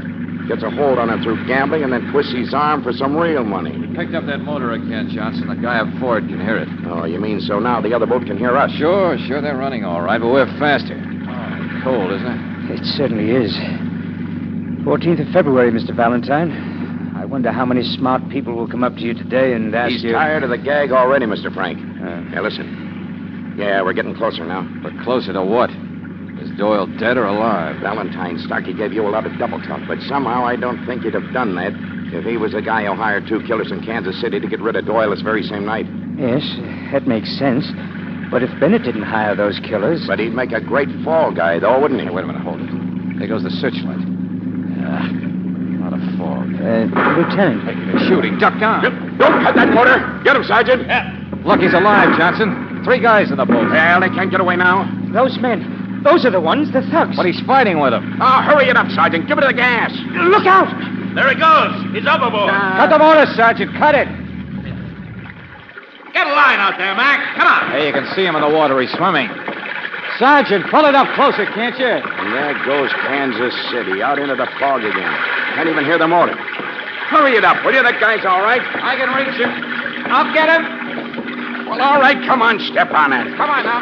Here you go. Give me a hand. Easy, Dusty. Come on. How are you, Doyle? You all right? Oh, there was better condition. Well, don't just stand there, Sergeant. Get those motors going. No, Johnson, wait a minute. We can worry about those guys when we get back to shore. Oh, yeah. And in this fog, they can land any place they want. They'll be back in Kansas City by the time... time... wait a minute. They won't get away. Optimist. They're pretty tough, I can tell you that. You're quite a guy, Doyle. I'm proud of the Irish.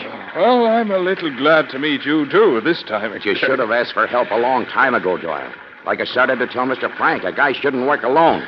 Especially when you're the villain of the piece like you, Doyle. Him? Doyle? Oh, sure. Sure, I went swimming for fun. You went swimming because you knew all three of you couldn't get away, so you made it look good. Yeah, you have got a lot of guts. Well, they're wet now, my friend. Stop smiling, will you? I mean it.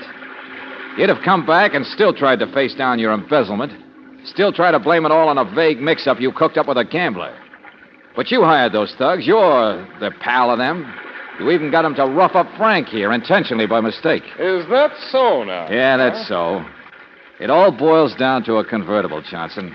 How you get into one. Right. Yeah. A convertible has two doors. Well, a guy in a service station saw you riding in the front seat of that car, Doyle. Well, what of it? They forced me to. Well, who has to climb in the car last? Man in the front seat, isn't it? Did you ever hear of anybody being taken for a ride who got in the car last? Hey. Really, Valentine. All right, so it's not conclusive. But we can ask the boys. They'll be easy to find, Johnson. An embezzler needs to throw the police off his trail. Well, for years we might have dragged this bay for this guy's body. I would have been dead. The cement. Sure. It was a great act. All the clues. But they fit with something else. These guys didn't come down here for murder. They came to take a longer ride. They came to meet a ship. Well, ask the Coast Guard to pick up your thugs, Riley, off the nearest slow boat to China. Valentine. No, you're wrong. I didn't do any of these things. That's all there is, Doyle. There isn't any more. Unless you'd like to go jump in the lake.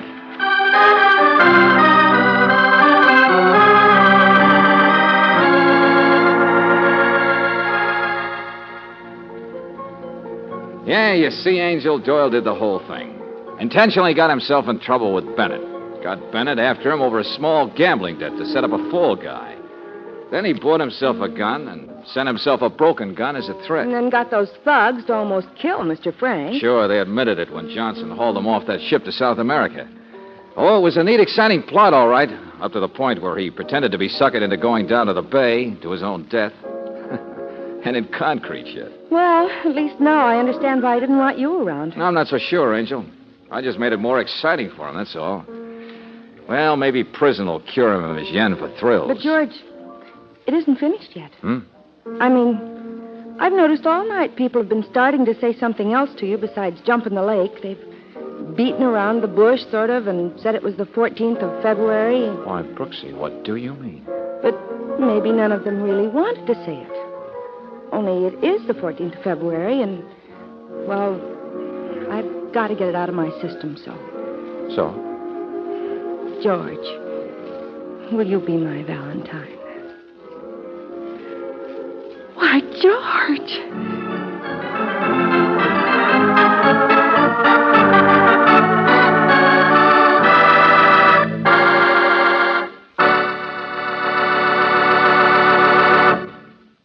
If the tread on your tires is almost gone, don't take chances. Get new Atlas Grip Safe tires now. Your present tires, worn as they are far more valuable for a trade-in than they will be after another month's driving. So, for both economy and peace of mind, why not pull in at a standard station or an independent Chevron gas station tomorrow? They can supply you with those famous Atlas tires. Famous? You bet they are. Across the country, millions of motorists know that Atlas Grip Safe tires have the wider, flatter tread that puts more tire surface on the road. They know the broader surface lets the tire edges do a better, safer, skid-resisting job. And they probably know that Atlas tires have special cooling vents that reduce tire heat and blowout danger. On top of all, with each new Atlas tire, you get a year's written warranty against tire damage from any road hazard. And this warranty is honored by 38,000 Atlas tire dealers from coast to coast, many of whom are open 24 hours a day. So play safe. Get those tires tomorrow. It's another protective service offered you at independent Chevron gas stations and standard stations, where they say and mean, we take better care of your car.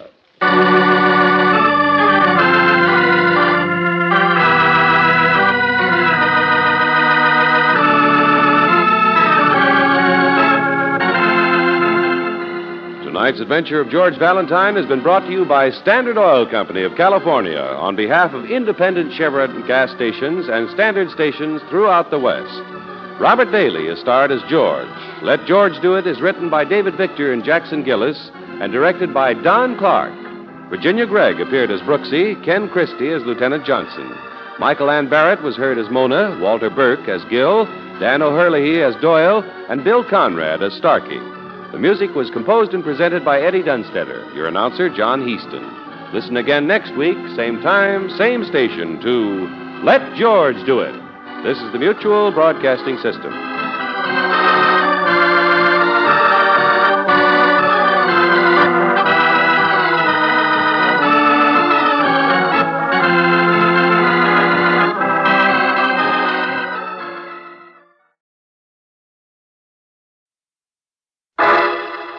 Personal notice. Danger's my stock and trade. If the job's too tough for you to handle, you got a job for me, George Valentine. Write full details.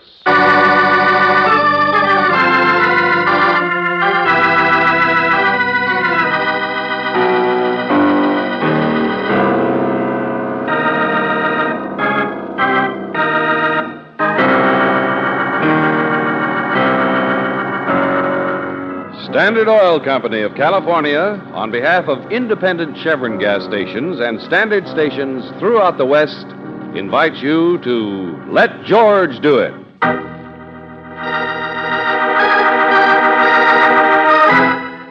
The Tears of Sorrow, another adventure of George Valentine.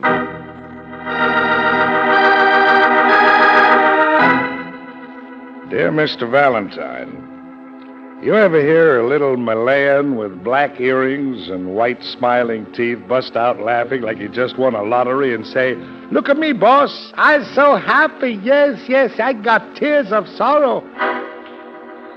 Yeah, I know. You think I'm crazy. Well, so do I. So does the Western Milk and Separator Company. That's the outfit I work for. I travel in farm supplies. My district is Eastern California, Arizona, New Mexico. But Valentine, there's one place on my route I can't stay away from. It's the dullest, saddest, poorest, loneliest place on all of Route 113. Gas, hamburgers, motel, and the Malayan. The place is called Stillman's Last Chance. Brother, it is.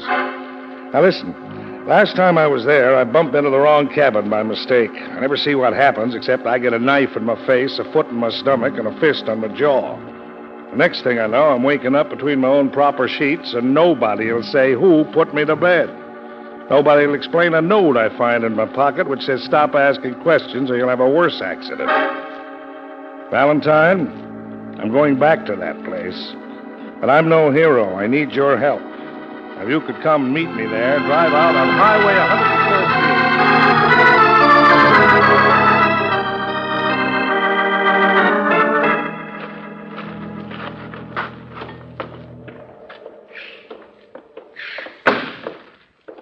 Stillman's last chance, huh? Last chance at what? Last chance at Stillman's going broke. That's all. I get it. Say, I noticed your license plates. California, huh? I got friends in Hollywood. Is that so? Sure. I thought of going out there sometimes. There's one fella, he says I'm a type they don't get very often. He was just passing through and he seen me. I don't know, though. Well, you're very attractive. Of course, this dress is a little tight. It's pretty hard keeping your skin like this with all the dust. I think a girl owes it to herself, no matter where she is. Yes. Yes, of course. So do I. I guess your husband ain't much interested in these abstractions, is he? He's not my husband. Oh? Well, if you'd like some coffee, mister. Hey, look, lady, if you'd like to go back and wash your hands or anything... Hey, Lucy! Lucy! Excuse me. Yeah, Mac? Here I am. I told you there was customers. Get in here, finish the dishes. I'll take care of them. Her name's Lucy, George. Shall I tell her you're a casting director? Yeah, thanks a lot. Let's look around and find this crazy salesman.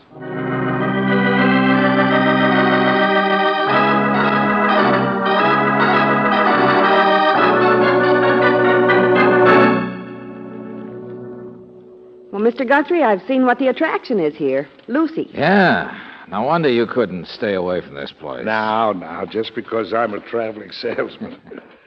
Here, wait, I get a little music on there so they can't hear us.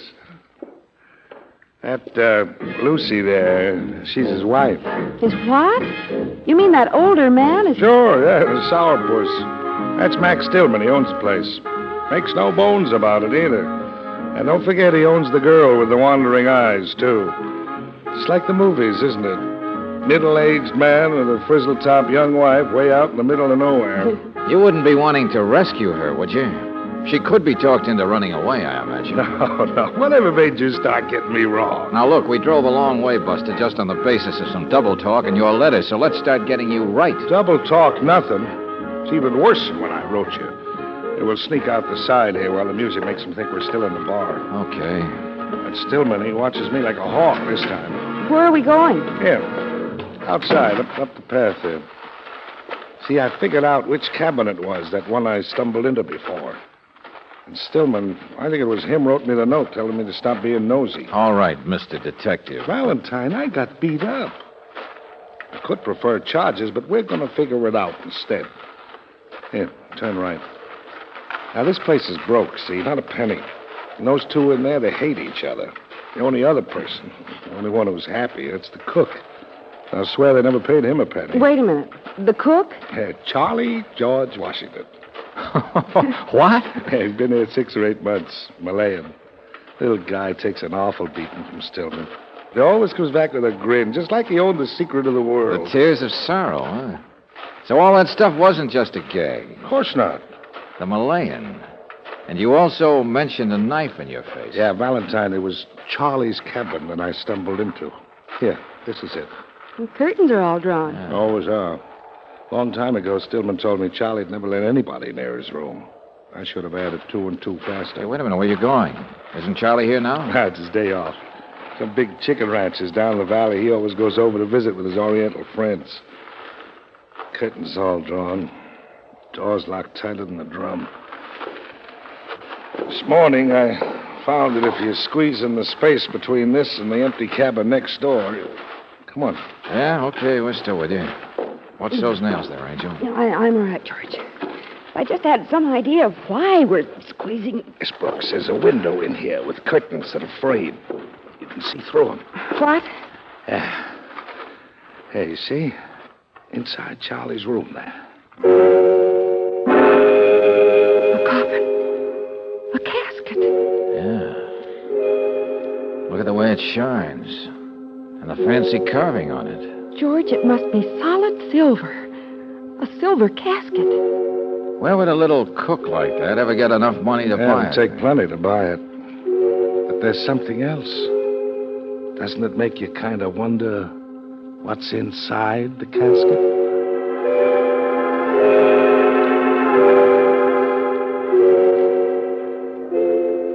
The Malayan. What? Not even a mark on him. Oh, yes, there is a little bruise on his jaw. But there he is, Brooksy, dead. In his own silver casket.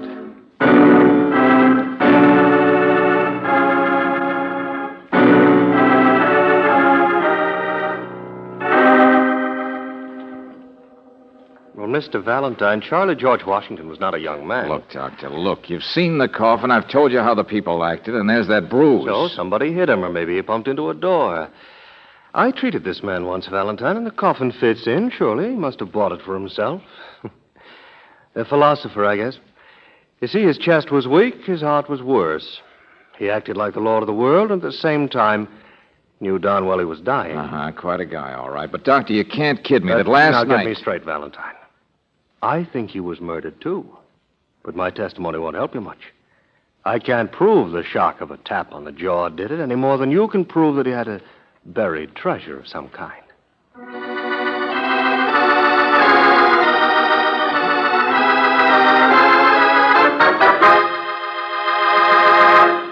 No, he didn't, I tell you. I know. How do you know, Mr. Stillman? Because I looked for it. In his shack, in his clothes. Even followed him to see if he ever buried anything. Of course, that's why I tried to chase people away from him, because I wanted to find it myself. Only I didn't. So, but I didn't do anything wrong, did I? All right. Lucy, let me ask you... You don't know no more about it than I do, mister. You see, it's too bad now. Charlie's dead, that's all. It was an accident. Sure. Maybe all the dough he ever had was invested in that fancy box. You know, I might agree with you if Charlie was still alive. If there hadn't still been reason for somebody to slug him last night. Gosh, I didn't even see him last night. Neither did I. Oh, no, of course not. Who else was staying here besides Guthrie? Nobody. Mac, if you're going to... Nobody, I said. Well, now, look, don't argue about it. You're jealous of your wife, Mac, aren't you? She's nice looking. It wouldn't have been somebody that, What? Right under his nose? Shut up. Yeah. Now, look, mister, we've been helpful enough now. There's an empty cabin next to Charlie's. Guthrie says he saw you bringing fresh linen to it this morning. Huh? And it's happened before, yeah. He says he counted 4 dirty plates once when there were only 3 people. Well, look, maybe I slept in that other cabin. See, and who cares? Now, don't get excited, Buster. Well, couple of customers. If you'll pardon us, Mr. Yeah, he'll excuse you. Hey, Mac. Hey, the law. Hey, Mac. Mac, what are you? Yeah. Oh, I saw the doctor's car out front. Is he here? Yeah, cabin 14, officer. What's happened? Accident up the highway. Almost got me. Pepper, too, here. Hello, Pepper. Hey, got some people hurt out in the car. You need me Well, anymore. look, you want some help? You need me anymore? No. I'll drive them up to the cabin for the doc. Hey, put some coffee in that guy, will you? He almost got his truck turned over. What? Pepper. Yeah, come on, tell us, Pepper. Oh, holy smoke, I can't stand the sight of them things. Oh, thanks, Mrs. Stillman. Got a piece of your fresh pie. Never mind. Coffee's too hot. Maybe it's whiskey I want. Hey, friend, calm down. Well, it's my egg truck, see? I run the pickup route out of here for the poultry outfits. It was an hour ago, maybe 2. We've been working to get them people out. Tourist's car coming from the east. Yeah. Well, what was it? Who got hit? Well, I seen this car behind me coming like a bat out of... Oh, hey, excuse me, Mrs. Stillman. Yeah, what? Well, it was up in the curves. You know these mountains. Anyway, this crazy galoot is in such a hurry, he barrels right past me on a curve, and this other car's coming from the east, right head on. The cop, he's right behind the eastern car. I slam into a ditch, and he skids sideways across the road. Oh, brother. Yeah, it's tough. It's tough, all right. This guy going so fast, he was coming from this direction. And, Mac, before the cop gets back, there's something I got to tell you. Huh? What do you mean? Well, gosh, I'm sorry, but this guy who's speeding, who passes me, the cop says he's somebody broke a parole. What are you talking about? Now, take it easy. Pepper? Take it easy. The cop says it's Bo Stillman, that cousin of yours. What? Yeah. Yeah, Mike, the cop seems to think Bo must have come from here. I just wanted to warn you. The cop says he'll bet you were hiding Bo out again. Yeah, well, where is Bo? What happened to him? He's dead, Mac. Bo? Other people only got injured. Bo's dead. Oh. So, there was somebody here in the empty cabin last night. Your cousin. And now he dies by a real accident while speeding away. All right, mister. Sure. Only, look, I want to explain... Never mind, Mac, not now. Besides, you better look after your wife. She just fainted.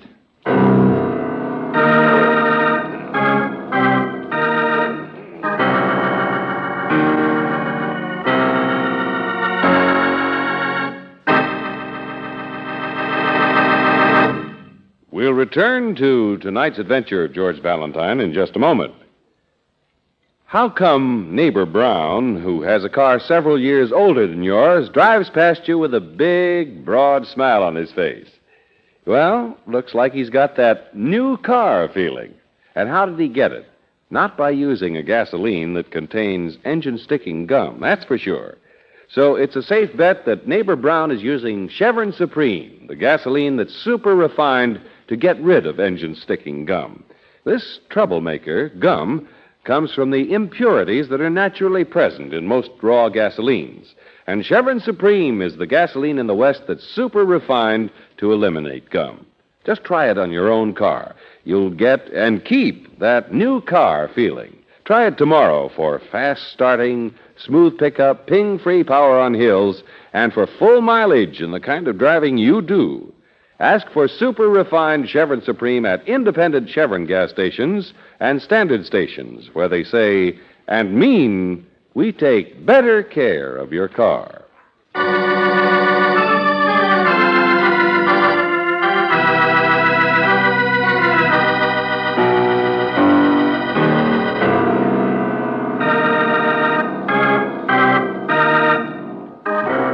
And now back to tonight's adventure of George Valentine.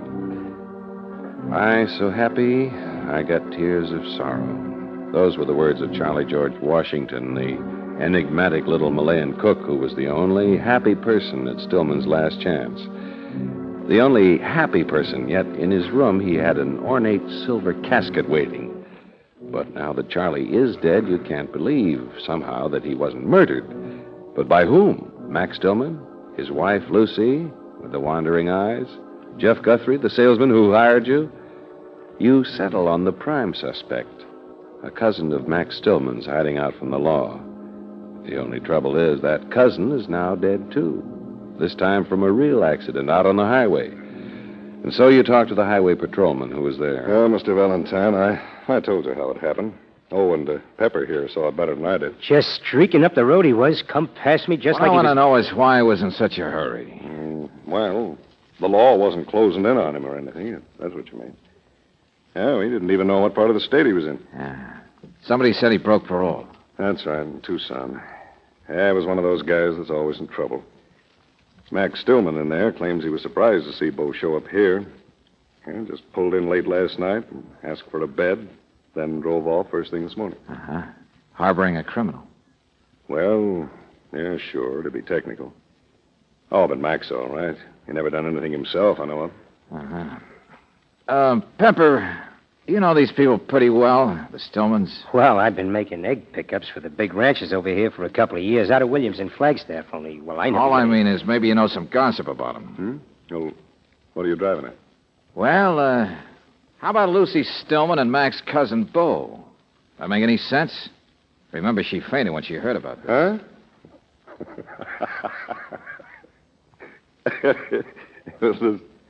Bo Stillman, 60 years old, with a face he never shaves, and a mouthful of tobacco.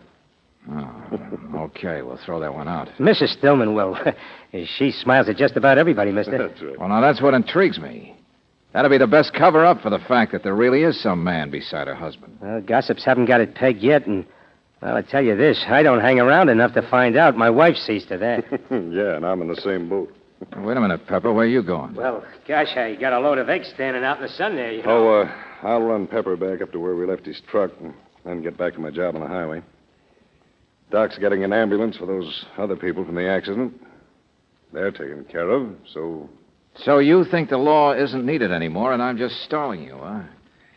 Well, I am, officer, and I'll tell you the reason. George? Yeah, Brooksy. George? Yeah, right here, Brooksy. Oh. Did you get them? Well, just the secretary on duty, but she'll locate her boss and have him call us back. Hey, wait a minute. What's all this? A funeral parlor in Phoenix, officer. The outfit whose nameplate is on that silver coffin of Charlie's. Yeah? Oh, what did they say? Oh, you mean you are interested? George, it was only sent to him on consignment. At least that's what the girl's record showed, but she said her boss was Consignment, more for sure. huh? So Charlie hadn't paid for the thing yet. Or if he had, it was only a deposit. Oh. Yeah. Now there's a crime, isn't there? Because how could Charlie have expected to pay for that thing, or the funeral parlor expected to be paid, unless he did have some money hidden away? And where is it now? Well, where was it at any time? Oh, I've heard those stories. People wondering why he was so happy, betting he had some hidden away. Mac looked all over for the treasure and never found it. Sure, and we've done a little looking ourselves. Only in the wrong places, Brooksy. We've never been obvious enough. George. Give me that letter the salesman wrote us to bring us here. I'm beginning to wake up, Angel. Wait a minute. Here we are. Dear Mr. Valentine, you ever hear a little Malayan, you know the type, wears black earrings and white smiling teeth and so forth and so forth? You mean black earrings? But he always wore them, Valentine. Just black buttons or Oh, no, he didn't. Not when we found the body. George, you're right. There were just the marks on his ears. Yeah, where his earrings used to be. Well, I'll grant you, I never saw Charlie without them before. It'd be only a pretty good joke on people if his treasure were right in front of them. And listen to this. I so happy I got tears of sorrow. I got the tears of sorrow. Pearls, maybe. Tear-shaped pearls. Brooksy, do you have any idea what a fortune a pair of matched black pearls would be worth? No, I haven't. Holy smoke. I have. I guess you're not leaving now, eh, officer? Huh? Oh, hey, Pepper. Yeah? I'll flag a car to take you back to your truck. Okay. Valentine, we're going to comb this place from kitchen to towel racks. Okay, friend, we'll look for earrings, all right. But it's the person who knocked Charlie down and took him off him that I want. It's Charlie's murderer that we're going to find.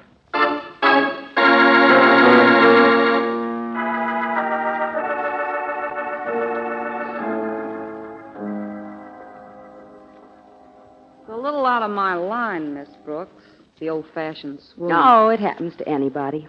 And with all the excitement going on here, Honey, you don't know how mixed up and upset you can get when you're married to a police dog like that.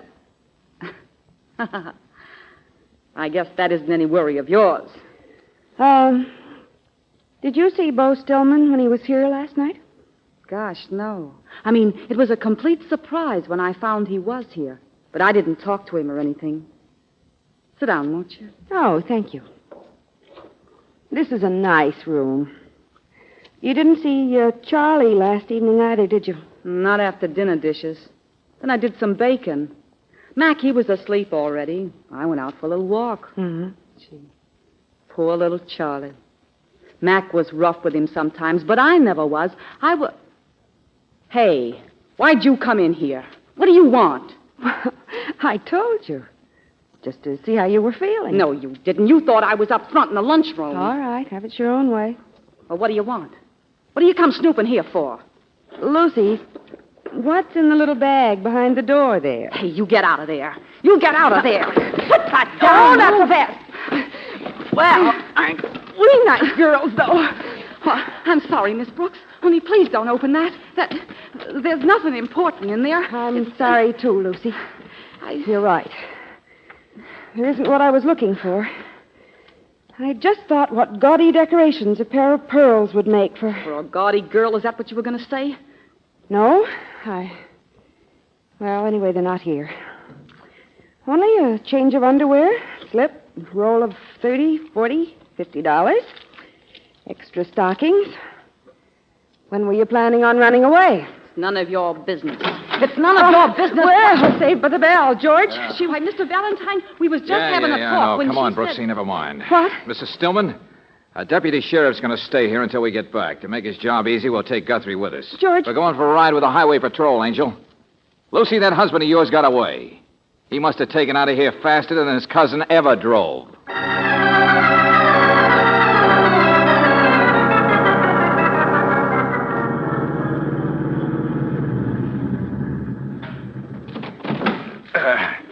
Well, here's where the wreck was, Mr. Valentine. I don't see any Dodge parked around. That's what Mac drives. Yes, George. If Mac stopped here, he's already gone How on... about it?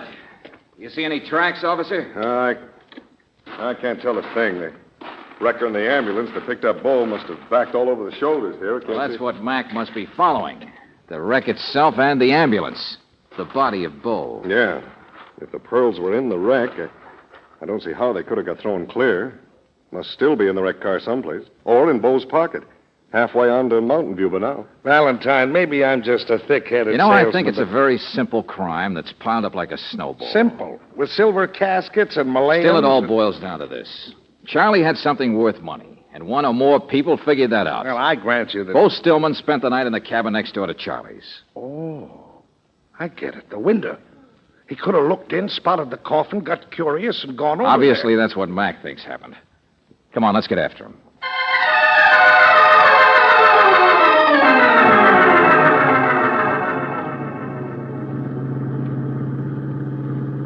I must be gaining on him, sir.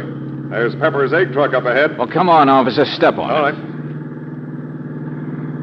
Can't you get by the truck now? I can't see how.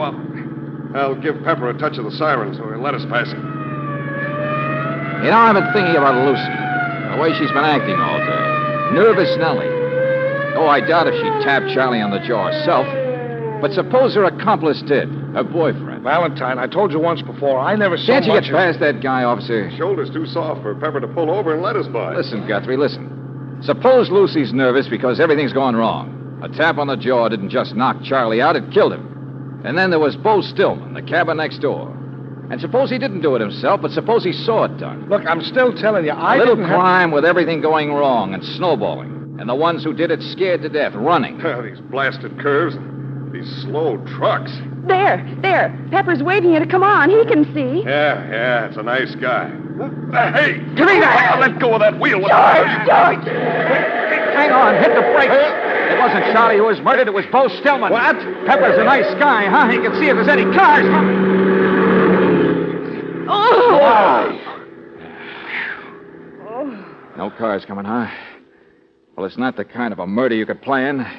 But for a guy running, a guy scared to death, yeah, it could have messed us up pretty bad. Almost as badly as Bo Stillman. Oh, George. Now, let me do the driving, officer. You want to be free to use a gun on that guy, Pepper.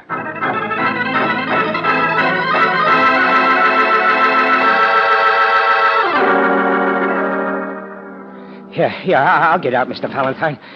Gee, back there, I didn't see that other car coming. No, not much. Honest, I was just... Stand on your legs. Stop wobbling. Look, I haven't done nothing. No, you just tapped a guy on the jaw to get some pearls for a girl. Huh? I should have guessed you were Lucy's boyfriend, Pepper.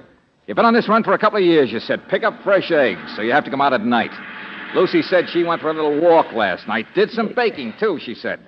I remember you seemed to know she had fresh pies. Look, Mr. Valentine, I'd never kill anybody as long as I Not live. unless you got scared. No. I know how that bowl of jelly in your head works. Last night you got the pearls. Only Bo Stillman saw you, and you knew it. So instead of you and Lucy running away right then, you wait until morning, knowing Bo will try to get you alone for a little shakedown. Look, Valentine, listen, Bo knows you got... where to find you. Follows you down the highway.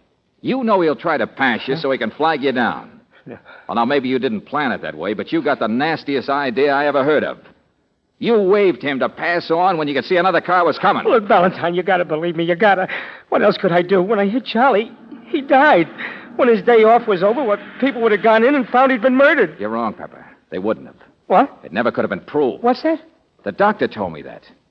But, Buster, you overheard the cop and me figuring out the pearls and talking about a murderer. No. And then when you heard the siren and saw the red light and us right behind you, the temptation was too much, wasn't it? No. Pepper, I think you proved you're fit to hang.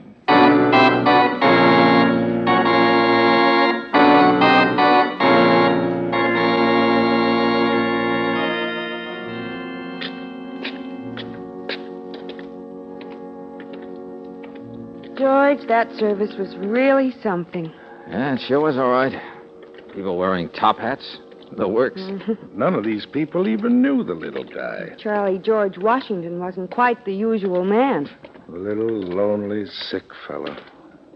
Wonder what he thought about. Oh, he was a pretty sharp operator. He made a good deal with the funeral parlor. Had them send out his coffin in advance. He arranged for all this. Yeah. Look what it cost him. His pearls, his earrings. He'd already signed them over to this outfit. If you ask me, he might have cashed them in earlier and enjoyed his life. Well, maybe he just wanted to enjoy something else. The bluebird, huh? The pot of gold at the end of the rainbow. That's what I mean. I guess only Charlie had the answer. Yeah. Keep it in the future. The dream. Yes, darling, but you can overdo this future business, you know. Hey, what is this? Well, it's just a private little joke, Guthrie. Drop you someplace?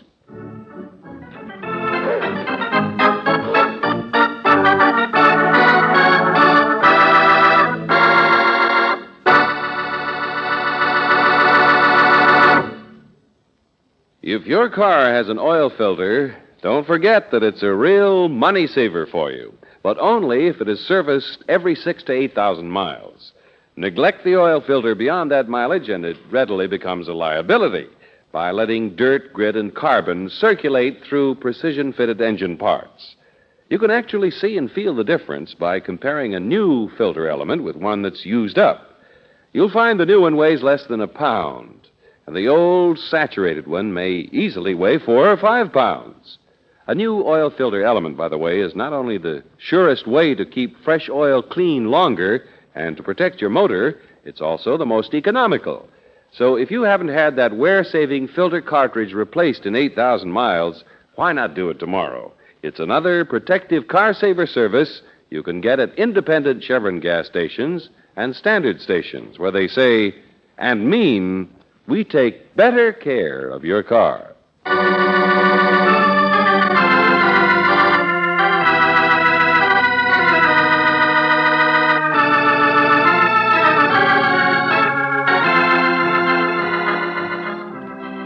Tonight's adventure of George Valentine has been brought to you by Standard Oil Company of California on behalf of independent Chevron gas stations and standard stations throughout the West.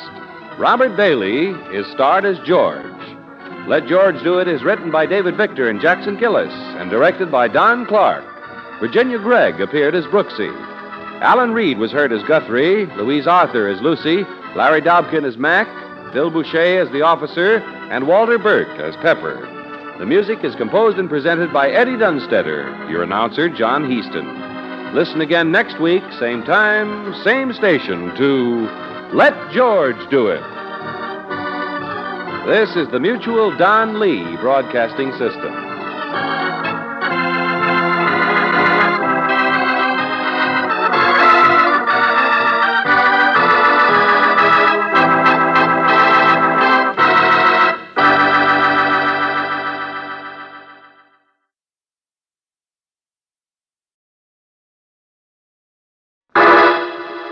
Personal notice. Danger's my stock and trade. If the job's too tough for you to handle, you got a job for me, George Valentine. Write full details.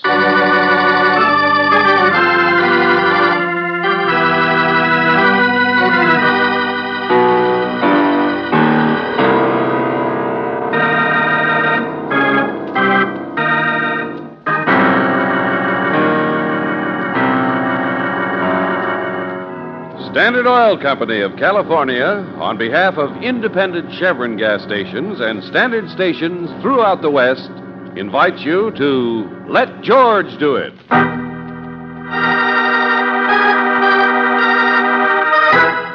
The Brothers McIntosh, another adventure of George Valentine.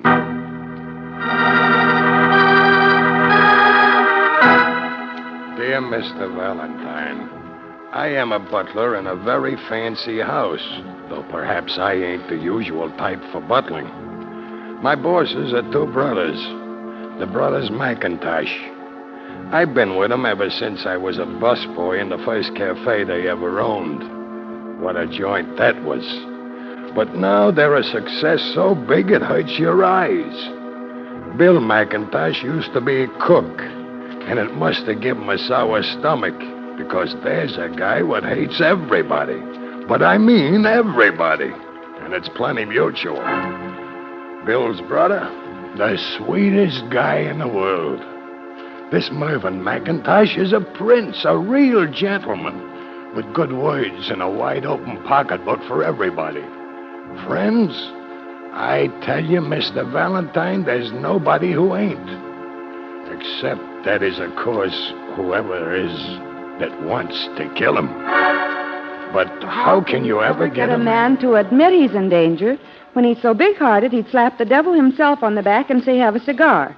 That's my problem, and I need your help. Yours most sincerely, and it's signed, Jasper, butler to the brothers McIntosh. Sounds like he thinks one of these guys is going to kill the other one, doesn't it? Sounds like he's crazy or punch-drunk. Jasper, butler to the brothers What's the matter, Brooksy? George, the postmark on the letter is Harbortown. Oh, that's important? Well, there's been something about Harbortown lately. Something? Maybe this letter isn't crazy at all. I remember now. It's something Lieutenant Riley was talking about.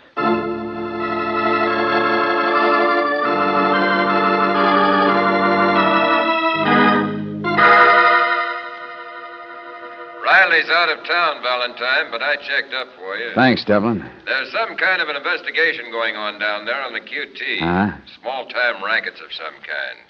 Nothing to do with us here in Homicide. A racket investigation. I thought that happened years ago in Harbortown. It did. They blew the lid off the place about 5 years back. Sent a big shot named Fillery to the pen. Fillery. Oh, sure, I remember. Well, how about the name McIntosh? That mean anything? Cafe owners. The biggest roadhouse owners in the state. At least Mervyn is. He's got a sour apple brother, I guess, kind of got pushed out of the business. You know, that's what I don't understand. What do you mean, Devlin? Well, these McIntosh boys got their start at the same time Fillery went broke. Same time he was... Well, go on. Hey, wake up. Hey, Devlin, come back to the party. I'm here.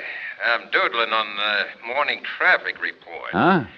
3:30 a.m., Sugar Canyon Road, 1949 convertible went over embankment. No explainable reason for accident. Single occupant. No, that's his brother. His what? Hey, what are you talking about? You got a letter said this guy McIntosh might be killed. Here, listen. Listen to this. Car rolled over 5 times, completely demolished. Single occupant, only here's what I mean. Bill McIntosh. Oh, I get it. Wrong And guess guy. what, Valentine? He lived through it.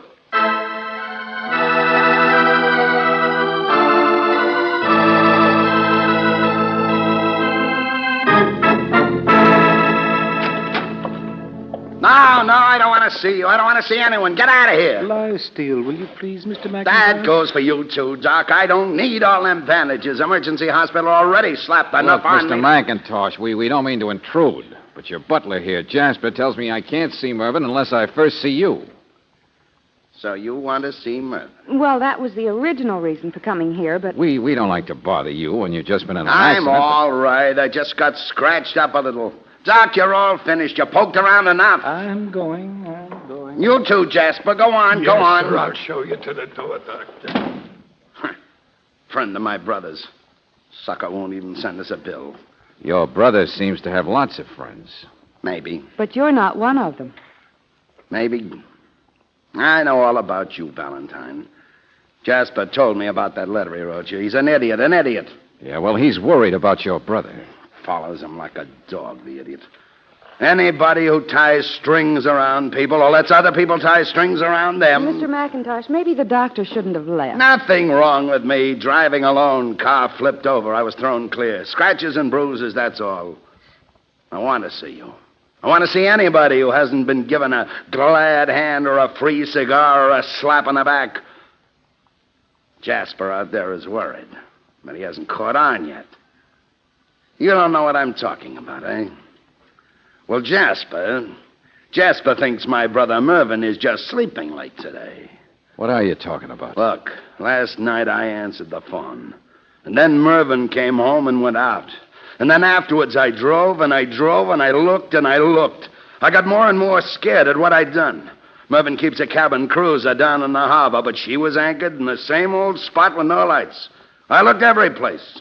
From the railroad station to Sugar Canyon. Hey, wait a minute. Calm down, will you?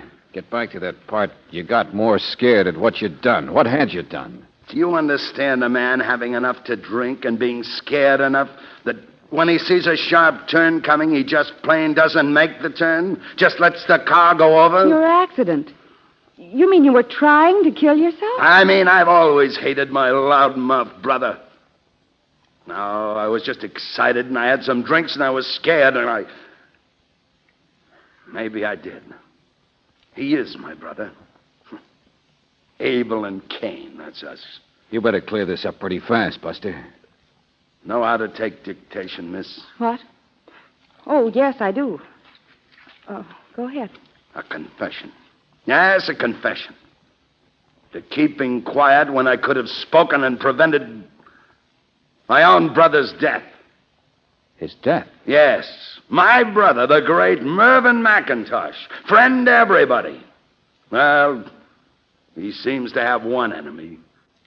A man named Fillery lost his shirt when we came to this town, and apparently it wasn't just because Mervyn had glad-handed him out of the nightclub business. Then Fillery went to prison. Why? Who knows? My brother Mervyn is honest, not a squealer. But for some reason, Fillery has threatened to kill Mervyn, not once, but 50 times. Fillery, Go on. Well, Fillery was released from prison yesterday. Last night, a wire came to the house from a friend telling us about it. And that's where I fit in. While I'm sitting here reading that wire, the phone rings, and a little polite voice says he'd like to see Mervyn out in a lonely place. About some business, the voice says. And then it happens. Mervyn comes home. I give him the message, but I don't show him the telegram. He leaves. I don't tell him that phony voice was really the voice of Fillery waiting to murder him. I don't know why I do it. A couple hours I just sit there and wait and sweat, but then I can't stand it any longer, so I go out looking. And I find the meeting's already taken place. And all I can find out is that Mervyn's green sedan has been seen leaving the place with Fillery in it alone. Don't you see? I let my brother walk into a trap. I let my own brother be murdered.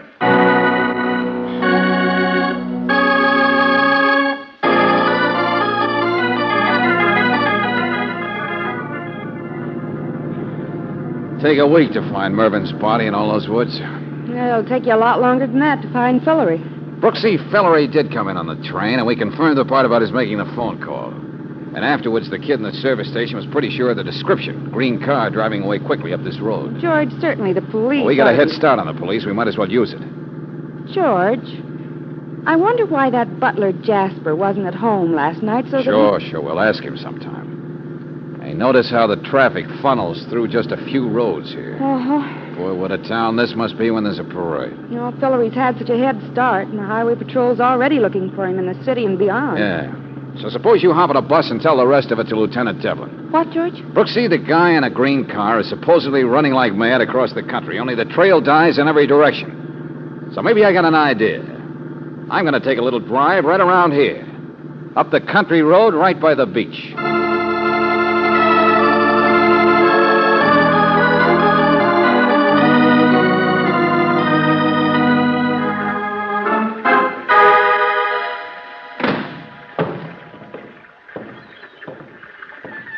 Oyster Cove. And a green sedan parked right on the pier. What's your trouble, Bob? Huh? Oh, nothing. I was just wandering around. How's the fishing? I don't know. I'm looking at boats. Yeah, sure. Some pretty ones, all right. Say, you didn't happen to see anybody getting in or out of that car over there, the green one? Yes, Bud. As a matter of fact, I did. Me. You? Me. That all right? I was talking to a guy named Bill McIntosh a little earlier, and he That's said... so. Never happened to meet the man. Now, just slow down, Buster. You're Fillory, aren't you? Is there a law against it? Whatever rotten branch of the law you spring from, Bud, I assure you, my parole papers are quite in order. Not so fast. Let go of my arm. Let go of it, I said. Get away from those steps. Here, what's going on? Fillory, stop that. Cut it out, both of you. Why, you got a crew, huh? No, just Tony, young fellow that helps me out. He's out there now getting the boat warmed up. Who are you, chum? What's your name? I think we can do without names on a hot day like this. I suppose you just run along, young man. and fill your pick. Sure. You guys aren't interested in murder. In what? Murder? Well, if that's the case, perhaps I'd better. My name is Mervyn McIntosh. Now, what do you mean, murder? All right. So you are Mervyn McIntosh, and you are alive. But how did Fillory get your car? Because I loaned it to him last night. I had to see about the boat. My cruiser out there. He doesn't need to know that. Oh, now, take it easy, Fillory. He's not a reporter. He doesn't need to know any of it. Cool off, Buster. Fillory, please. Show you how I cool off. Hey, you... Now, look what you did. He was a nice young feller. No need to I'm do in a thing. hurry, McIntosh. I came to talk business. Remember? Relax, will you? Wait till I find somebody to look after the boy. Leave him there. Business, I said. Oh, people should be friendly. Fix the boy comfortable. There we are. Now, pick up your suitcase and we'll go aboard. We're going to be friends, aren't we? Here, have a cigar.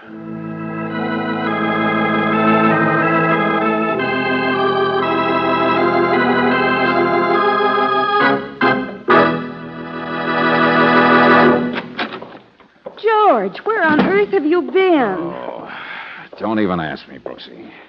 Where all good suckers go, I guess. But, darling, it's practically midnight, and the police have been... I don't care what's been happening. Besides an ice pack, all I care about is getting my hands on that Bill McIntosh. That crazy, hoked-up story of his about his brother being in danger, being dead. But, George, listen to me. The police have been calling. Bill McIntosh was right. What did you say? The Coast Guard up near Oyster Cove. They just fished out the body of Mervyn McIntosh.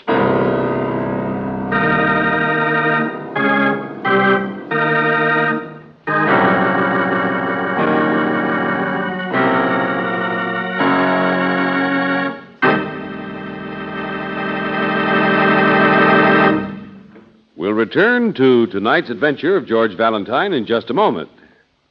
Which tire on your car is the most important one? Ask the car savers at standard stations and independent Chevron gas stations. They'll tell you the oldest, smoothest tire is most important because that's the one that will probably cause trouble first. And at any of these service stations, they'll be glad to add to your tire safety before you go out on crowded highways. They'll be glad to explain why new Atlas Grip Safe tires give you extra protection. They'll show you the wider 7-rib tread of these tires with their ground-gripping edges that put more skid-resisting rubber under your car.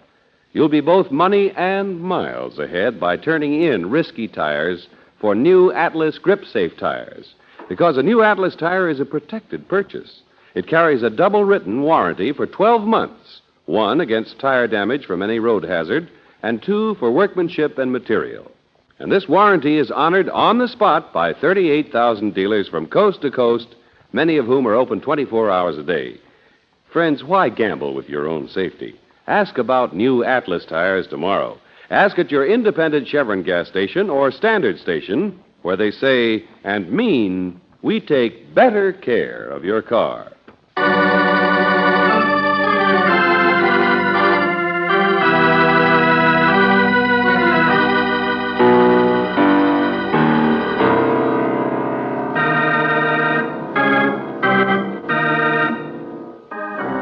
And now, back to tonight's adventure of George Valentine. The brothers McIntosh. One of them no one likes, and the other one called everybody in the world his friend. The only trouble is, big jovial Mervyn, whom you talked to only this afternoon, now is dead. Dead just as his brother Bill expected him to be. Dead just as their strange butler, Jasper, warned you Mervyn might be in the letter he wrote. Still, if your name is George Valentine, the case has not worked out in exactly the way you anticipated. In fact, as you return to examine the body with Lieutenant Devlin, you're convinced that nothing makes sense. Yeah, same guy I saw, all right. Struck over the side of the head, huh? Yeah. Coast Guard found him floating in the water of the bay. As I figured, Valentine Fillery got gypped out of his roadhouses and maybe his little rackets by the glad-hander here. Yeah. Yeah, there might have been holes in this friendship stuff. Of course there are. Nobody was ever as popular as this bird's supposed to have been, or as nice to everybody. Fillery gets out of prison and kills Mervyn. Yeah, after the big boy manages to stall Fillery at their first meeting and so suckers himself into being bumped off in an even more secluded spot. Mm-hmm. What about the boat? Well, it's just adrift out there someplace.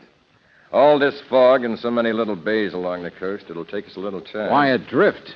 What makes you think Fillery isn't still aboard it?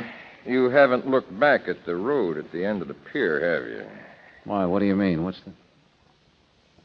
Oh, no. Oh, yes. The green sedan isn't there. That's what happened to Fillery.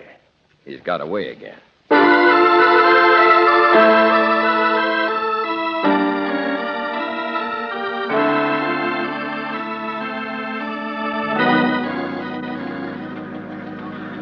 Well, have they checked in Arizona, the used car lots? Valentine, stop blaming yourself for this case. I got over that 2 days ago. I only asked you these It's a police things. case now. Even if we haven't done any better than you did. Hello, Miss Brooks. Hello. Oh, George, about the steamer Guadalupe. The what? Go on, Angel. Foreign registry. As foreign as they come, 3 miles out, and you're as safe as a seal.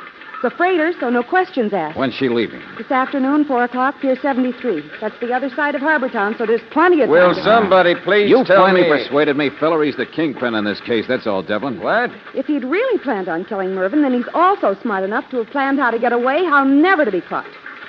Okay. Tell me the rest. Fillery had already booked passage a couple of days ago to sail on the Guadalupe this afternoon. Well, come on. What are we waiting Not for? so fast, Devlin, not so fast. Get men down there just before 4 o'clock. But in the meantime, lay off. Stay away from the place. Yeah. Yeah, maybe you're right. Angel, you and I have to go pay a social call on the poor guy that nobody likes.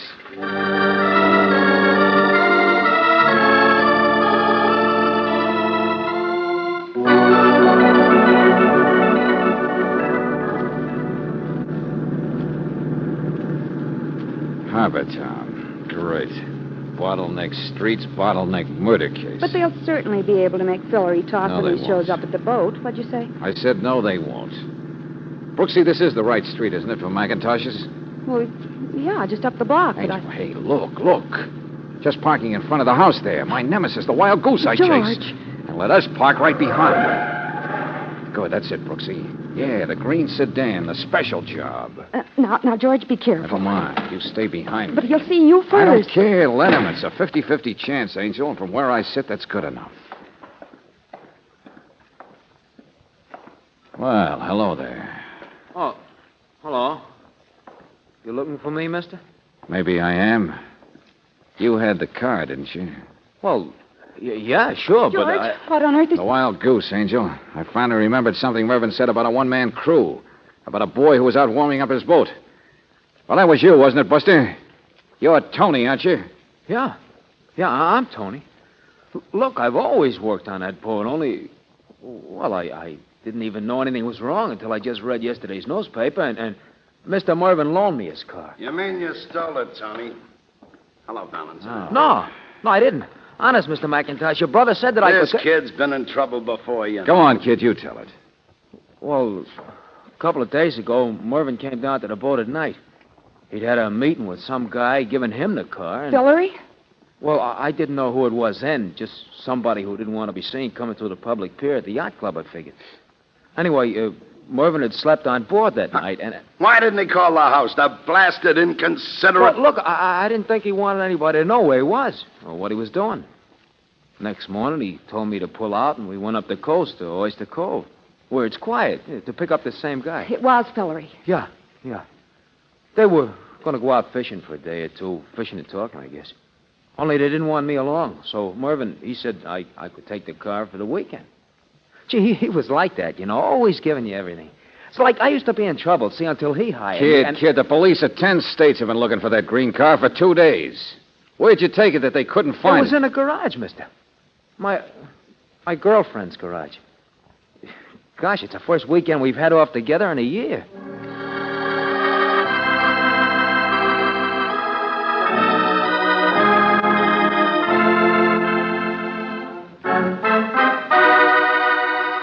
Of course, I want to see Miss Brooks and the kid, Valentine, and we have plenty of time now that our little party at the freighter's been canceled. What are you talking about, Devlin? You remember that little black suitcase you saw Hillary carrying? Yeah. Well, something must have backfired with the jailbird's plan because the Coast Guard had finally located that cruiser. Come on, make sense, will you? It was dynamite. The cruiser had blown up. That's what killed Mervyn when something hit him and knocked him overboard. And guess what else, Valentine?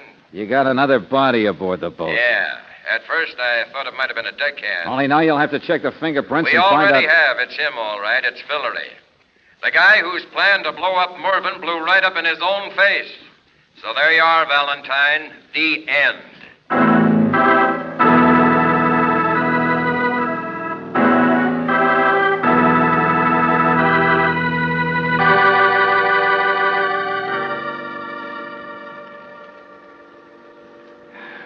Well, Bill, Hillery's dead. Big loss, that is. Of course, I never met the man. I wonder if your brother had him out on that boat trying to make a friend out of him. He'd have offered the devil himself a cigar. Doesn't pay, though. Sooner or later, you reach out to pat a dog and it bites your hand off. Yeah, I know. You don't like anybody. I'm not apologizing. I was wondering if you really did try to commit suicide that night. What's that? Well, it would have been so easy to push your car over the cliff and give yourself a few scratches and bruises and pretend that you'd done it. Wait a minute, Valentine. Oh, no, you don't, Buster. And don't argue with a gun. Why, I wouldn't trust you any further than I could throw a piano. You're not going to shoot at me. You're not going to kill me in cold blood. Stand still. You're soft in the heart like Mervyn was. I told you to stand still. Hey, Jasper. Get up here, Jasper. You see, I've got a gun, too. And now you haven't. What's the matter? Hurt your arm? What do you think? I suppose when Jasper gets here, you'll The just... house is empty, Valentine. You sent Miss Brooks and the kid away. And Jasper, he's a sentimentalist. He's changed his shirt by now and gone to my brother's funeral. All right, sourpuss. Now, you were saying something, weren't you? No, it's the things you say. Like just now, you said that you never met Hillary. I wouldn't have even noticed it if he hadn't told me exactly the same thing about you. Never met the man, he said, so maybe it's true. Well, it doesn't quite fit with something you said in that ridiculous confession of yours. That you recognized the voice on the telephone the other night as being the voice of Hillary. You're a smart boy. So that guilty remorse of yours was all fake, wasn't it? It's a pretty good guess. You bet it is, Buster, and I'll keep on guessing, too. You knew why Hillary got sent to prison. Maybe even planned it, sure. Sure, you were trying to duck out before Hillary and your happy-go-lucky brother ever got together to check notes. But they got together on that boat. Where you knew they'd be. Yeah, you're the one who made sure that boat would blow up the minute they were on board. And then you cooked up the cock and bull confession stuff. Just on the off chance the murder might be blamed on Fillery. Shut up. Why? You planning to pull that trigger anyway, aren't you? Get rid of me and still try to get away with it. Try to get away with it. Fillery had a getaway plan, remember? Well, who do you think really made that plan, using his name? And who do you think they're expecting aboard that freighter at 4 o'clock? And now there's no welcoming committee either. I might have known. Got every possibility covered, haven't you? Except maybe the clock. It's only 10 after 3. And Pier 73 is only just the other side of Harbortown. I'll make it all right. How? You wrecked your car. In You can't... your car, sucker. I haven't admitted anything, have I? I told you, I'm not crazy. There won't be any evidence. And you didn't pull the trigger on me, so I won't pull it on you. You don't mean you're going to commit a friendly act? Valentine, I've never done anything in this world for anyone else. And I haven't asked anyone to do anything for me. My brother loved the whole town and vice versa. And where is he? And where am I? Turn around. That's it. It shows how much friends can do for you. Now you know what a guy like me can do. Just keep the useless strings off you, and you can get all the way to China.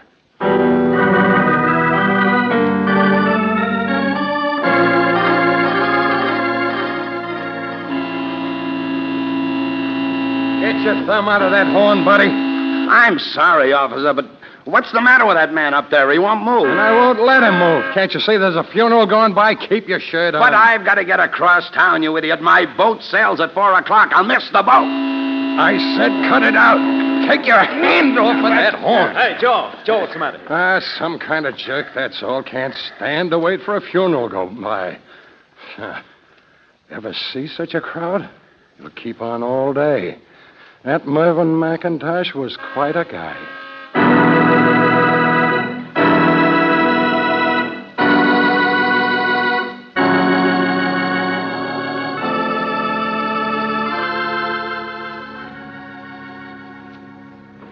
How do you like that?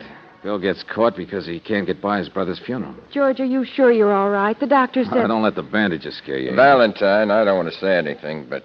But what? Well, a guy who lets himself get beat up, knocked down, dragged... Well, look, you got your man. You even got a screaming confession out of him. What difference does it make how he was caught? Oh, take it easy. I didn't mean to. You want me to say I had him corralled? All I would have had to do was shoot. Why didn't I do it?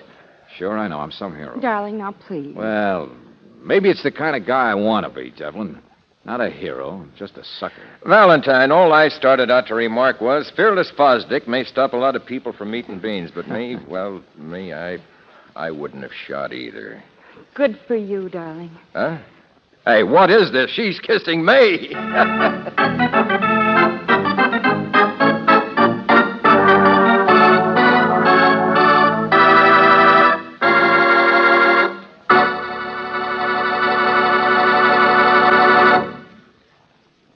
If your car drags along as though you were driving on a sandy beach most of the time, it may be the fault of gummy gasoline, which is robbing your car of power. A sure way to get that new car feeling is to use Chevron Supreme gasoline.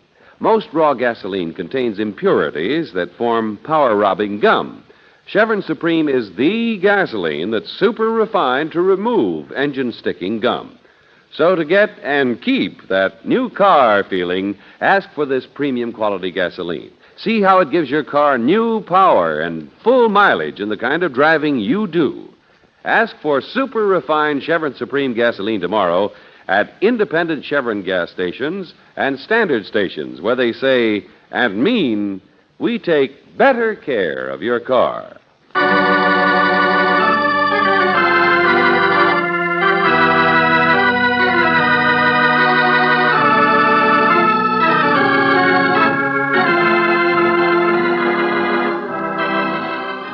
Tonight's adventure of George Valentine has been brought to you by Standard of California on behalf of independent Chevron gas stations and standard stations throughout the West. Robert Bailey is starred as George. Let George Do It is written by David Victor and Jackson Gillis and directed by Don Clark. Virginia Gregg appeared as Brooksy. Ted DeCorsia was heard as Bill. Larry Dobkin as Fillery. Ed Begley as Mervyn. Ed Fields as Jasper, Pat McGeehan as Lieutenant Devlin, and Anthony Barrett as the Kid. The music was composed and presented by Eddie Dunstetter. Your announcer, John Heaston. Listen again next week, same time, same station, to Let George Do It. This is the Mutual Don Lee Broadcasting System.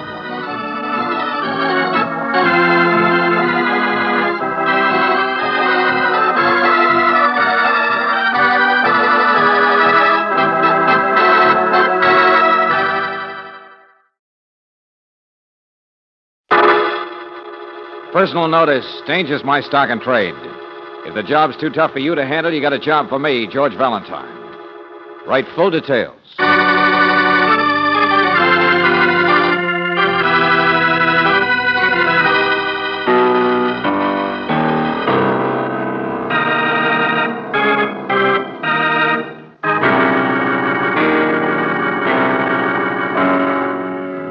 Standard Oil Company of California, on behalf of independent Chevron gas stations and standard stations throughout the West, invites you to Let George Do It.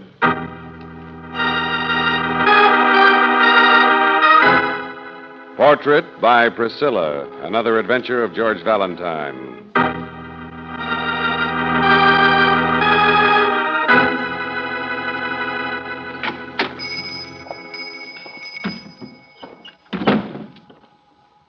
Hello?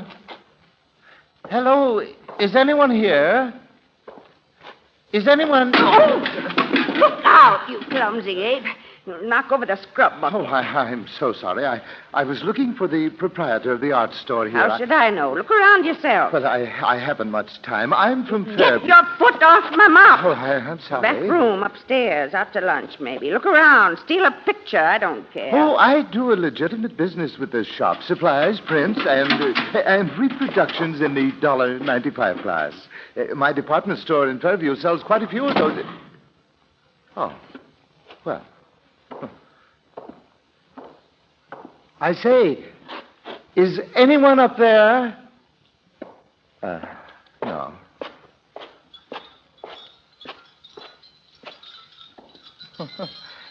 Chinese glass chimes.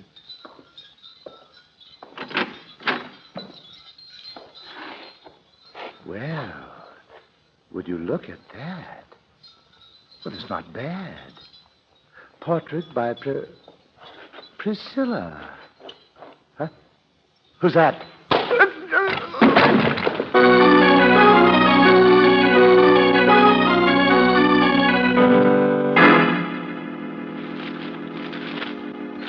Personal notice. Danger is my stock in trade. If the job is... Yes. Dear Mr. Valentine.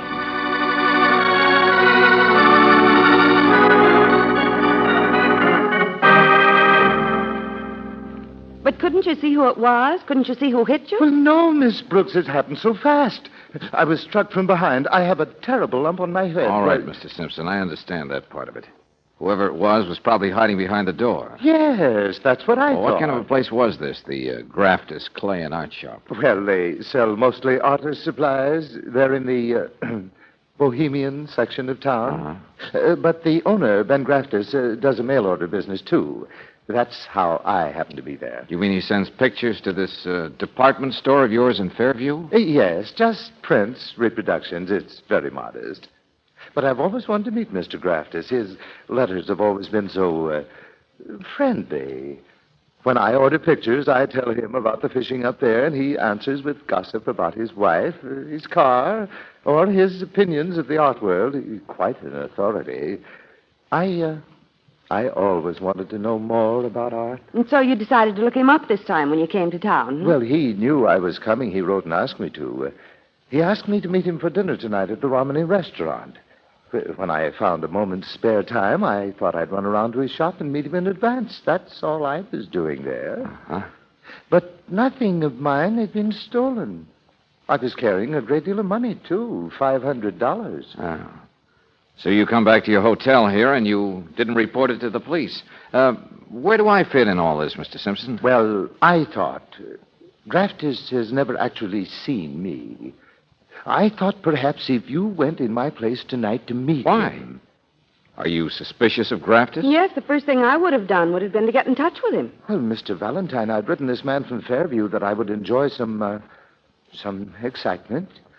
I was anxious to meet some of the artists, the unusual types one hears so much about. Oh, I'm beginning to see. You had yourself set up for a fast night in the big city, and now you've got cold feet. Oh, no. Though I'll grant you I'm not exactly the type for it. Well, I don't really know anything about Graftis, and suppose he's in trouble of some kind. Would I be of any help? Oh, I'm sorry, Mr. Oh, listen. I haven't told you about the portrait yet. The what? I was standing looking at this oil portrait. It was on the easel, not quite finished No, you yet. did tell us about that. Portrait by Priscilla, whoever that might be. Well, when I came to, the portrait was gone. It had been taken right off the easel. Well, you finally said so. Mr. Simpson, portrait of what? It was an oil. Just the head and shoulders of a man. A gray-haired man, about 50, bushy eyebrows. Oh, and I remember a rather sharply cleft chin, because his mouth was young, with a mole on the lip. Oh, Graftis, that must be him. In his last letter, he said he'd call me up to confirm. Never mind, I'll find out for you. Hello? Hello, Mr. Simpson. It's so nice to hear your voice. How are the potatoes and fish and everything up in Fairview? Who is this? Am I fresh? I'm calling for Benny, Ben Graftis. Oh, Speaking yes. of the customer and just wanted to make sure that 8 o'clock is all right at the Romney. It's a gloomy little place, but you will be there, won't you? You can find it all right. Well, look here, Mr. Simpson, isn't it? My name is Priscilla. You're... Just Priscilla. Nothing before, nothing after. Oh, how do you do? Yes, of course. Tell Mr. Graftis I'll be there at 8. I am Mr. Simpson. Thank you. Thank you, Mr. Valentine.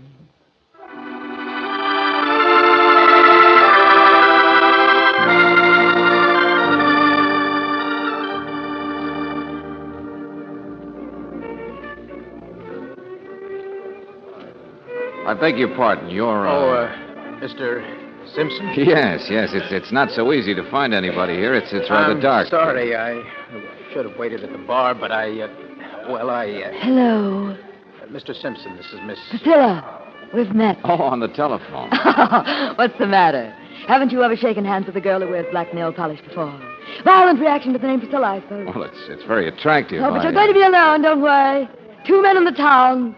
I only stopped by for a drink. Priscilla, please. I told you no, Benny. I have another engagement. And I have to run home and dress. And drink your drink. Stop fiddling with your watch. Benny!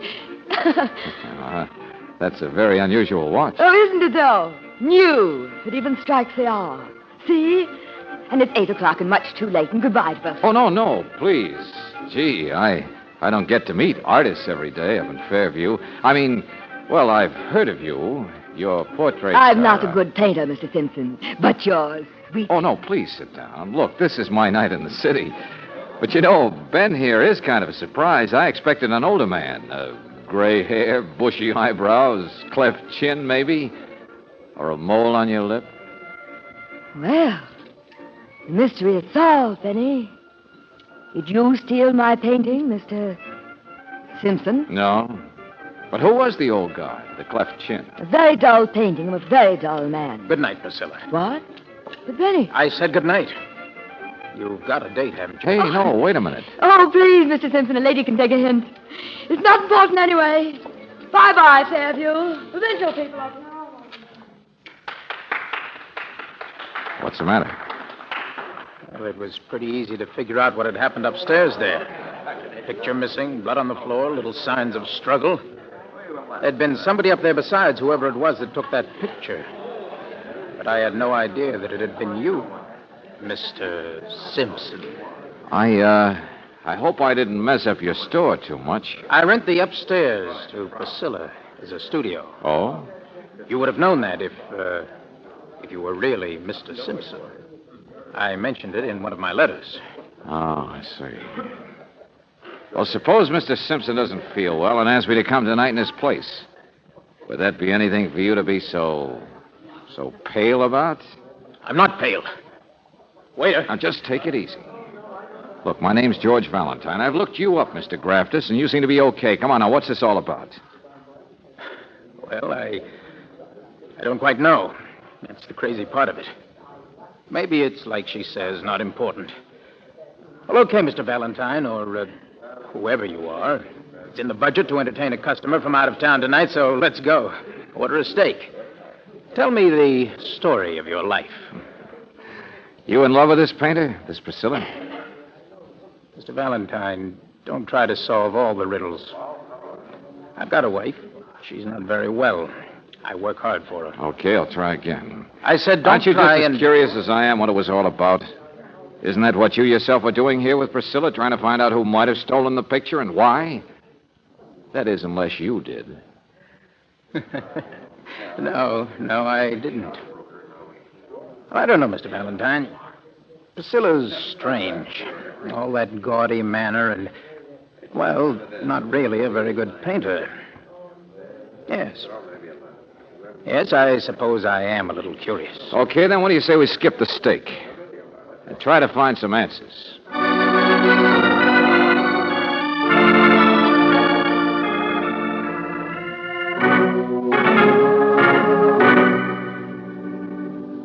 Mr. Stokolsky, we're trying to identify a man in a picture. We haven't had much luck the past hour or two. Any man, any picture. To settle a bet, huh? You're at the right place, gentlemen. Yeah, I understand you're one of the biggest art gallery owners in town. The biggest, 300 pounds. Now, what is the period of It's the painting? a portrait, Mr. Stokolsky. A man in a portrait. A portrait by Priscilla. Well, I told Mr. Valentine here that you handled her other pictures for sale. That is, some of them. Well, you were in her studio just a couple of days ago. I thought perhaps you'd noticed... What does the man look like, the subject of this portrait? Well, he has gray hair, about 50, bushy eyebrows, cleft chin, a rather young or weak mouth, with a mole on the lip. I am just on the telephone to a man who has been asking about the same person. Yeah? The subject of this particular portrait by Priscilla is Richard Ratterman. Huh? Oh, I'm just informed that this Mr. Ratterman has blown his brains out.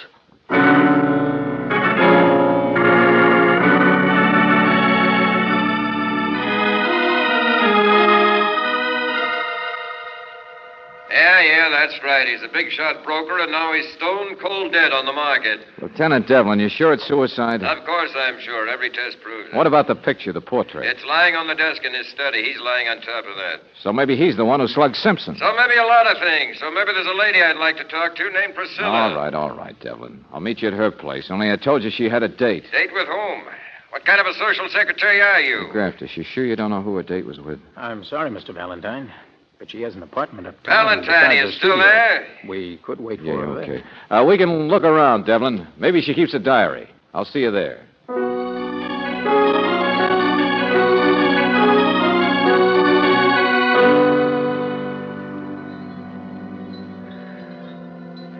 Well, Valentine, the lady of mystery, huh? Yeah. She'll be keeping her mystery now, won't she, Devlin? Yep. She's dead. She's been strangled.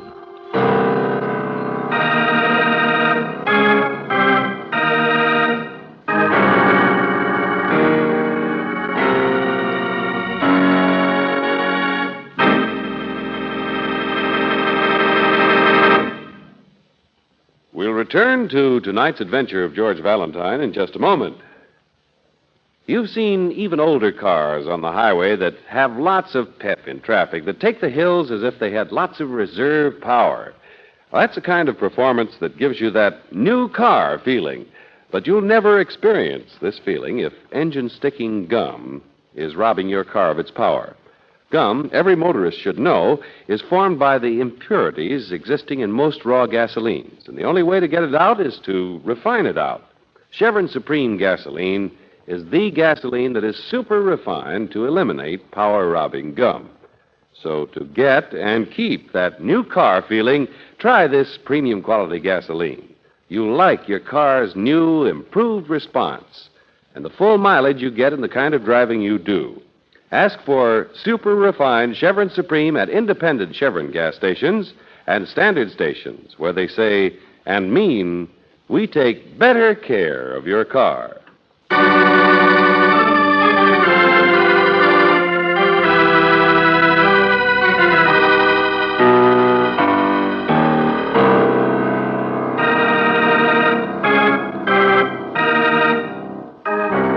Portrait by Priscilla. The man whose portrait it was is now dead. A suicide.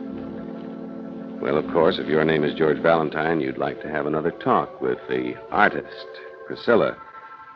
Only when you go to her apartment, you find a slight hitch in your plan. Priscilla is dead, too. She's been strangled. Yeah, that's what the doc says. Hurry it up with the pictures, will you there, boys? How long ago did he say, Lieutenant? Oh, hour, two. Hard to tell. Well, it must have been just after she left us in the restaurant. Because she said she was going to change her clothes, and she didn't. Same gold dress. Black fingernail polish. Yeah, the same flashy earrings. She jingled when she walked. Yeah, lots of color. But both Stukolsky and Grafter said she wasn't a very good painter. The only one who seemed to think differently was Mr. Simpson here. What? Well, I'm really no judge. I come from a small town. I imagine there's some very good critics up there. But I'm certainly not one of them. Valentine, what you're talking about is this apartment itself, Jack. Yeah, pretty fancy. Oh, it is indeed. A pretty fancy apartment for an unsuccessful artist. Priscilla must have had a private income. That mysterious date of hers tonight. That's what I'm going to find out. Wait a minute, Devlin. Yeah? Her watch. I noticed it too, George. It stopped running, hasn't it? It's like other things. It's so unusual. Looks valuable, too, Brooksy. Hey, you mind if I take it, Devlin? Hey, what is this? Why? Why do you want to take it? To get the same answers you're after. Only while you're going your way, me, I'll take a shortcut.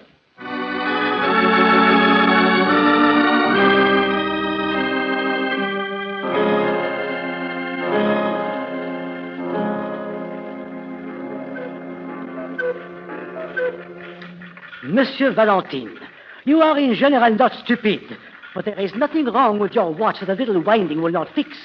For this, you should get me from bed, huh? Now, like so. It will chime for you. Hey, will you please slow down? I want to know the price of the watch. This gaudy old-fashioned... The way it's fixed, it's really quite fashionable. For a bauble to catch the eye and never tell the right time. Well, that's just it. It is a bauble. But it has stones in it. And a woman wouldn't buy that for herself, would she? But, George, she might. I mean, for a woman with money. I say $2,000. I say maybe $2,500. I take it back. She wouldn't. A gift from an admirer. Well, Angel, I remember Priscilla mentioned the watch was new. So maybe from the current admirer. Maybe the man she had the date with.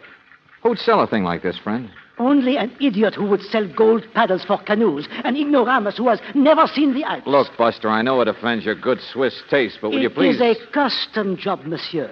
EW, that is Excelsior Watches, Chicago. You will have to see them, the makers. And may I say, monsieur, have you ever noticed how all the wrong people get strangled? Yourself not accepted? Good night.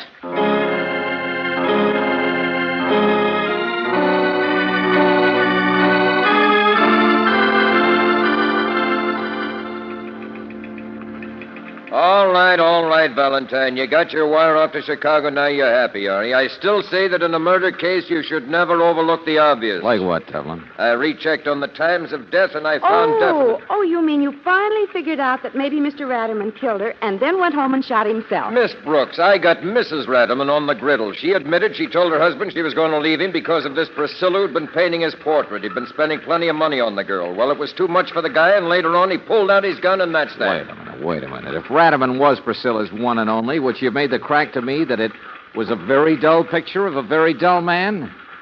So tell us what else you've been doing, Devlin. Now, listen to me both and wait a minute. Yeah, Lieutenant Devlin. Lieutenant, this is Ben Graftus. Yeah, Graftus? Here, give me that. What is it, Graftus? Valentine, I came back to the shop.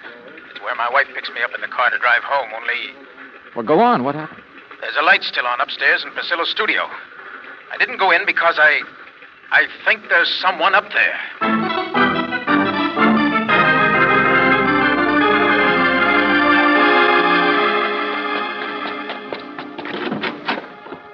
There he goes. Grab it. Slow down. Slow down, my friend. You don't have to break my arm. I'm not doing anything. Oh, no, you're not doing anything. Not much. Mr. Stokowski. Yeah, how do you like this? One of the biggest art dealers in town, and we catch him burning up pictures. And I'm not saying anything either. I know my rights. Well, that's a good one. But some of them are his pictures, Mr. Valentine. You be quiet, Ben. I mean, he paid her for them several times. I've seen him come up here giving her checks. Shut up! Buster, it's your turn to shut up. Now, look, you're a big shot. You buy nothing but the best. And Priscilla wasn't a very good painter. Now, here, let's take a look at this stuff, whatever's left of it. Here's one, George, upside down. Yeah, let me see that. Mm-hmm. Piece of a landscape. Yeah, here's another portrait. Hey, wait a minute. I've met this guy, this one. Not very good of him, but he's a paving contractor here in town. Pretty well fixed. And this other one over here. I've seen his picture in the newspaper. Big manufacturer. Yeah, Devlin, for a second-rate artist, Priscilla seemed to draw a first-class clientele. Only the noble Stokowski here probably thought the boys would appreciate no publicity. Mr. Valentine, you you're came making down here the perfect- minute you heard about her death to keep things quiet. Like the prices you paid for her landscapes that were lousy. Like who these other suckers were in a little black book. Now, wait a When you minute, bought Valentine. pictures from Priscilla, Buster, it was only to hide the fact you were paying blackmail. That's the explanation of where she got her money, Devlin. Blackmail. Sure. She was just a good enough painter to get the big boys close enough to work on. To get mixed up with her and set for the frame. Portrait by Priscilla. I didn't say anything. I remind you, I have not admitted wait a minute. No. If that's the case, then any of these guys might have had just as much motive as Ratterman. Oh, excuse me, Lieutenant. Go away, Excuse me, go sir. away. I'm sorry, sir, but the car radio says there's a telegram from Mr. Valentine at the office. It's from Chicago. You can use the phone down the street. Well, guess we better play it my way after all, huh, Devlin? If we keep our fingers crossed, maybe we can chop the field down to size again.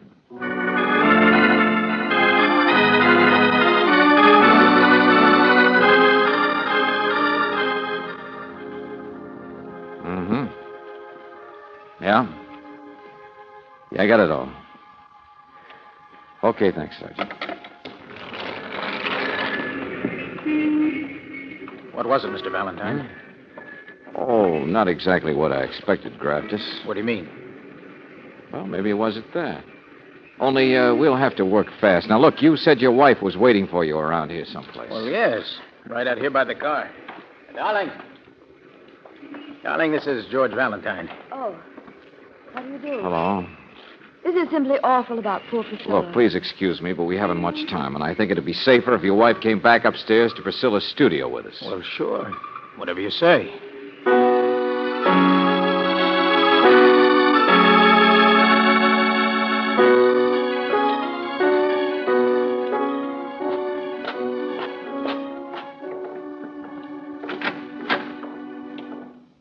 Hey, where's everybody gone?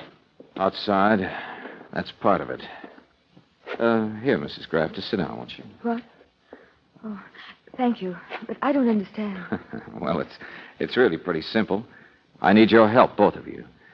You see, the doctor says that Priscilla couldn't have been strangled by a woman. What? And, of course, Ben here was right with me all evening. So, you're the only ones I can turn to. Now, listen. That phone call I made, it was about a telegram to Chicago, an outfit that makes custom watches. Only the trouble was they said the watches were sent to Mr. Zimmy Zimmerman, care of General Delivery, this city. Oh, wait a minute. You mean you were thinking about that watch of Priscilla's, the funny one that she had on? Yeah. I was hoping they could tell me who bought it. Only Zimmy Zimmerman. Now, that's a phony, pretty obviously. Oh, I see. Benny, what's the matter? Nothing, darling. I just... Mr. Graftus, you'd help clear the air a lot if you'd admit that you gave Priscilla that watch. What? Mr. Valentine, I think you've got a lot of nerve to Skip it, will you? insinuate... There isn't time. Now, listen. Yeah, they're right out there now. Mr. Valentine, really? You want to know what Devlin and the others are doing out there? They're searching your car, Graftus. Searching my car? Yeah, something might catch their eye. It's funny how things catch your eye. Especially in a dim place like the Romney. You said Lieutenant Devlin is outside They looking into won't my... find any of the flashy things, will they? Gold dress, big earrings, the jingle. Might find some polish remover, though, for the black nail polish. Valentine, Oh, no, you don't, Buster. You're not big enough. That telegram said watches, plural. But I'd already begun to guess before then. No. Guess No, it that wasn't. Priscilla wasn't really so exceptionally good-looking or anything else if you took your eyes away from all the trappings, the exotic touches, the eye catches. But who could do that? Please. No, now listen When to I me. saw her, the real Priscilla, especially after the way she was killed, how could I tell the difference? Hey, what's the matter with your purse, sister? Give me that. Let go. Darling. The little wife got rid of the other stuff for the masquerade, but couldn't resist hanging on to the expensive watch, could she? Yeah, sure. Here it is. The other watch, Graftus. Exactly like the one you gave Priscilla. I gave her? The straw that was to break the camel's back when it came to my identifying her body. Only it's the straw that broke your back instead, Buster. Broke your perfect alibi. Benny, stop him. You've got to stop him. Hold it. Because you killed Priscilla, didn't you, Benny? Killed her and right afterwards brought your wife around to meet me and start setting up your perfect alibi at the Romany. What are you talking about, Valentine? Look what I'm doing. I'm nervously fiddling with a watch. It's exactly what you did in the restaurant, Mrs. Graftus, to call attention to it so I'd remember. Only when you fiddle with a watch, you wind it, don't you? Sure, you did, like this, remember. But only a few minutes later, Priscilla's watch had run down. It stopped. So? I suspected two watches. You're pretty smart, Mr. Valentine. Don't. No, Benny, don't. Our car doesn't have anything in it. But this is a gun you're looking at, sucker. Easy. Now, who's the sucker? Thanks, Devlin.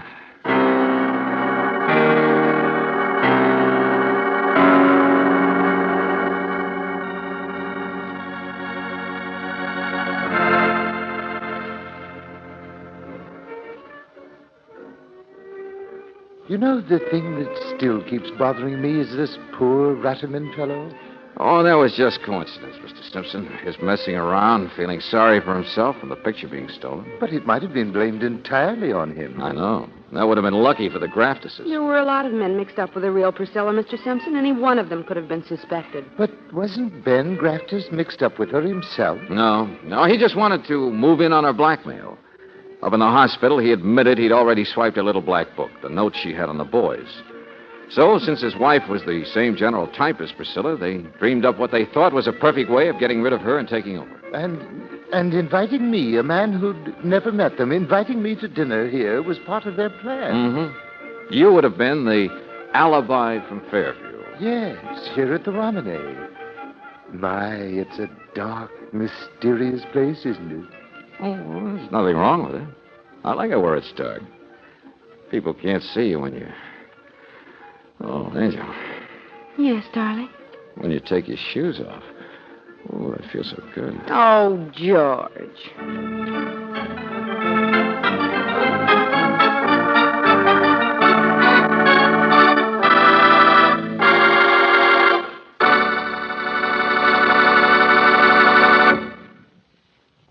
You probably don't know one single motorist who would deliberately drive with the choke out all day for the simple reason that it would be like throwing gasoline away.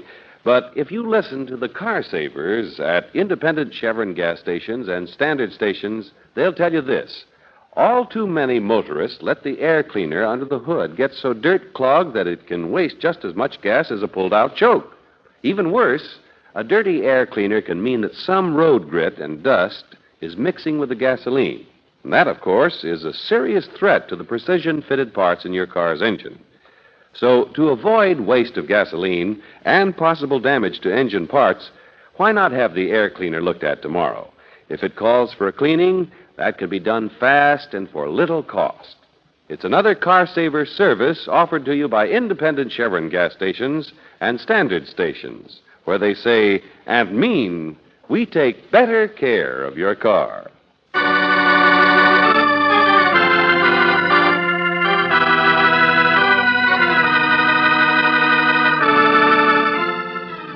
Tonight's adventure of George Valentine has been brought to you by Standard Oil Company of California on behalf of independent Chevron gas stations and standard stations throughout the West.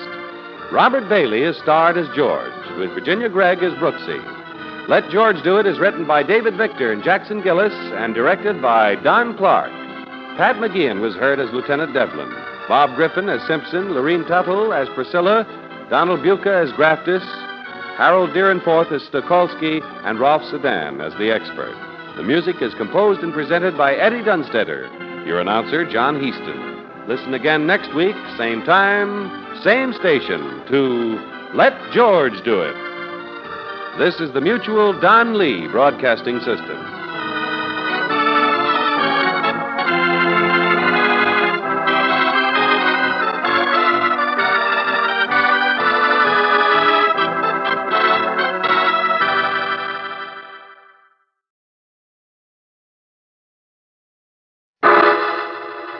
Personal notice. Danger's my stock and trade. If the job's too tough for you to handle, you got a job for me, George Valentine. Write full details.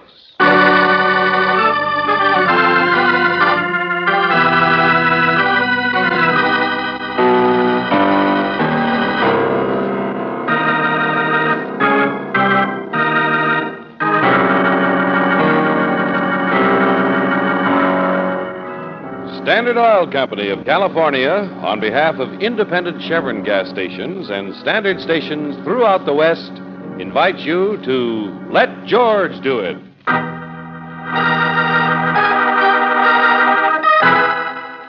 Mix Up in La Cruza, another adventure of George Valentine.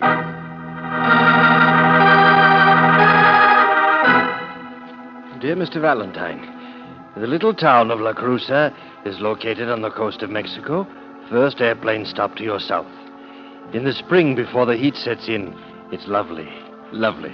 I know you'll enjoy it. I have the week I've been here. Your plane tickets are enclosed, and of course, there's only the one hotel. Quite adequate, with better than average menu. Your assignment will be quite simple, Mr. Valentine. Theft. Just ordinary theft. Small object of great value, worth perhaps $100,000. I know you'll have no trouble stealing it whatsoever and getting away with it. Any violence that you find necessary will be that much to the good, even though the person you'll steal from will, quite naturally, be me. Of course, I'll write you a note sometime after your arrival tomorrow to cover your more specific instructions. I suggest that your assistant travel more or less incognito. As a divorcee, perhaps, since divorce is a rather popular business here in La Cruza. And as for you, Mr. Valentine, I have complete confidence in your ability to steal from me and in your ability to behave in a most criminal manner. Yours most sincerely, Pascal Van Tyfel. Of the paper doll cutting Van Tyfels, I suppose. No, George, it's RDGDA. Huh? Royal Dutch Gem Dealers Association and member of the International Diamond Dealers Institute. Oh, you mean it's me that's supposed to be crazy? Member of the Fall Guy and International Suckers Institute. Darling, I've heard that La Cruza is a very beautiful place. Quite small, but with big swimming pools and tropical palms. Tear the letter up, Brooksy. Tear it up, throw it away. Only it does make you kind of curious what he means. Why he'd want you to steal from him. Angel, look, it's either a confidence game or a sucker case. If that guy thinks I'm nutty enough to... Yes, George? Swimming pool, huh? Mm-hmm. Tropical palms, huh? Mm-hmm. Brooksy, let's take a look at those tickets to La Cruza.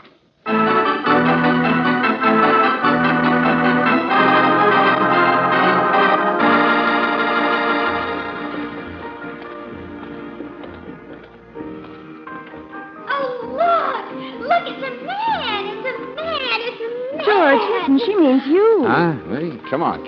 I want to get over that desk and register. Oh, welcome to La Cruza. Welcome. I know it's a man. I just know it is. I can remember so well. Hi, lady. Here, have a sip. You don't mind a little lipstick on a glass? Well, look, I'm sorry. Oh, it's champagne, not tequila. Here, it's nice lipstick. I said no thanks. I'm sorry. Look, sister, will you please? Oh, listen, sister. Oh, it sounds wonderful. She your mother? What? Oh, honey, I didn't mean it. I was afraid to ask. Your wife? Neither one, darling. He's George Valentine, and I'm Mrs. Brooks. I'm down here for my third divorce. Oh, an amateur. Well, I was going to say I just met him on the plane. Well, you can have him back sometime when it rains. But in the meantime, I'm staging a little party, and he's exactly what I lady, need. for the last time. Bedelia. That's my name, Bedelia. Well, get yourself unwound, will you? You're spilling that drink. And look, you're getting your necklace in it. Ah, but it's a farewell party. Just me and champagne and now you. To say goodbye to my diamond necklace. You mean every one of those things is real? Sure, honey. All diamonds. See? $100,000 worth. Isn't it absolutely revolting?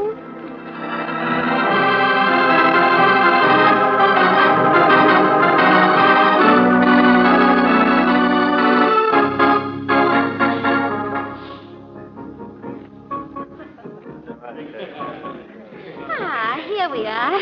Sit down. Now, isn't this better? Just the two of us? Uh-huh. And the diamonds. Aren't you afraid to wear them, Bedelia? Oh, the necklace has been in the hotel safe most of the time. Besides, all these people are harmless. Particularly the men, darn it. Now, hold your glass steady. No, now, why don't we skip the champagne? You don't need any more. No more champagne? Oh, Mr. Valentine, you'll drink it out of my slipper if I say so. Do you have any idea where I've been for the past year? In a lowest Slobovian sort of a country in Europe you never even heard of. Me, Bedelia. From Brooklyn. I beg your pardon, the Bronx. Oh, sure. Okay, lady, so you've been traveling. A whole year without even seeing a used car dealer or an item like you. What were you doing over there, wherever it was? Being married, naturally, to a Slobovian. Gosh, how do you think I got these glass eggs? Illegitimate? So that's it. Present from your last husband. It's my settlement. And it's weighing you down. I stopped here to get my divorce on the way home and raise a little cash. You're going to sell the diamonds, huh? The farewell party? Mr. Valentine, do you know where they can sell this thing best? Way down in South America where the beef grows. And can't you just imagine some bull of the Pampas putting these gorgeous things around the neck of a cow? May I be of any assistance here? Perhaps I may. Oh, no, I'm quite all right, thank you. We have an engagement, you know, my dear, at the bank in town. Oh, yes, I'll be there. Don't worry. Well, I only thought this gentleman here, the stranger... Oh, no, he's not. He's George Valentine. And this is Mr. Pascal Van Tyfel. Well, Van Tyfel. At your service, sir, but Valentine. Isn't that strange? I don't believe I've ever heard the name. You what? And yet your face is so familiar somehow. You've ever been in Madagascar? Hey, well, it's of no consequence. Hey, wait a minute, friend. What's the idea, Van Tyfel? What's the I'm idea? really a very busy man, sir. Sure, Buster, but and look, you can't tell me I haven't seen your face before in quite different circumstances. Now, good day to you, sir. What's the matter, Mr. Valentine? Bedelia, who is that guy? Mr. Van Tyfel? Well, he's the dealer. He's the man who's going to take my necklace down to South America and sell it for me. Uh-huh. He's going to take it, is he? Well, yes. I'm going to meet him at the bank and sign it over to him. His plane leaves tonight. Tonight? Well, excuse me, sister, but I got work to do, and you... Oh, no, stay here. Stay here. Oh, will you? Look, nobody's going to touch that as long as you're wearing it. Oh, I didn't mean that. I meant you. I mean...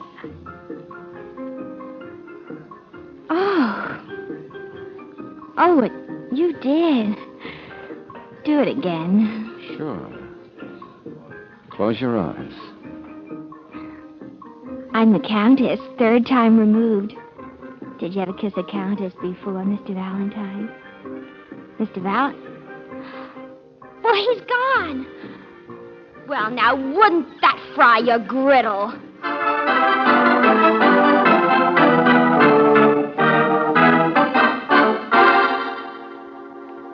Oh, Mr.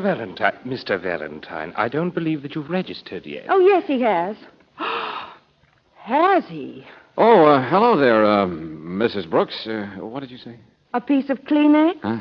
To wipe off the lipstick? Oh. Mr. Valentine? Oh, sure, I didn't, Say, I was looking for someone, a big, heavy-set man. He just stepped out of the bar a moment ago. My name is Hill. I'm the manager of this hotel. Oh, I'm glad to meet you. About this man, his name is Van Tyfel. I'd like the number of his room, and I want to send a telegram, too. Can you tell me where I could do that? Of course, it's in town, the telegraph office on the plaza. since you'll be going through there anyway... Since I'll be... Hey, what's this all about? You look like you just swallowed a fish, Mr. Hill. He's been asking me a lot of questions about you, Mr. Valentine. He says other people are asking questions about you, too. About me? Look, Buster, I haven't got any friends in La Cruza. I'm quite sure you haven't, Mr. Valentine. But would you be willing to identify yourself more fully? Would you be willing to state your exact business here? Sure. Minding my own. Now, Buster, what in the name of heaven are you... Mr. Valentine, I regret this, but I must inform you that there is no longer a reservation here for you. What? There's no space in our hotel for a person of your sort. And don't you dare raise your hand if you don't leave this instant. Boy, front! Goodbye, Mr. Valentine. Front!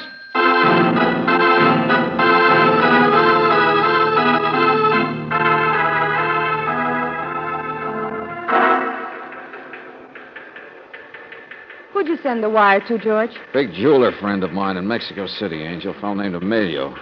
Want to find out how genuine this joke of Antipal is, and fast. George, I don't understand this whole You and me setup. both, Brooksy. Come on, let's go over to the bank. Bedelia's going to transfer her necklace to the guy. Senor Valentina, 1,000 pardons. Hey, what's this? What's this? Yeah, I'm a lieutenant from the police, Wait a senor. minute, the police. There's nothing to worry about for you, senora. But for a man like Mr. Valentine, with the international reputation as a jewel thief, that is the color of a different horse, naturally. A jewel? So that's what the fisheye at the hotel was talking about. Now, look, Buster, I don't know who starts the rumors, Senor, please, no resistance. But, of course, the police would not act without more information. However, Senor Valentine, I beg to announce you're under arrest for the crime that you were seen molesting a woman in a bar.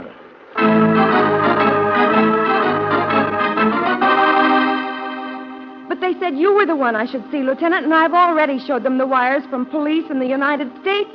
I mean, look, usted conoce que él es el señor Valentín, y ahora usted está seguro lo que es en verdad. Hey, let me out of this place, will you? I'll tear it down. I'll burn it up. Will you guys let me out of this place? Señor, por favor, silencio! Dejen que la va. Esto es increíble. Dejen que la va.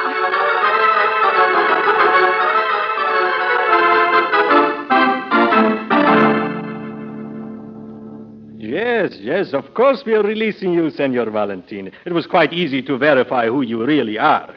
Only about this other matter, this molesting... Who reported that, Lieutenant? Who preferred those charges? That's the legal reason why you're being released. We don't know. We can't find out who it was. They never showed up. Uh-huh. Riddle number 57. Okay, Lieutenant. By the way, your assistant does not speak very good Spanish. But, well, I rather got the idea she thinks you did do a bit of molesting here or there.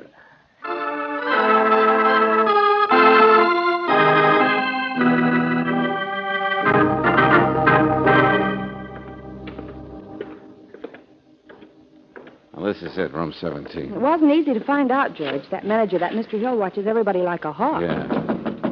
Mr. Van Tyfel? Found out about the bank, too. Bedelia gave Mr. Van Tyfel the diamonds, and they signed some papers, and that's about all, I guess. Mr. Van Tyfel. Oh, wait till I get my hands on this guy. Mr. Van Tyfel. Mr. Van? Yes. Oh, yes, right here, Valentine. Oh, you're going to admit you know me this time, huh? Of course, only shut the door. Yes, here we are. Now, look, my friend, start rolling up your sleeves. Ever since I got that crazy letter of yours, I've been working in a 3-ring squirrel cage, but from now on, Buster... Valentine, please, I know it was a strange assignment, but asking you to steal from me, but please, sit down. I don't feel so well myself, you know. After all, you hit me pretty hard. I what? Oh, yes, I was only just waking up from it, I suppose, when I heard your knocking there. George. Oh, now, don't apologize. After all, you had to take the diamonds away from me. My congratulations, Mr. Valentine. You stole them masterfully.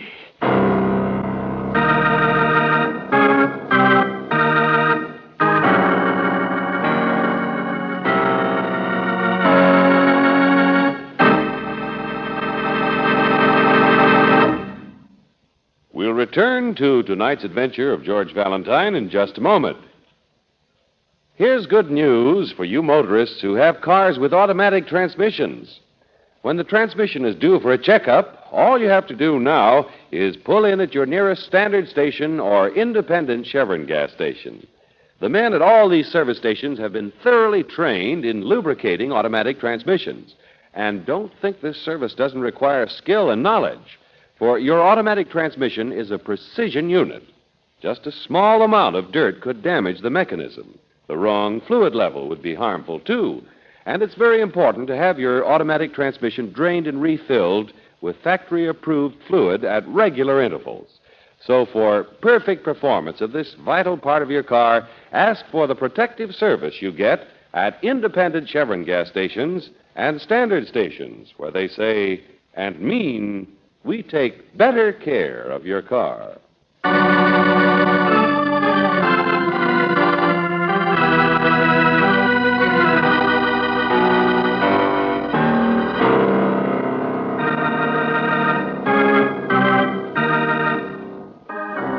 And now, back to tonight's adventure of George Valentine. You go to the little town of La Cruza in Mexico because a man named Pascal Van Tyfel wants you to steal something from him, a diamond necklace. Well, even if you're as curious and stubborn as George Valentine, you're beginning to think you shouldn't have gone. So far, you've been accused by the hotel of being an international jewel thief, and the police have thrown you in jail because someone reported seeing you molest a woman in a bar. Now, to top it off, Mr. Van Tyfel congratulates you.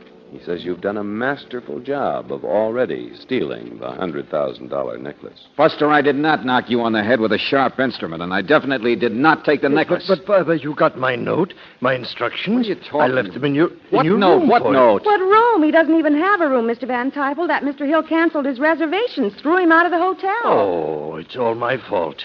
I started the rumors about you, naturally. Oh, naturally. Well, I merely wanted people to start thinking of you as a thief. Thanks for the friendly build-up, chum. Anyway, if there was any method in your madness, it worked too well. And so someone else, anyone, must have found that note. Maybe it was the same person who got you out of the way, George. Who got you put in jail for making passes at the Countess. Van Tyfel, suppose you start at the beginning. Well, I suppose first I should take a look over here. What's that, a jewel box? Oh, yes, indeed. There we are. Of course. But there's the necklace. George, look at it. No, my dear, I was robbed. The necklace was in a little leather bag in my pocket. And there, you see? It's gone. What? But This one in the box, my dear, is nothing but paste. Just paste. Oh, that does it. So now we got two necklaces. Mr. Valentine, when I agreed to take the necklace to South America for sale, I was worried. There were too many people around who seemed to be watching me, watching her. I've been in these things before. I'm a bit of a psychologist. Oh, sure. I can hear Freud turning over in his grave. Well, it's much too expensive, to insure a necklace so valuable during the time I would have it as a dealer. So to protect myself, I had this paste imitation made. It's very good, too, isn't it? And I assure you there's not a soul here in La Cruza who could possibly tell the difference. No, I couldn't. Go on. Well, that's where you were to fit in, you see, to take the hounds off the trail of the fox. To endure the little false reputation I rumored about you, and then steal the paste diamonds here, and then be caught. Yes, and everyone would have believed that you had stolen the real ones. I would have been safely on my way to South America with the real necklace, and no one following me. The hounds would have been left barking at you. No, it wasn't a bad plan. It just didn't work. Somebody else got my instructions and followed through. Only they took the real diamonds instead of the paste. Oh, Mr. Valentine, please. You're going to help me, aren't you? I don't know, He friend. certainly is not. You got yourself into this mess? Oh, but my plane leaves in only a few hours. I have appointments with buyers in South America. $100,000. I signed a note for that amount. Where would I get it? You'll think of something. You're a psychologist, remember? Wait a minute, Brooksy, hold it. The bright boy here hired me for my criminal manner, didn't he? What? Oh, thank you, Mr. Valentine. You will help me, huh? You will. Oh, sure. He hired me to steal from him. So, Buster, hand it over. The box with the necklace, the diamonds, the paste. Come on, now, give. see here, I And when you're getting robbed, you don't talk back. George! George, what's the matter with you? He looks like he'll sleep for a couple of hours, but step on it. Now that I've done it, I don't want to get caught. George, you've gone crazy. No, it's just my turn to play a man of mystery for a change. What? Keep your eye on the little ball, Brooksy. See if you can tell what I'm doing.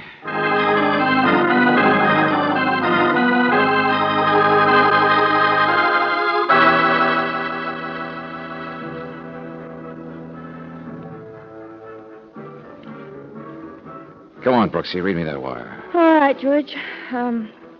George Valentine La Cruza. Regarding Pascal Van Tyfel, he may be a little sharp at times, but Van Tyfel is definitely a legitimate gem dealer. Internationally yours, Don Emilio. Jeweler, Mexico City. So the client's okay. Uh-huh. Well, we'd know where we stand a lot better if your friend in Mexico City had said he wasn't okay. Oh, Angel, stop worrying. Come on, join the party. Party? Sure, party for me. Didn't you know? I'm going to fly to South America in a couple of hours with Van Tyfel.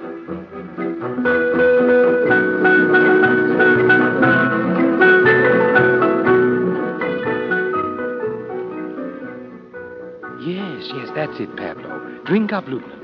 No, please. I'm on duty, you know. I only came out because you telephoned. Asked me to bring the expert here. Well, there's one for him, too. But I tell you, Lieutenant, I am wasting my time. What was it you wanted, Senor Valentine? An appraisal, that's all, an appraisal. If I'm going to fly south with Van Tyfel carrying these things, I got to have something official to wave at the customs people on the way. Well, all the handsome men. Ah, the Countess. I suggest we all step into Senor Hill's office. Why? If the expert's in a hurry, let's get it over with. Here you are, expert. What do you think? Mein Himmel! Hey, keep it down a little. What do you think? In my life, I assure you, I have not ever seen such beautiful, such perfect diamonds. Appraisal? Oh, about $100,000.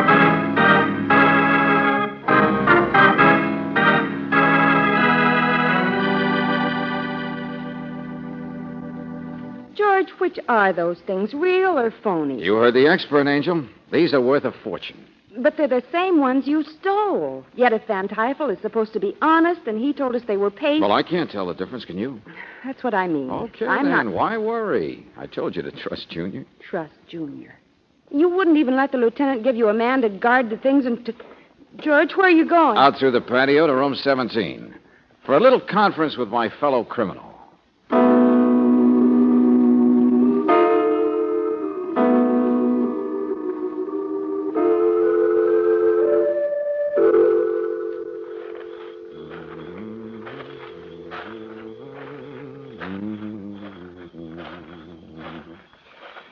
I got a feeling I'll never get that swim.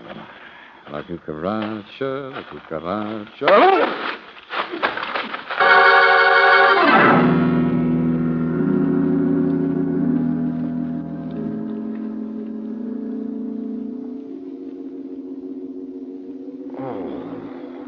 Brother, my head. I think he's all right now, Miss Brooks. George. George, can you hear me? Where's Van Tyfel? We just found you, George. I waited almost an hour. Wait. What's this, blood? Sharp instrument. Cut the back of your head a bit. Yeah, wait a minute. White dust. In case you're wondering, you don't have any diamonds anymore. No diamonds, huh? No. Well, come on, we got to step on it. Van Tyfel's room.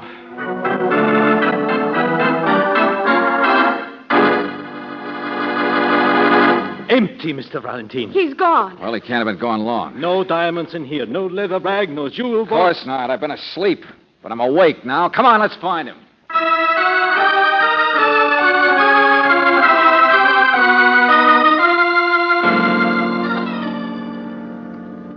Yes, I put Mr. Van Tyfel in a taxi for the airport a half hour ago. He's aboard his plane by now. Wouldn't you know? Now, where's the master plan? Now, where are the diamonds? Well, it's pretty obvious, isn't it, Angel? Van Tyfel's got him. Well, of course he does. He wouldn't have left here otherwise, would he, Countess? Well, see here. If you think we should chase after Mr. Van Why, Tyfel... Mr. Hill? Why? Van Tyfel's a legitimate businessman. Now, George, listen to me. No, listen to me, all of you. Oh, I know you all paid too much attention to that expert I got the lieutenant here to bring. He was very convincing, I thought. You mean he wasn't an expert? Of course not. Now, I'll grant you it didn't work out exactly the way I thought it would. But I guess the diamonds showed up again in Van Tijfel's room, so he just picked them up and pulled out. Mr. What I Valentine. didn't expect was to get kicked over the head like that. I thought the switch might come easier. But, I guess that kicks you right in the face, doesn't it, Bedelia? What in the name of... White dust, powder, and a sharp instrument on the back of the head. It's a nasty weapon, isn't it?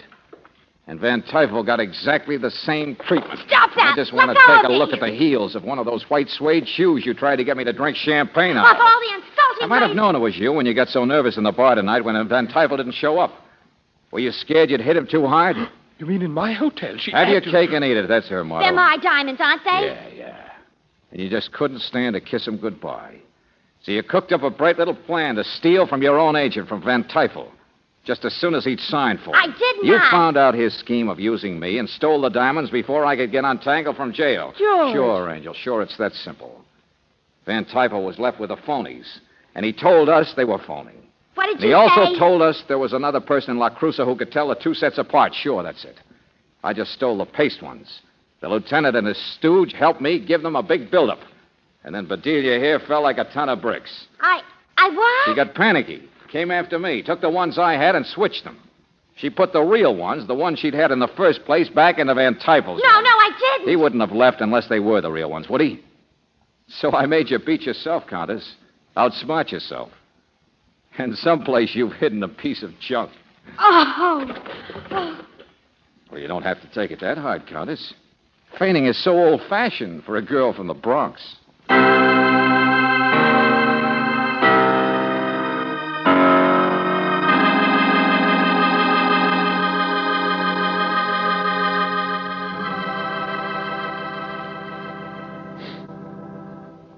George. Who got you thrown in jail? Oh, Brooksy, look, I've already told you. The girl, of course, the girl to get me out of the way. I was just thinking. It was for molesting her, wasn't it? Now, how do you like that? Brooksy, I've explained to you And 1,000 I guess times. she was the only one who was really close enough to... Well, to give a report or tell me exactly what it was. Come that... here. George, was that what you did? Oh, never mind. Just show me again.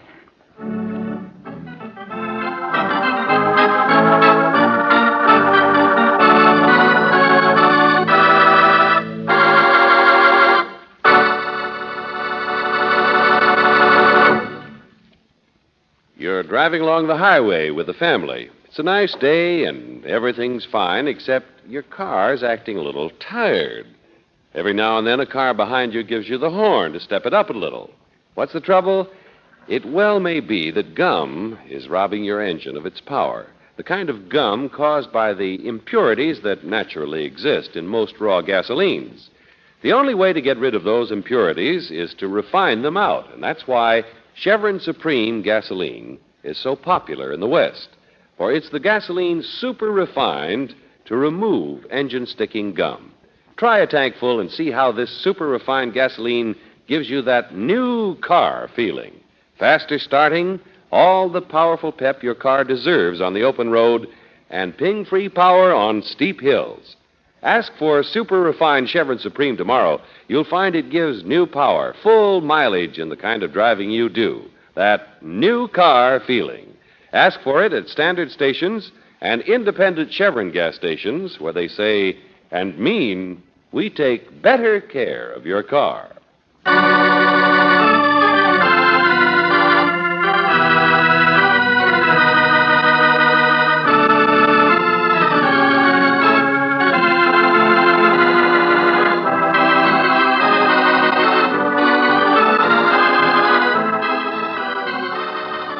Tonight's adventure of George Valentine has been brought to you by Standard Oil Company of California on behalf of independent Chevron gas stations and standard stations throughout the West. Robert Bailey is starred as George with Virginia Gregg as Brooksy. Let George Do It is written by David Victor and Jackson Gillis and directed by Don Clark. Larry Dobkin was heard as Van Tijfel, Sandra Gould as Bedelia, Dan O'Hurley as Hill, Jack Crucian as the expert, and Harold Deerenforth as the lieutenant. The music is composed and presented by Eddie Dunstetter, your announcer, John Heaston. America is faced with a serious tragedy, the loss to one disease alone of more than 200,000 lives this year. The disease, cancer. We can strike back at cancer by joining the 1950 Cancer Crusade, by supporting the vast research, education, and service programs of the American Cancer Society. Give generously. Mail your contribution today to Cancer, care of your local post office. Listen again next week, same time, same station, to Let George Do It. This is the Mutual Don Lee Broadcasting System.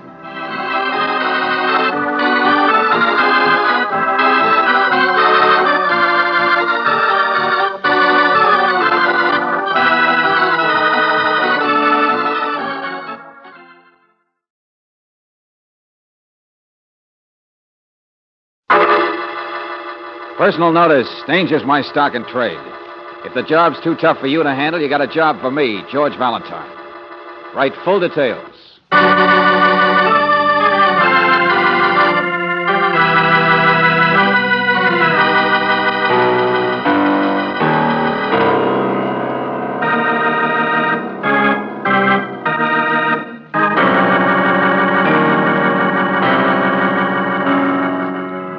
Standard Oil Company of California, on behalf of independent Chevron gas stations and standard stations throughout the West, invites you to Let George Do It.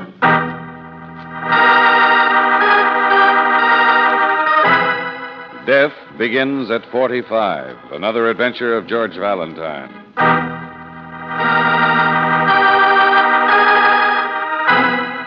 My dear Mr. Valentine, you have never seen my name, Wendell Mason, as a byline on stories or articles, unless it's been in a garden magazine or perhaps a filler in the newspaper. You see, I am a writer, but I've never found a big enough story until now. But, Mr. Valentine, I have run across a grain of pepper in the midst of sugar, a black icicle in the midst of sunshine. In the midst of one of our most exclusive, quietest suburbs, what have I found? A criminal. One of the blackest criminals in all America. What is he doing in River Vista? Of course, he might only be visiting there, and yet, in that case, why should I, a mere observer of the scene, be struck from behind and left for dead? Oh, yes, it happened to be only this morning. Well, Mr. Valentine, that is my chance at a big story. That's for me to find out with your help.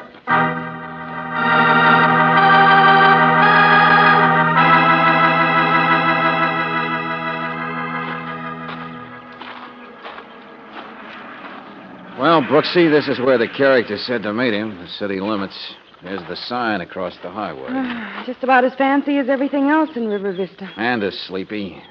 Some lovely homes, though, I guess, farther upstream. I'm happy right here. Flowers and sunshine. George, look at all the trees in blossom down by the bank. Yeah. Should have brought a radio. Yeah. I could listen to a ball game. Oh, there are other things to do in the spring besides baseball, aren't there? Track season's getting underway. All right, stick to business. No, Angel, it's just that this is the craziest rendezvous point I ever heard of. And it's 2:00, like the letter said, only what do we see? Just the big outdoors, you and me. Yes, George? Oh, look the other way. Coming up the path here. Hello. Good morning. Good afternoon. It's a pleasant day, isn't it? Yes, it certainly is. Out for a walk, are you young people? Look, my name's Valentine, and you haven't seen any barges, have you? On the river, I mean. Freight barges. Well, there's so many trees you can't get a view of them. Oh, yes, of course. I thought perhaps you'd been further up, up by the bend, yeah? Well, there aren't any, apparently. Anyway, now. Pleasant day. Yeah. Interesting conversation. George, that man's awfully well dressed to be just out taking a walk in the woods or looking for barges.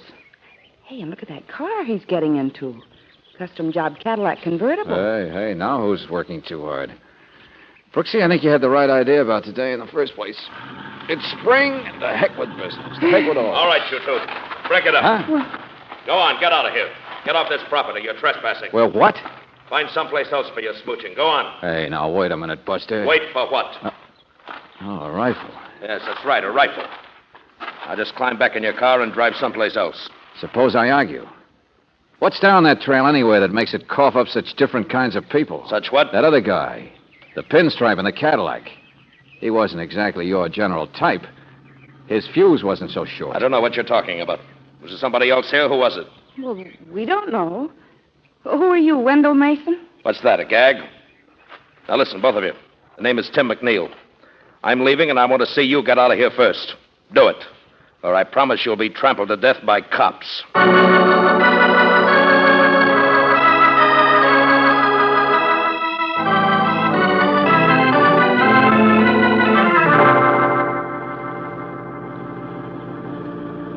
McNeil's car has turned now, hasn't it? Heading into town? I think so, George. He's going awfully fast. Okay. George! Relax. We're just going back to see the birds and the bees, that's all. Trampled to death by cops, huh? We're going to find out what that guy McNeil was talking about.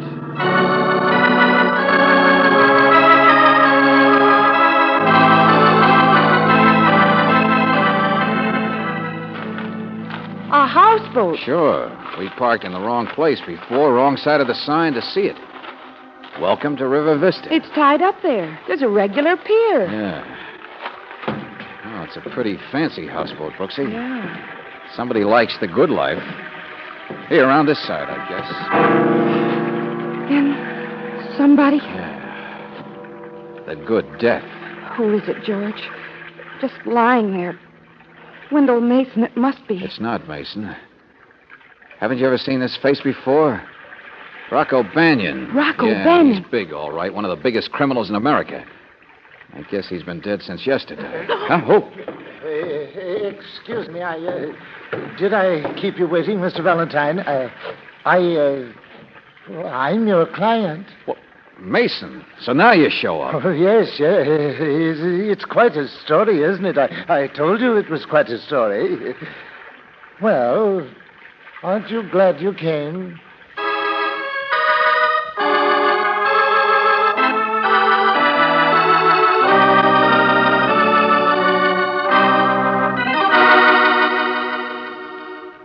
Banyan died from a 45. Not from a rifle, Lieutenant Devlin? No, 45 automatic. Here are the bullets, 2 of them. And the examiner says he died early yesterday morning, huh? Devlin, didn't the police have any idea at all that Rocco Banyan was in this part of the country? They did not. Why would they? None of his enterprises were out here. Midwestern boy. St. Louis, last I heard of. Oh, but they come to California to die. Sure, it's the climate. Oh, now don't be bitter. Why not? There's only about 10,000 people in the world who might have killed Banyan, who have a reason for killing him. Yeah, but how many of them live in River Vista? I know. None. This town is clean, my friend. That's the trouble. That's what makes it hard. Be right back. Mason, come here, will you? Of course, Mr. Valentine. I've only been waiting. Why didn't you meet us on time? Where were you this afternoon? Well, I told you I'd been struck on the head. I had to have the bandage changed. Here, you see, to take it. Okay, skip it. Now, what are you doing in this burg anyway? You don't exactly look like the country club set. Well, I was just here to do some articles, or try to, on gardens. The beautiful gardens of River Vista for the gardening magazines.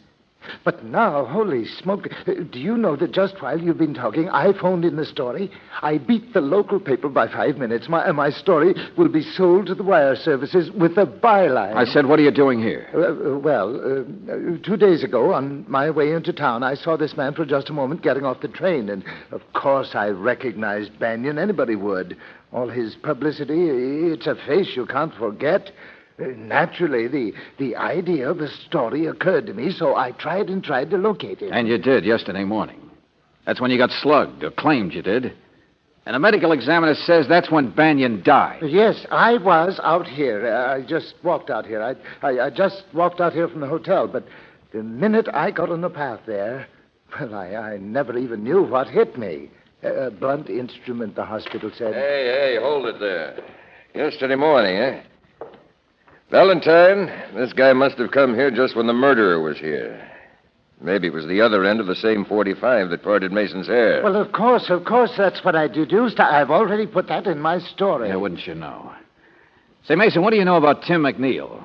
And watching Banyan out here, have you seen him? Who is Tim McNeil? Save it, Valentine. McNeil is the man who reported this thing to the police.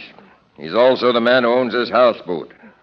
Well, the guy's supposed to be all right. Sure, nice fella, friendly, too. I'm only saying what I've heard. He's made some money on a bearing works, building a palace out here in River Vista and living on a houseboat in the meantime. What did he have to say about Rocco Banyan being here on his houseboat? That's what he won't talk about. But just to make you happy, McNeil claims he has an alibi for yesterday. Oh, I see. No, my friends, this case isn't going to be that simple. This is the big-time kind. If Mason could spot Banyan, then so could other people. He could have been followed all the way from St. Louis. 100 people could have come out here to call on him or been here with him. We wouldn't know about it. Oh, yes, we would, Lieutenant. We'd know about one. What's this? Because I know. I was out here the night before he was killed. Well, this story of yours gets better and better all the time. Oh, Mr. Valentine, please. Now, I was out walking. I just found out that Banyan was living aboard this houseboat. I was on my way back to town, and I saw someone walking down the path from the highway. Well, for Pete's sake, who was it? Well, he was dark. I didn't come back to see. A middle-aged man, I guessed. He's very well dressed. Oh, yes. I noticed back up on the highway the man had driven up in a Cadillac convertible. A custom job.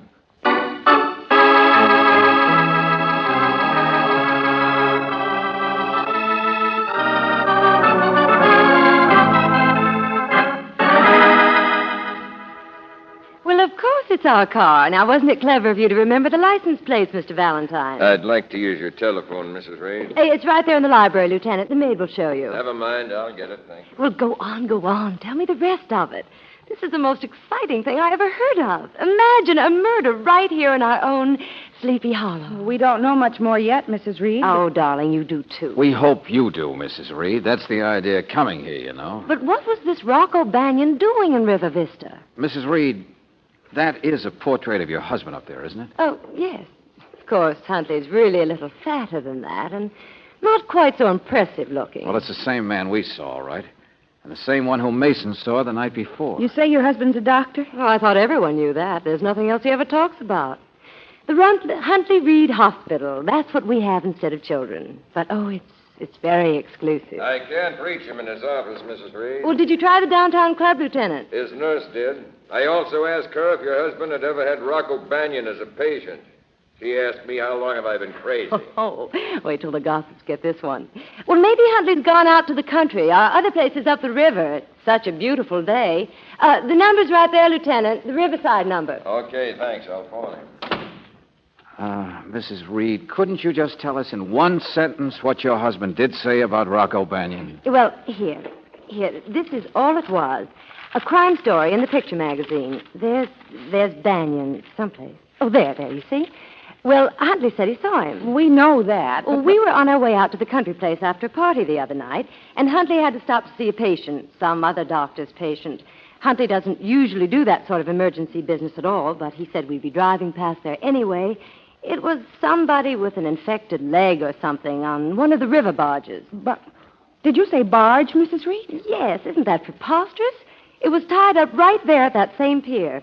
Well, anyway, I sat in the car, and Huntley went down a path, but I guess he got the wrong boat or something, because he bumped into a man and had to ask directions.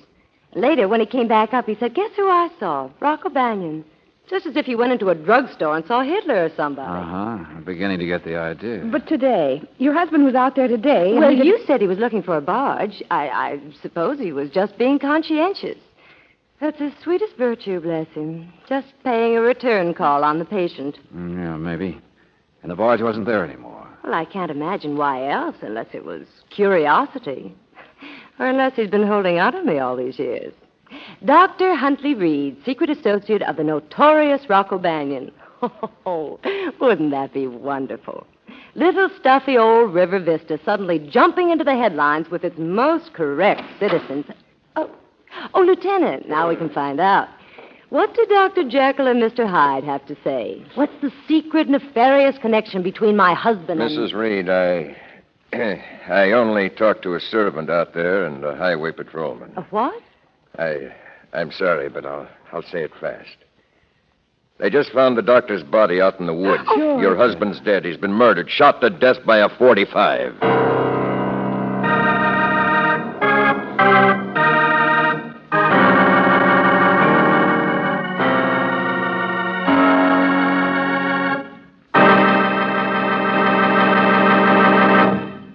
We'll return to tonight's adventure of George Valentine in just a moment. There aren't many of us who can say, tomorrow morning I'll go out and buy a brand new car, just like that. But it's so easy for you to get and keep that new car feeling with the car you're driving now. How do you do it?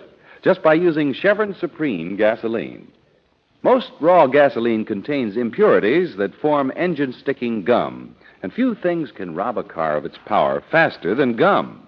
Chevron Supreme is the gasoline that's super refined to eliminate gum. Try a tankful. You'll see why we say it gives you that new car feeling. Better starting, better pickup, new power on hills, full mileage in the kind of driving you do. Ask for super refined Chevron Supreme at standard stations and independent Chevron gas stations where they say and mean we take better care of your car.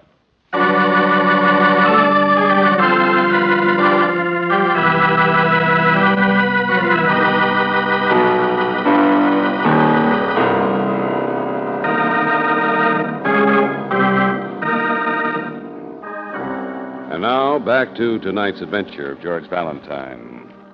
Death begins at 45, and so far, a 45 has been the death of two men. Rocco Banyan, a big-time gangster, and Dr. Huntley Reed, the most dignified physician in the peaceful suburb of River Vista. If your name is George Valentine, you know that this one won't be easy to tie together. No more connection than between the houseboat on which Banyan was killed and the barge which Dr. Reed supposedly visited a day or two earlier. Because now the police have located that barge at the next town down the river, and the last thing it seems to carry is information.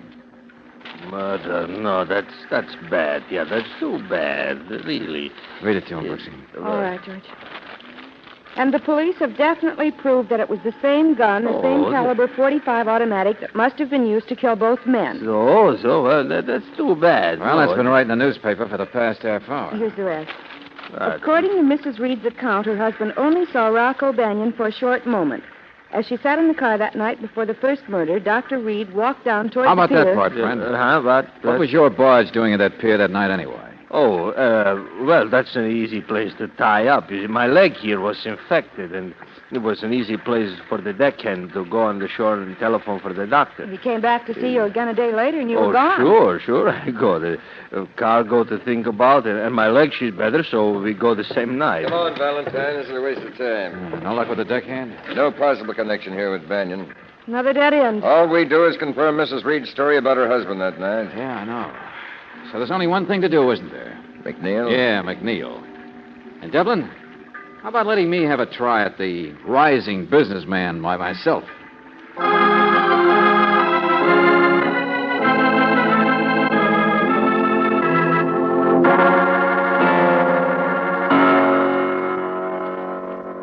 I've got an alibi, Valentine. I wasn't even out here those 2 or 3 days. Not so perfect an alibi, McNeil. Staying in town in a hotel, partying with friends. You still might have had a chance to get out here and kill Banyan. There was somebody with me all the time. There was what? I said all the time, every minute. Yeah, sure, I saw the list. You were with various respected citizens all the time. But a guy isn't normally that sociable, is he? Unless he sets it up that way. Why were you so nervous? Who'd you expect? Nothing. I wasn't. Why was Rocco Banyan staying in your houseboat? Okay, shall I do a little guessing? Shall I talk about a rising businessman who's made a little money and come out to build a home where the rich people live? It's a nice place out here. The I've climate noticed is you good. can't take your eyes off the newspapers over there. You don't like being mixed up in all this, do you, McNeil? Well, look at that stuff. The big shot gangster. And the doctor. How does he tie in? He's respectable. How should I know? Punks who write that stuff, this beagle-nosed Mason, whoever he Let's is. get back to Rocco Banyan. Let's see what makes you so touchy about the publicity. Why are you so? He's my brother. That's why. Your brother? Yeah. I have a brother to be proud of. To love. I haven't seen him for years, Valentine. You saw him last week. He just showed up in town. He knew I had the houseboat. Why did he come? How should I know?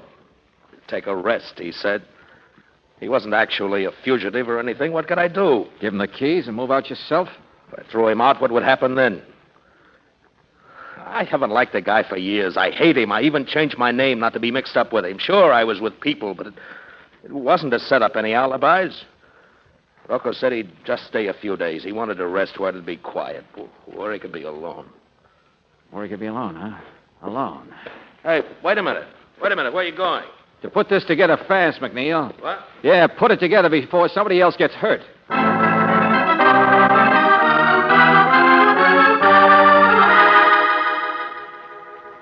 Hurry up and connect me with that number, will you, operator? Valentine, will you Hello? please? Hello? Hello, Mrs. Reed. This is George Valentine. Oh, I'm so glad you called. Have you found anything Mrs. Reed, yet? look, I'm in a hurry. Please listen. The other night when you were with your husband and you waited for him in your car parked under that brightly lighted sign, did you see anyone at all? No, of course Well, not. did your husband? Did he mention seeing anybody besides Banyan? Aside from his patient and the deckhand or whatever it was? That's right, on the houseboat. Let me see. I don't remember exactly. I don't think so, but... Well, Mr. Valentine, naturally, at the time, we didn't think anything was important. All right, never mind, Mrs. Reed. I think your husband may have been killed because he saw someone besides Banyan there. Or at least because that someone thought your husband saw him. I don't understand. Mrs. Reed, are you alone in your house now? Well, yes. The servants went to the movies. If your husband was killed because he'd been a witness to something, you must be on the list, too. So lock the windows, will you, lady? We're coming right out. George. Will you buy it, Devlin? Yep. Only, brother, you left out something. Story in the paper. I know. A murderer thinks in a straight line. 1, 2. First kill Rocco Banyan, then knock over the doctor because he might have seen you. Yes, it's the only way it makes sense. Even if the murderer didn't notice Mrs. Reed waiting in her car, this newspaper told him she might be another witness. Practically told him he'd better play safe and get rid of her, too. Well, all right, what are we waiting for? Let's go.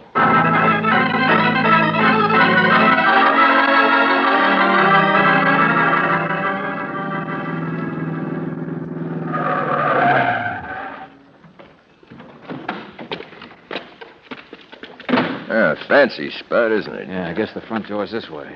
So dark you can't George, tell. there's somebody up there at the door. Will you, Mrs. Reed? Please, please. Hey, that's Mason. Come on. Yeah, come on. All right, Joe. Hey, who's there? Who is there? Shoot. Got him, Devlin? Yeah, I got it. Come on, talk now. Mrs. Reed, open the door. Mrs. Reed. Oh, Mr. Valentine. Mr. Valentine. Hey, now, take it easy. You're all right. I was... Come on, back inside. He's been pounding there on the door. Was anybody else here, Mrs. Reed? No, there wasn't. After you telephoned, I began to realize what it all meant. To realize I was in danger, too. Here, you'd better sit down. It even occurred to me. It's so simple. It explains everything. Huntley was killed because he saw it. People would think that I saw, too. Well, you don't have to worry anymore, Mrs. Reed. Oh, it's so hard to get used to the idea that somebody might want to kill you. You never even think such people exist. Okay, Valentine. Here's our man. Well, Mr. Valentine, I didn't mean He any tried harm. to get in. It's the stories, that's all. Just my stories. What do you mean? Well, Mr. Valentine, I wrote too much. I said too much in my stories. So I came out here to warn Mrs. Reed. Now, listen, my I friend. had written it. It was so obvious, and yet I hadn't seen it myself. It's been in the paper since noon.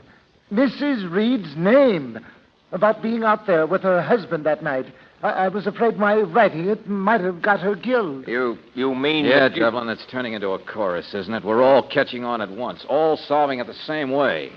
But all our figuring of the how and why of the murders doesn't help us with the who, does it? No.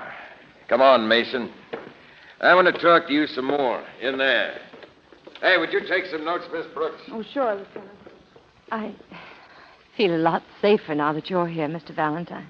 Yeah, okay. Mason had a point, don't you think, Mrs. Reed? The murderer must have seen a paper at noon. Well? Well, Mrs. Reed, it's nighttime now, and you've been alone and accessible a lot of the time since noon. To the murderer, that is. Oh, don't remind So me. if it's true that the only reason for killing respectable people is because they had the misfortune to be near Rocco Banyan once, well, then, why aren't you dead? What? Oh, do you always say such charming things to people? Mrs. Reed, I know it's a shot in the dark, but why haven't you been shot in the dark in all this time? Why haven't you? Because Mr. Banyan's little friend with the .45 has such atrocious aim, perhaps. Because he ran out of bullets. How should I know? There was plenty good aim that killed Banyan, lady, and then killed your husband the next day. Yes, my husband. For being very considerate. Sure, it was simple murder. 1-2. A big-time gangster with a few thousand enemies. And then the innocent bystander from the clean little town. Only why haven't you been killed, too? Will you please stop? Will you Mrs. Reed, you cooked up a murder scheme that's 50 times as cold-blooded as anything Banion's 10,000 enemies ever could think of. I don't know anything about Mr. Benning. I only saw his picture in a magazine once. Yeah. Yeah, sure, you saw his picture in a magazine, all right. But your husband saw him. I guess that's what gave you the idea, wasn't it? I'm not filled with ideas And it like would have you. worked so beautifully. The police could look for years for Banion's killer. Only, why weren't you killed, too? Unless you're the murderer yourself, Mrs. Reed. Unless the whole thing is upside down. Unless it isn't a 1-2 case. No, it's very neat, very neat. This time, 2 comes first. Rocco Banion was killed a whole day before my In husband. order of importance. Now, suppose you wanted to get rid of your husband. And suppose one night he happened to see a famous gangster in town. Boy, what an opportunity. At least if you're cold-blooded enough to be able to go out and just shoot that gangster. No, I didn't. You're it lying. It made a perfect murder, didn't it? Because then you can wait until the next day and kill your husband without anyone ever guessing that the chicken came first instead of the egg. I didn't do it. I didn't. Okay, Mrs. Reed. Maybe I'm wrong. Maybe if we go looking for evidence where you never expected us to, like in places where you must have bought the gun, places where we might find your fingerprints, lots of places like that. Oh, maybe we won't find anything. I don't know. Only if I am wrong about all this, then why weren't you killed, too? Why weren't you killed, too? I will be. I will be now.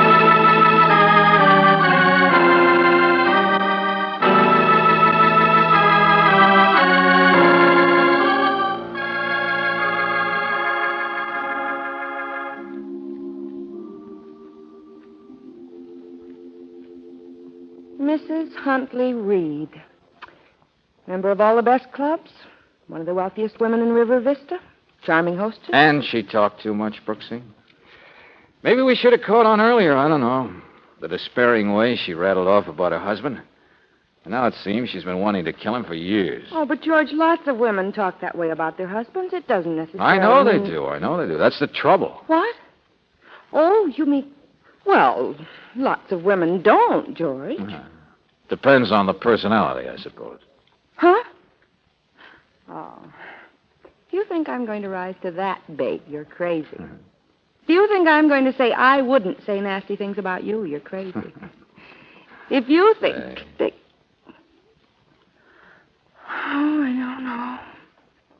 Maybe you are sort of crazy.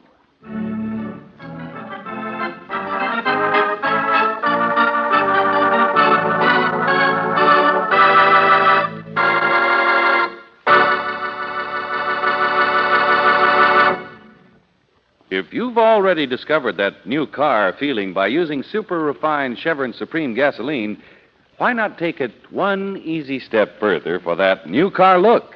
You can't change the shape of your car, but it could be easier to keep it sparkling bright, clean, and shining. The car savers at standard stations and independent Chevron gas stations know this, and that's why they keep on hand for you Atlas Auto Wash and Atlas Auto Polish. With the auto wash, you just add a small quantity to water, and it quickly removes dirt and grease, oil and road film, leaves the entire surface of your car spanking clean. And with the Atlas Auto Polish, you can get your car as bright as a polished silver in just one operation.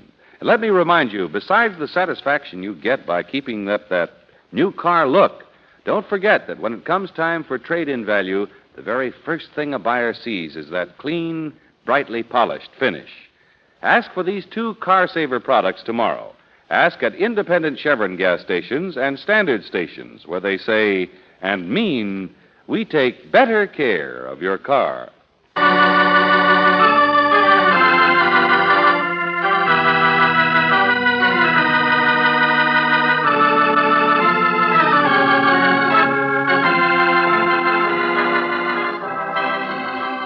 Tonight's adventure of George Valentine has been brought to you by Standard Oil Company of California on behalf of independent Chevron gas stations and standard stations throughout the West. Robert Bailey is starred as George, with Virginia Gregg as Brooksy. Let George Do It is written by David Victor and Jackson Gillis and directed by Don Clark. Pat McGeehan was heard as Lieutenant Devlin, Bob Griffin as Mason, Bill Conrad as McNeil, Doris Singleton as Mrs. Reed, and Larry Dobkin as Reed. The music is composed and presented by Eddie Dunstetter. It's a fact that anyone can develop cancer, but it's a fact, too, that we're not just going to sit back and do nothing about this serious disease. Join the 1950 Cancer Crusade. Help science, help you. Mail a generous contribution today to Cancer, care of your local post office. Remember, we must all strike back. This is John Heaston reminding you that although daylight saving time will go into effect next week, you will hear Let George Do It at the same time on this same station. This is the Mutual Don Lee Broadcasting System.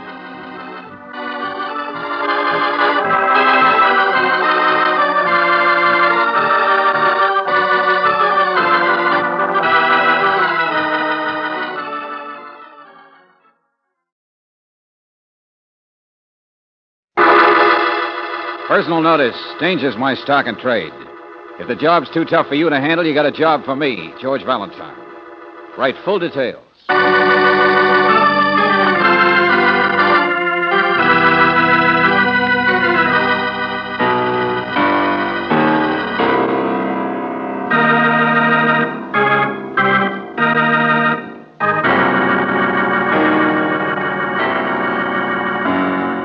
Standard Oil Company of California, on behalf of independent Chevron gas stations and standard stations throughout the West, invites you to Let George Do It.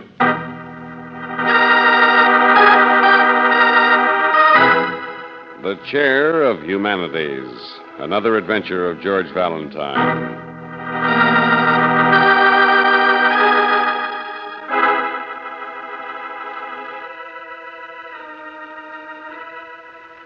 Dear Mr. Valentine, you must... Hello, can you hear me? Of course. Go on, Mr. Valentine. Dear Mr. Valentine, you must telephone me at once at our home on Faculty Road, Durley College. Yes. Yes, that's right. Well, then you are Mrs. Gloria Cable. My husband is Professor Cable, Edward M. Cable. He has the chair of humanities here at the college. He's very well known. Oh, I see. Chair of Humanities. But then you did write this letter to me, Mrs. Cable. Yes. Yes, that's right. And you closed with a P.S. saying that it was extremely urgent. Oh, yes. Well, why? What is it? Well, here I am. I'm phoning. I remember things so clearly that happened 10 years ago. A woman doesn't always do things she's proud of, or that... Well, if she's cursed with being attractive like they say I am, I mean... Mrs. Cable... I'm sorry, Mr. Valentine. This has nothing to do with it, with anything. I'm just talking. I'm sorry. Thank you for telephoning. It's nothing. Mrs. Cable, is what you're trying to say that you wanted me urgently because there's nothing wrong? What? Yes, that's it. Thank you for calling. There's absolutely nothing wrong.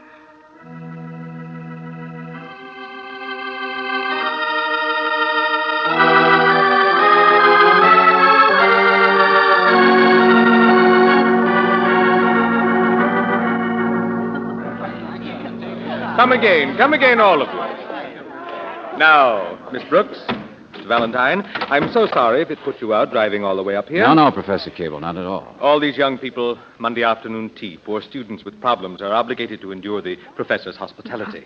Sounded to me like they loved it. But you're worried about my wife, you say? No, I didn't say that. It was just that her telephone call... She sounded so strange, and yet she wanted it. Is your wife, ill, Professor? I beg your pardon. Well, I mean, the way she talked... I probably know more about this sort of thing than you do, Mr. Valentine. Well, of course, only what sort of thing? Well, really, my wife... But there, I mustn't interfere, must I? It's her affair, between you and her. You'll see her. Come along. Perhaps the young people have left a bit of cake or tea, or maybe you'd like something stronger. I have my own imported scotch, you know. No, thanks, not just now. Professor, we find you're rather famous. Seems you have quite a reputation for helping people. Nonsense. A man does what he... My wife is very beautiful, you know. Oh, I'm very sorry. Jessie. Excuse me. Wait a minute, Jessie. Just cleaning up, that's all.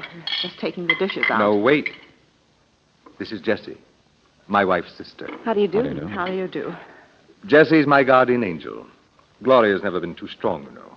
But Jessie makes up for everything, don't you? And besides, she's the most magnificent cook in the world. There's more cake if you want some, but it isn't as light as it should be. Gloria's upstairs packing, I think. No. Ask her to come down, will you? And Jessie. Jessie, beauty is as beauty does, isn't it? Thank you. Excuse me. Your wife is upstairs packing, Professor? Poor Jessie. Sure you won't join me? No, none for me either. Why do you say that? Poor Jessie. Oh, she has the misfortune of being a worshipper of me, for one thing. But I suppose tending me at least keeps her busy. I've tried to help Jessie, make her understand about her own shyness, ugliness, if you insist. Maybe it's just that romance has missed her, I don't know.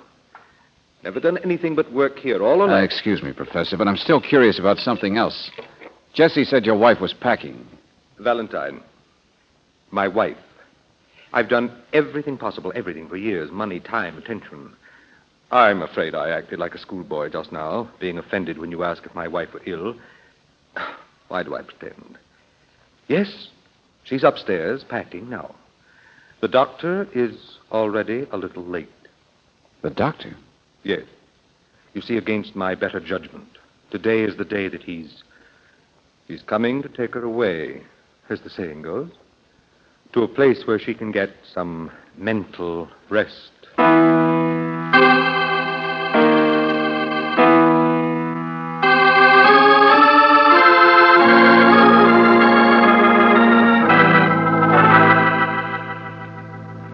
Mr. Valentine, don't apologize.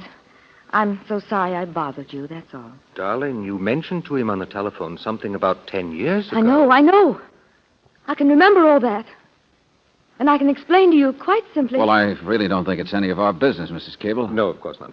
Darling... But that's what I was thinking about at the time. And now today when I'm leaving my husband, I'm just going away and leaving. Darling, you're not deserting anyone, not failing anyone. I am. You know I am. Just like I did 10 years ago. You didn't. You've never failed Oh, me. you're just too nice to admit it. Too wonderful yourself to ever stop forgiving.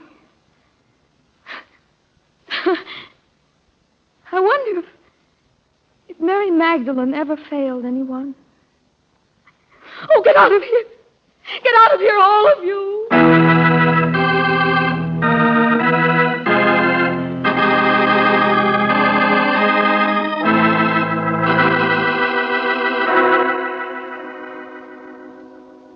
I'm afraid this is none of our business, Professor, so goodbye. Mr. Valentine, it is your business. I was just as curious as you as to why she wrote you. Her memory of the present keeps slipping, I know. But she loves me a great deal. And I thought perhaps yesterday she had seen the cat die. The what? Yes, the cat. Oh, I wasn't even sure of it then. But I thought perhaps she was worried about me because I am sure of it now. And Mr. Valentine, it's I who need your help. Yes, for the first time in my life, I need someone to turn to. Then stop going around in circles, will you? What is it? I'm trying to get used to the idea that I'm actually in danger. Mr. Valentine, I'm trying to face the fact that someone is trying to murder me. Professor, how are you today? Oh, what in the name? Jessie said that I could see you now. Excuse me, sir. I didn't know you weren't alone. You said show him in, Edward, the minute he came in. I told you there'd be people here. I didn't mean to intrude, Professor. I'll be back. No. You're here now. This is Bill Rossiter. Hello. How do you do? How do you do? It's a pleasure, I'm Now, sure. what is it, Bill? Let's get it over with. More trouble? Huh? Well, no, it's just that it's the first of the month, that's all. Oh, well, why don't I come back? Oh, of course. I'm sorry. Hey, don't be so embarrassed, Miss Brooks and Mr. Valentine. Understand these things. I didn't have an Relax, envelope. Bill. Here, I just mixed it. Have a drink. Won't you? A drink? Go on. One won't hurt you. Well, I don't normally. Professor, here. What's this? Oh, the money. Of course, $25. Well, you could have waited if it inconvenienced you, Bill. Oh, no. I think I would like a drink, if you don't mind. Thank you. I just... cheers, Mr. Valentine. Put that down, Bill Rossiter. Put that down. Jesse, I spilled it. I'm so sorry. Here, You know you can't touch that stuff. Get out of here. I'll clean it up, Jesse. Just get me right. I said get out of here, you weak-willed, sniveling... All right, Jesse. I'm going. I thought he'd have the strength to turn it down, Jesse. I know, Edward. So did I. Excuse me, all of you. I'm afraid I'm the one who's embarrassed now. Poor Jessie. I think she loved that man once. Liquor, his trouble? It was embezzlement, originally. 6 or 7 years ago. Worked in the treasurer's office. Had quite a future in finance. But the $25. He might have gone to prison if anyone had ever found out. It's repayment. That's all, Miss Brooks. I tried to help him out. I kept it a secret. Gave him the cash to cover up his mistakes. But you know, it's a strange thing about a person who is... It's a strange thing about a lot of the world, Professor. Everybody's got troubles. But let's stick to yours. Is that most important? Worrying about yourself? Never mind the philosophy, just the facts. About murder. The cat. Yes. I enjoy living well. For instance, here in my study, I have my own little larder, which no one else touches, though everyone knows about it. Here's salted beef jerky to munch on. The cat ate a piece of it yesterday and died. Oh. Let me see. Might be rotten. Salted? No. Besides, there's a peculiar odor. I noticed the same odor in some brandy this morning. Didn't touch it, of course. You think poison? But that whiskey you just now offered... Oh, Mr. I Rossiter... bought the scotch myself this morning. Forewarned is forearmed. But there's a special cheese here which I love, imported. Same peculiar odor. Same, whatever it is, Mr. Valentine. So, what do you think? Or do you think that perhaps in the midst of all these peculiar people, I have become the most peculiar of all? That my imagination... I'm not going to waste any more time in thinking, Professor Cable. I'm going to find out. Come on, Brooksy, let's go.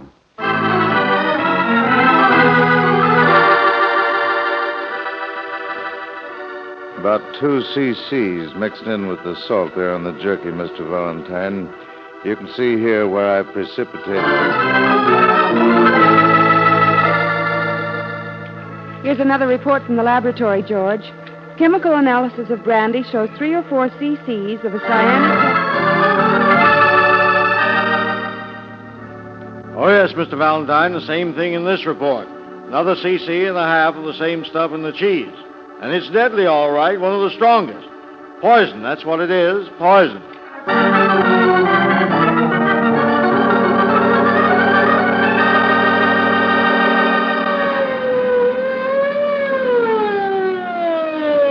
Here we are, Captain. It's dark. You can park on the side. I know. I've bossed the campus police for 25 years. I ought to know where Professor Cable lives. Do you know him yourself, Captain Martinson? Oh, sure. I can't imagine who'd want to be poisoning a good-hearted guy like him. Never mind worrying about that now. All I want to do is search the house. A shot! Come on.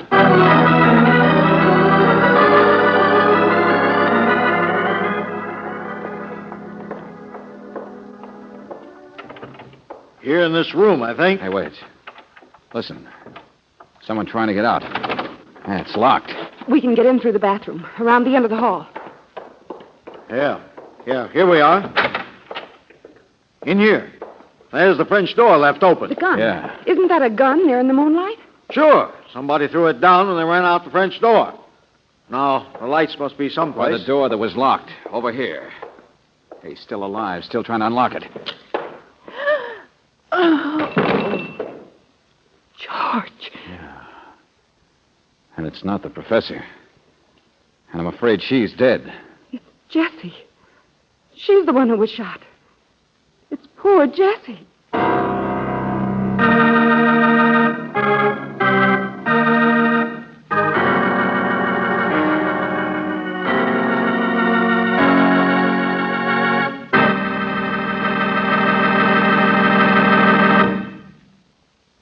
We'll return to tonight's adventure of George Valentine in just a moment. Mr. Jones is a wise man. He owns a car, which he uses most of the year for short, cross-town trips. His wife sometimes uses the car to do the family shopping. So why is Mr. Jones wise?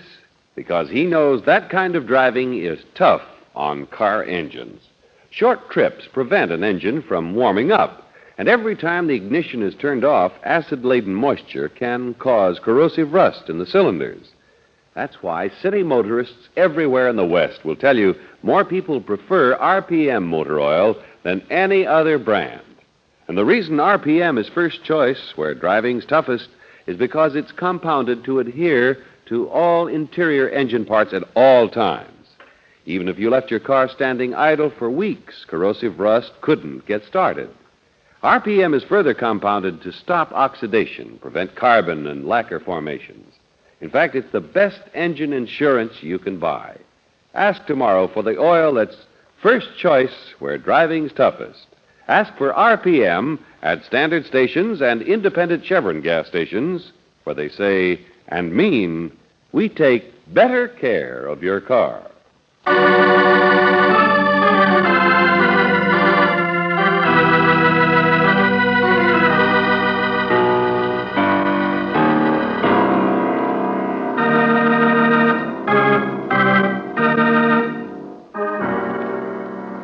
And now, back to tonight's adventure of George Valentine. Professor Edward M. Cable occupies the chair of humanities at Durley College. Not exactly the kind of person you'd expect to be tapped for membership among the dead, even though his private larder was so carefully poisoned. But it wasn't poison that killed anyone, and it wasn't the professor who died. No, it was poor Jessie, the ugly, hard-working sister-in-law that you, George Valentine, found dying, shot to death. George? Hello, Angel. What did the police captain have to say, Mr. Valentine? Oh, he's gone downtown to take the body down, pictures and so on. But he'll be back pretty soon. Anything new? No. Oh, they located where the poison came from, though. That cyanic, whatever it was, 15 cc's were apparently stolen from one of the science supply shops the other night, Professor. From right on the campus. Well, I suppose nearly everyone around must know about those shops. They supply the laboratories. Yeah, that's what I thought. Could have been anybody. The stuff was clearly labeled, so it wouldn't even take an expert. You mean not even a professor? Oh, I know how the mind of a detective works. Lucky you. No, there were too many booby traps aimed just at you, I'm afraid, Professor. The brandy, the cheese. The police ran a rather hasty search through here, through the whole house. Warned us still not to touch anything. Yeah, I know. But the only thing that bothers me is my wife. Is that doctor still upstairs with her, or did you... No, he's not. Of course he's not. Why should he be? Huh? Darling. Hello, Mrs. Cable. You shouldn't have come down. Why not? Just because my own sister died? When bad things happen, you get stronger. Isn't that the way it works? Besides, that policeman said I'd have to answer some questions. Well, I don't think very many, Mrs. Cable. About where I was and if I heard the shot, and where you were, and... Well, won't there be things like that? Well, of course, darling, but you mustn't worry about... Mr. Valentine, I know my answers, too. I was in my room lying down, and if I heard anything, I didn't realize what it was, and I wasn't even aware anyone else existed. Well, I'd gone out for a walk, darling, just after Mr. Valentine and Miss Brooks left the house. I didn't get back until afterwards. Edward, I saw you cleaning the gun. What's that? You saw what, Mrs. Cable? Saw me cleaning the gun, I think she said. Go on, darling, go on. Mr. Valentine, when I wrote to you and you phoned and I couldn't remember, that's all it was. Yesterday I saw Edward here cleaning a gun, a revolver. And it scared me. So that's it. I knew you saw me, of course. Everyone... Hey, now, wait a minute, friend, wait a minute. This gun, was it the same one we found? I haven't even seen that one yet. I was cleaning a 38. 38? Yeah. George, it must be the same one. Excuse me, I want to use the telephone.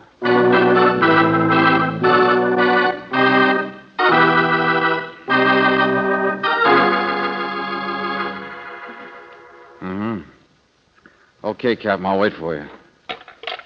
Gonna run some tests, Brooksy. I'll show you. I George! Stop it. Yeah, No, I won't. How do you like that for Cable? Stop it. What's the matter with you? Hey, what's going on? Are you crazy? Rossiter, break it up, will you? Let go of him. I said let go. Come on, get in here. He just jumped out at me. I didn't even see him there. Shut up. Bill Rossiter. Bill. You've been drinking. And what if I have? Is that any affair of yours? You've been drinking. About 14 sniffs, and he's all ready to set sail, aren't you, Buster? Will you let go of my arm? No, he's all right, Valentine. I'm sure he's all right. Probably a good deal better than my jaw. What's the matter? Did I break you? Buster, I know you don't like the professor much, but why... Huh? Did I say that? Professor, did I say... He fished you out of a hole once, so what do you do? No. I didn't say that. It's just that I always used to like Jessie pretty well. And so you attack me. Well, that certainly makes good sense. I just think you killed her. Who else could have? George? Who else? Am I supposed to answer this, Mr. Valentine? Now, all of you, listen. The professor didn't kill her. What? I said he didn't do it. There's no question about that. Well, I didn't really have anything to go on, of course, Professor.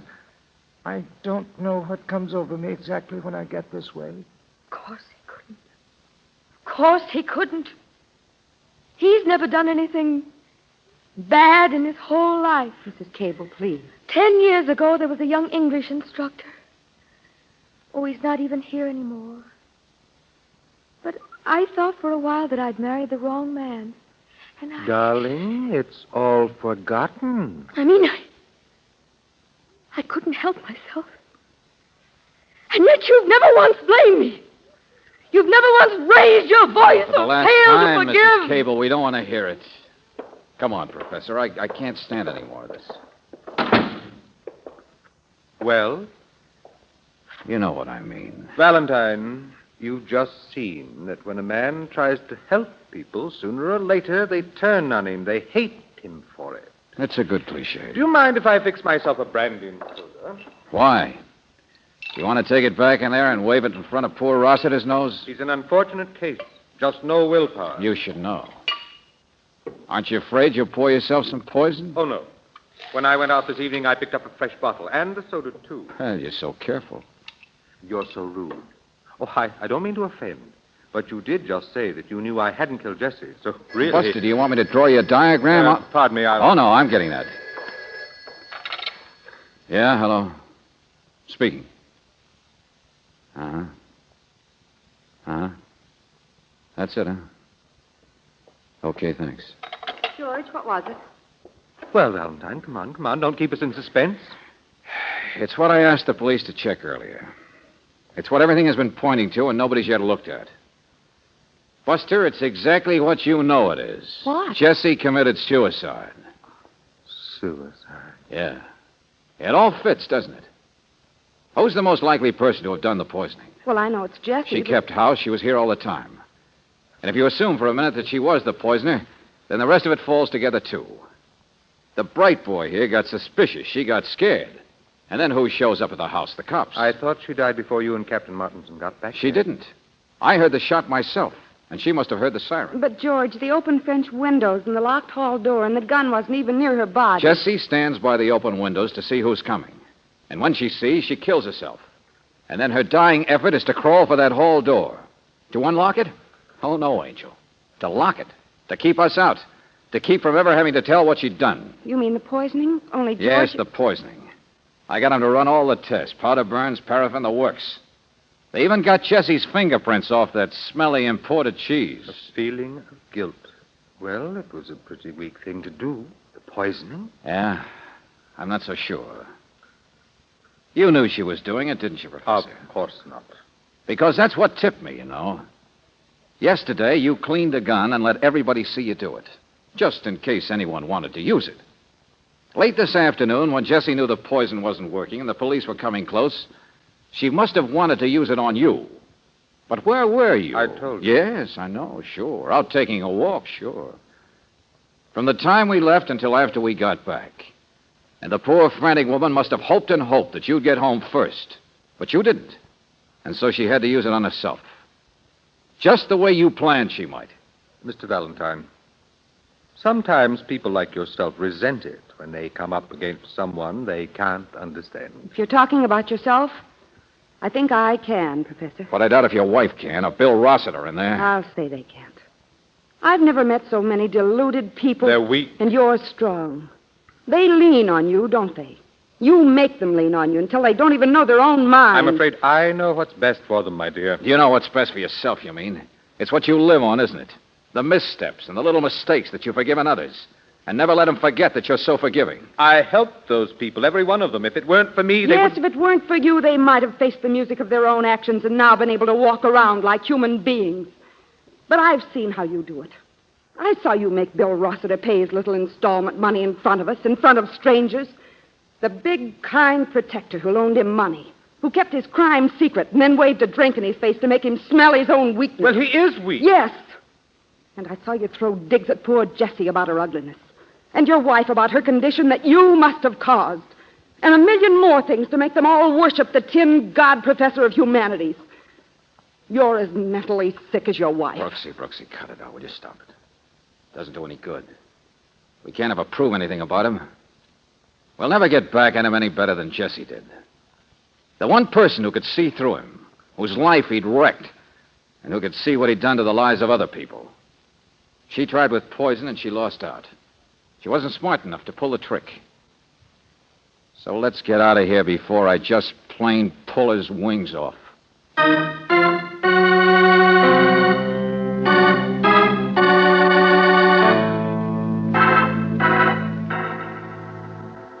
Hey, wait a second, Brooksy. Add these figures, will you? No, don't talk to me. That man in there, I'm so No, mad. wait a minute, listen.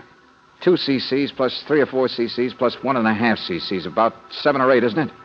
What, you mean the poison? Yeah. Doesn't add up to 15, does it? And that's what was stolen. George, well, they searched the house once. They looked every place you'd think of. Jessie thought Gloria'd be gone. The professor alone in the house. Come on. But he's buying all of his own things, even his soda water he's not using. Valentine. George! Look at him. It's too late. But he hasn't touched anything except his own drink. I know. But what goes into a brandy highball? Brandy and soda. And ice cubes, Brooksy. Poisoned ice cubes. Jessie accomplished what she set out to do after all.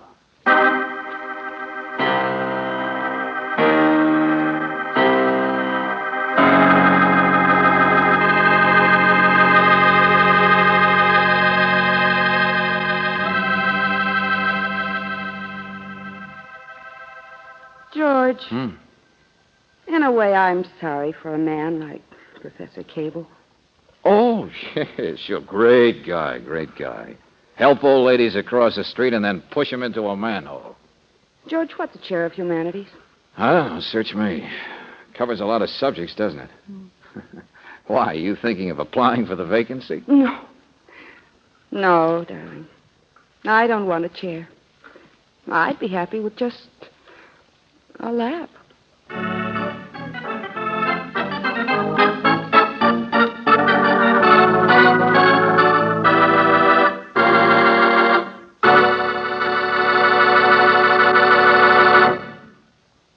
A switch in time can save you money and increase your safety. I'm talking about the tires on your car. Switching them around at recommended intervals is the only way to make them wear evenly for maximum tire life. At standard stations and independent Chevron gas stations, they have a speedy method for rotating your tires. Why not play it economical and safe by asking for this car saver service regularly? If your tires are already down to those last dangerous miles, you can get new Atlas tires on easy budget terms with a trade-in allowance for your old tires. Atlas grip-safe tires in passenger car service carry a double written warranty. 1, against tire damage from any road hazard for a year. 2, for workmanship and material for the life of the tire. This double warranty is honored by 38,000 Atlas dealers across the United States and Canada. So for economy and safety, have your tires checked at an independent Chevron gas station or a standard station where they say and mean, we take better care of your car.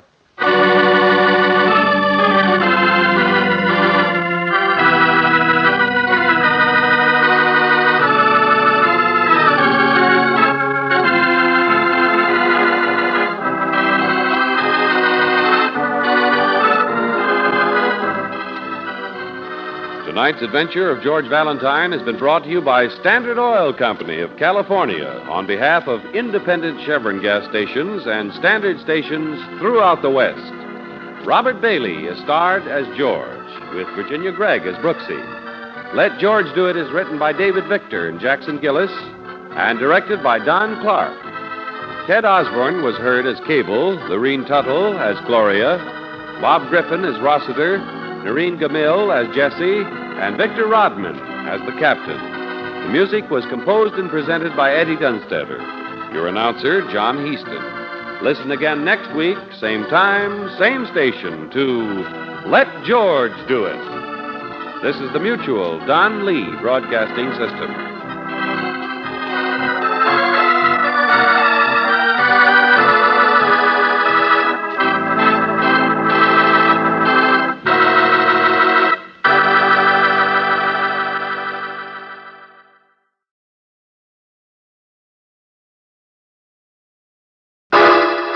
Personal notice. Danger's my stock and trade. If the job's too tough for you to handle, you got a job for me, George Valentine. Write full details.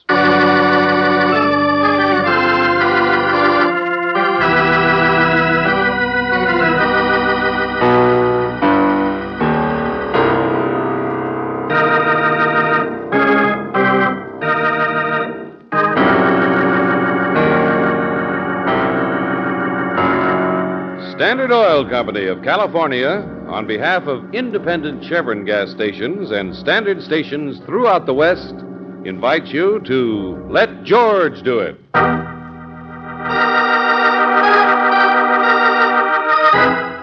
Picture with a Black Frame, another adventure of George Valentine.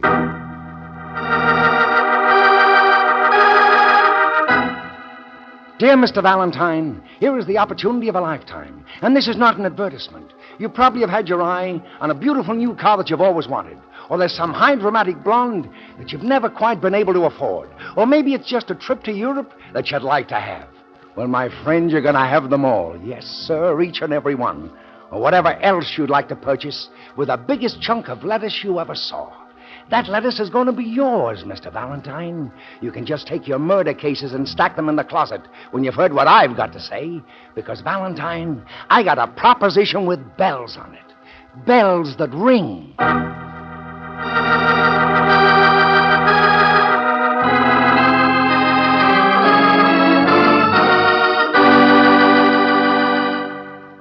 Francis P. Bodgett, art photographs. That's my line.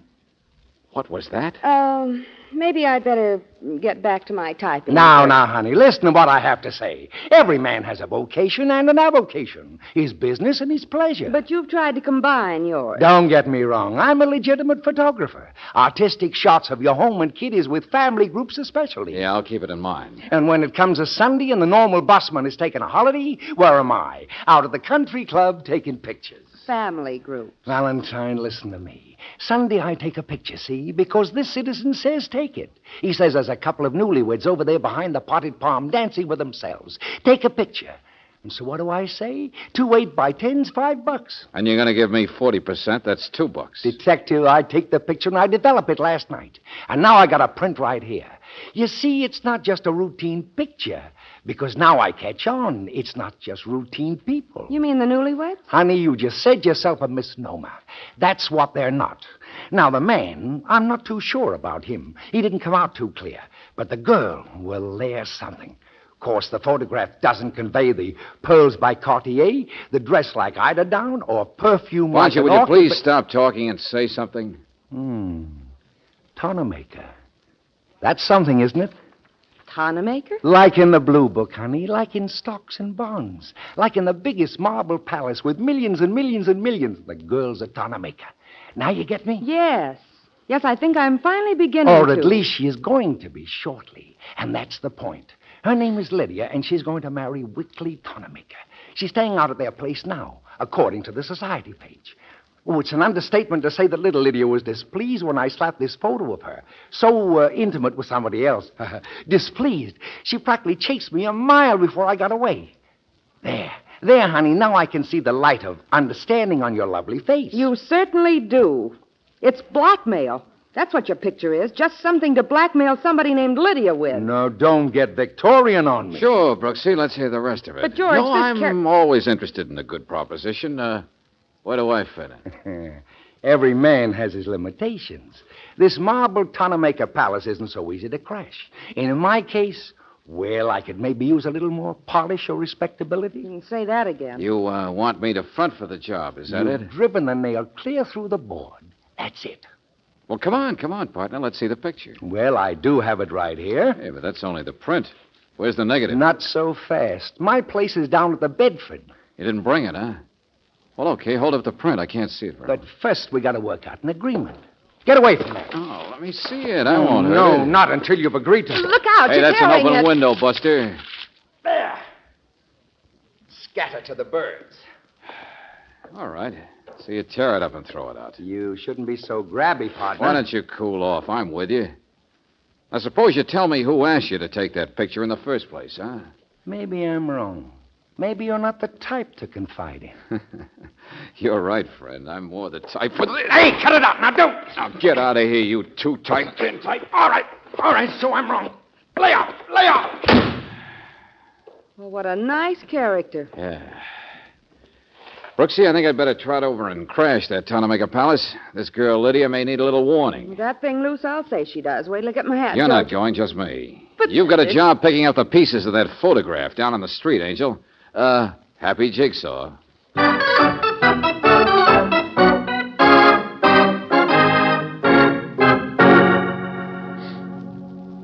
Lydia? Lydia? Why should you wish to see her, young man? Where did you meet her? Mother, for heaven's sakes, what's all the noise? Quickly. Will you please throw this young man out? Oh, now, wait a minute. Hello there. Is your name Wickley Tonamaker? Yes, that's right. Wick, generally. And yours? George Valentine. I see. Well, Mother, Cousin Mel's in there waiting for a decision on the steel I investment. came here to see Lydia, Mr. Tonamaker. Oh. There, you see. Now, will you throw him out? Mother, please. What's it about, Valentine? Well, let's say that I'm a reporter from a magazine. I understand you and this Lydia are going to be married. There's been no official announcement, Mr. Valentine. I've already warned the society editors to say nothing about this. Yes, we're going to be married in the next couple of weeks, maybe. What about it? Well, several things. For instance, Lydia what? I don't even have a full name yet. It's Tonamaker. It's what? That's right, Tonamaker, just like my name. You see, Lydia happens to be my younger brother Tony's... his widow. Oh, I didn't understand. Ha! Oh, no, not much. Can't you just see the nice, fancy story that Mother, he'll stop it. There's no reason Lydia can't make her own statements. Valentine, she's in the music room downstairs. Quickly? I'm the head of this house. What's holding everything up? There's a steel corporation that's waiting for a decision, and here you are, all jabbering about that unimportant little tramp. Melvin, I've already told you what to tell those people. Get out of here, will you, Valentine? Sure.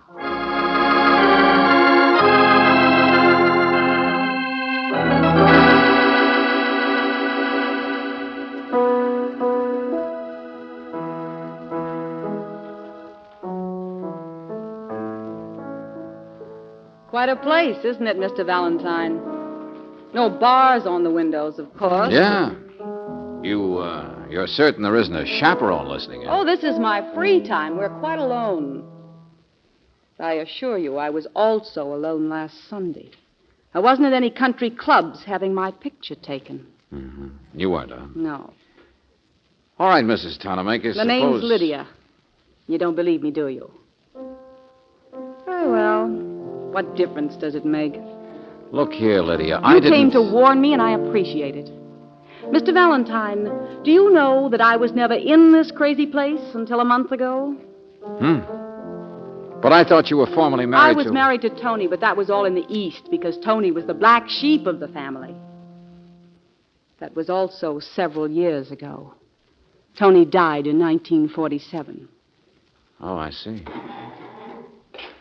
I loved Tony. I never met his family. They practically disowned each other. I probably never would have met them except that, well, his brother Wickley came back east on business. And he was very nice to me, very thoughtful and, well... Well, One thing led to another. Don't be nasty. Wick's a wonderful person. He just made the wrong choice in me, that's all. Look, clear it up, will you? I'm a tramp, Mr. Valentine. And instead of the Tonamaker tribe being burned once, it should happen twice. They don't approve of you?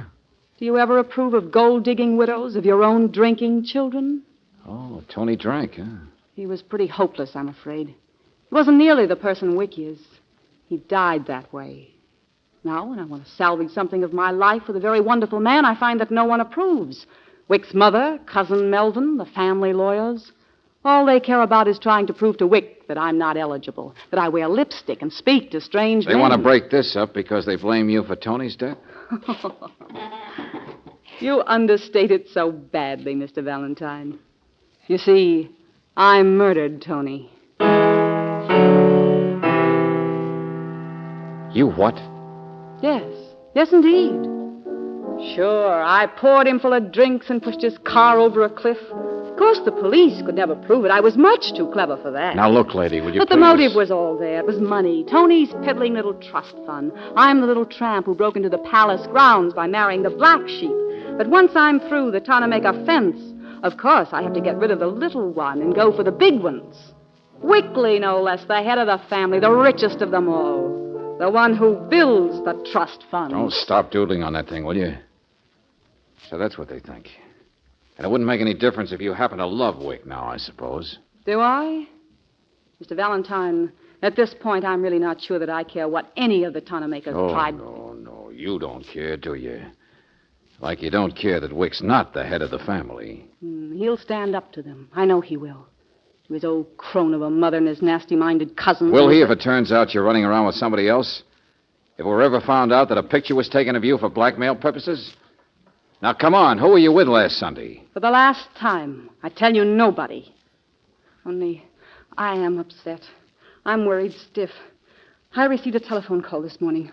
A man's voice said I should come to room 12 at a place called the Bedford. The Bedford? Yeah. Hey, wait a minute. That's where Bodgett said his place was. Bodgett? Yeah, the photographer I told you about. Go on, what else? Well, that's all. Just that it was important and I should be there alone.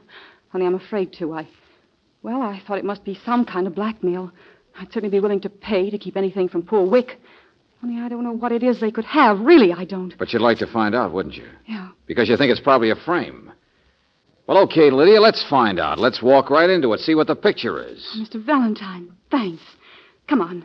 Leave your car so they'll think we're still here. I'll take one of theirs. I can drive.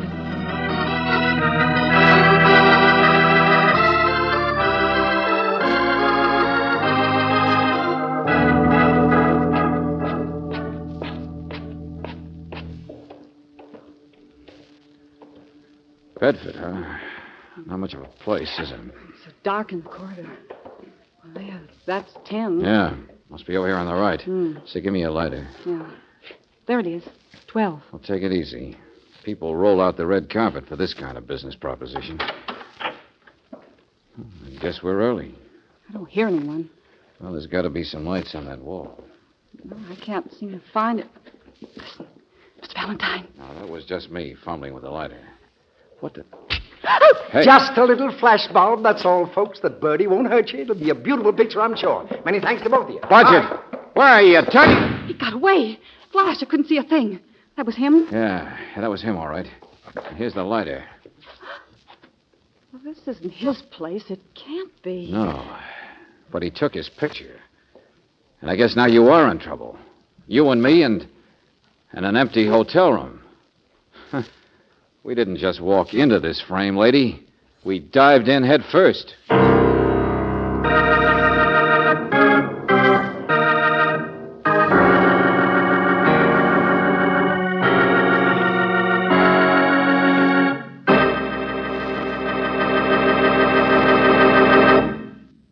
We'll return to tonight's adventure of George Valentine in just a moment. If your car has an automatic transmission, you'll be glad to know that you can get it properly serviced at standard stations and independent Chevron gas stations. These service stations have the correct transmission fluid that's approved by the manufacturer of your car. Equally important, the men here are specially trained in the care of an automatic transmission. And don't think it doesn't require special care, for that transmission is a precision-built unit The smallest amount of dirt could damage its mechanism. The wrong fluid level would be harmful, too. And to keep this vital unit in good working order, you should have it checked every 1,000 miles. Also, at regular intervals, it should be drained and refilled. Ask for this Car Saver service at independent Chevron gas stations and standard stations where they say and mean, we take better care of your car.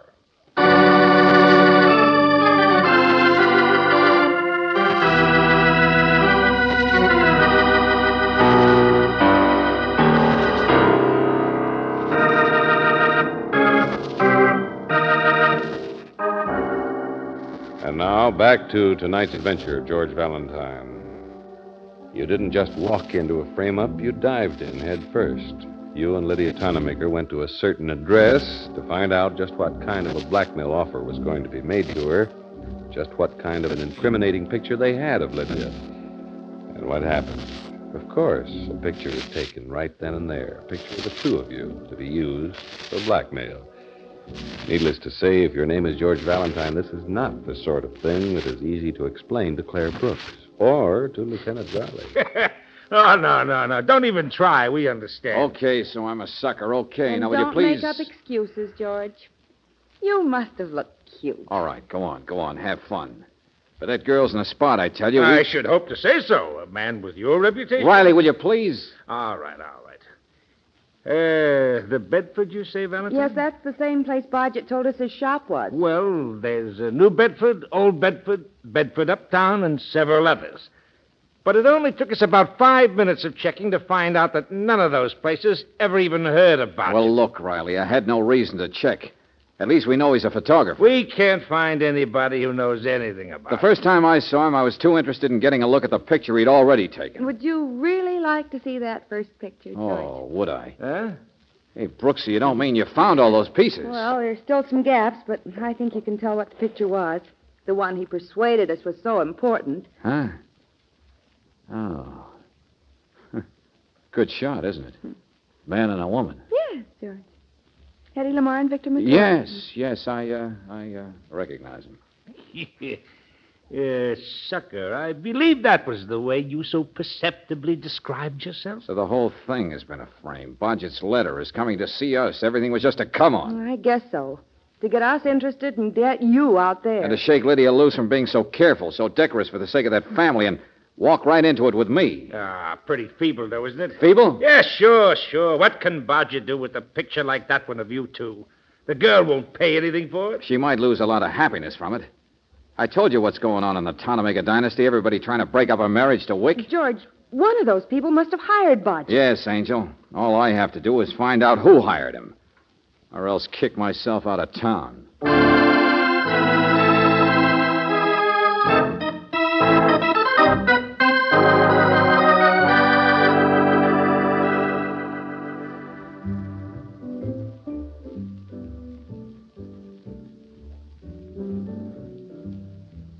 You weren't so easy to locate, Lydia. Oh, Mr. Valentine. Have one of these.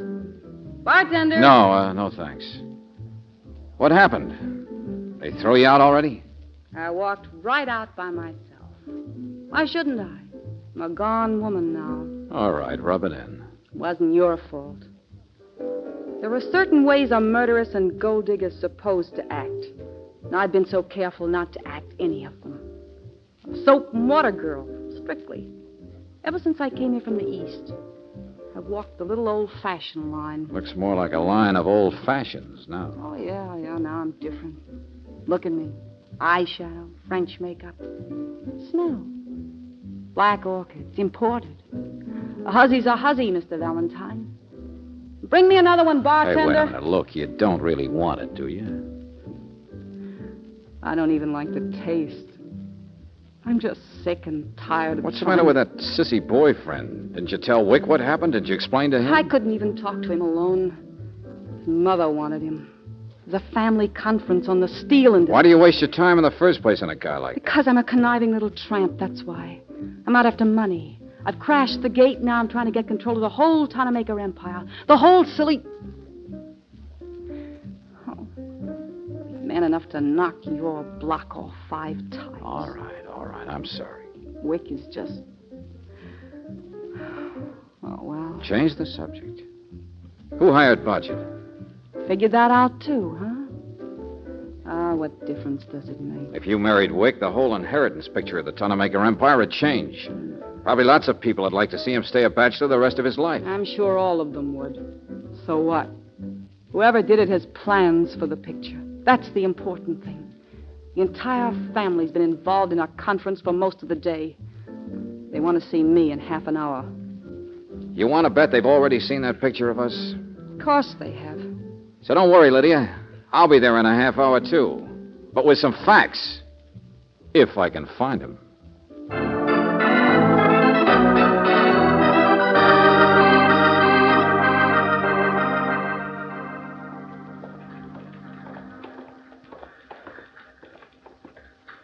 Hi, Sergeant. Can you tell me? Hey, Riley. Riley. Oh, hello, Valentine.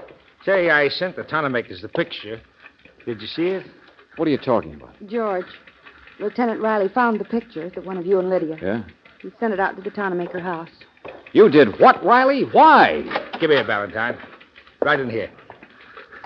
You bet I did, friend. This isn't just a little photo game anymore. I wanted to start the explosion. Here. Here he is. Look. Bodgett. That's right, my friend. We found him all right for you. Dead. Where? The alley near the Tonamaker place. Shot 3 times with a .32. A print of the picture was crumpled up in his pocket. Still wet. So the little hired tintype had to be moved out of the way, huh? All right, Riley, come on. Huh? Come on where? You're going to be a character witness to take off my frame. Only it won't be in a hurry to tell the good people about the Black Border.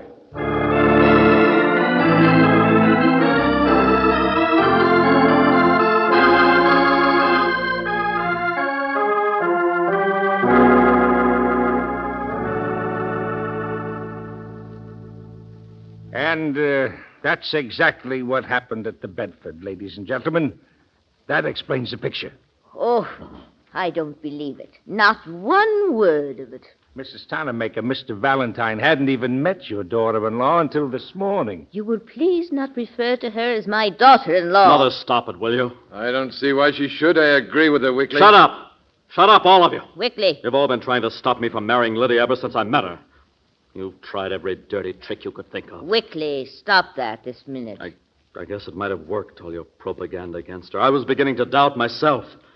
But now that some one of you actually exposed all of your cards by this cheap, transparent, phony attempt at compromising Lydia with Mr. Valentine... I'm not so convinced yet. You yourself thought she might have actually murdered Tony back in 47. I did not. It was you who made me think that, Melvin. And now I'll bet it was you who hired that photographer. Badger? Never even heard of him. Just can't find him. Ask him. You can't, my friends. He's dead. Yeah, that's right. Well, I guess we might as well tell him now, Riley. Yeah, Bodgett, the photographer, was murdered. Is that so, Lieutenant? Yeah, that's right. Now, suppose he was murdered by a member of the Tonamaker family. By the person who hired him, so nobody could ever find out who hired him. Or maybe he wanted too much money for the job. I don't know. Now, see here, Mr. Valentine. Never mind. I think I've seen all I need. Thanks very much. Now I'll go get Lydia. You won't mind waiting.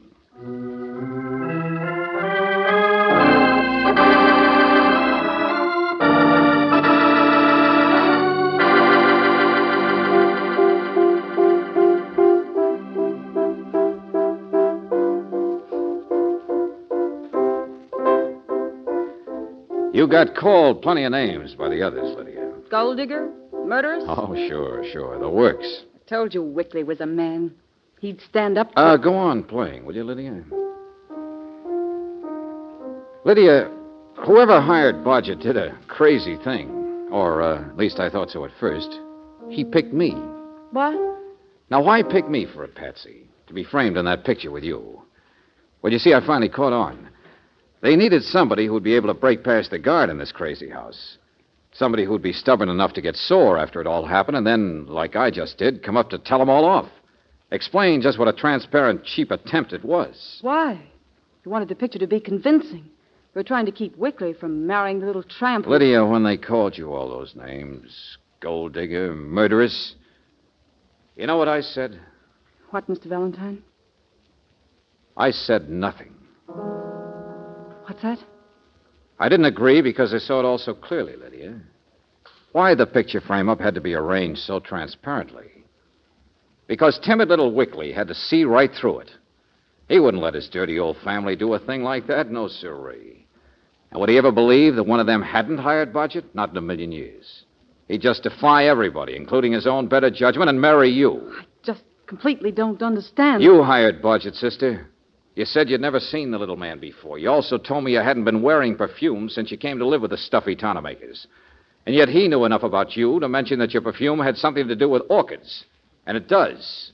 Black orchids. All the ridiculous Where'd you know far-fetched him? New York? Did he by any chance help you get rid of the first maker back in 1947? You're just like all the rest of them. I didn't kill Tony. I don't even care whether you did. But you killed Budget, didn't you? You had to, I suppose. A guy who knew that much about you. No, I didn't. Because you arranged the frame, sister. No doubt about that. In this town, there's a New Bedford, Old Bedford, Bedford Uptown. And yet somehow you drove us straight to the right one. Sure, you and Budget had already picked it. So of course you knew where to go. Stop it. And no. you're the one who benefits. No. Crash the gates, marry another maker. Wait. Well, it's a closed clan, Lydia. No. Yeah, they hold conferences all day. And so they all end up with alibis for Budget's murder. And where does that leave you? Please, Out wandering around alone. Oh, no, you don't, sister. Get away from there. Get away from that purse. Let go of me. Let go of me, you ugly, flat-footed big... I know. Go ahead. Call me names like you call yourself. Best way to look innocent is to walk right into it. Kid, about your own guilt. Well, you walked into it this time, Lydia. But good.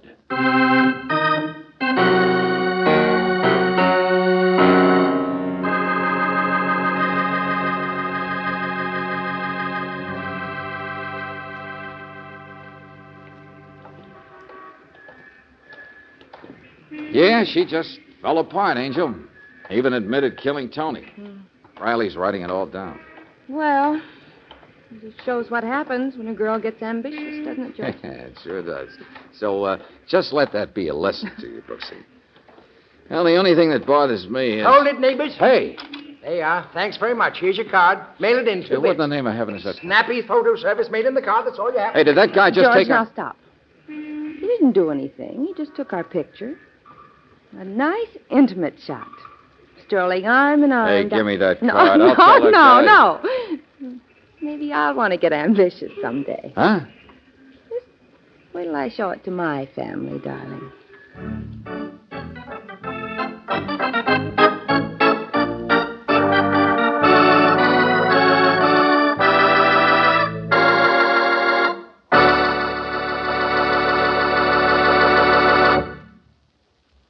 What makes a car grow old?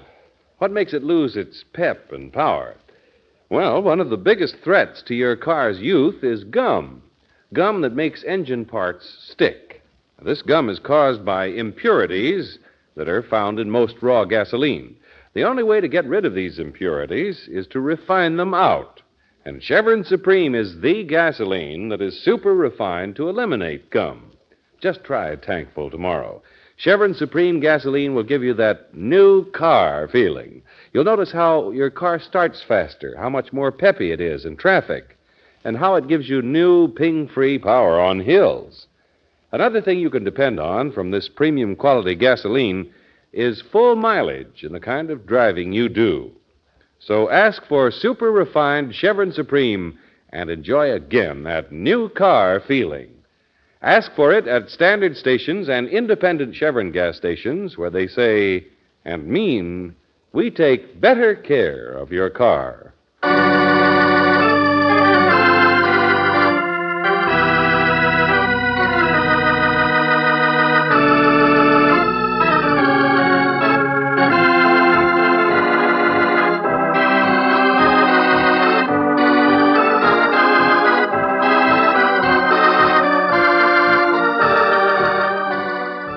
Tonight's adventure of George Valentine has been brought to you by Standard Oil Company of California on behalf of independent Chevron gas stations and standard stations throughout the West.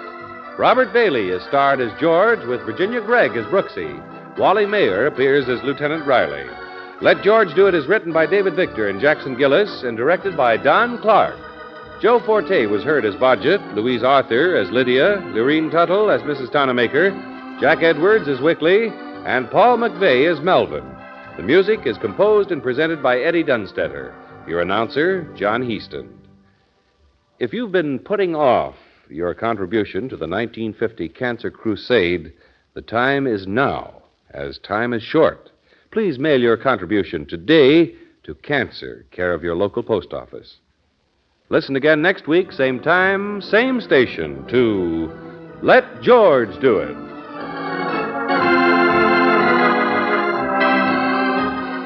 This is the Mutual Don Lee Broadcasting System.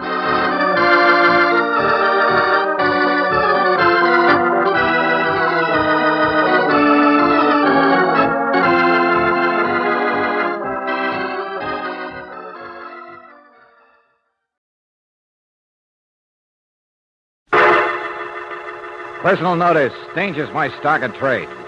If the job's too tough for you to handle, you got a job for me, George Valentine. Write full details.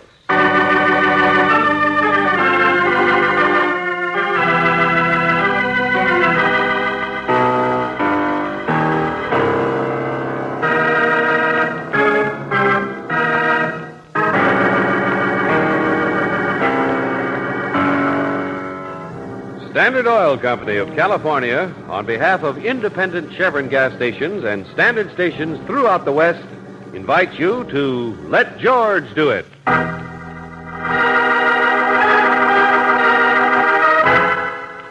The Anthill, another adventure of George Valentine.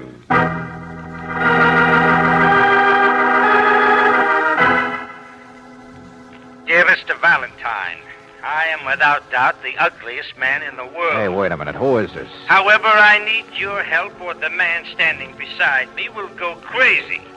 Because, Mr. Valentine, Riley, it's you, isn't it?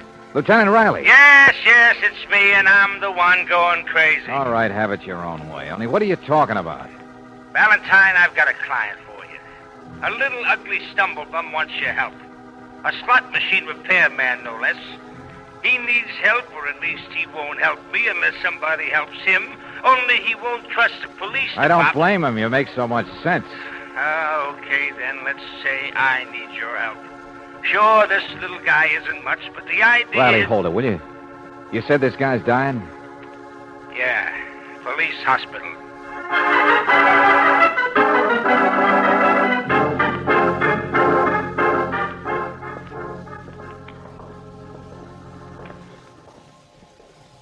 The doctor gives him a day or two at the best. Can't operate, can't stop the infection. From what, Lieutenant? Oh, gunshot wounds, Miss Brooks. One gun, but all 6 shells. Happened in a dark alley. Whoever it was didn't want to miss him, I guess. That little man must be tough. Maybe. Or lucky or unlucky. He's one of those guys who's born to end up at the bottom of the pile, Valentine. Then why are you so interested in him? It's just possible that he can steer us all the way to the top of the pile. His name's Trailer. I told you he was the littlest shrimp in the slot machine racket. The repairman. Well, we've never found out who the big shrimp is. I see. I worm my way into the man's confidence, and then maybe he spills. Is that it? Blows the whole racket apart. No. You just help the little guy find his girl.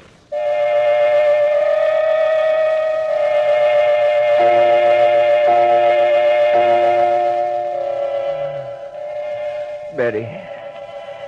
Betty, that's her name. I was going to see her tonight. Betty who, Trailer? What's the rest of her name? She's beautiful. I'm not, but she is. I'm just her Bill, she said. You don't believe it either, do you? Trailer, can you understand me? There's nobody in the world to believe it. You got to be careful. You can't trust people. You got to test them and test them and test them. And then you can't trust them because they're all the same. What are you talking about, friend? The racket? I won't tell you anything. I won't. Why should I? All right. Take it easy. Ants. Ants is what I'm talking about. Ants. Huh? You ever catch ants? Climbing on top of each other, higher and higher, higher. Like ants? Did you? They all got to get ahead? Oh, I'm down at the bottom, and I'm happy. I'm happy. Oh, sure, you're different. You're happy. That's right. That's right. Who shot you? Ants. You can test people to see if they're ants, you know. Put honey in front of them. See if they took themselves. Only the dying's not bad. Why did you ask me? I don't know anything. I'm just Betty. Hey, Charlie. Fine Betty. Hey, look, Trailer. Nurse? Betty. Guess you can have him back for a while.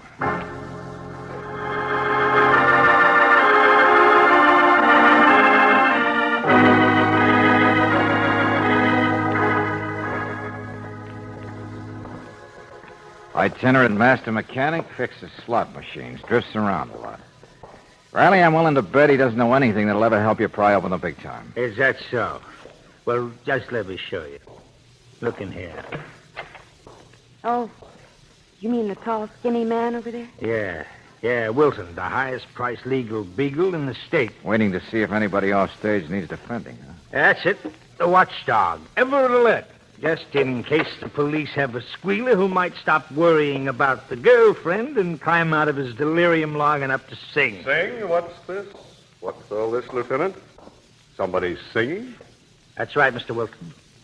Trailer in there tells me you own all the slot machines in this state.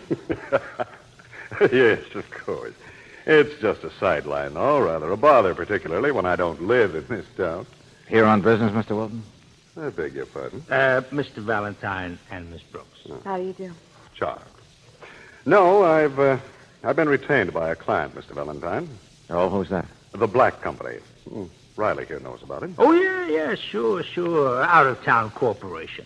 Manufactures will-o'-the-wisps. Well, I'm only a lawyer. I'm not familiar. Oh, the Black Company's quite an outfit, Valentine. Perfectly legal. Only nobody knows who runs it. But do they own the slot machines? Of course not. No do more than they I do. know who they make bank deposits for?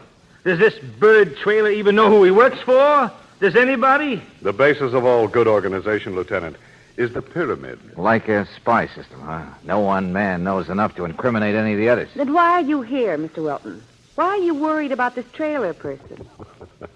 I haven't really said I even know the man, have I? Or that the company I represent is interested in anything more than employees' indemnity, his accident, and so on. Spoken like a lawyer. Riley, maybe it is possible that the best of pyramids get a little wobbly once in a while. Huh? Maybe it is possible that the reason Trailer in there got shot was that he found out too much about the higher-ups in the Yeah, hold it, wait a minute. Yeah, hello, Lieutenant Riley. Oh, I wanted to speak to the nurse about Bill Trailer. Well, all right. Who's calling? Well, just the nurse, please. The nurse on duty there. Well, just a second. Valentine, it's a girl. Now take it, will you? You're the intern on duty, or anybody. What's this? Misrepresentation, Lieutenant? Here, let me have it. Hello? Nurse? Well, she'll be here in a second, honey. I'm the receptionist. Well, I just wanted to find out about a patient. His name is Trailer. Trailer. Well, wait till I get my cards here. Trailer. Hurry up, please. Somebody said he was there, but I want to know what happened to him. Well, we had an appendix case come in this morning. Oh, just tell me what happened to him. What? You don't handle cases like that in the police ward. I meant in the other ward. She hung up.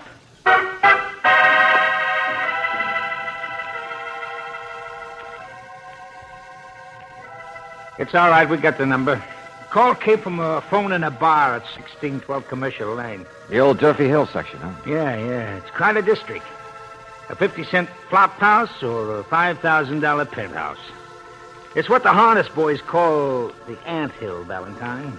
The ant hill, huh? Mm-hmm. Let's go, Brooksy.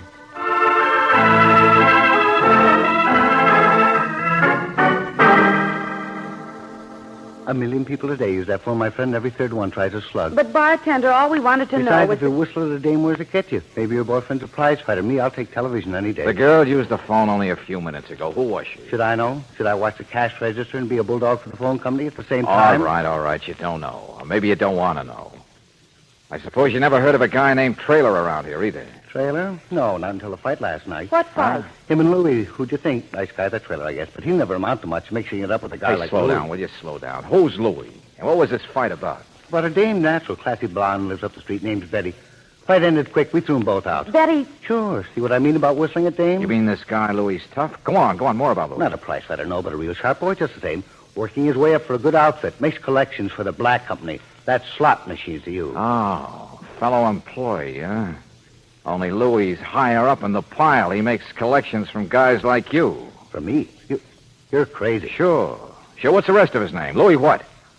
Ask me no questions. I'll tell you no lies. Good day, friend. Brooksy, this is where your job begins.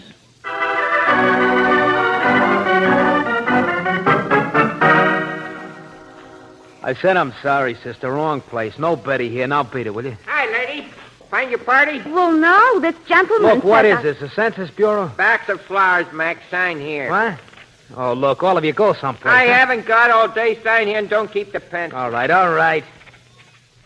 Yeah, now clear out. A dime. People send you flowers? Come on in. I don't know where Betty is. What do you want? Well, just to see her. Betty sings down at the nightclub, I found out. She mentioned to me once about a job, and I thought maybe dancing or selling cigarettes might... Oh, the great unemployed, huh? Look, you gotta be a jerk not to get along in this world, sister. What's the matter? No angles? Oh, I'm just new in town. Gee, that's a pretty box, isn't it? You gonna open them? How do you like that? Dated yesterday. Now, there's a florist who's gonna fall right out of business. Betty gets them like that all the time, sister. She knows her way around. Nothing better than the best. Gee, I met Betty's boyfriend, too, once. Trailer or something. That's what he told you? Boyfriend. There's a laugh. Well, sure he wasn't dressed so good. Oh, hopeful Harry. She can do better than him any day. I didn't know.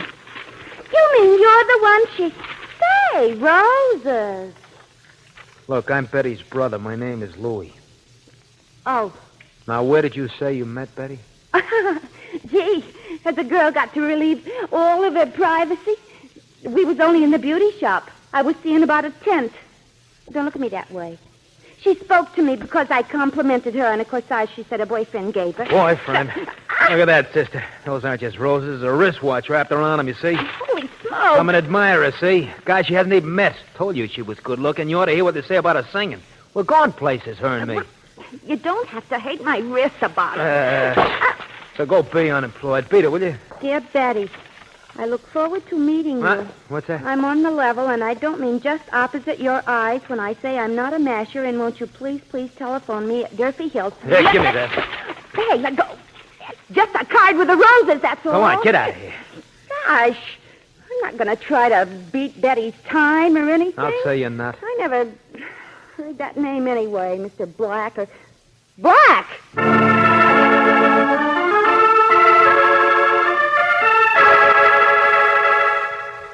Valentine, of course, she's all right. You talked to her yourself, did you?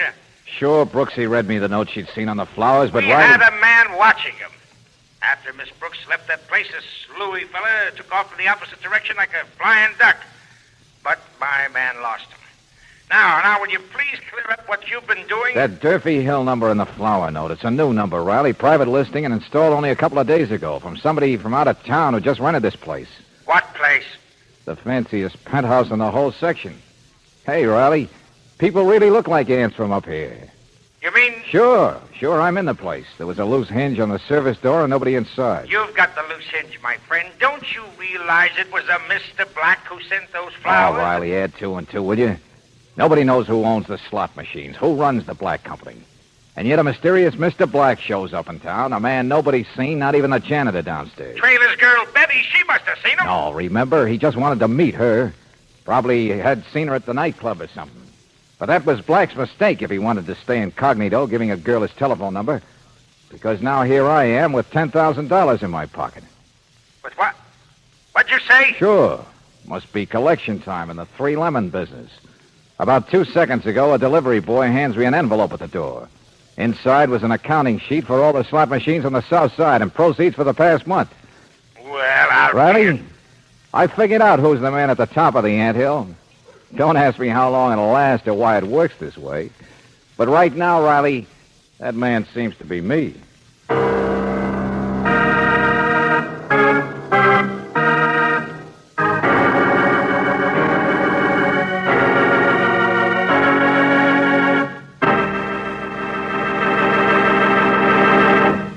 We'll return to tonight's adventure of George Valentine in just a moment. Anyone who has done a lot of driving in hot desert country knows what happens to car engines there every day. As soon as the ignition is turned off and circulation stops, engine parts get so hot they can literally fry an ordinary oil. But just ask desert motorists how they lick this problem. They'll tell you more people prefer RPM motor oil than any other brand. And here's the reason RPM is first choice where driving's toughest. It's specially compounded to keep a protective oil film on every inch of metal. Even when engine parts get super hot, RPM contains other compounds that prevent carbon formations, that stop corrosion, and keep rings working freely. It's the best engine insurance you can buy. So why not try in your own car the oil that's first choice where driving's toughest? Ask for RPM motor oil at standard stations and independent Chevron gas stations where they say and mean we take better care of your car.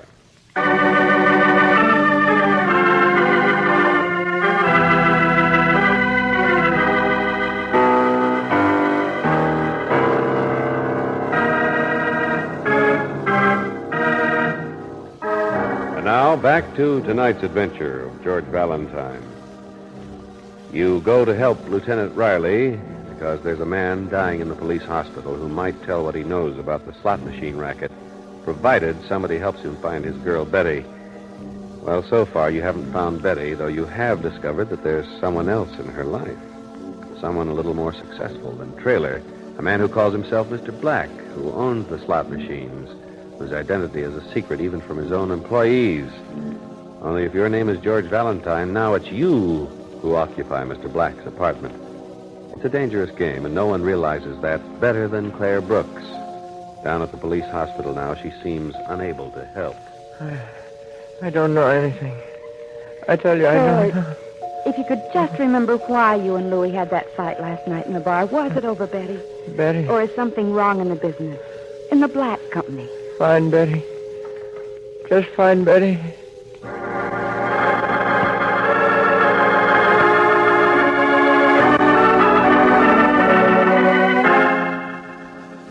No, of course not, Brooksy. We've gone way past Trailer now. We're in the middle of the ants, the scramblers. The police have the apartment surrounded now, Well, George. tell them to keep out and lay low unless I whistle for help. George. Angel will never find out who fired those shots in the trailer or who runs this racket unless we ride right along with the gang. You'll ride yourself right into a funeral notice. Sooner or later, the person who rented that apartment will come back I and said, then... don't worry, will you, Brooksy, as long as I can... What? Go on, George. What do you people wash those shirts in anyway? Cement mix either. The collars come back with ground glass on the edge. George, what's the matter? Well, just don't use so much starch, that's all. Hello. I didn't mean to interrupt. The door was open. All right, then shut it and come in. Now, what is it? What do you want? Don't get sore, boss. Now, take it easy. Your name's Louie, isn't it? Yes, sir. Sure it is. How'd you know? You fit the description. Look, I know I'm not supposed to be here. I know I should have just sent the stuff up by messenger the way we always do, wherever the point is each month. So that's it, huh? You're a collector. Durfee Hill and East Side, sir. You brought some money. All right, let's have it. Here. The accounting sheet's right on top. I had all those figures in my head. It's a trick, I taught myself. Bright boy. I know it's not healthy to come up here and find out who you are like this, Relax, with you. Wow. Yeah, I knew you wouldn't mind when you saw that. It's almost double last month. $23,500. What did you do? Fix the machine so they pay in bubble gum instead of jackpots? Oh, no, sir. No, I didn't touch them. But I've been in there giving them the old boost. You know, talking it up with the bartender. A real climber in the business, aren't you, Louie?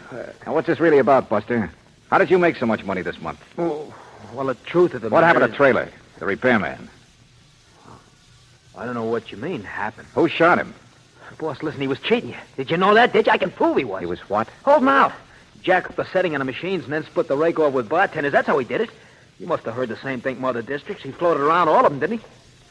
You know, it's getting too complicated for me. Now, wait a minute. Wait, listen, that's how I build up my total for the month, by catching him at it and stopping it. Yeah, you earned the Silver Star, all right. Look, who you going to call? Listen to the rest of what I got. Buster, I'm going to see a man about pinning a medal on you. But I didn't do it. I didn't empty any gun into him.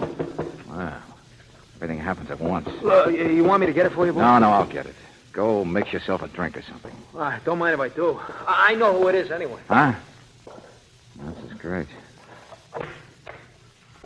Oh. Hello. I guess you're the man, huh? Are you the girl? Don't be funny. I mean, well, after all the notes you've been sending me with the flowers. Oh, sure. Come in, Betty. Thanks. Say, you live all right, don't you? I hope to. You know, you're not so easy to find, Betty. I've been wanting to meet you for some time now. Yeah, I got the idea. Do you always use that whirlwind stuff, flowers and presents on a girl, Mr. whatever your name is, Black? Hey, slow down. Take your coat off. Sure. Huh? You wanted to meet me. You saw me in the nightclub and you heard my singing and you wanted to meet me. Well, now, who wouldn't? You're very beautiful. Do a girl good to be known she associates with you. No comment. Any girl would break her neck to get up here. Give her eye teeth to walk up close to you like this.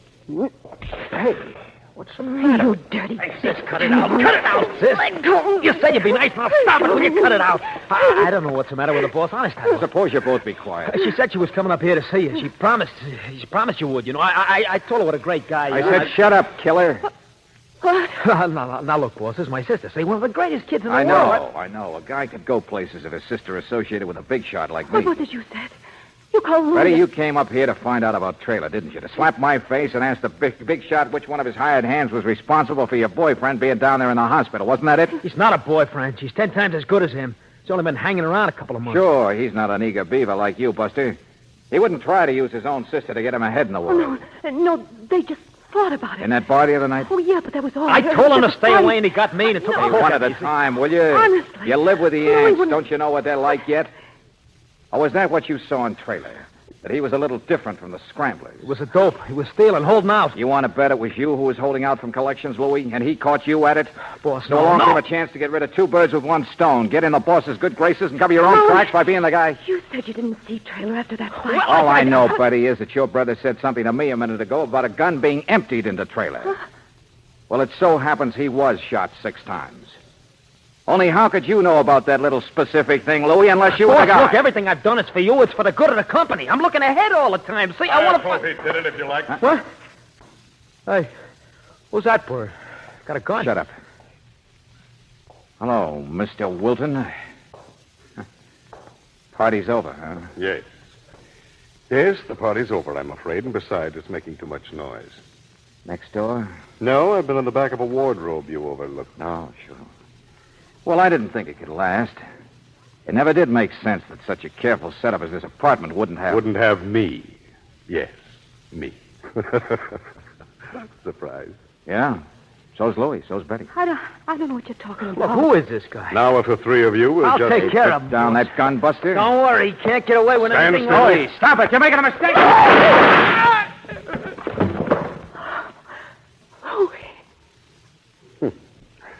Ambitious to the end. Couldn't resist trying to make one last impression on you, could he, Mr. Valentine? Mr. What? Yes, Betty. I'm afraid I'm the Mr. Black who's been so anxious to meet you. Yeah, it's too bad. Things couldn't have worked out better for us. But if you're Mr. Black... A great organizer. The best of pyramids totter once in a while. I was here to make my own collections this time. I thought it was about time for a visit to South America. So if you'll just hand over my money... Why don't you come and get it? You've caused enough trouble already, Valentine. Sure. Come on. Shoot some more people. I'm warning you. No. It's the only way you're going to get out of here. Valentine, Stop that gun. Well, thanks, Riley. Mr. Slot Machine King, see what the sound of those shots brought you? 3 lemons.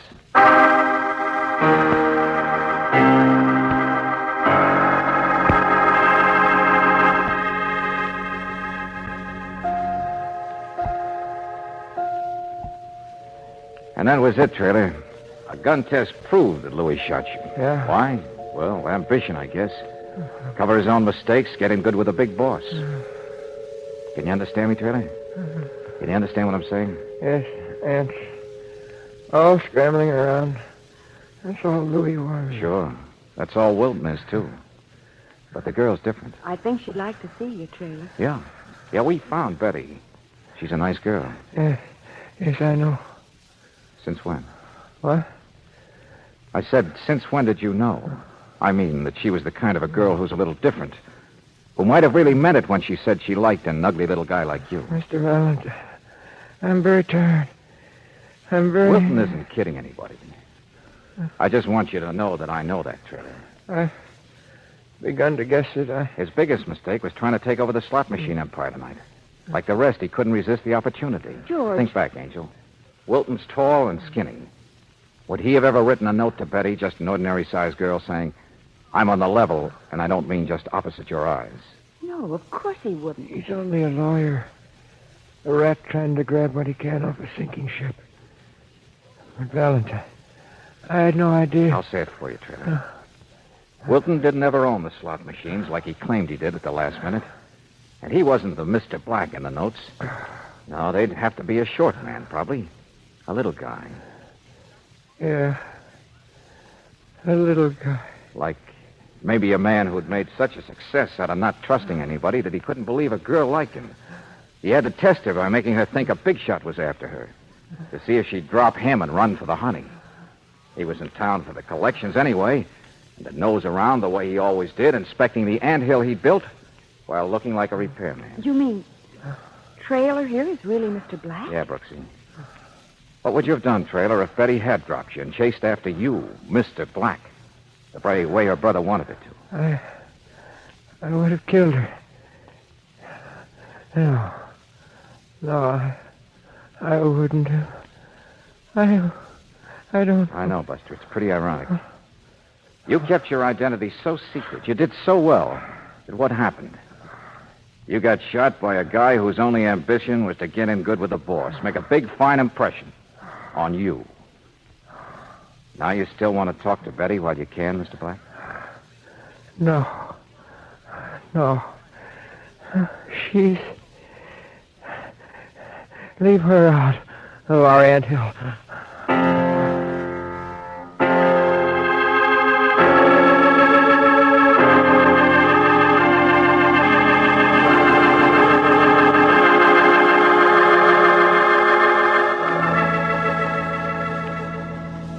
George, maybe Trailer really wished that he could be just a repairman. Oh, there are lots of maybes, Brooksy. Maybe he was sick of himself. Guy who climbed so high must have looked down on a lot of squirming underneath. But, George, it's all in the way you look at an anthill. It's a city of workers, too, and they help each other. They don't climb over each other's backs or knife each other to get ahead. That's what's so wrong about the whole thing. None of those ideas Trailer had made any sense. Crime never makes sense, does it, Brooksy? Say, where's my client? Where's Riley? I wonder just how you send a bill to the police department. For services rendered?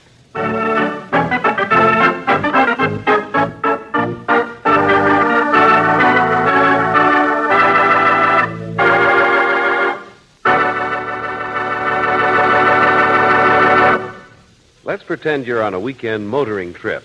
It's a bright, sunny day. Everything's fine, except it's too bright, and the eye strain is terrific.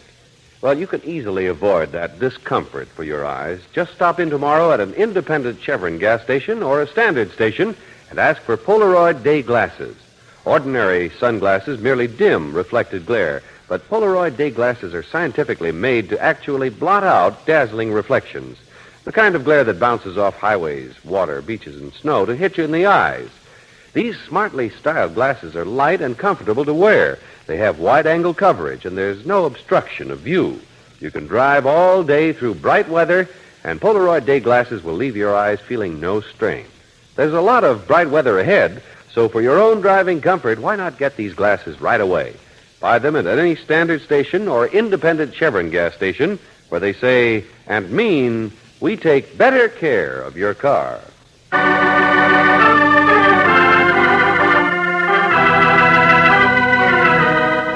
Tonight's adventure of George Valentine has been brought to you by Standard Oil Company of California on behalf of independent Chevron gas stations and Standard stations throughout the West. Robert Bailey is starred as George with Virginia Gregg as Brooksy. Let George Do It is written by David Victor and Jackson Gillis and directed by Don Clark.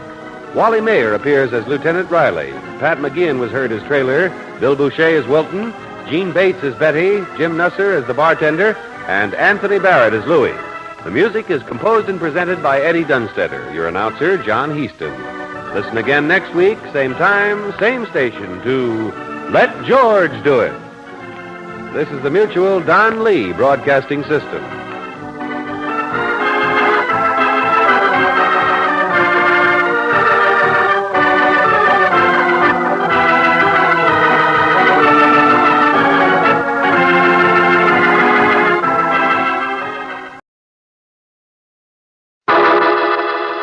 Personal notice. Danger's my stock and trade. If the job's too tough for you to handle, you got a job for me, George Valentine. Write full details.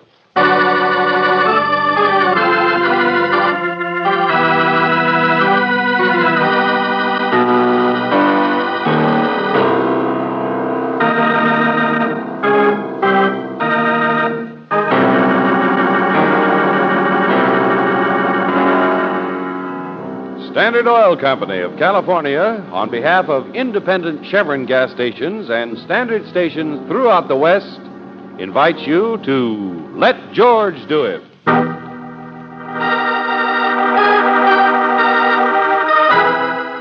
Portuguese Cove, another adventure of George Valentine.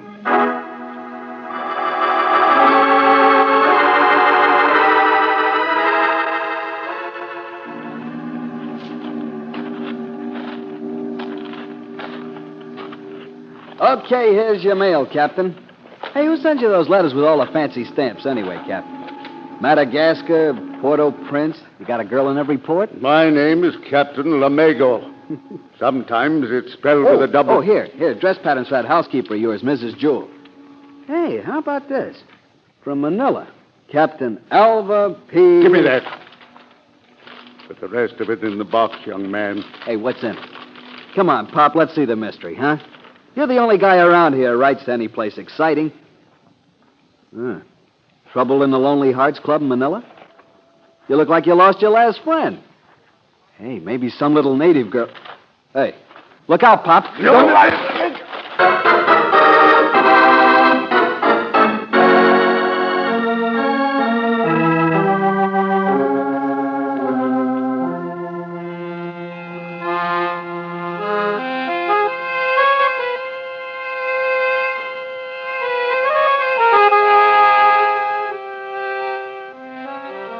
Dear Mr. Valentine, that's exactly what I saw happen.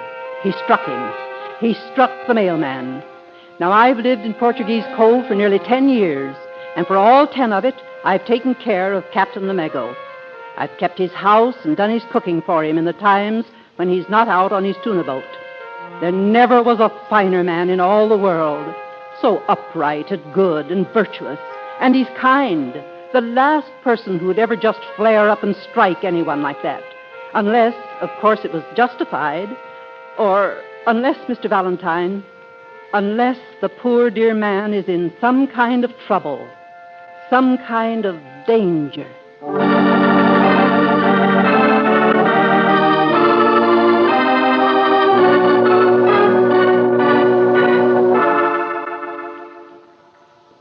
Yeah, Mr. Valentine, he hit me, but I didn't die from it. We're only checking up on a story that was told us by... By Mrs. Jewell?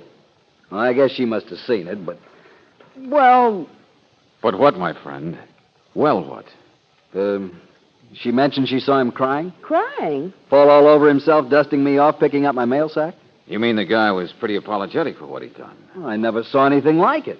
The old pirate acted like a wrestler who accidentally hurt somebody in the ring. Ram right unbent like a dish rag. So, skip the whole thing, will you? Forget it. Well, I didn't intend to make anything out of it. I'm just curious. Well, so am I. Maybe that's my trouble.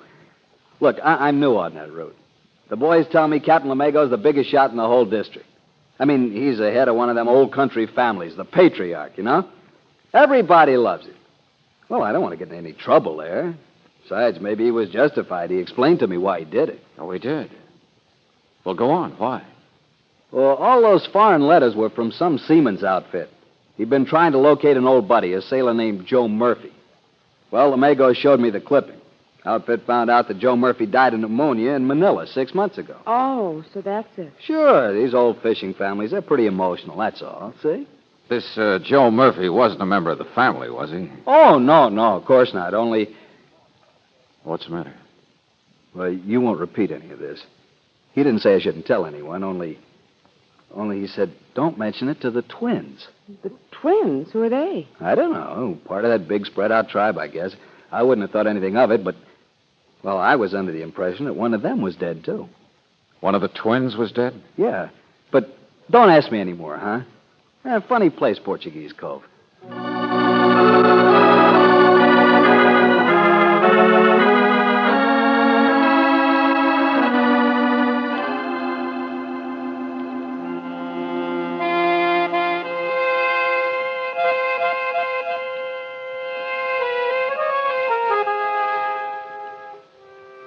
Sure. I tell you, sure. Mrs. Jewell, she'll be downstairs pretty quick. Why worry? Oh, I'm not worried. No, you play that very well. See, very well. I think so, miss. What's your name? So sad.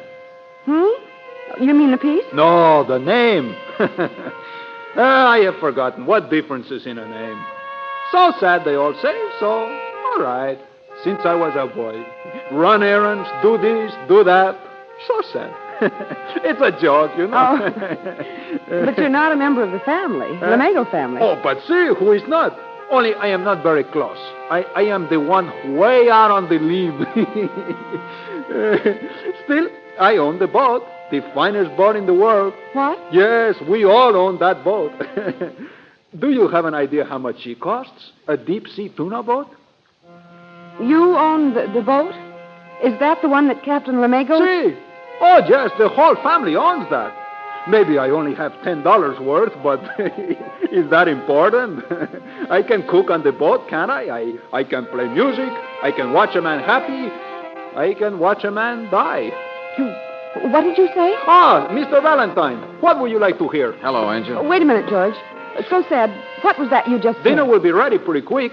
What tune? Any music. What is it, Brooksy? Well, he said something about He somebody... talks all the time. It doesn't mean anything. Don't even know what you're saying, do you, Nettie? Why should I? Who cares what people say? Now, some music. The kind you like, Johnny. Dinner won't be ready unless you get out there. Oh, but Johnny, I just Go want... Go on, get out of here. Mean, aren't I?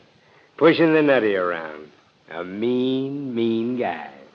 Yes, horrible. Johnny? Yeah. Oh, I know. You're those friends of Mrs. Jewell's. Hello twice. Same to you. Thanks. It fits. I'm the twins. The twins? That's the trouble with us men in the Lamego family. We disintegrate like Nutty there. Hey, clear it up, will you? Why? We're just a backwater bunch of suckers, listen to old country music and live the old country way. Radio? What do you think we are? Crazy? Give me a wet finger and a sight of Polaris any day. Sure, we can haul in more tuna than anybody on the whole fleet of... All right. I'll get off the soapbox. Want a drink? No, thanks. Are you sure you do? Positive.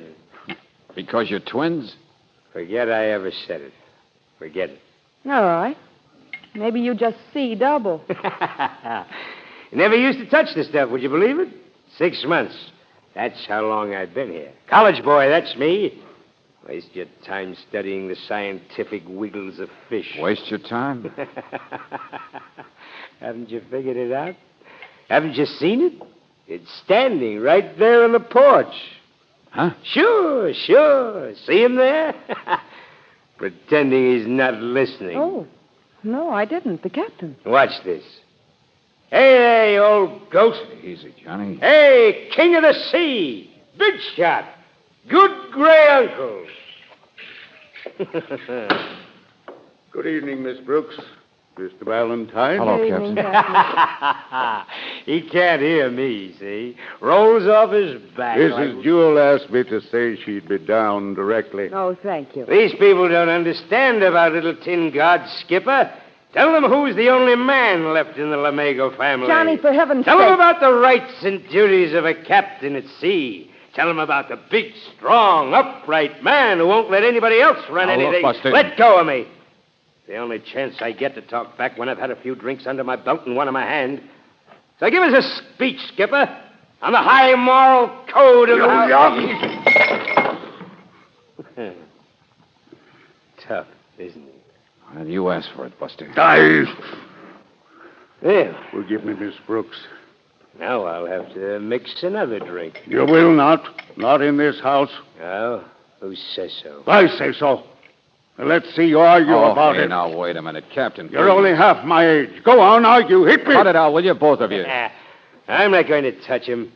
That's all he wants me to do. You're a sniveling troublemaker like your brother. I said, You're a- Captain, cut it, will you? Stop! Mrs. Jewell. Stop it.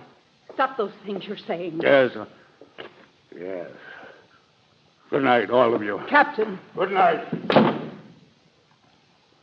Well, I lit the fuse, didn't I? Oh, Mr. Valentine. Yeah, let's change the subject. Mr. Valentine, I want you to leave the house right now. What? Mrs. Jewell, you... I had no business getting you here. It was very wrong of me to interfere. What's all this? Go on, Mrs. Jewell. The captain's been upset like this only because someone died. What? Died of pneumonia. An old dear friend, a sailor named Joe Murphy in Manila. The captain told me about it. Mrs. Jewell. No, be quiet, Johnny. That's why he struck the mailman. Well, what if I say that wasn't all it was? What if I say Joe Murphy was no friend of his? It's a lie. What?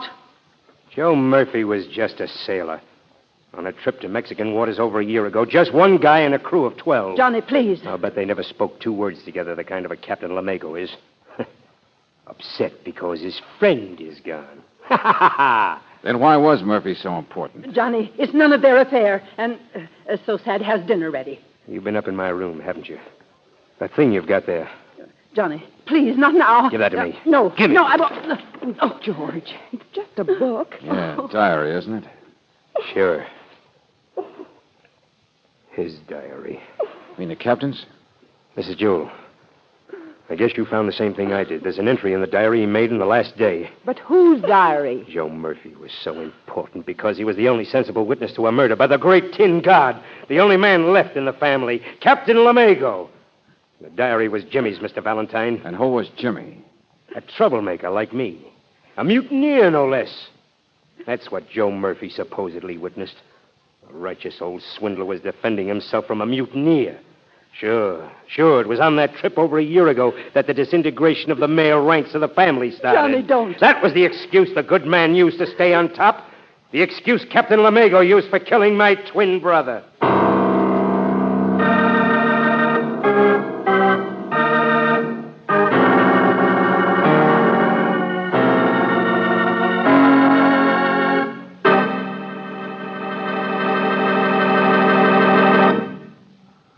We'll return to tonight's adventure of George Valentine in just a moment.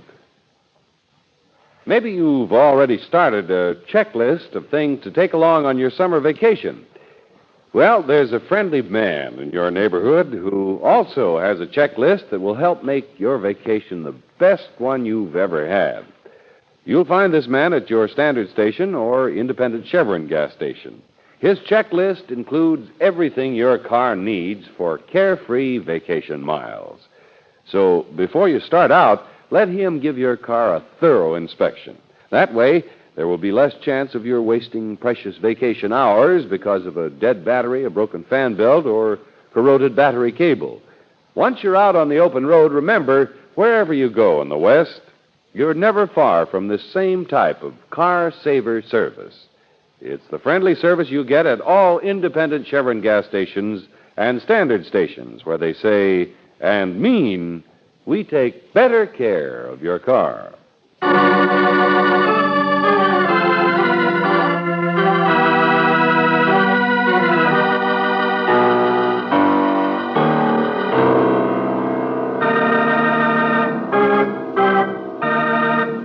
And now, back to tonight's adventure of George Valentine.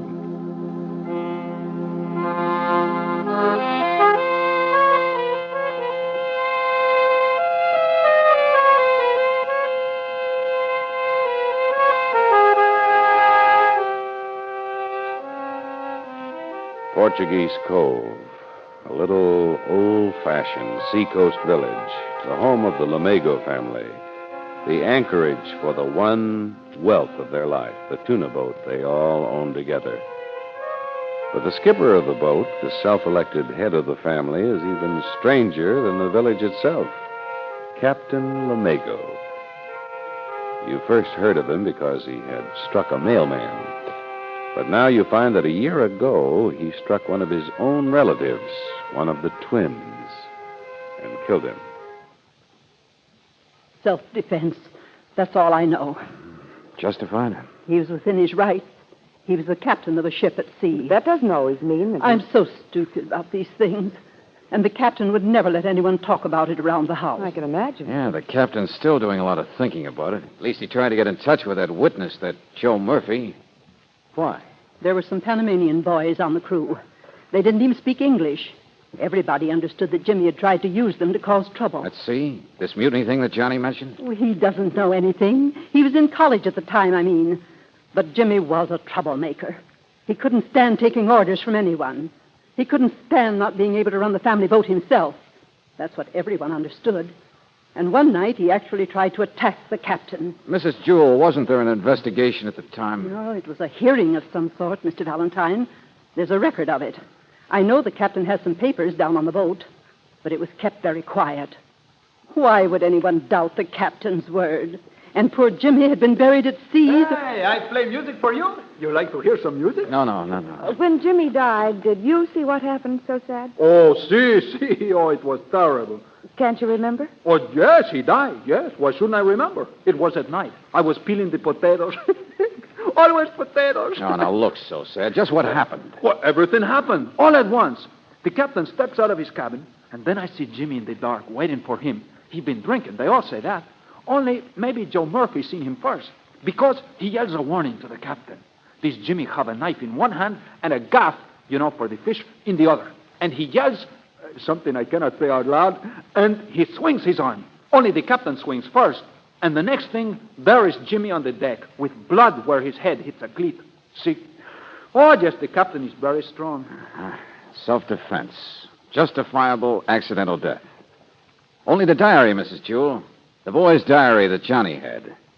Let's see that last entry. The one that made you try to get me off the case.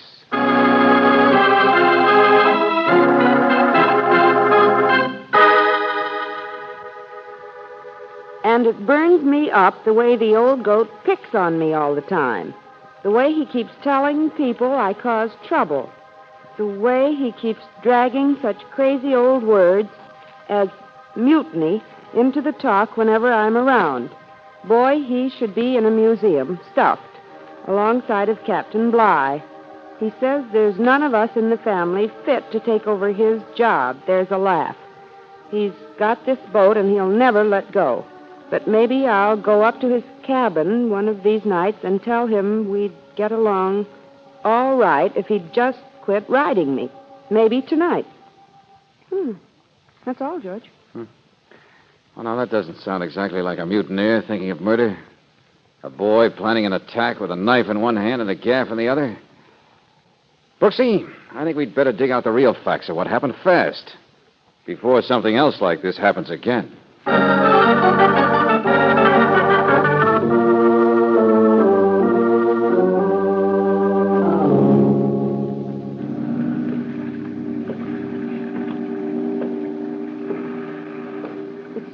George. Easy. Won't you look out for the rope? Oh, Well, it's not such a tidy boat, is it, for all the big talk? no, it's not. See, grease. Run down, rusty at the seams. Here we are. Can you see Lamego? Yeah, he's in there, all right. His cabin. Wait a second.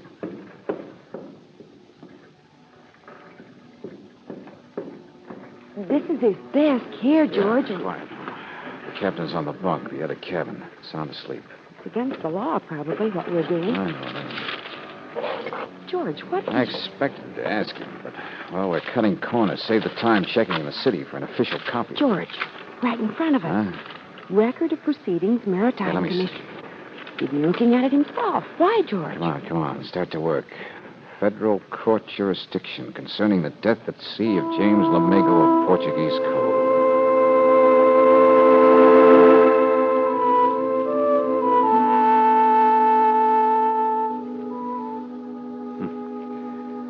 We should have waked him up and just plain asked him. Can't you find anything new, George? Joe Murphy didn't say much at the hearing. Saw the captain swing at Jimmy, caught sight of the knife in the kid's hand. Well, that's the same as we already They'd knew. had trouble, all right. Captain had already hit Jimmy once, smashed his wrist with a hook the afternoon before. What? Yeah, the kid was horsing around. Only the tuna hooks were flying. Captain said somebody might have got his eyes torn out. Oh. But the facts? I'm afraid they died of pneumonia in Manila, Brooksy. With Joe Murphy gone, we... Well, Captain, we... You know, I had a sort of premonition you might be down, Mr. Valentine. That's so? Yeah, I left out the things you might want to see. Oh, Jimmy's death, sure. After so much bad manners and waving of the emotions up at the house, he was a troublemaker, I guess you could see. Just like you saw his brother Johnny, yes. You seem to have been a little rough with Jimmy the day before his death. Oh, that, yes. Too bad. There's no space on the tuna boat for little boy things or horsing around. Too dangerous. Yeah. And besides, everything has to be neat and tidy. Having to get rid of such a person as Jimmy in self-defense is just one of them things. We mustn't blame him for his weakness. Not everyone can live on the strong moral plane. But a man... that's the general idea of what I want you to... Yeah, Captain, I'm beginning to understand why you knocked that drink out of Johnny's hand earlier tonight. Why you spout so much, so righteously. Why you slept so heavily in there. Why the family's boat here is in such a mess. To put it mildly, the good gray patriarch can't stand up straight, can he? And, boy, you've had enough to float a Get ship. off my ship! Get out of here! I won't listen to you! This is my ship! Get out of here!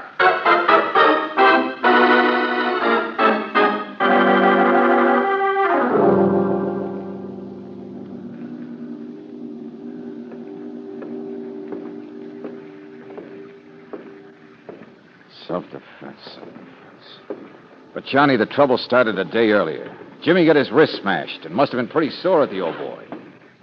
So, Sad, how come you told me Jimmy was carrying a knife and a gaff? See, that is so. He was. But with a wrist like that, wouldn't it be a little hard to carry anything? You sure he wasn't just carrying a knife like Joe Murphy said? See, I think that is right. See. Which is right? So, Sad, you want to agree with me, don't you? But of course. Why not, Mr. Valentine? No matter what I say, no matter what anybody says. He's not much of a witness, I'm afraid. But say, he didn't used to say the gaff. Where'd you get that idea, Nutty? Yeah, that's what I mean. The story's being added to. To make the self-defense even stronger. But why? Sometimes self-defense is a way of committing murder, Johnny. You mean the captain's been coaching Nutty here? He's justifying himself. I do not understand. There was a motive for Jimmy's death, wasn't there, Johnny? Oh, sure. But the captain thinks nobody's good enough to take over the boat from him. That boat's worth a lot. The man who runs it gets most of it. Well, family ownership doesn't mean much when there aren't any men left. Jimmy and I always had different ideas for it, new ideas. Mr. Valentine, look. Here, look at this. Yeah, a gun, huh? Revolver. It's loaded and it's brand new. That's why I chased down here looking for you. Nutty found it in the captain's room tonight. The captain? Why would he buy it? Nobody else is going to attack him. Maybe he thinks you are. What? Oh, look, I've tried to figure this whole thing out. It's driven me crazy. I wrote letters like mad trying to locate Joe Murphy myself. I asked questions, but I couldn't. The captain. Here, give me that thing. No, why should I? I thought for 1 minute he really meant to kill my brother. What are you doing down there? I told you to get out of here. Johnny, I said, give me that gun. Get out, you and that yellow belly there. He can't pull that Johnny, stuff. take it easy. Afraid of a fight, every one of you. Shut up, will you?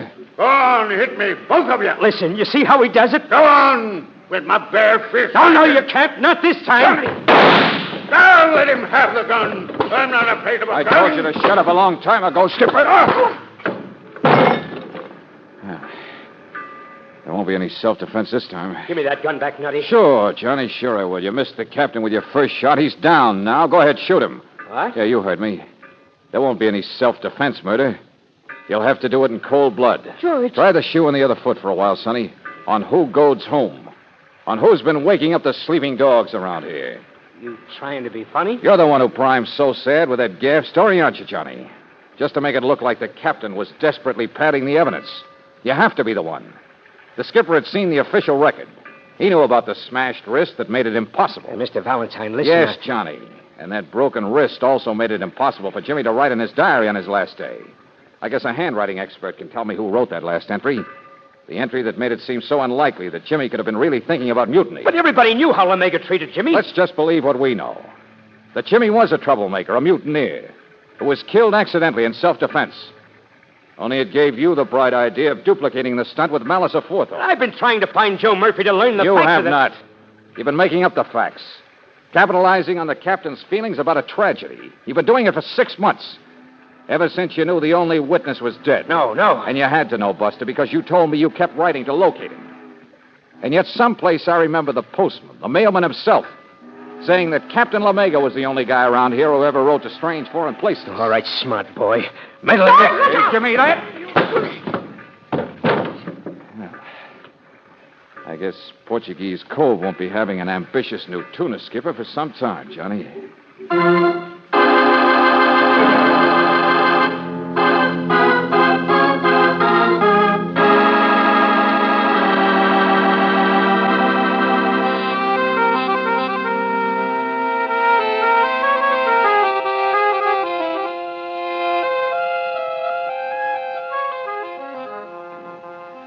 Jimmy was the same as Johnny.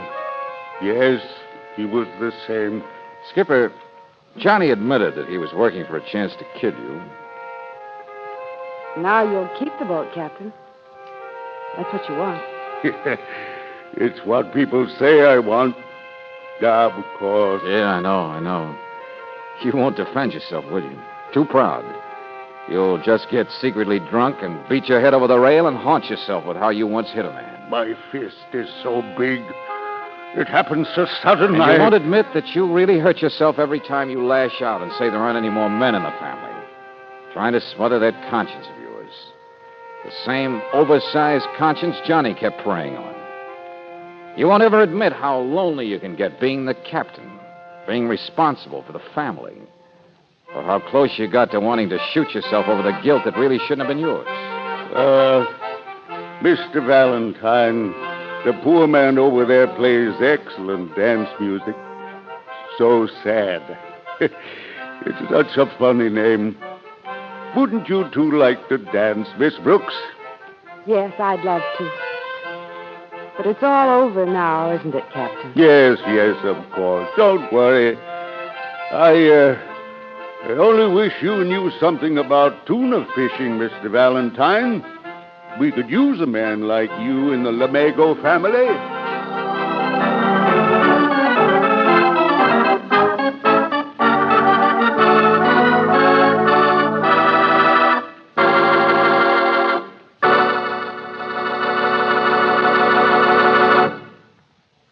Maybe one of these days you'll be going on a picnic with some friends.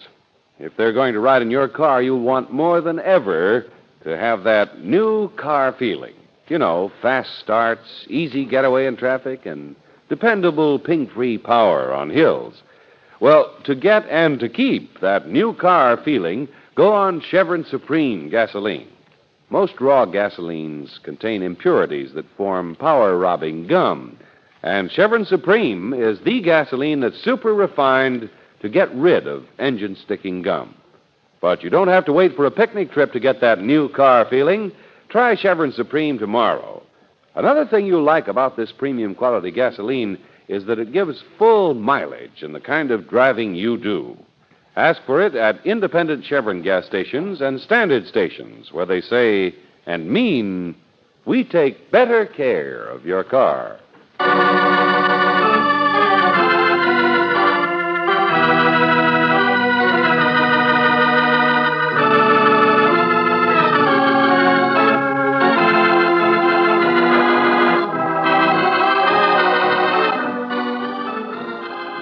Tonight's adventure of George Valentine has been brought to you by Standard Oil Company of California on behalf of independent Chevron gas stations and Standard stations throughout the West. Robert Bailey is starred as George, with Virginia Gregg as Brooksy. Let George Do It is written by David Victor and Jackson Gillis and directed by Don Clark. Francis X. Bushman was heard as Lamego, Walter Burke as Johnny, Elliot Reed as So Sad, Gwen Delano as Mrs. Jewell, and Harry Bartell as the mailman. The music was composed and presented by Eddie Dunstetter, your announcer, John Heaston. Listen again next week, same time, same station, to Let George Do It. This is the Mutual Don Lee Broadcasting System.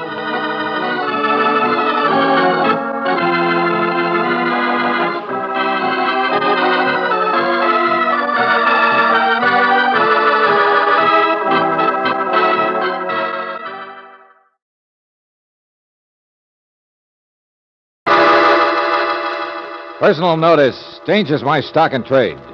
If the job's too tough for you to handle, you got a job for me, George Valentine. Write full details.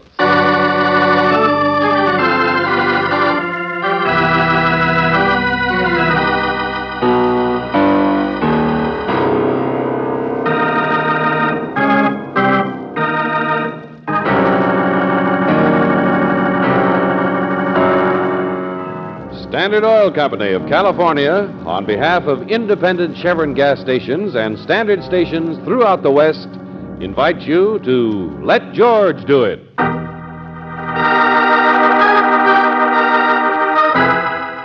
Sudden Storm, another adventure of George Valentine.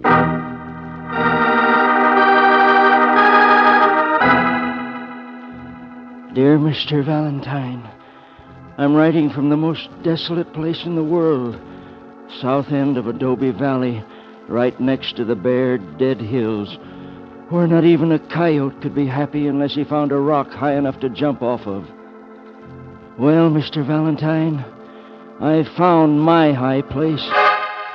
And if I'm a coyote, it's only from running so fast and so long and hiding so much and not even remembering some of it.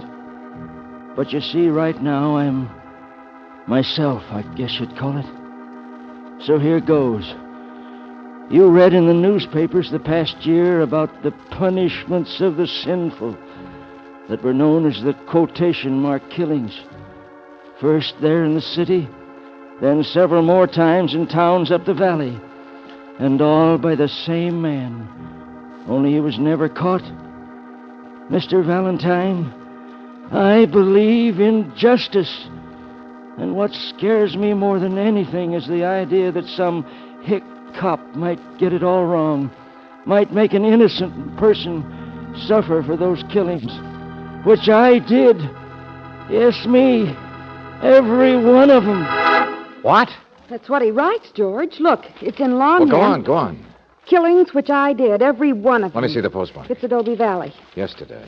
I guess nobody has ever understood those killings. The women who died and the notes I left. Hey, give me the phone.